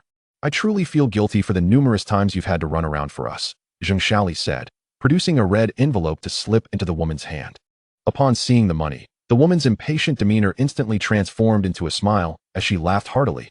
"Oh, Sister Xiaoli, you're too kind. Xiaoxian is like a son to me, and given our relationship, I will certainly take care of him. While the other family may have wealth, their son hasn't even graduated high school. Unlike our Xiaoxian, a respectable university student, not all girls are solely after money. Perhaps they are drawn to his talents. After all, it was a girl who approached me to help set them up. As long as there are no issues with Xiaoxian, the chances of success are quite high." Mei Jia continued, discreetly pocketing the money before adding, "However, I must clarify that while the likelihood of success is substantial, I cannot guarantee a 100% outcome. If this attempt does not succeed, I can certainly find another match for Xiaoxian." Zheng Xiaoli's face radiated with joy. "No worries. No worries. I appreciate all your efforts, Mei Jia. Sister, I've heard that due to the financial crisis, jobs are becoming increasingly difficult to find." Mei Jia sighed lightly. Zheng Xiaoli's expression altered slightly at this comment. Upon arriving, Zhang Xuan noticed the front of the fast food establishment was crowded with cars. Fortunately, there was still parking available in front of their own Taoyuanju, so he parked his vehicle there. "Sir, are you here to dine?" "Mr. Zhang, what brings you here?" Bian Xingmin's face turned pale upon recognizing Zhang Xuan. After being dismissed, he had sought employment at various places, only to be turned away. Some companies even feigned interest, only to mock him upon his arrival, leaving him humiliated. Bian Xingmin realized he had been overly proud in the past, having offended too many people. Their actions were understandable. After experiencing the harsh realities of life, he reached out to an old friend, hoping for acceptance, only to find that his friend had become the hall manager at Taoyuanju. After learning of his situation, the friend had silently arranged a security job for him. Bian Xingmin did not refuse, as any job was better than none. But he never anticipated such misfortune to befall him upon arrival. "Is that you? Weren't you fired?" Zhang Xuan inquired, furrowing his brow as he regarded Bian Xingmin. Suddenly, Bian Xingmin knelt on the ground, pleading, "Mr. Zhang, I beg you, I realize my mistakes. I only wish to work peacefully now. I swear I will not engage in any wrongdoing. I am merely a security guard now. Please show me mercy." Ding. The divine selection system is now activating. Option 1. Forgive Bian Xingmin. Reward: 100 shares of fast food. Bian Xingmin's loyalty, 10 to physique, 10 to spirit. Option 2. Refuse to forgive Bian Xingmin. Reward: 100 increase in matchmaking success rate. Acquire the title of Sea King, 1 female affinity. Upon hearing the electronic voice echo in his mind, Zhang Xuan hesitated momentarily. A 100 increase in matchmaking success rate. What on earth? What use would that be to him? With his current status, coupled with the pursuit of a beautiful senior, did he even need matchmaking? "I choose option 1. Zhang Xuan, at a loss for words, addressed Bian Xingmin, saying, "Rise, and diligently engage in your work here. I shall keep a watchful eye on you." Ding. The system detected the host's decision, and rewards were being dispensed. Ownership of fast food valued at 100. Loyalty from Bian Xingmin, and an increase in constitution by 10 and spirit by 10. Bian Xingmin, disregarding his pride, prostrated himself on the ground, imploring Zhang Xuan for forgiveness. Momentarily stunned by Zhang Xuan's words, tears of gratitude streamed down his face as he fervently expressed, "Thank you, Mr. Zhang. I, Bian Xingmin, swear to the heavens that if I ever betray you in this life, may I suffer a wretched fate. Get up. Henceforth, refrain from kneeling at the slightest provocation. Work earnestly. Actions speak louder than words," Zhang Xuan replied before stepping out of the car towards the fast food establishment. Bian Xingmin gazed appreciatively at Zhang Xuan's departing figure. Clenching his fists, having endured the harshness of the world, Zhang Xuan's forgiveness filled his heart with warmth. "Mr. Zhang, I, Bian Xingmin, shall remain loyal to you for a lifetime. I will never betray you. Zhang Xuan observed the fast food outlet before him, noting its considerable size. However, it paled in comparison to the adjacent Taoyuan residence. Nevertheless, the strategic location of the fast food establishment held promise, if it could be connected with Taoyuan residents. The latter's business would undoubtedly flourish. Xiao Xian, over here. At that moment, a gentle voice called out. Upon hearing the voice, Zhang Xuan turned to see a woman, his heart swelling with warmth. This was his mother. Mom. Zhang Xuan entered the fast food outlet and embraced Zheng Xiaoli tightly. Zheng Xiaoli smiled tenderly. Oh, my child. It's only been a month since you left. Why do you act as if decades have passed? Mei Jia, standing nearby, scoffed quietly, a mama's boy. Xiao Xian. Come and greet your Aunt Mei. Zheng Xiaoli introduced. Zhang Xian glanced at the heavily made-up woman, not recalling her presence from memory, yet he politely greeted, Aunt Mei. Oh, so this is Xiao Xian? Truly handsome. You must treat my sister well this time. Mei Jia, who had not initially seen Zhang Xian's face clearly, was now utterly entranced. He was stunning, more so than any television star. She felt a rush of warmth flood her body, wishing she could whisk him away to a private room. As this thought crossed her mind, Mei Jia's face flushed bright red. Aunt Mei, what about that girl? When will she arrive? Zheng Xiaoli, noticing Mei Jia's reaction, queried with curiosity. Oh, let me call her right away, Mei Jia said, regaining her composure, her face still flushed, even beneath layers of makeup. Xiaofan, are you still busy? Zhang Xian has returned. Don't you want to meet him? Come over. After hanging up, Mei Jia beamed at Zhang Xian. Xiao Xian. You've grown even more handsome over the years. Xiaofan will surely be smitten when she sees you. Zheng Xiaoli beamed with pride at her words. Inside Taoyuan residence, Han Xiaofan was playfully nestled into a boy's embrace, saying, All right, that person has returned. Let us go see him. With that, she cast an exasperated glance at the boy. I really don't understand your intentions. We are engaged, yet you insist on this charade. Is it merely to embarrass him? And you made me contact him as a matchmaker. Does he really think so highly of himself? The boy laughed heartily, playfully groping Han Xiaofan. Come on. Watch me embarrass him. Chapter 67. Mom, I don't need a blind date. Sure, Xiao, have you finished eating? The hall manager approached with a smile. Han Xiaofan felt a swell of pride as the hall manager of Taoyuan residence personally came to greet her. This was indeed the hall manager of Taoyuan residence, which had only been established 3 months prior in Bincheng, not yet widely recognized. However, having witnessed Taoyuan residence's success in other locations, she was confident that it would soon become a local sensation. The hall manager's personal attention was a significant honor. This was why she was willing to associate with Shixingji, a notorious playboy in Bincheng, known for his cavalier attitude towards relationships. Yet, she had faith in herself. The reason those women were quickly replaced must surely be due to their lack of skill. Having just returned from the south, her beauty, combined with her expertise, had propelled her family's fortunes to new heights in a matter of years. However, such a business was not a sustainable venture. She still needed to find a wealthy husband, and Shixingji was the most suitable candidate. Shixingji, clearly enjoying the attention, laughed heartily, eager for all to witness the scene. Very good, Manager Wang. I have other business to attend to tonight. I must take my leave. The two exited Taoyuan residence and made their way to the parking lot. Oh, a BMW 5 Series. What a fine car, worth over 500,000. Whose is it? Han Xiaofan was astonished to see such a luxury vehicle in this remote area. Shixingji cast a glance at the BMW, then at his own Volkswagen worth merely over 200,000, feeling as though his pride had been trampled. Damn it, why hasn't my car arrived yet? He had ordered an Audi worth over 500,000. Had he been driving that today, he would have felt much more esteemed. Darling, it's fine. Your car is already among the finest in this small place like Bincheng. I feel so proud. What could you possibly find unsatisfactory? Having engaged in dealings of a particular nature, Han Xiaofan quickly discerned Shixingji's fleeting emotions and promptly reassured him. Instantly, Shixingji felt a rush of satisfaction, laughing heartily. By the way, darling, Yu Haven T told me why you want to deal with this Zhang Xian. Does he hold any significance? Is it merely because he is a university student? Han Xiaofan replied disdainfully. In a small place like Bincheng, they might still value the identity of a university student. It's hard to believe that such a close proximity to Dongshan City still results in such backward economic development. A university student? How many university graduates do I employ? They still end up doing the same work as those who barely finished middle school. Shixingji sneered, his thoughts drifting elsewhere. He recalled that porcelain doll-like girl he so adored, but the cruel reality was that she didn't reciprocate his feelings. She was enamored with another fool. He had witnessed his father's methods. With the right drug, he could strip a girl of her defenses, and they would end up together. Thus, he had stolen that drug from his father, but to his dismay, The girl had fought back fiercely, even jumping into a river. Terrified, he had fled home, only to later learn that Zhang Xuan had rescued her. Had Zhang Xuan not intervened, the girl would have perished, and all would have been resolved.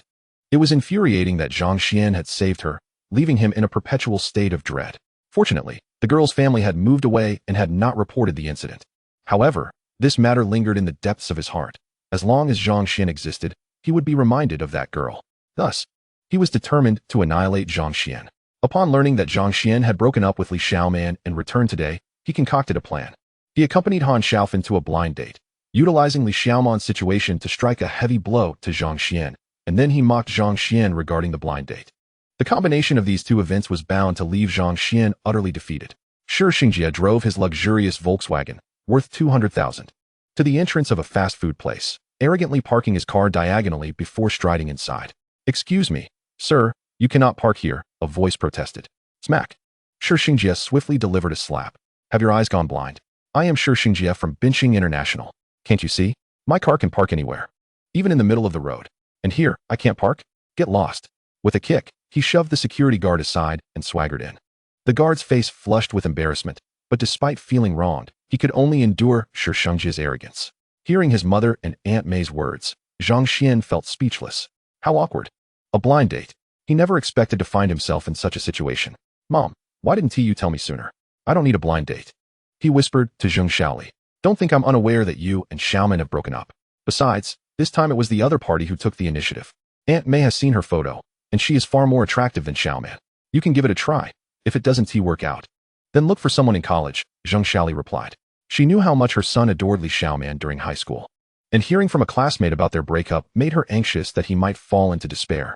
When Aunt May offered to play matchmaker, she agreed. At that moment, Han Xiaofan approached. Seeing her, Aunt May instantly wore a smile. "Xiaofan, come here. Sit." Han Xiaofan walked over, surveying the surroundings with evident disdain. "Why meet here? Is this a place for people? The neighboring Taoyuan residence is far more elegant than this." With her words, the look of disdain on her face intensified. Upon hearing this, Zheng Xiaoli and Aunt May's smiles froze, particularly Zheng Xiaoli, who felt an overwhelming sense of embarrassment. Ding. The Supreme Choice System has been activated. Option 1. Viciously mock Han Xiaofan. Reward: Constitution 10, Spirit 10, Attractiveness 1, a villa at Binqing Guolan International. Option 2. Actively fawn over Han Xiaofan. Reward: Earn the title of sycophant, Women S affinity -1, Han Xiaofan S favor. Zhang Xuan, about to speak, paused upon hearing the voice in his mind, then smirked, revealing a smile. "This isn't a place for people. How did you come here? Are you not human?" Ding. Detection of host choice made. Rewards being distributed. Constitution 10. Spirit 10, Attractiveness 1, a villa at Binqing Guolan International. The purchase contract and keys have been placed in the storage space. Please check. "Hey, why are you cursing?" Han Xiaofan stammered, momentarily at a loss as she stared at Zhang Xuan, her entire demeanor frozen. So handsome. He is no different from those celebrities. And this is his bare face, without a filter. Being this man's girlfriend, she wouldn't be at a loss. Witnessing Han Xiaofan's reaction, Shi Xingjie, who had been standing by waiting for an opportunity to publicly humiliate Zhang Xuan, was infuriated. Chapter 68. Arrogant Shi Xingjie. Cursing? This isn't a place for people. How could I be cursing? Zhang Xuan coldly regarded Han Xiaofan, sensing that she was far from a good person, her aura reminiscent of someone from a dubious profession. "You. Damn it, who do you think you are? My treasure is someone you can insult?" Shi Xingjie could no longer contain himself. Upon seeing Zhang Xuan's face, his anger surged. Why did Zhang Xuan have to be so handsome? This only solidified his resolve to ruin him. "Shi Xiao?" Aunt May stood up immediately upon seeing Shi Xingjie. "Darling, is this the second person you wanted to meet? I was guessing who it could be. Turns out it's the broke Zhang Xuan. What's wrong? Just dumped, and now seeking comfort here? Darling, he doesn't even regard you as significant. Bringing you to this shabby place. Is this where people come? The Taoyuan residence is right next door. Choosing this place? A poor guy is still a poor guy. Oh, no wonder it's you. Fired from the company. Just being able to bring someone here is quite impressive." As Shi Xingjie arrived, he unleashed a barrage of insults at Zhang Xuan and Zheng Xiaoli, whose face grew increasingly ashen, nearly purple with rage. Hearing Shi Xingjie's taunts, Han Xiaofan snapped back to reality from Zhang Xuan's charm and remarked, "Aunt May, I'm already Shi Xiao's girlfriend. There's no need for you to introduce me to those irrelevant people." With a smug expression, Shi Xingjie approached Zhang Xuan, whispering, "Kid, do you know why Li Xiaoman dumped you?" Just as Zhang Xuan was about to inquire about his mother's dismissal, Hearing Shi Xingjia's words caused a sudden blockage in his heart. He paused, realizing this was the remnants of his consciousness from another life acting up. Noticing Zhang Xuan's change in expression, Shi Xingjia became even more triumphant. You didn't see this coming, did you? Li Xiaoman was arranged by me. Otherwise, do you think a poor guy like you would ever catch her eye? What you don't know is, on the very night she agreed to be your girlfriend, she climbed into my bed. Her skin was incredibly smooth, and she was quite skilled. It was her first time. Zhang Xian, you're just a loser. Shi Xingjia was arrogant and menacing, insulting not only Zhang Xian but also his parents. Your mother, I ordered her dismissal. Not only your mother, but I'll also make sure your father can rest at home too. You. Zheng Xiaoli was pushed to the brink of fury, suddenly feeling dizzy. Mom. Zhang Xian quickly caught her. Xian, we need to leave. Zheng Xiaoli's face was devoid of color, her eyes filled with tears. Mom, don't get angry. Don't worry. Benching International will call you back, Zhang Xian said, feeling a pang of heartache seeing his mother's condition, his anger flaring up. Ha! Shi Xingjia and Han Xiaofan burst into laughter, as if they had heard the most absurd joke. Benching International will call her back? Zhang Xian, have you lost your mind after being dumped by a woman? Benching International is my family's company. Unless I give the word, who can let that waste return? Smack. Before Shi Xingjia could finish, Zhang Xian slapped him, sending him staggering back several steps, a clear handprint now visible on his face. Get lost. Zhang Xian coldly glared at Shi Xingjia. Shi Xingjia was about to unleash a torrent of curses, but upon meeting Zhang Xian's gaze, a chill ran down his spine. What kind of gaze was this? It was as though he had just emerged from a mountain of corpses and a sea of blood. An overwhelming aura rendering Shi Xingjia speechless. How dare you hit someone? This is a society governed by law. Aren't you afraid of the authorities with such arrogance? Han Xiaofan rushed to support Shi Xingjia. Mind your own business. I can't guarantee I won't hit a woman. Zhang Xian replied casually. Han Xiaofan immediately sealed her lips. Mom, why didn't you tell me you lost your job? You still sent me money. Didn't I tell you? I can earn money on my own now. Zhang Xian's eyes reddened. The feeling of being cared for was truly wonderful. Regarding work matters, mother will soon resolve them. Did she not mention this to you? Your foremost priority now is your studies, so refrain from dwelling on trivialities. Once you acquire knowledge and graduate, abundant opportunities for financial gain will await you. Do you understand? Zheng Xiaoli, upon hearing Zhang Xian speak of making money once more, promptly scolded him. Her eyes filled with concern. Rest assured, mother, Benching International will invite you back to work. Not only will they welcome you back, but you will also be offered a leadership position, Zhang Xian declared resolutely. At that moment, sensing the commotion, many people gathered around. Observing the crowd, Shi Xingjia assumed that Zhang Xian would not dare to strike someone in front of so many witnesses, and thus he resumed his bravado. Benching International will invite your mother back to work? I'll make it clear today. If she returns to work, I will kneel and bow to you. As he spoke, Shi Xingjia, fearful that others might not recognize his status, nonchalantly added, I am the general manager of Benching International. Upon hearing this, the onlookers' gazes towards Shi Xingjia immediately shifted. Oh my, isn't that young master Shi? What brings you here? Recognizing Shi Xingjia, some approached him to stand in solidarity. Just now, I saw that kid strike young master Shi. Is he courting death? Who dares to lay a hand on young master Shi? How audacious. Kid, try it again if you dare. Several individuals, eager to impress Shi Xingjia, spoke up. Encouraged by this, Shi Xingjia reveled in his newfound pride. Misunderstanding the situation, Zheng Xiaoli quickly defended Zhang Xian, attributing the uproar to him. Just then, the sound of a ringing phone broke the tension. Puzzled, Zhang Xian answered, Hello, is this Mr. Zhang Xian? Yes, who is this? Greetings, Mr. Zhang. I am Li Weiping, the general manager of Taoyuan Street Fast Food. May I inquire when you are available? I would like to. I'm currently at the store. Please hold on. I will be there shortly. Zhang Xian hung up, feeling a sense of urgency. Calling for help? I'm terrified. Zhang Xian, you struck me. This cannot be overlooked. Shi Xingjia, believing that Zhang Xian was seeking assistance to quell the matter, scoffed. Ha ha. Calling for help? In Bencheng, with young Master Shi present, who would dare to come? Shi Xingjia sneered. Didn't you inform him that you provoked young Master Shi? Of course not. Would he dare to say that? If he mentioned young Master Shi, would the other party even take the call? Those familiar with Shi Xingjia's nature seized the opportunity to flatter him. Just then, Zhang Xian's phone rang again. Haha. They must have realized young Master Shi is here, hence calling to inform you of their business. Zhang Xian, noticing the unfamiliar number, frowned and answered. Hello, Mr. Zhang. I am Chen Jun, the acting general manager of Benching International. You are the general manager of Benching International? Then how does this Shi Xingjia claim to be the general manager? Zhang Xian inquired coldly, directing his gaze at Shi Xingjia. Shi Xingjia, since you acquired Benching International, His position as general manager has been rescinded, Chen Jun clarified. May I ask when you can visit the company? The reorganization requires your oversight. Direct your inquiries to Director Zhang Ping from your workshop. I have entrusted him with the presidency of Benching International, and you are to assist him fully. Zhang Ping. Are you referring to the workshop Director Zhang Ping from the third workshop? Chen Jun was taken aback upon hearing Zhang Xuan's words. They had numerous executives, yet Mr. Zhang wished to elevate a workshop director to the position of their new president? Was this a jest? What? Is there a problem? Chen Jun's tone shifted, prompting Zhang Xuan to frown and ask. Mr. Zhang, while Zhang Ping is an excellent workshop director, I must be frank, his capabilities may fall short for the presidential role. Then assist him. Zhang Ping is my father. I purchased Benching International for him to enjoy. Is there any further issue? If not, I shall hang up. What do you mean by lacking capability? No one is born a president. With training, he will suffice. Zhang Xuan terminated the call, leaving Chen Jun utterly stunned. The company had been purchased by Zhang Ping's son. Although Benching International's market value was not exceedingly high, it was still worth billions. Was Zhang Ping's family truly so affluent? Call for Zhang Ping from the third workshop, or I will personally invite him, Chen Jun stated, then quickly retracted his words. He pondered, wealthy individuals truly know how to play. Despite their wealth, they choose to masquerade as ordinary workers, maintaining this facade for over a decade. Is this merely a form of amusement? Zhang Ping. Director Zhang has already informed him of his dismissal. Such trivial matters need not concern you. What? Dismissal? Chen Jun was flabbergasted, immediately rushing out. Damn it. No wonder Mr. Zhang's tone was off. Could he have known all along? Did he decide to end the charade and lay everything bare? Chen Jun dashed out, leaving the vacant office filled with bewildered faces.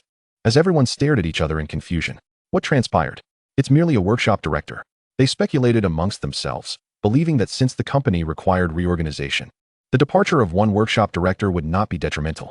They thought to follow Shi Xingjia's decision, alleviating the company's burden while shifting the blame onto him. What could be better? Why, then, was Chen Jun reacting so dramatically? All gazes turned to Zhang Xuan, even Zheng Shaoli appearing astonished. The atmosphere fell into a profound silence.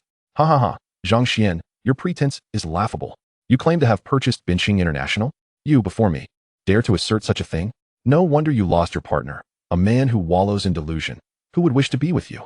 Shi Xingjia laughed exaggeratedly, tears forming from his mirth. Zhang Xuan's assertion of acquiring his family's company was the perfect opportunity for Shi Xingjia to deliver a humiliating blow. Shi Xingjia felt that all his preparations were in vain, as Zhang Xuan was practically inviting him to strike. To further debase Zhang Xuan, he even fabricated a tale involving Li Xiaoman, believing Zhang Xuan would never seek her out for verification. Little did he expect Zhang Xuan to act so foolishly in front of so many witnesses. Had he known this would unfold, he would not have expended such effort. Han Xiaofan, initially captivated by Zhang Xuan's stunning appearance, found her admiration waning upon hearing his words. A man who merely boasts, spending time with him may be tolerable, but marriage? To live in delusion alongside him? Mei Jia approached Zheng Shaoli and whispered, Sister, quickly urged Xiao Xian to apologize. This is young Master Shi. If we provoke him, Zhang Ping's job may genuinely be at stake. Zheng Shaoli's expression turned awkward upon hearing this, and she hesitantly lifted her foot to step forward. Which one is Mr. Zhang Xian?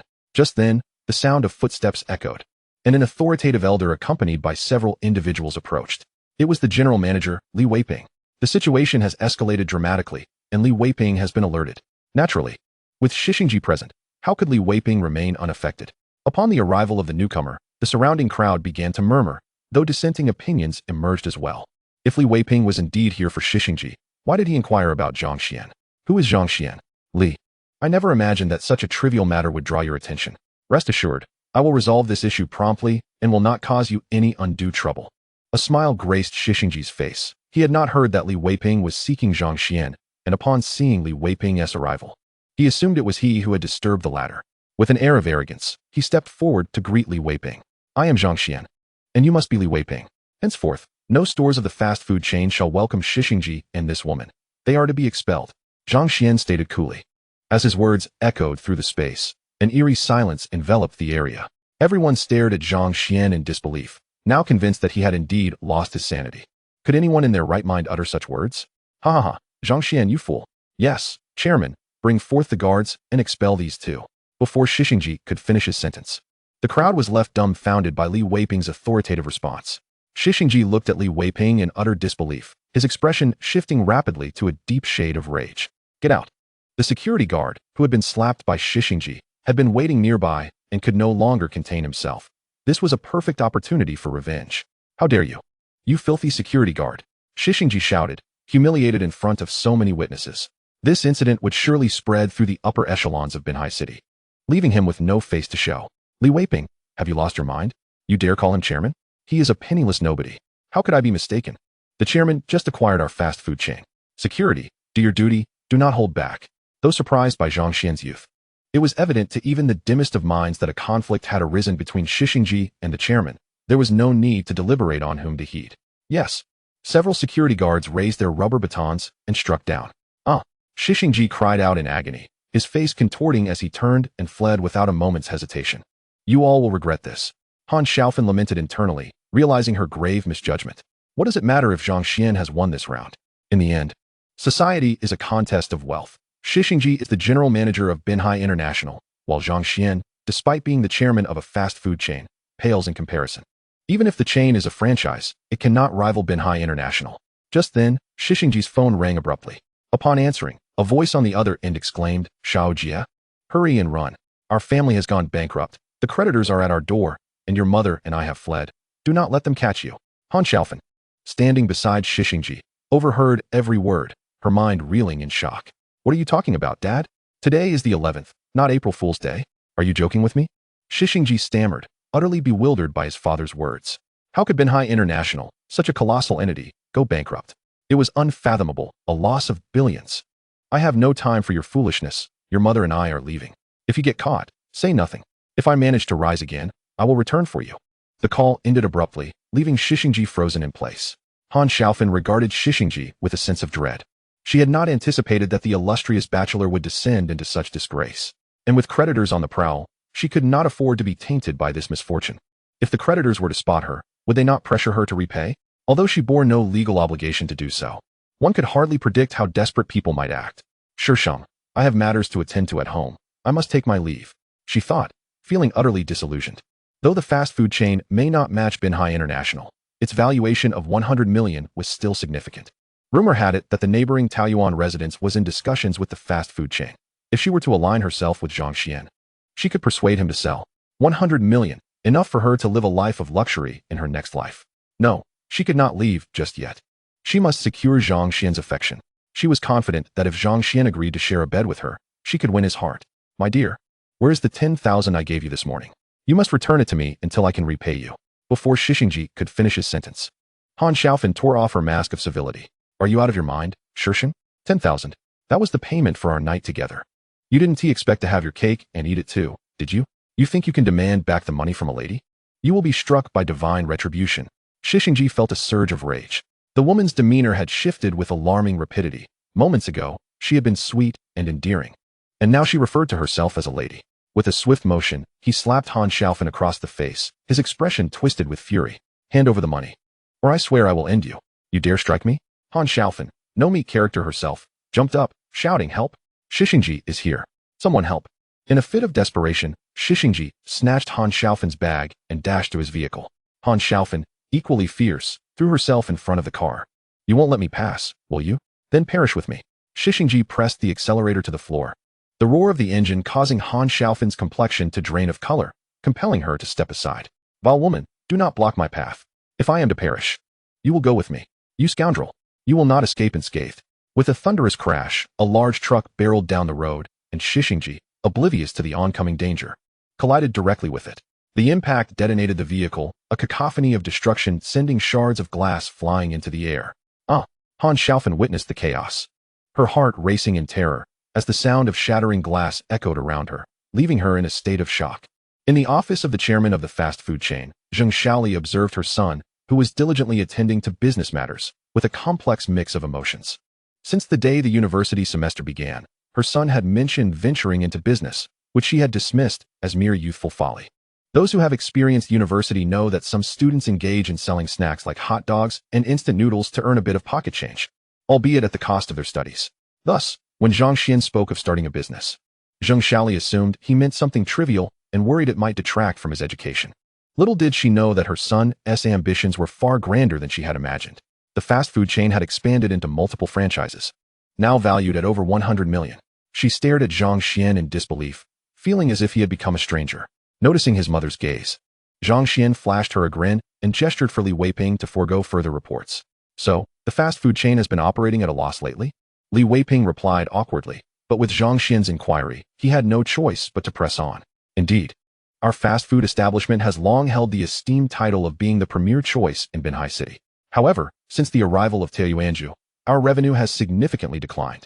During this period, the representatives from Taoyuanju have continuously sought discussions regarding a potential acquisition. It is at this juncture that you have intervened. Zhang Xuan was momentarily taken aback. Realizing that Wang Chuan had reached the same conclusion as he did, he promptly dialed Wang Chuan's number and inquired, who was overseeing matters in Binhai. Wang Chuan hesitated for a moment before responding. It's one of my associates, but he is currently abroad on business and not in the country. Boss, is there an issue? Nothing serious, Zhang Xuan replied. I've acquired the fast food establishment. Please arrange for someone to meet with Old Li to discuss the acquisition details. On the other end, Wang Chuan was bewildered. The fast food establishment has been acquired? How is this possible? I have been preoccupied with this matter, investing nearly 200 million. Yet they remain unyielding. How could Zhang Xuan manage to finalize the acquisition during his brief leave? After ending the call, Zhang Xuan turned to the equally perplexed Li Weiping and said, soon, representatives from Taoyuanju will arrive. You are to handle the discussions with them. Rest assured, first and foremost, your positions will remain unchanged post-acquisition, and Taoyuanju will be absorbing all company employees. Furthermore, once integrated into Taoyuanju, your salaries will match those of the existing employees. Of course, if you prefer not to stay, I will not compel you. The decision is yours, Old Li. Hearing Zhang Xuan's words, Li Weiping and the others were even more mystified. Zhang Xuan chose not to elaborate, stating, you will understand when they arrive. I have other matters to attend to, so I shall take my leave now. Mother, let us head home. Oh, Zheng Xiaoli had yet to recover from her shock. Upon hearing Zhang Xuan's words, she followed him like a marionette as they exited. Li Weiping and the others bid farewell to Zhang Xuan and his mother. Gazing at Zhang Xuan's retreating figure, they couldn't help but lament. Talents emerge in every generation. We are growing old. Old Li, do you believe we ought to remain here? One of them queried. What did Mr. Zhang's statement imply? Is he affiliated with Taoyuanju? Can his words represent Taoyuanju? How could he possibly do so? Are you aware of Taoyuanju's current market valuation? 400 billion. If Wang Chuan had uttered those words, we would naturally believe him. However, perhaps we should seek alternative paths. Some expressed their skepticism regarding Zhang Xuan. At that moment, Old Li's phone rang. Upon glancing at the screen, he was taken aback and addressed the group. It's Wang Chuan from Taoyuanju. Hiss. The group collectively gasped in astonishment. Old Li, this is Wang Chuan. The term should have been conveyed to you by the boss, so I will not reiterate. My brother is abroad at the moment and unavailable. If you are willing, future operations of Taoyuanju and Binhai will be entrusted to you. In that instant, everyone was rendered speechless. Boss. Chapter 71. Zheng Xiaoli. Does it hurt? What did Wang Chuan's statement imply? Boss. Were they to have the mysterious owner of Taoyuanju as their new chairman? How could this be? The legendary figure was said to be enigmatic, single-handedly repelling the three major trade alliances. Yet how old could Zhang Xuan be? Li Weiping inhaled deeply. If the boss and General Wang were willing to consider an old man like him, then it would be ungracious of him to decline. Ha ha ha, splendid. Old Li, you shall oversee matters in Binhai. Should any issues arise, we can communicate at any time. Shortly, I will dispatch someone to engage with you and finalize a new contract. Understood. Zhang Xuan took Zheng Xiaoli's hand and exited the fast food establishment. Just as they were about to proceed to the parking lot, an individual suddenly obstructed their path. Young Master Zhang, they have come to apologize. Please accept their apologies along with your mother. Han Xiaofan gazed at Zhang Xuan with a fiery intensity. Her demeanor suggestive as she leaned in, skillfully displaying her allure. In the hidden corners, a subtle satisfaction graced her visage. No one could resist such a tactic. Years in the industry had taught her many ways to enchant men, and this method had proven infallible. Yet, she was destined for disappointment. For whether it was Xia Meng, Gu Qingchang, Bai Weiwei, or Li Mengqi, none of these women could be compared to her. Even they had been rejected by Zhang Xuan, let alone herself. Zhang Xuan paid her no mind, continuing to hold his mother's hand as they made their way to his car. Han Xiaofan stood frozen, disoriented by the wind. She watched Zhang Xuan's retreating figure, gritting her teeth in frustration before hastily following behind.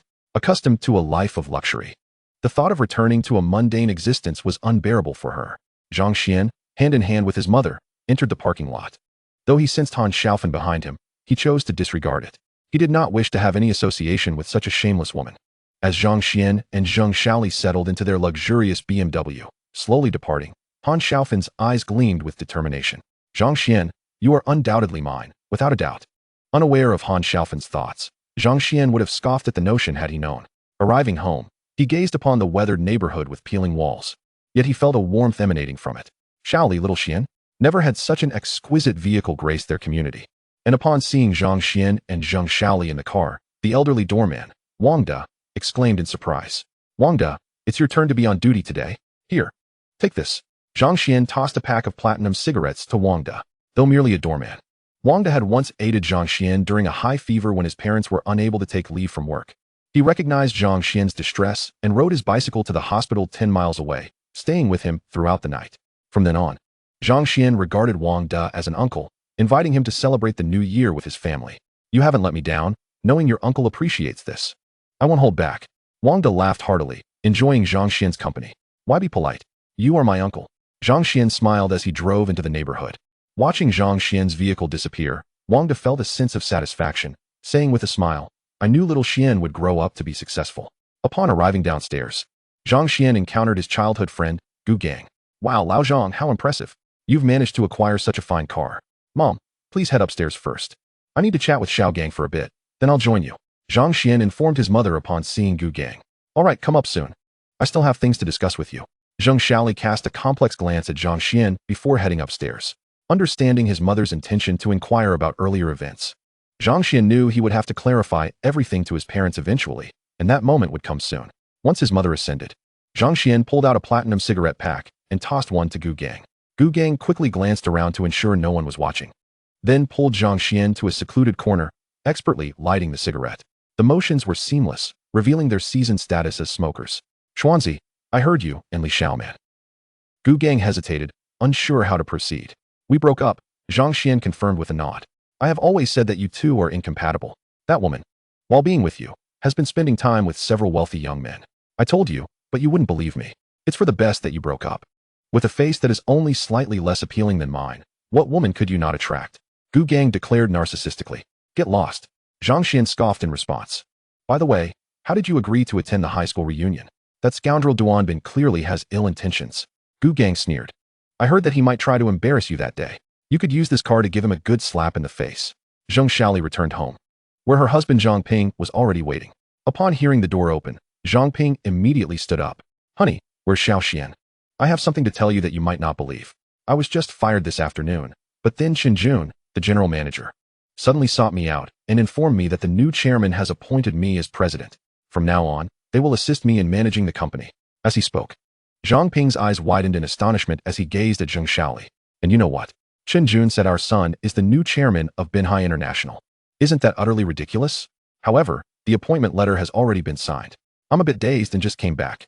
Honey, slap me twice to see if I'm dreaming. Smack. Without any hesitation, Zhang Shaoli delivered a sharp slap to Zhang Ping's face, leaving a clear mark. Does it hurt?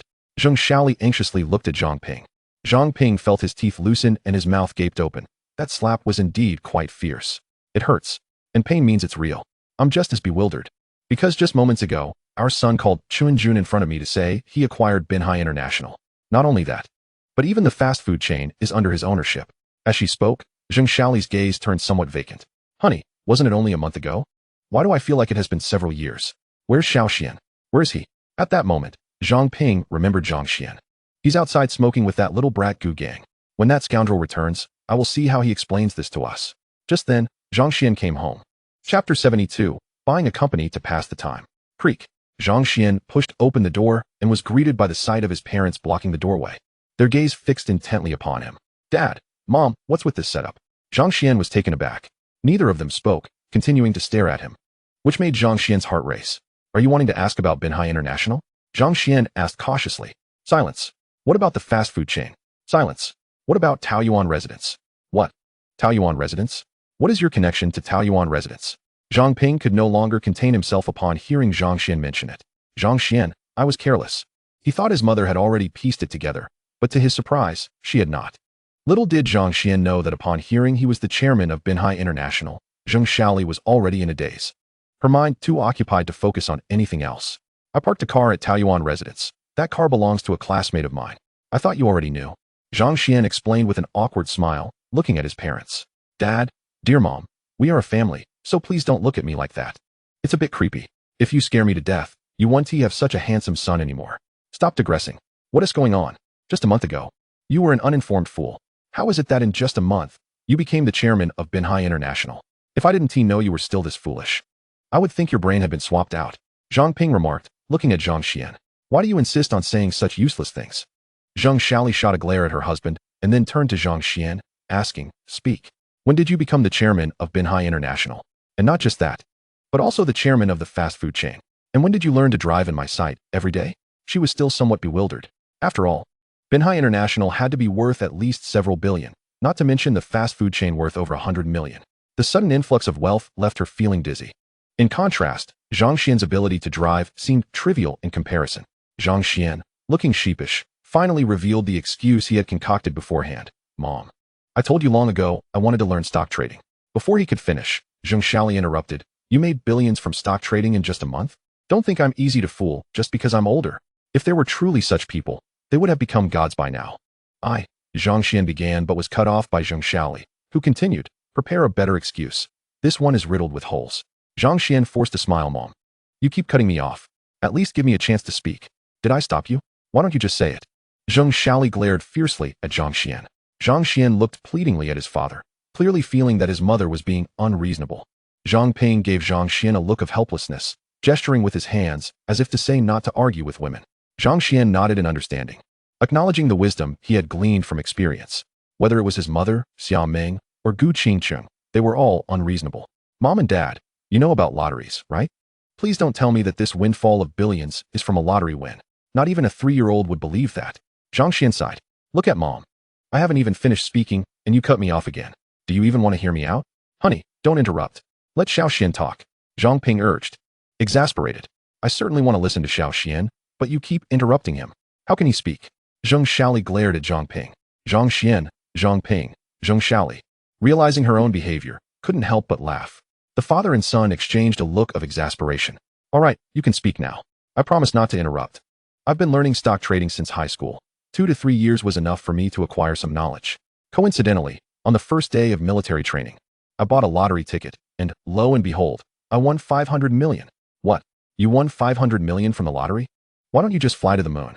Zhang Ping and Zhang Xiaoli exclaimed in unison, their astonishment palpable. Zhang Xian's expression darkened as he stared blankly at his mother. Are you going to let me finish? Zhang Xiaoli chuckled awkwardly, overwhelmed by disbelief. How could such good fortune befall Zhang Xian? This boy had never bought a lottery ticket in his life, and yet he won 500 million on this one occasion? And then? Zhang Ping asked anxiously. Though winning the lottery seemed far-fetched, it indeed happened. It was plausible for Zhang Xian to win. However, 500 million was not enough to purchase Binhai International, let alone the fast food chain. I met a benefactor while trading stocks. He is the owner of Taoyuan Residence. By trading together, I made 70 to 80 billion in just a month. Zhang Xian spoke in a half-serious, half-joking manner, refraining from revealing the matters concerning Dongshan Industry and Taoyuan Residence. If he were to tell his parents that he was worth several hundred billion, explaining it later would prove challenging. Although several billion was indeed substantial, the prestige of Taoyuan Residence was formidable enough to assure his father's belief. As anticipated, upon hearing about Taoyuan Residence, Zhang Ping and Zhang Xiaoli's eyes widened in disbelief as they stared at Zhang Xian. The matter of his driver's license was even simpler. After 3 months post-exams, while they were preoccupied with work, he leisurely obtained it. Zhang Ping and Zhang Xiaoli exchanged glances, momentarily at a loss for words. Zhang Xian did not scrutinize their expressions closely. Had he done so, he would have discerned the complex emotions reflected in their eyes. Dad, my primary occupation is stock trading. This Binhai International was merely acquired to occupy your and Mom's time. You both have worked in this company for over a decade. Thus you are more familiar with its inner workings. Otherwise, I would have purchased another company for you to play with. Zhang Xian spoke slowly. Zhang Ping, Zhang Xiaoli, acquired for them to pass the time, to play with? Binhai International is valued at over 10 billion. How could this young man speak so nonchalantly? In merely a month, he had quietly accomplished so much unbeknownst to them. The thought of over 10,000 employees under his control suddenly weighed heavily on Zhang Ping's shoulders. His brows furrowing into a deep frown, his expression growing more serious. Dad, if you're concerned, I can entrust the company to a professional agent. You both can come with me to Dongshan and enjoy a leisurely life. I have purchased a villa there. What? A villa? Zhang Ping and Zhang Xiaoli exclaimed, springing up in shock. Mom and Dad, don't get too excited. You've already made billions. What is the big deal about a villa? Zhang Xuan replied calmly. The couple exchanged glances, unable to argue against his reasoning. By the way, I bought you both a villa at Guolan International in Bincheng. If you find the time, you should consider moving there. Zhang Xuan pretended to rummage through his backpack, and with a flick of his thought, the property contract appeared in his hand, which he placed before his parents. Zheng Shaoli, bewildered, picked up the contract from the table, her mouth slightly agape, unable to articulate a single word in that moment. They could not fathom how, after just a month, the world seemed to have transformed entirely. They had previously been anxious about their uncertain future. Zheng Shaoli had been dismissed, and Zhang Ping's job was on the brink of jeopardy. Their family was on the verge of financial collapse, causing their hair to turn gray with worry. Unexpectedly, at this moment, their son brought them such an astonishing surprise, bordering on a shock. Son, is there anything else you wish to tell us? Zhang Ping took a sip of water, trying to steady his racing heart. Nothing. Zhang Xuan asserted firmly. Are you certain there is nothing else? Shouldn't there be something? Zhang Ping and Zheng Shaoli exchanged looks. These revelations were already monumental enough to nearly overwhelm them. It seemed their son had no further secrets to hide. The weight of overseeing the livelihoods of over 10,000 individuals pressed heavily on Zhang Ping. Dad, it's fine. Acquiring that company was indeed meant for your enjoyment. There is no need to carry such a heavy psychological burden. Besides, isn't Mom here to assist you? This statement from Zhang Xuan inadvertently made Zheng Shaoli, who had initially felt detached, become anxious as well. The couple exchanged yet another glance, feeling as if their heads might explode. All they desired now was peace. Mom and Dad, are you both all right?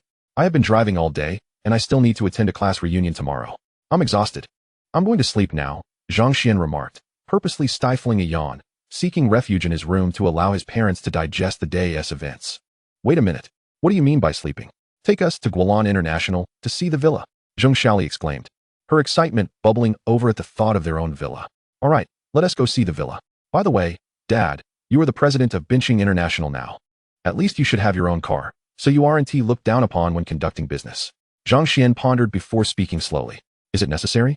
Zhang Ping inquired, his eyes glimmering with anticipation. It was evident he yearned for a nice vehicle. Buy it. Now that this kid has money, it would be a shame not to spend it. Zheng Shaoli glared at Zhang Xuan, declaring her intent. Zhang Xuan was at a loss for words. Buy. Mom, what do you wish to purchase? Speak up. I'll buy you anything. Let us go. I'm now a villa owner, Zheng Shaoli shouted. And the trio set off towards Guolan International. As they sat in the car, Zhang Ping shifted uncomfortably, seemingly trying to find a more pleasant position. Why are you bouncing around like a monkey? Sit still, Zheng Shaoli remarked, exasperated. Xian, let us get a car like this, a BMW. It's simply comfortable. Zhang Ping showed no interest in his wife's displeasure, unabashedly expressing his fondness for the car. Come on, you're a president. How can you drive such a low-end vehicle? That car costs over 50,000. Zhang Ping, Zheng Shaoli, low-end? It's not low-end. How much do cars cost in Bincheng for over 50,000? Ever since country A and our great Xia began imposing sanctions on each other, it has become quite challenging to purchase imported cars in our country. A vehicle costing over 50,000 is quite good, and it's only 50,000. The couple gazed at their son in disbelief. He had become quite extravagant now that he had money. Dad, don't worry about it. Leave this matter to me. All right. With that, the three arrived at Villa number 6 in Guolan International, and Zhang Ping and his wife were immediately astounded by the villa's luxurious decor. Zhang Xuan, however, felt somewhat disenchanted. After having experienced the villa at Maple Leaf Manor, this one seemed rather unremarkable in comparison. Just then, his phone rang. Zhang Xuan glanced at the screen, his heart racing. It was his senior. Hello, dear Junior. The elongated voice from the receiver sent a shiver through Zhang Xuan. It was a voice he could not resist. Have you missed me? Senior, did the competition conclude? Humph, you don't even care about me. I miss you so much that you've invaded my dreams. Yet you didn't even know I won first place in the world. How infuriating.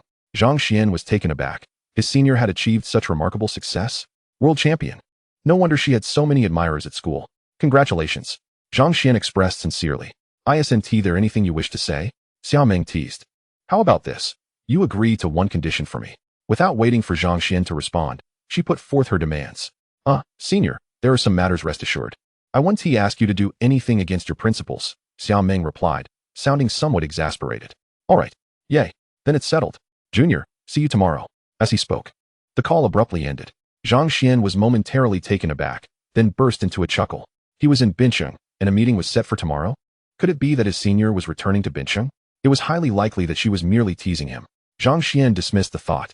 He put his phone away, only to feel the weight of two gazes fixed upon him. Zhang Ping and Zheng Shaoli were staring at him with wide eyes. Son, frightening someone could lead to dire consequences. Zhang Xian's heart raced. Senior? Junior? Have you missed me? See you tomorrow.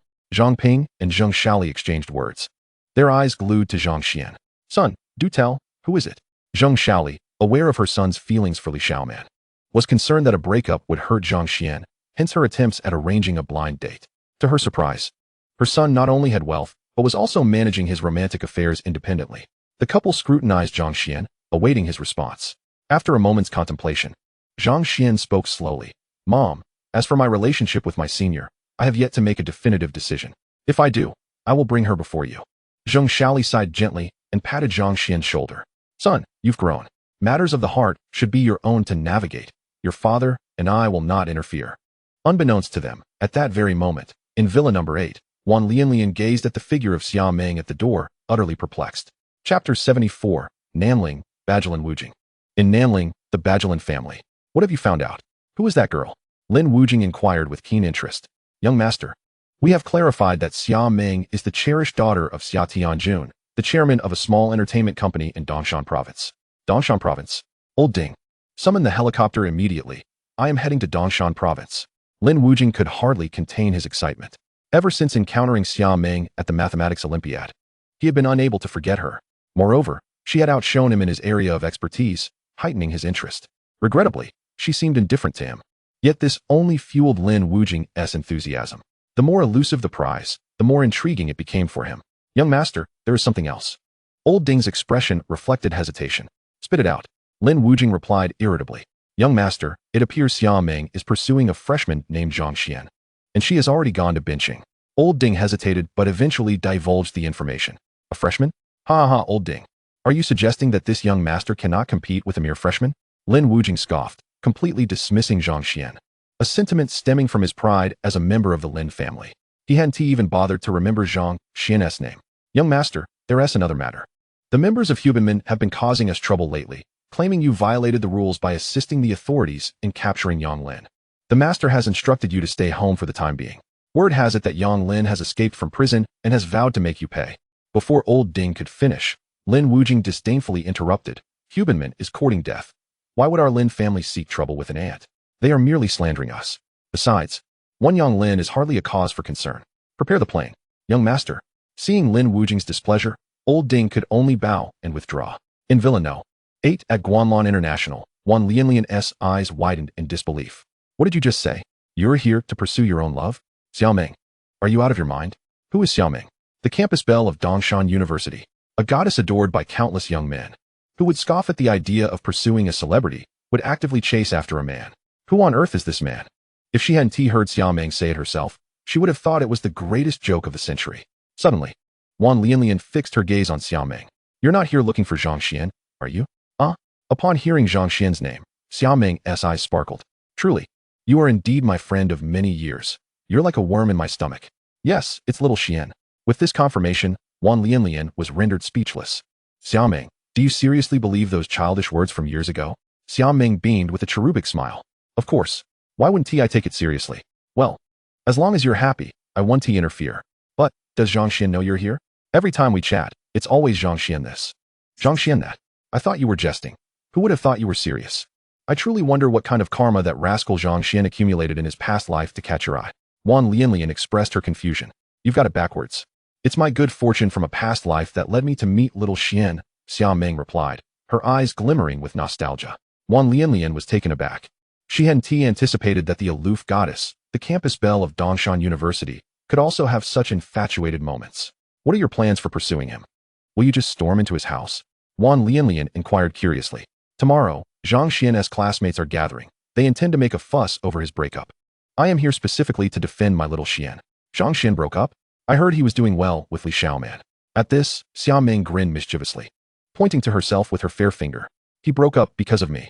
Wan Lianlian immediately gave her a thumbs up, astonished not only by the campus belle's infatuated side, but also by her cunning nature.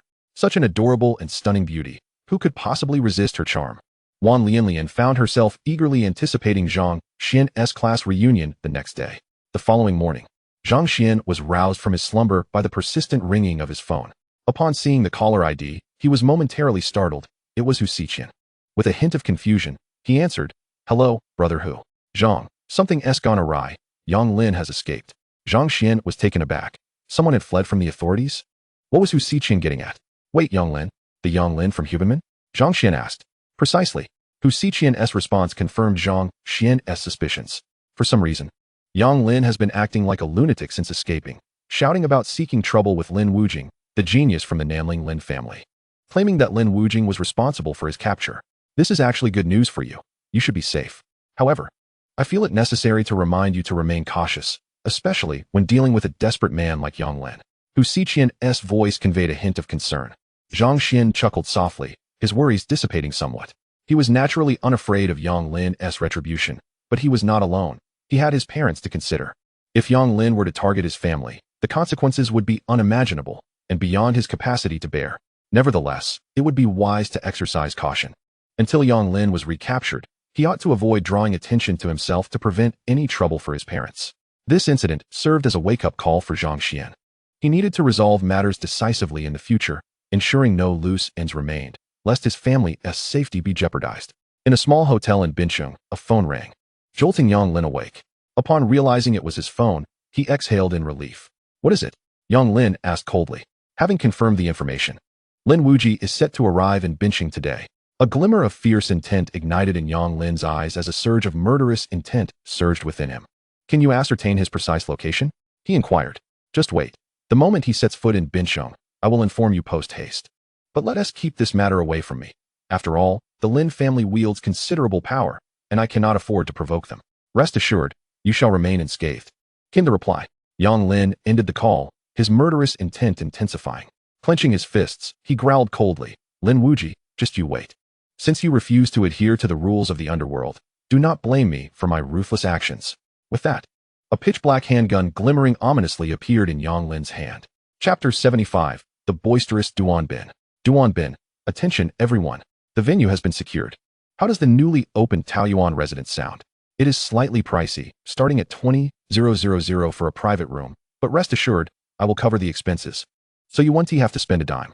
I have also invited several teachers, and they have all agreed to attend, so please do not bail out. Zhang Xuan, are you awake? Upon receiving Duanbin's message, Zhang Xuan nearly burst into laughter. This fellow had directly targeted him, clearly intent on showing off. Honestly, with the meager wealth of Duanbin's family, could he truly impress Zhang Xuan? Setting aside the fact that Dongshan University is hardly inferior to Magic City University. Given Zhang Xuan's net worth of several billion, Duanbin's mere couple of million pales in comparison. Zhang Xuan could foresee the predictable antics Duanbin would engage in upon seeing him, revolving around women, wealth, and academia. Students are simple creatures, even in their pretentiousness. Their thoughts rarely stray beyond these few subjects, delightfully naive. Duanbin, Li Xiaoman, is Xiao Xiao here yet? Only when Xia Kai arrives will Duanbin feel that everything is perfect. He had pursued Li Xiaoman alongside Zhang Xuan, only for her to foolishly favor Zhang Xuan, who was wealthy and academically accomplished. Why did she choose Zhang Xuan when he shone brighter in class? Now that Duanbin has entered Magic City University and found a girlfriend strikingly beautiful like a star, he feels he must showcase this to Zhang Xuan. Otherwise, he would be losing out on a fortune. This cannot be allowed to go awry. Duanbin, Zhang Xuan. Brother Xuan, is it convenient for you to come to Taoyuan residence? If not, I can drive over to pick you up, it's on the way. Seeing Duanbin's message, Zhang Xuan couldn't hold back any longer and burst into laughter. This guy was desperate to flaunt his car ownership in front of him. Impressive. Enrue Exine. Duanbin, class leader, have you bought a car? Enrue Exine. Wow, you bought a car just after starting college? This must be the life of a rich second generation. You're already miles ahead of us at the starting line. Duanbin, it's not even a good car. It's just a modest vehicle worth over 100,000. Despite his words, Zhang Xuan could detect a strong undercurrent of pride in Duanbin's tone. Xiaopeng, when did the class leader become so close with Brother Xuan? The camaraderie is palpable. Ding. The Supreme Choice system has been activated. Option 1. Respond to Duanbin's message. Reward. 1 Rolls-Royce Phantom, 10 Physique, 10 Spirit, 1 Attractiveness. Option 2. Decline to respond to Duanbin. Reward. The host will receive the title of Teenage Mutant Ninja Turtle, -1 popularity with passersby. Note, the Teenage Mutant Ninja Turtle title grants a permanent 1,000 defense. Does this even require deliberation? Zhang Xuan promptly replied. Duanbin, class leader, thank you, but I don't need a ride. I'm quite close to Taoyuan residence. Ding. The host's choice has been registered, and rewards have been issued. A Rolls-Royce Phantom is now parked in the garage of Villa Number 6 at Guanlon International. With the keys stored in the host's inventory, 10 physique, 10 spirit, 1 attractiveness. Duan Bin, Brother Xian, I thought you weren't coming. Well, figure out your own way here. It's not very convenient for me to pick you up with my girlfriend in tow. Zhang Xuan, I knew it. This fool is just begging for attention, seeking superiority in every situation. Thankfully, Zhang Xuan had completely moved on from Li Xiaoman. Otherwise, this fool might have truly affected him.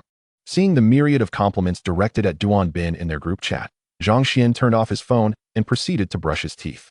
After breakfast, he made his way to the parking lot, where he indeed spotted a sleek black Phantom. This standard wheelbase version, boasting an engine of 67T, dual turbochargers for 160 horsepower, and a displacement of 6,749, is a majestic vehicle that no man could resist. Zhang Xuan excitedly slid into the car, eagerly starting the engine as it slowly rolled out. Wow, Zhang Ping, having just finished his meal and about to take a stroll, exclaimed upon seeing Zhang Xuan in the car, expletives spilling forth. Dad, I'm off to a high school reunion. Throughout the journey, as Zhang Xuan appeared, there were no vehicles within a 10-meter radius. Colliding with him would cost tens, even hundreds of thousands. Who could afford that? Upon arriving at Taoyuan residence, he was immediately spotted by Bian Qingmin. Mr. Zhang, this way. We have a reserved parking space for you. Zhang Xuan frowned upon hearing this, though he soon relaxed, while he found it somewhat distasteful. It was merely a gesture of goodwill on their part. Thank you, but there is no need for such arrangements in the future. Hearing Zhang Xuan's words, Bian Qingmin realized the misstep, quickly apologizing. I didn't mean to overstep. Our industry is service-oriented, and if we start making exceptions, wouldn't that contradict the very principles our company was founded upon? Bian Qingmin, taken aback by his words, looked genuinely remorseful. I'm sorry, Mr. Zhang, I understand now. Zhang Xuan nodded, stepping out of the car and heading inside. Brother Xian, over here. As soon as Zhang Xuan entered, he was spotted. He turned to see Zhou Xinpeng, a knowing smile spreading across his face. Zhou Xinpeng had been Duan Bin's sycophant in high school, and he was clearly waiting there specifically for Zhang Xuan. Everyone is here. We were just waiting for you. As Zhou Xinpeng led Zhang Xuan into the private room, Zhang Xuan cast a quick glance around, immediately spotting Duan Bin seated at the head of the table, alongside a haughty-looking girl. The girl had delicate features, a tall figure, and her long hair elegantly tied up, exuding an air of competence. Her fair complexion and perfectly sculpted features seemed almost chiseled by nature itself, radiating an unembellished youthful beauty. This girl was Li Xiaoman. The instant Zhang Xuan laid eyes on her, a sharp pang of pain shot through his heart, compelling him to instinctively clutch his chest. Zhang Xuan furrowed his brow, aware that this was the lingering spirit of the original owner of this body stirring within. Clearly, the former Zhang Xuan had been deeply enamored with Li Xiaoman. No wonder his mother had rushed to arrange blind dates upon learning of his breakup, fearing he could not bear such a profound emotional blow and might spiral into despair. Brother Xian, sit here. Upon seeing Zhang Xuan, Duan Bin sprang up excitedly. There was only one seat available, right next to Li Xiaoman. Ding. The Supreme Choice system has been activated. Option 1. Decline Duan Bin's invitation and sit elsewhere. Reward. Li Xiaoman will reconsider her feelings, and the host will receive the title of Lickspittle-1 with women. Option 2. Accept Duan Bin's invitation. Reward. A blueprint of the construction plan for Binhai City over the next 20 years, 10 to physical fitness, 10 to mental fortitude, 2 to attractiveness. Just as Zhang Xuan contemplated finding another spot, the electronic voice of the system resonated in his mind. Without a moment's hesitation, Zhang Xuan strode directly toward the seat beside Li Xiaoman.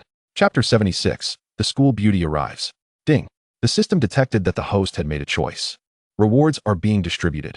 A blueprint of the construction plan for Binhai City over the next 20 years, 10 to physical fitness, 10 to mental fortitude, 2 to attractiveness. Ignoring the electronic voice echoing in his mind, Zhang Xuan continued on his way. Li Xiaoman was the belle of the class, the focal point of attention, and wherever she was, all eyes were inevitably drawn to her. As Zhang Xuan approached Li Xiaoman, a peculiar glint flickered in the eyes of onlookers. They speculated whether Zhang Xuan was unwilling to accept their breakup and was coming to plead for reconciliation. Arriving before Li Xiaoman, he greeted her, "Long time no see. Do you mind if I sit here?" Li Xiaoman cast a glance at Zhang Xuan, her beautiful eyes betraying a hint of disdain, her expression radiating arrogance. In her view, it was clear that Zhang Xuan was still unable to come to terms with their separation and had come to seek a reunion. Noticing the curious gazes of others, her haughty demeanor intensified. "Go ahead and sit. I happen to have something to discuss with you." Her tone was as regal as that of a queen. Duan Bin, witnessing Zhang Xuan take a seat, chuckled, I didn't expect such a significant transformation in you after just a month apart.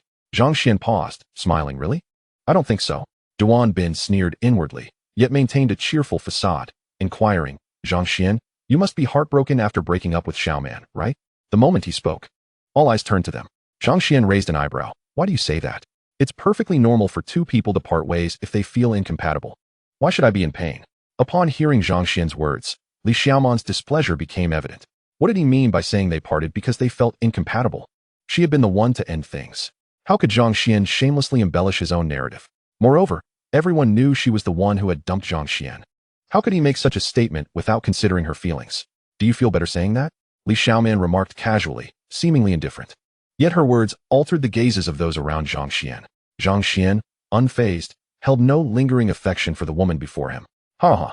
I thought it was truly as Zhang Xuan said, but it turns out I'm mistaken. Who would have thought Zhang Xuan's skin is still so thick? Duan Bin laughed exaggeratedly. I heard the school beauty of Dongshan University is extraordinarily beautiful. She even helped the university win first place in the Olympic competition. Although you were dumped by Xiaoman, you now have the chance to pursue the school beauty. What a fortunate turn of events, right? Ha. Duan Bin had been waiting for this moment. And upon hearing Li Xiaoman's words, he could no longer contain himself and began to mock Zhang Xuan. I'm here today to reclaim my belongings from before. Did you bring them? Li Xiaoman stated bluntly, now that the facade was shed. I brought everything.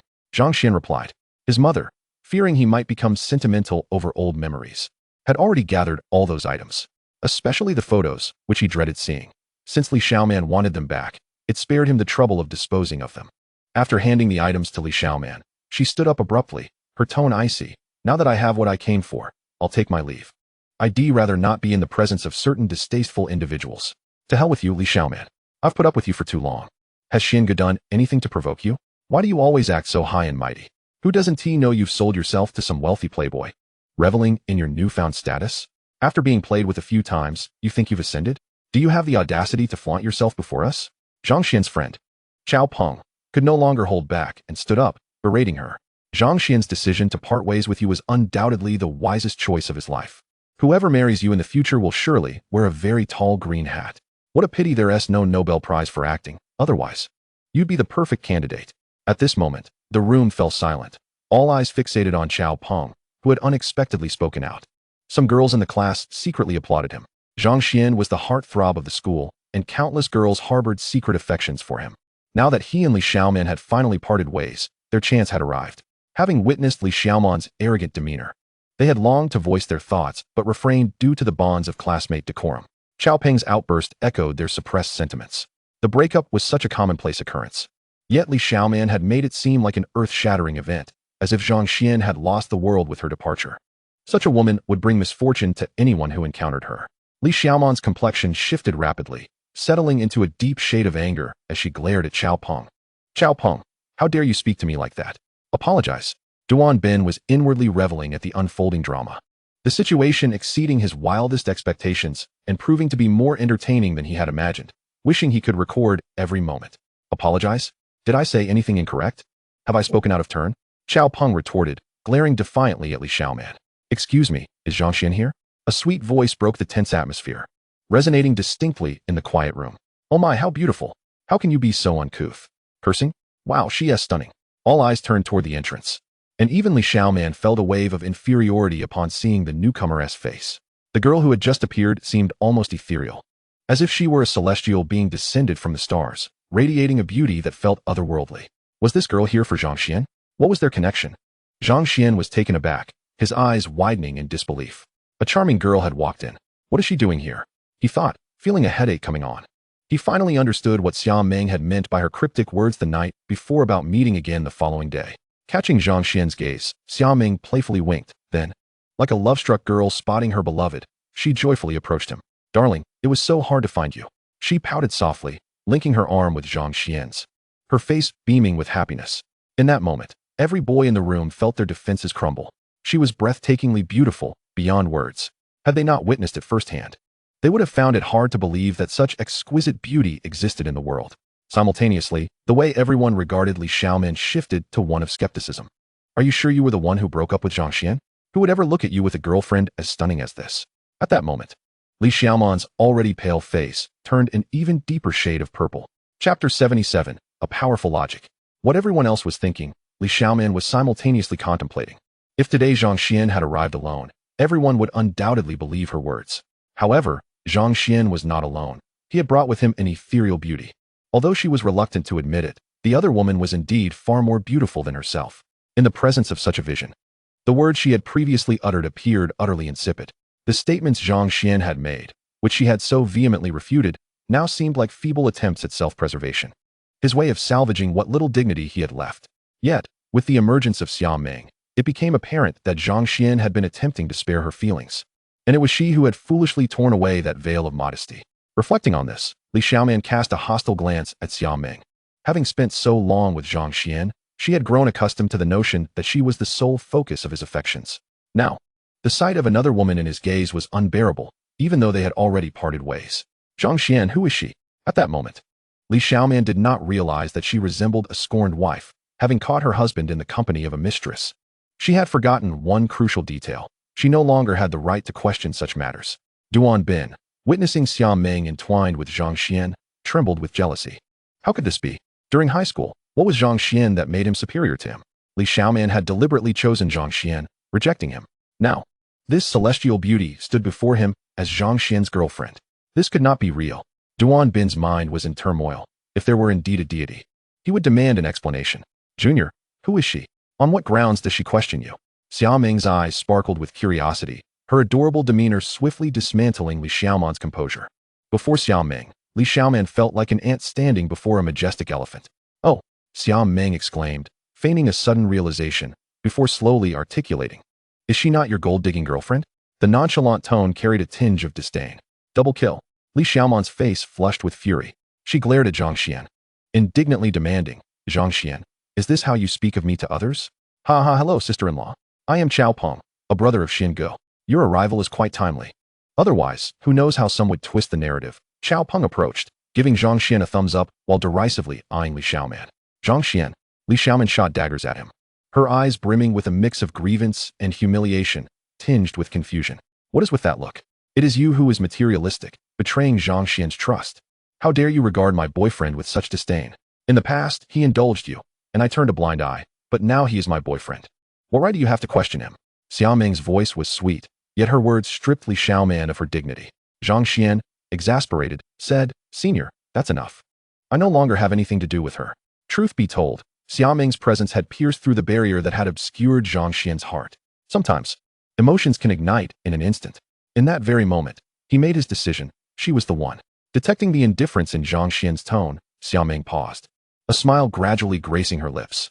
His calm demeanor indicated that he had completely severed his feelings for Li Xiaoman. When she had initially chosen to approach him, a sense of unease had lingered in her heart. After all, despite her relentless advances at school, she had failed to penetrate Zhang Xuan's heart, which suggested that Li Xiaoman held significant importance in his life.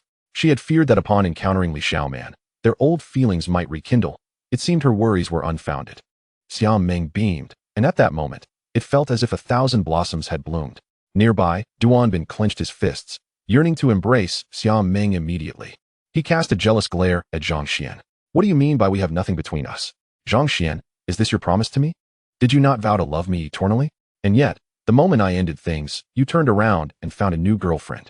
Zhang Xuan was taken aback, staring incredulously at Li Xiaoman. What a staggering logic. How could such shamelessness exist in this world? What had drawn his former self to such a person? Xia Meng was equally stunned by Li Xiaoman's formidable reasoning, gazing at her in disbelief. The classmates stood frozen, witnessing the unfolding drama. Shameless, someone shouted. How disgraceful. How could there be such an unrepentant woman in our class? Do you even have any shame? Apologizing is one thing, but to use words spoken during a romantic relationship to bind another? Have you lived up to those words yourself? The girls in the class could no longer contain themselves. Overwhelmed by Li Xiaoman's audacious logic, they began to reproach her. This is a matter between Zhang Xuan and me. What does it have to do with you? Li Xiaoman retorted angrily, her eyes reddened, as if she bore an immense grievance. At that moment, the door to the private room swung open, and Bian Qingmin rushed in. His expression flustered. Mr. Zhang, a child has scratched your car. What? Zhang Xuan was taken aback. He had just acquired that phantom and had yet to revel in it. He quickly grasped Xia Meng's hand and hurried outside. Xia Meng, momentarily startled by Zhang Xuan's grip, felt a rush of joy, a glimmer of tears forming in her eyes. Had he finally accepted her? Soon, she broke into a smile, tightly holding onto his hand as they stepped outside together. Zhang Xuan drove here? Let's go see. Duan Bin, momentarily dazed, seemingly recalled something delightful and followed suit, his eyes sparkling with anticipation. Once outside, a child's cries echoed from a distance, a crowd gathered. And a woman's voice could be heard, seemingly apologizing. Mommy, I'm so scared. I just wanted to draw a picture. Didn't you say that my drawing is the prettiest? Why are they bullying me? Zhang Xuan approached, and upon seeing his car, he nearly fainted. Was this still his magnificent phantom? It was now adorned with haphazard drawings of various little animals. Is this a Rolls-Royce Phantom? Is this Zhang Xuan's car? Is his family that wealthy? The crowd was left in shock. Some quickly took out their phones to search online, and upon seeing the price, their eyes widened in disbelief as they gasped. In the face of the phantom, Duan Bin and Li Xiaoman stood frozen. Chapter 78, Lin Ruxin. A Rolls-Royce Phantom? Even if they were unaware of the exact price, they knew it was not inexpensive, costing at least several million. When had Zhang Xuan's family become so affluent?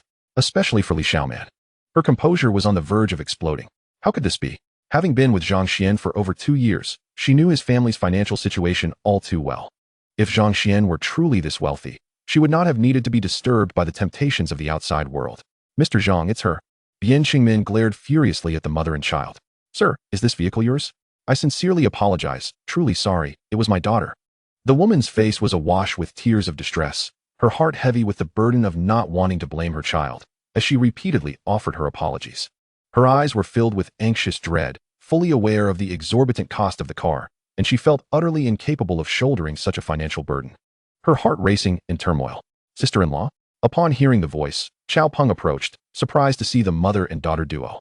Zhang Xuan paused momentarily at Xiao Peng's voice. Xiao Peng. Lin Ruxin lifted her head at the sound. Uncle Xiao Peng, please help us. These bad people are blocking our way, not letting us leave. The little girl, upon recognizing a familiar face, gathered her courage and exclaimed.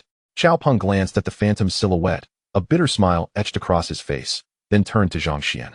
Brother Xuan, I understand this vehicle is quite costly, but it must be incredibly challenging for my sister-in-law to manage with her daughter alone. How about this? Consider it a debt. I've found employment now, and I can repay you a little each month. What do you think? He knew their friendship was strong, yet he understood this car was likely not Zhang Xuan's, but perhaps rented or borrowed, fully aware of Zhang Xuan's family background. Zhang Xuan smiled and bent down to look at the little girl, who instinctively recoiled a bit, intimidated. Uncle, please don't blame my mother, okay? I know I was wrong. The child, with her gem-like eyes filled with fear, held back her tears, seemingly unwilling to add to her mother's worries. Observing the understanding nature of the little girl, Zhang Xuan felt his heart melt. He reached out to embrace her, only to be intercepted by Lin Ruxin. She anxiously regarded Zhang Xuan, pleading, Sir, I beg you to show mercy to us. I promise to compensate you. But I truly cannot gather such a sum at this moment. I can write an IOU and will repay you gradually. Uncle, I have money, the little girl exclaimed, extending her hand from her mother's embrace, revealing a solitary 1 yuan coin. Very well. Zhang Xuan accepted the coin with a smile and continued, I accept your apology. Your name is Nguan Wan, correct? Your drawing is quite lovely, but remember, do not draw on cars in the future. He then directed his attention to Lin Ruxin. Xiao Peng is my brother, so I'll also call you sister-in-law. Nguan Wan has already compensated me, so let this matter rest. However, please keep a closer watch on her when you're out. This time it was merely a scratch on the car, but what if she were to get lost? Losing such a delightful daughter would be a true tragedy, wouldn't you agree? Lin Ruxin was momentarily stunned. This was a matter worth several $100,000. She stared at Zhang Xuan in disbelief, her eyes reddening as she bowed deeply with her daughter, repeatedly expressing her gratitude. Brother Xuan. Xiao Peng was taken aback by Zhang Xuan's actions, momentarily stunned, his fists clenched in excitement. Xia Meng gazed at her beloved man with a beaming smile, filled with pride. Xiao Xuan remains as kind-hearted as in his childhood. What? This phantom costs over 7 million. A repaint would start at least at 500,000. And he just lets it go? Zhang Xuan's family is wealthy? How did I not notice this in high school? Some girls looked at Zhang Xuan with intensified admiration, while their gazes towards Li Xiaoman were laced with mockery. What is this? Throwing away a watermelon to pick up a sesame seed? Li Xiaoman stared blankly at Zhang Xuan, having thought he rented the car, yet now it was marred like this. If it were a rental, he would certainly demand compensation, yet he unexpectedly chose to overlook it. Could it be that Zhang Xuan has truly become affluent? A wave of regret washed over her as she observed Zhang Xuan and Xia Meng holding hands tightly. She clenched her fists, desiring to step forward, but realized she had lost the right to do so. The young man acted rightly. Well done. By this time, A crowd had gathered, and they praised Zhang Xuan for his actions. Hearing the accolades, Duan Bin was unwilling to accept this outcome. He had orchestrated this gathering not to elevate Zhang Xuan, but to humiliate him and show off in front of their classmates. Instead, he ended up spending money and allowing Zhang Xuan to shine. How could this be? However, he cast a glance at the Rolls-Royce Phantom. Though he was loath to admit it, if this vehicle truly belonged to Zhang Xuan, he would become a person not to be trifled with. Duan Bin's heart was filled with resentment. He struggled to accept this shift in social status. Ha ha ha. Children are innocent and should be forgiven for their mistakes. Child, it's all right now. Uncle won't blame you. Duan Bin reached out to ruffle the little girl's hair, feigning to be the one granting her forgiveness. The next moment, his facade crumbled. Whose car is this? It's been scratched too. A security guard shouted. Almost simultaneously, Duan Bin turned towards the direction where he had parked. And upon seeing the condition of his car, resembling a feline's scratches, he was rendered speechless. Who did this? His eyes turned crimson, and his breath quickened as he glared at the little girl, seizing her by the neck and shouting, "Was it you? You owe me for my car. Cough, cough, uncle. Please let go of me." The little girl's face turned a deep shade of purple as she looked at Duan Bin in disbelief, terror evident in her beautiful eyes. Let you go? You've marred my car like this, and you expect me to release you? Duan Bin's face twisted in rage. Zhang Xuan swiftly grasped a pressure point on Duan Bin's arm, causing him to instinctively release his grip. Duan Bin, what are you doing? Zhang Xuan frowned. To hell with you. If you wish to play the part of the wealthy, I want to indulge you. Duan Bin spat, attempting to strike Zhang Xuan. Zhang Xuan caught his hand. Class leader, weren't you just saying the child is still young and you wouldn't blame her? A female student interjected. Unable to bear the sight any longer. Is age a valid excuse for shirking responsibility? Besides, if this car were mine and it got scratched, I would let it go.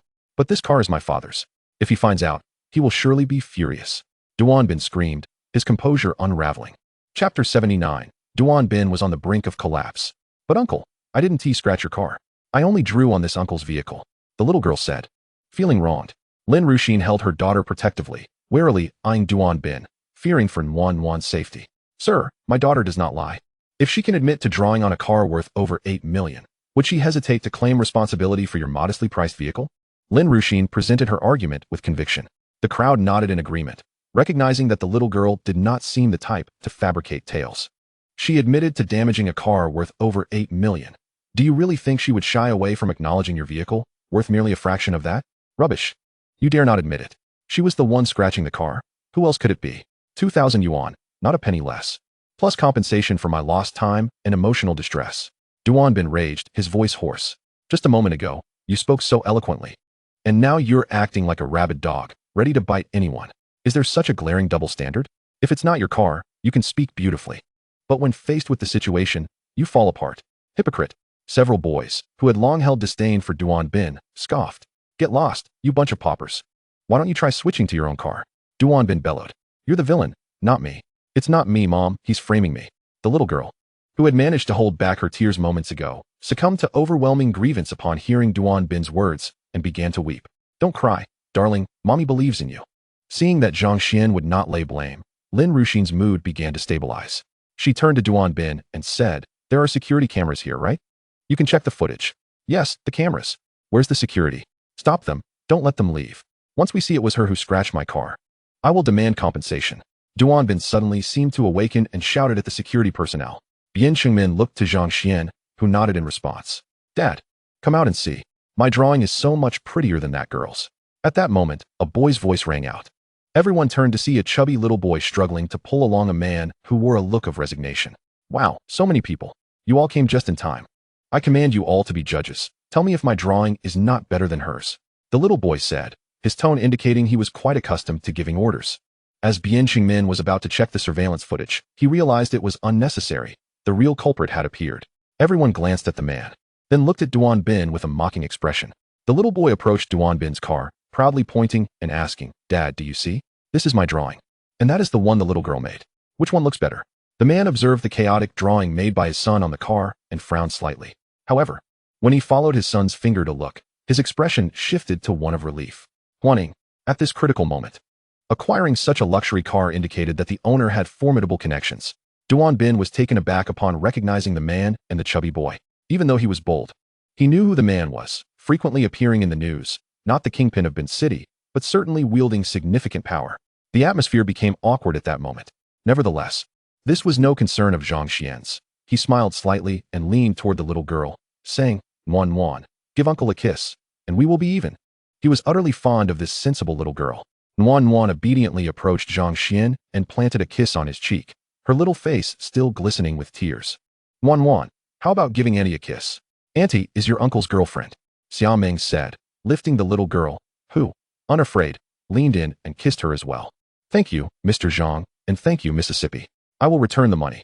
Your forgiveness towards Nuan shows your generosity, but she must take responsibility for her mistakes.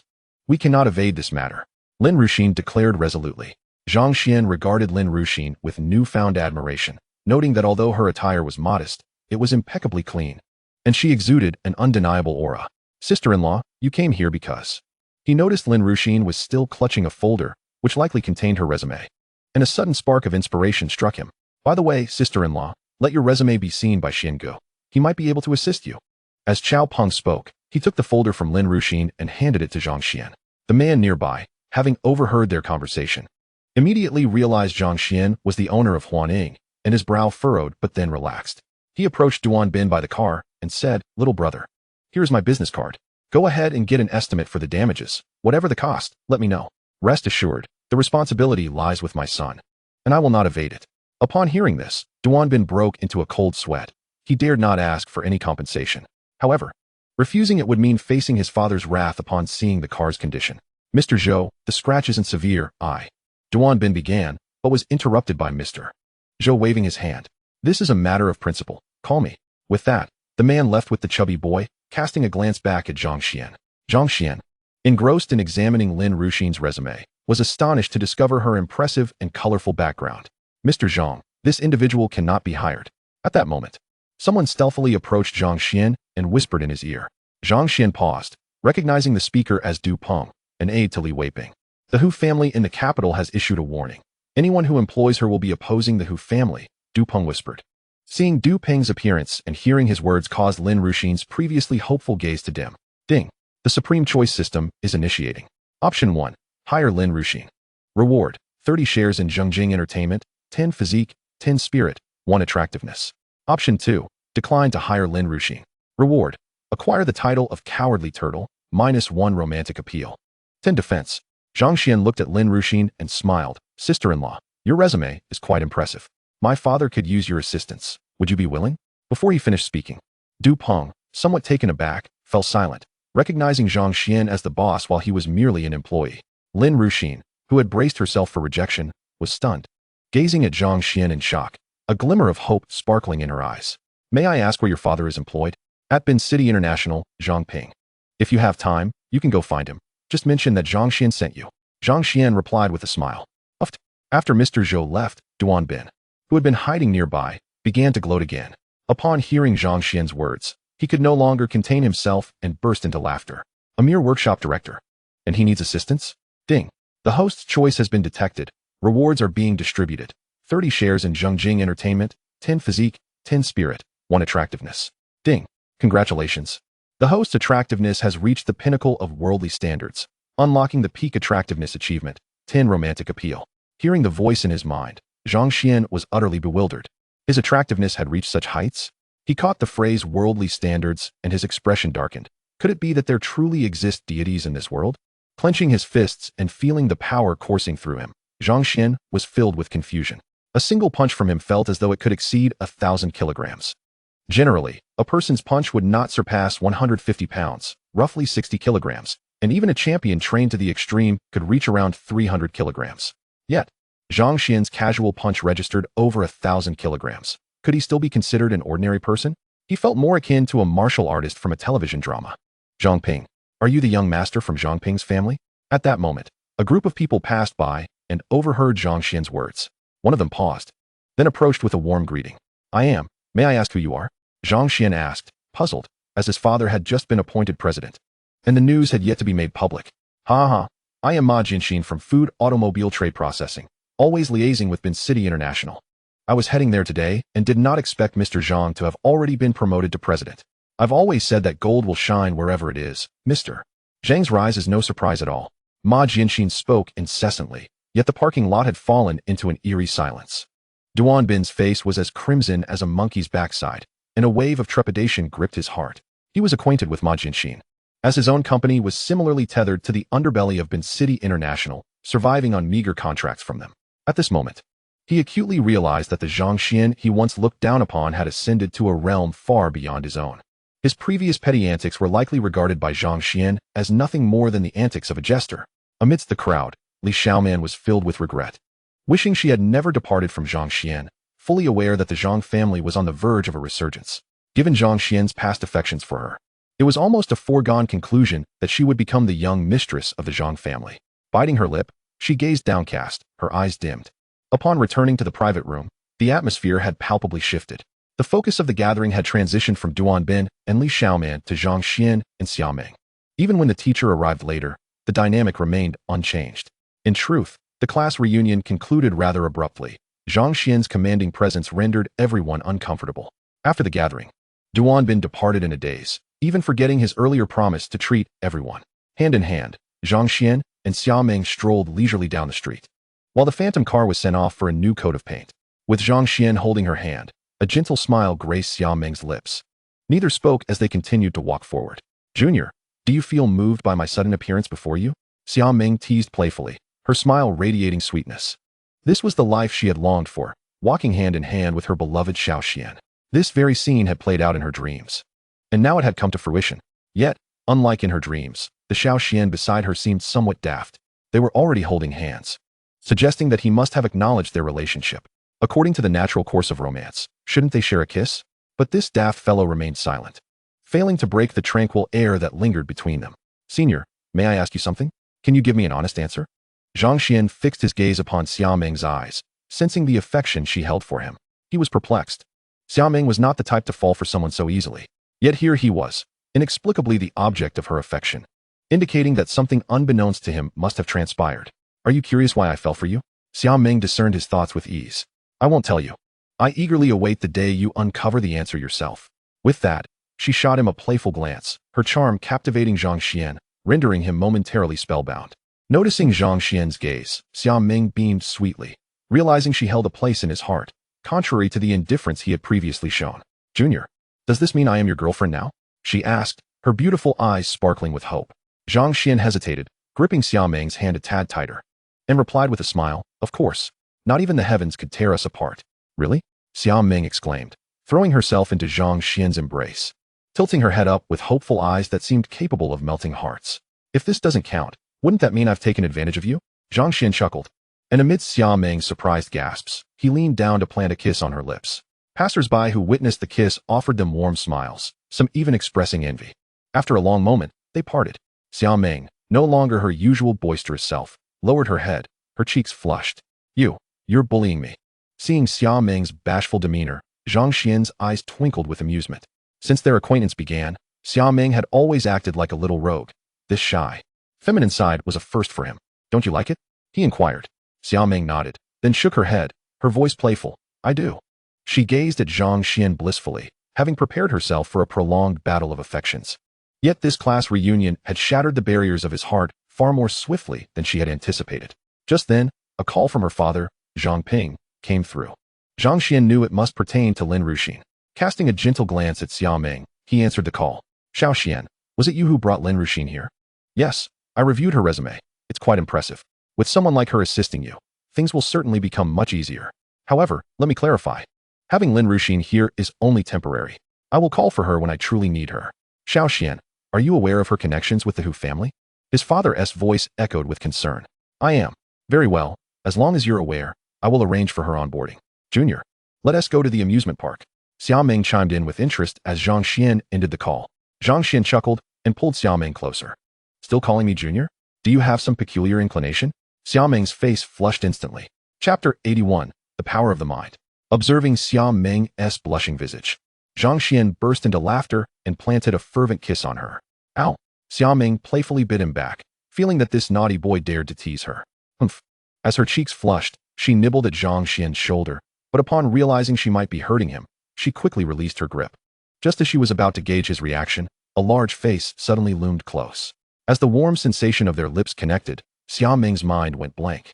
So much so that she forgot to breathe. Zhang Xuan noticed her pale face and, startled, loosened his grasp, fearing she was angry. It was only when he realized she had momentarily forgotten to breathe due to her nervousness that he understood. Zhang Xuan was taken aback. Could it be that Xia Meng had never kissed anyone before? Was he truly her first boyfriend? Little fool, breathe, he urged. Oh, huh. Xia Meng, flustered, lowered her head, unable to meet Zhang Xuan's gaze. How embarrassing, to have been kissed to the point of breathlessness. Thank goodness no one was around to witness this. Otherwise, it would have been mortifying. Wow, look, that girl is gasping for air after a kiss. A playful voice from a nearby child rang out. Xia Meng, mortified, covered her face with her hands, feeling utterly humiliated. It's all this naughty boy's fault. Zhang Xuan laughed heartily, wrapping his arm around Xia Meng's waist as they hopped into a taxi headed for the amusement park. Upon arrival at the amusement park, Zhang Xuan followed Xia Meng as she eagerly partook in each attraction. It was then that he truly witnessed her playful spirit. Though she screamed in fright, she remained undeterred, enthusiastically engaging in every ride.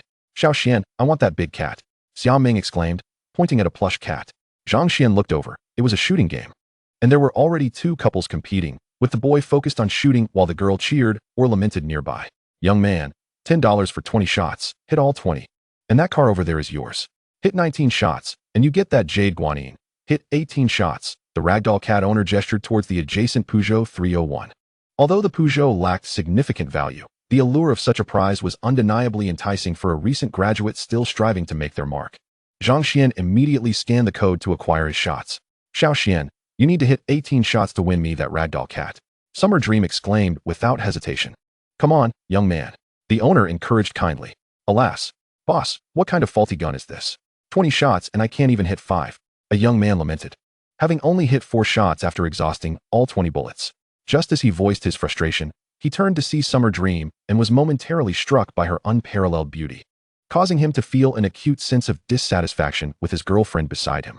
Not only him, but even the young man next to him paused his shooting, stealing glances at Summer Dream, only to receive a sharp pinch from his girlfriend, yet he remained unrepentant. Zhang Xuan fired a shot, completely missing the target. The gun had been tampered with. However, this was not the owner's fault, as the weapon had undergone special modifications, rendering its trajectory unpredictable. Even professional marksmen would struggle to hit their targets consistently. Yet, to Zhang Xuan's surprise, as he focused intently while aiming, it felt as though the bullet's speed had slowed down. Perhaps this was the reason behind the enhancement of his mental acuity. Could it be that the tales spun in novels were indeed true? Was it possible for someone to perceive actions that were swift as lightning as if they were crawling like a snail? To test his hypothesis, Zhang Xuan once again pulled the trigger. Just as the bullet was about to be released from the chamber, he abruptly adjusted the gun's angle, altering its trajectory. Although he still missed, a slight smile crept onto his lips. Xiao Xian, take your time and aim before you shoot. No need to rush. The boss isn't pressuring you. Summer Dream shouted from the sidelines, then scanned the code to pay another $10, acquiring 20 more bullets from the owner. Boss, can we accumulate these? Summer Dream gazed eagerly at the owner, and upon receiving an affirmative response, she excitedly cheered Zhang Xuan on.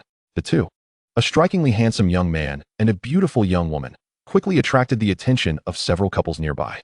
The owner, delighted by the influx of business, was soon to be less amused. Bang! A balloon burst. Zhang Xuan felt his palms dampen with sweat, not from the exhilaration of hitting the balloon, but from discovering a peculiar advantage of heightened awareness. I hit it. I hit it. Summer Dream cheered, hugging Zhang Xuan and planting a kiss on his cheek, inciting envy among onlookers. What's so impressive? If he can hit 5, I'll concede defeat. The young man beside them grumbled, displeased with his girlfriend's complaints. Bang! Another balloon erupted, eliciting another cheer from Summer Dream. Buffed, it's mere luck. The boy's words trailed off as Zhang Xuan, seemingly on a winning streak, managed to pop a balloon with each shot. The boy's face turned dark, as did the owner's, when Zhang Xuan had fired all 40 bullets. He had only missed the first 2 shots, the rest had all been on target. The owner felt tears prick at the corners of his eyes. The car was merely a gimmick to draw in customers. He had no intention of actually giving it away, having saved for a long time to purchase it. Years of hard work seemed to be in vain. You fool. Look at him. It's not the gun's fault. Clearly, you lack skill. The girlfriends of the 2 young men complained. Even the dimmest of the duo understood that Zhang Xuan was a true master. Only those who had shot before could grasp the concept of hitting every target. Young man, could you help us hit the targets? A little girl, her eyes sparkling, rushed over to Zhang Xuan, pleading softly. Brother, I beg you. I've encountered a true god. I'm just running a small business here. If you keep playing, I'll lose years of work. The owner's face paled at the girl's words. Upon hearing that the owner was merely refusing to let him continue playing without any intention of cheating, Zhang Xuan smiled gently and spoke slowly. How about this, boss? I want to take the car, but what if I could have the ragdoll cat and the jade guanine instead? Young man, how much is that car worth? The jade guanine and ragdoll cat together are only worth 50 bucks. What are you thinking? Exactly. If you want the car, we'll vouch for you. The boss wouldn't dare cheat. The crowd surrounding them was taken aback, urging him on. All right, it's settled then. Thank you, brother, thank you. Without hesitation, the owner handed over the jade guanine and ragdoll cat to Zhang Xuan.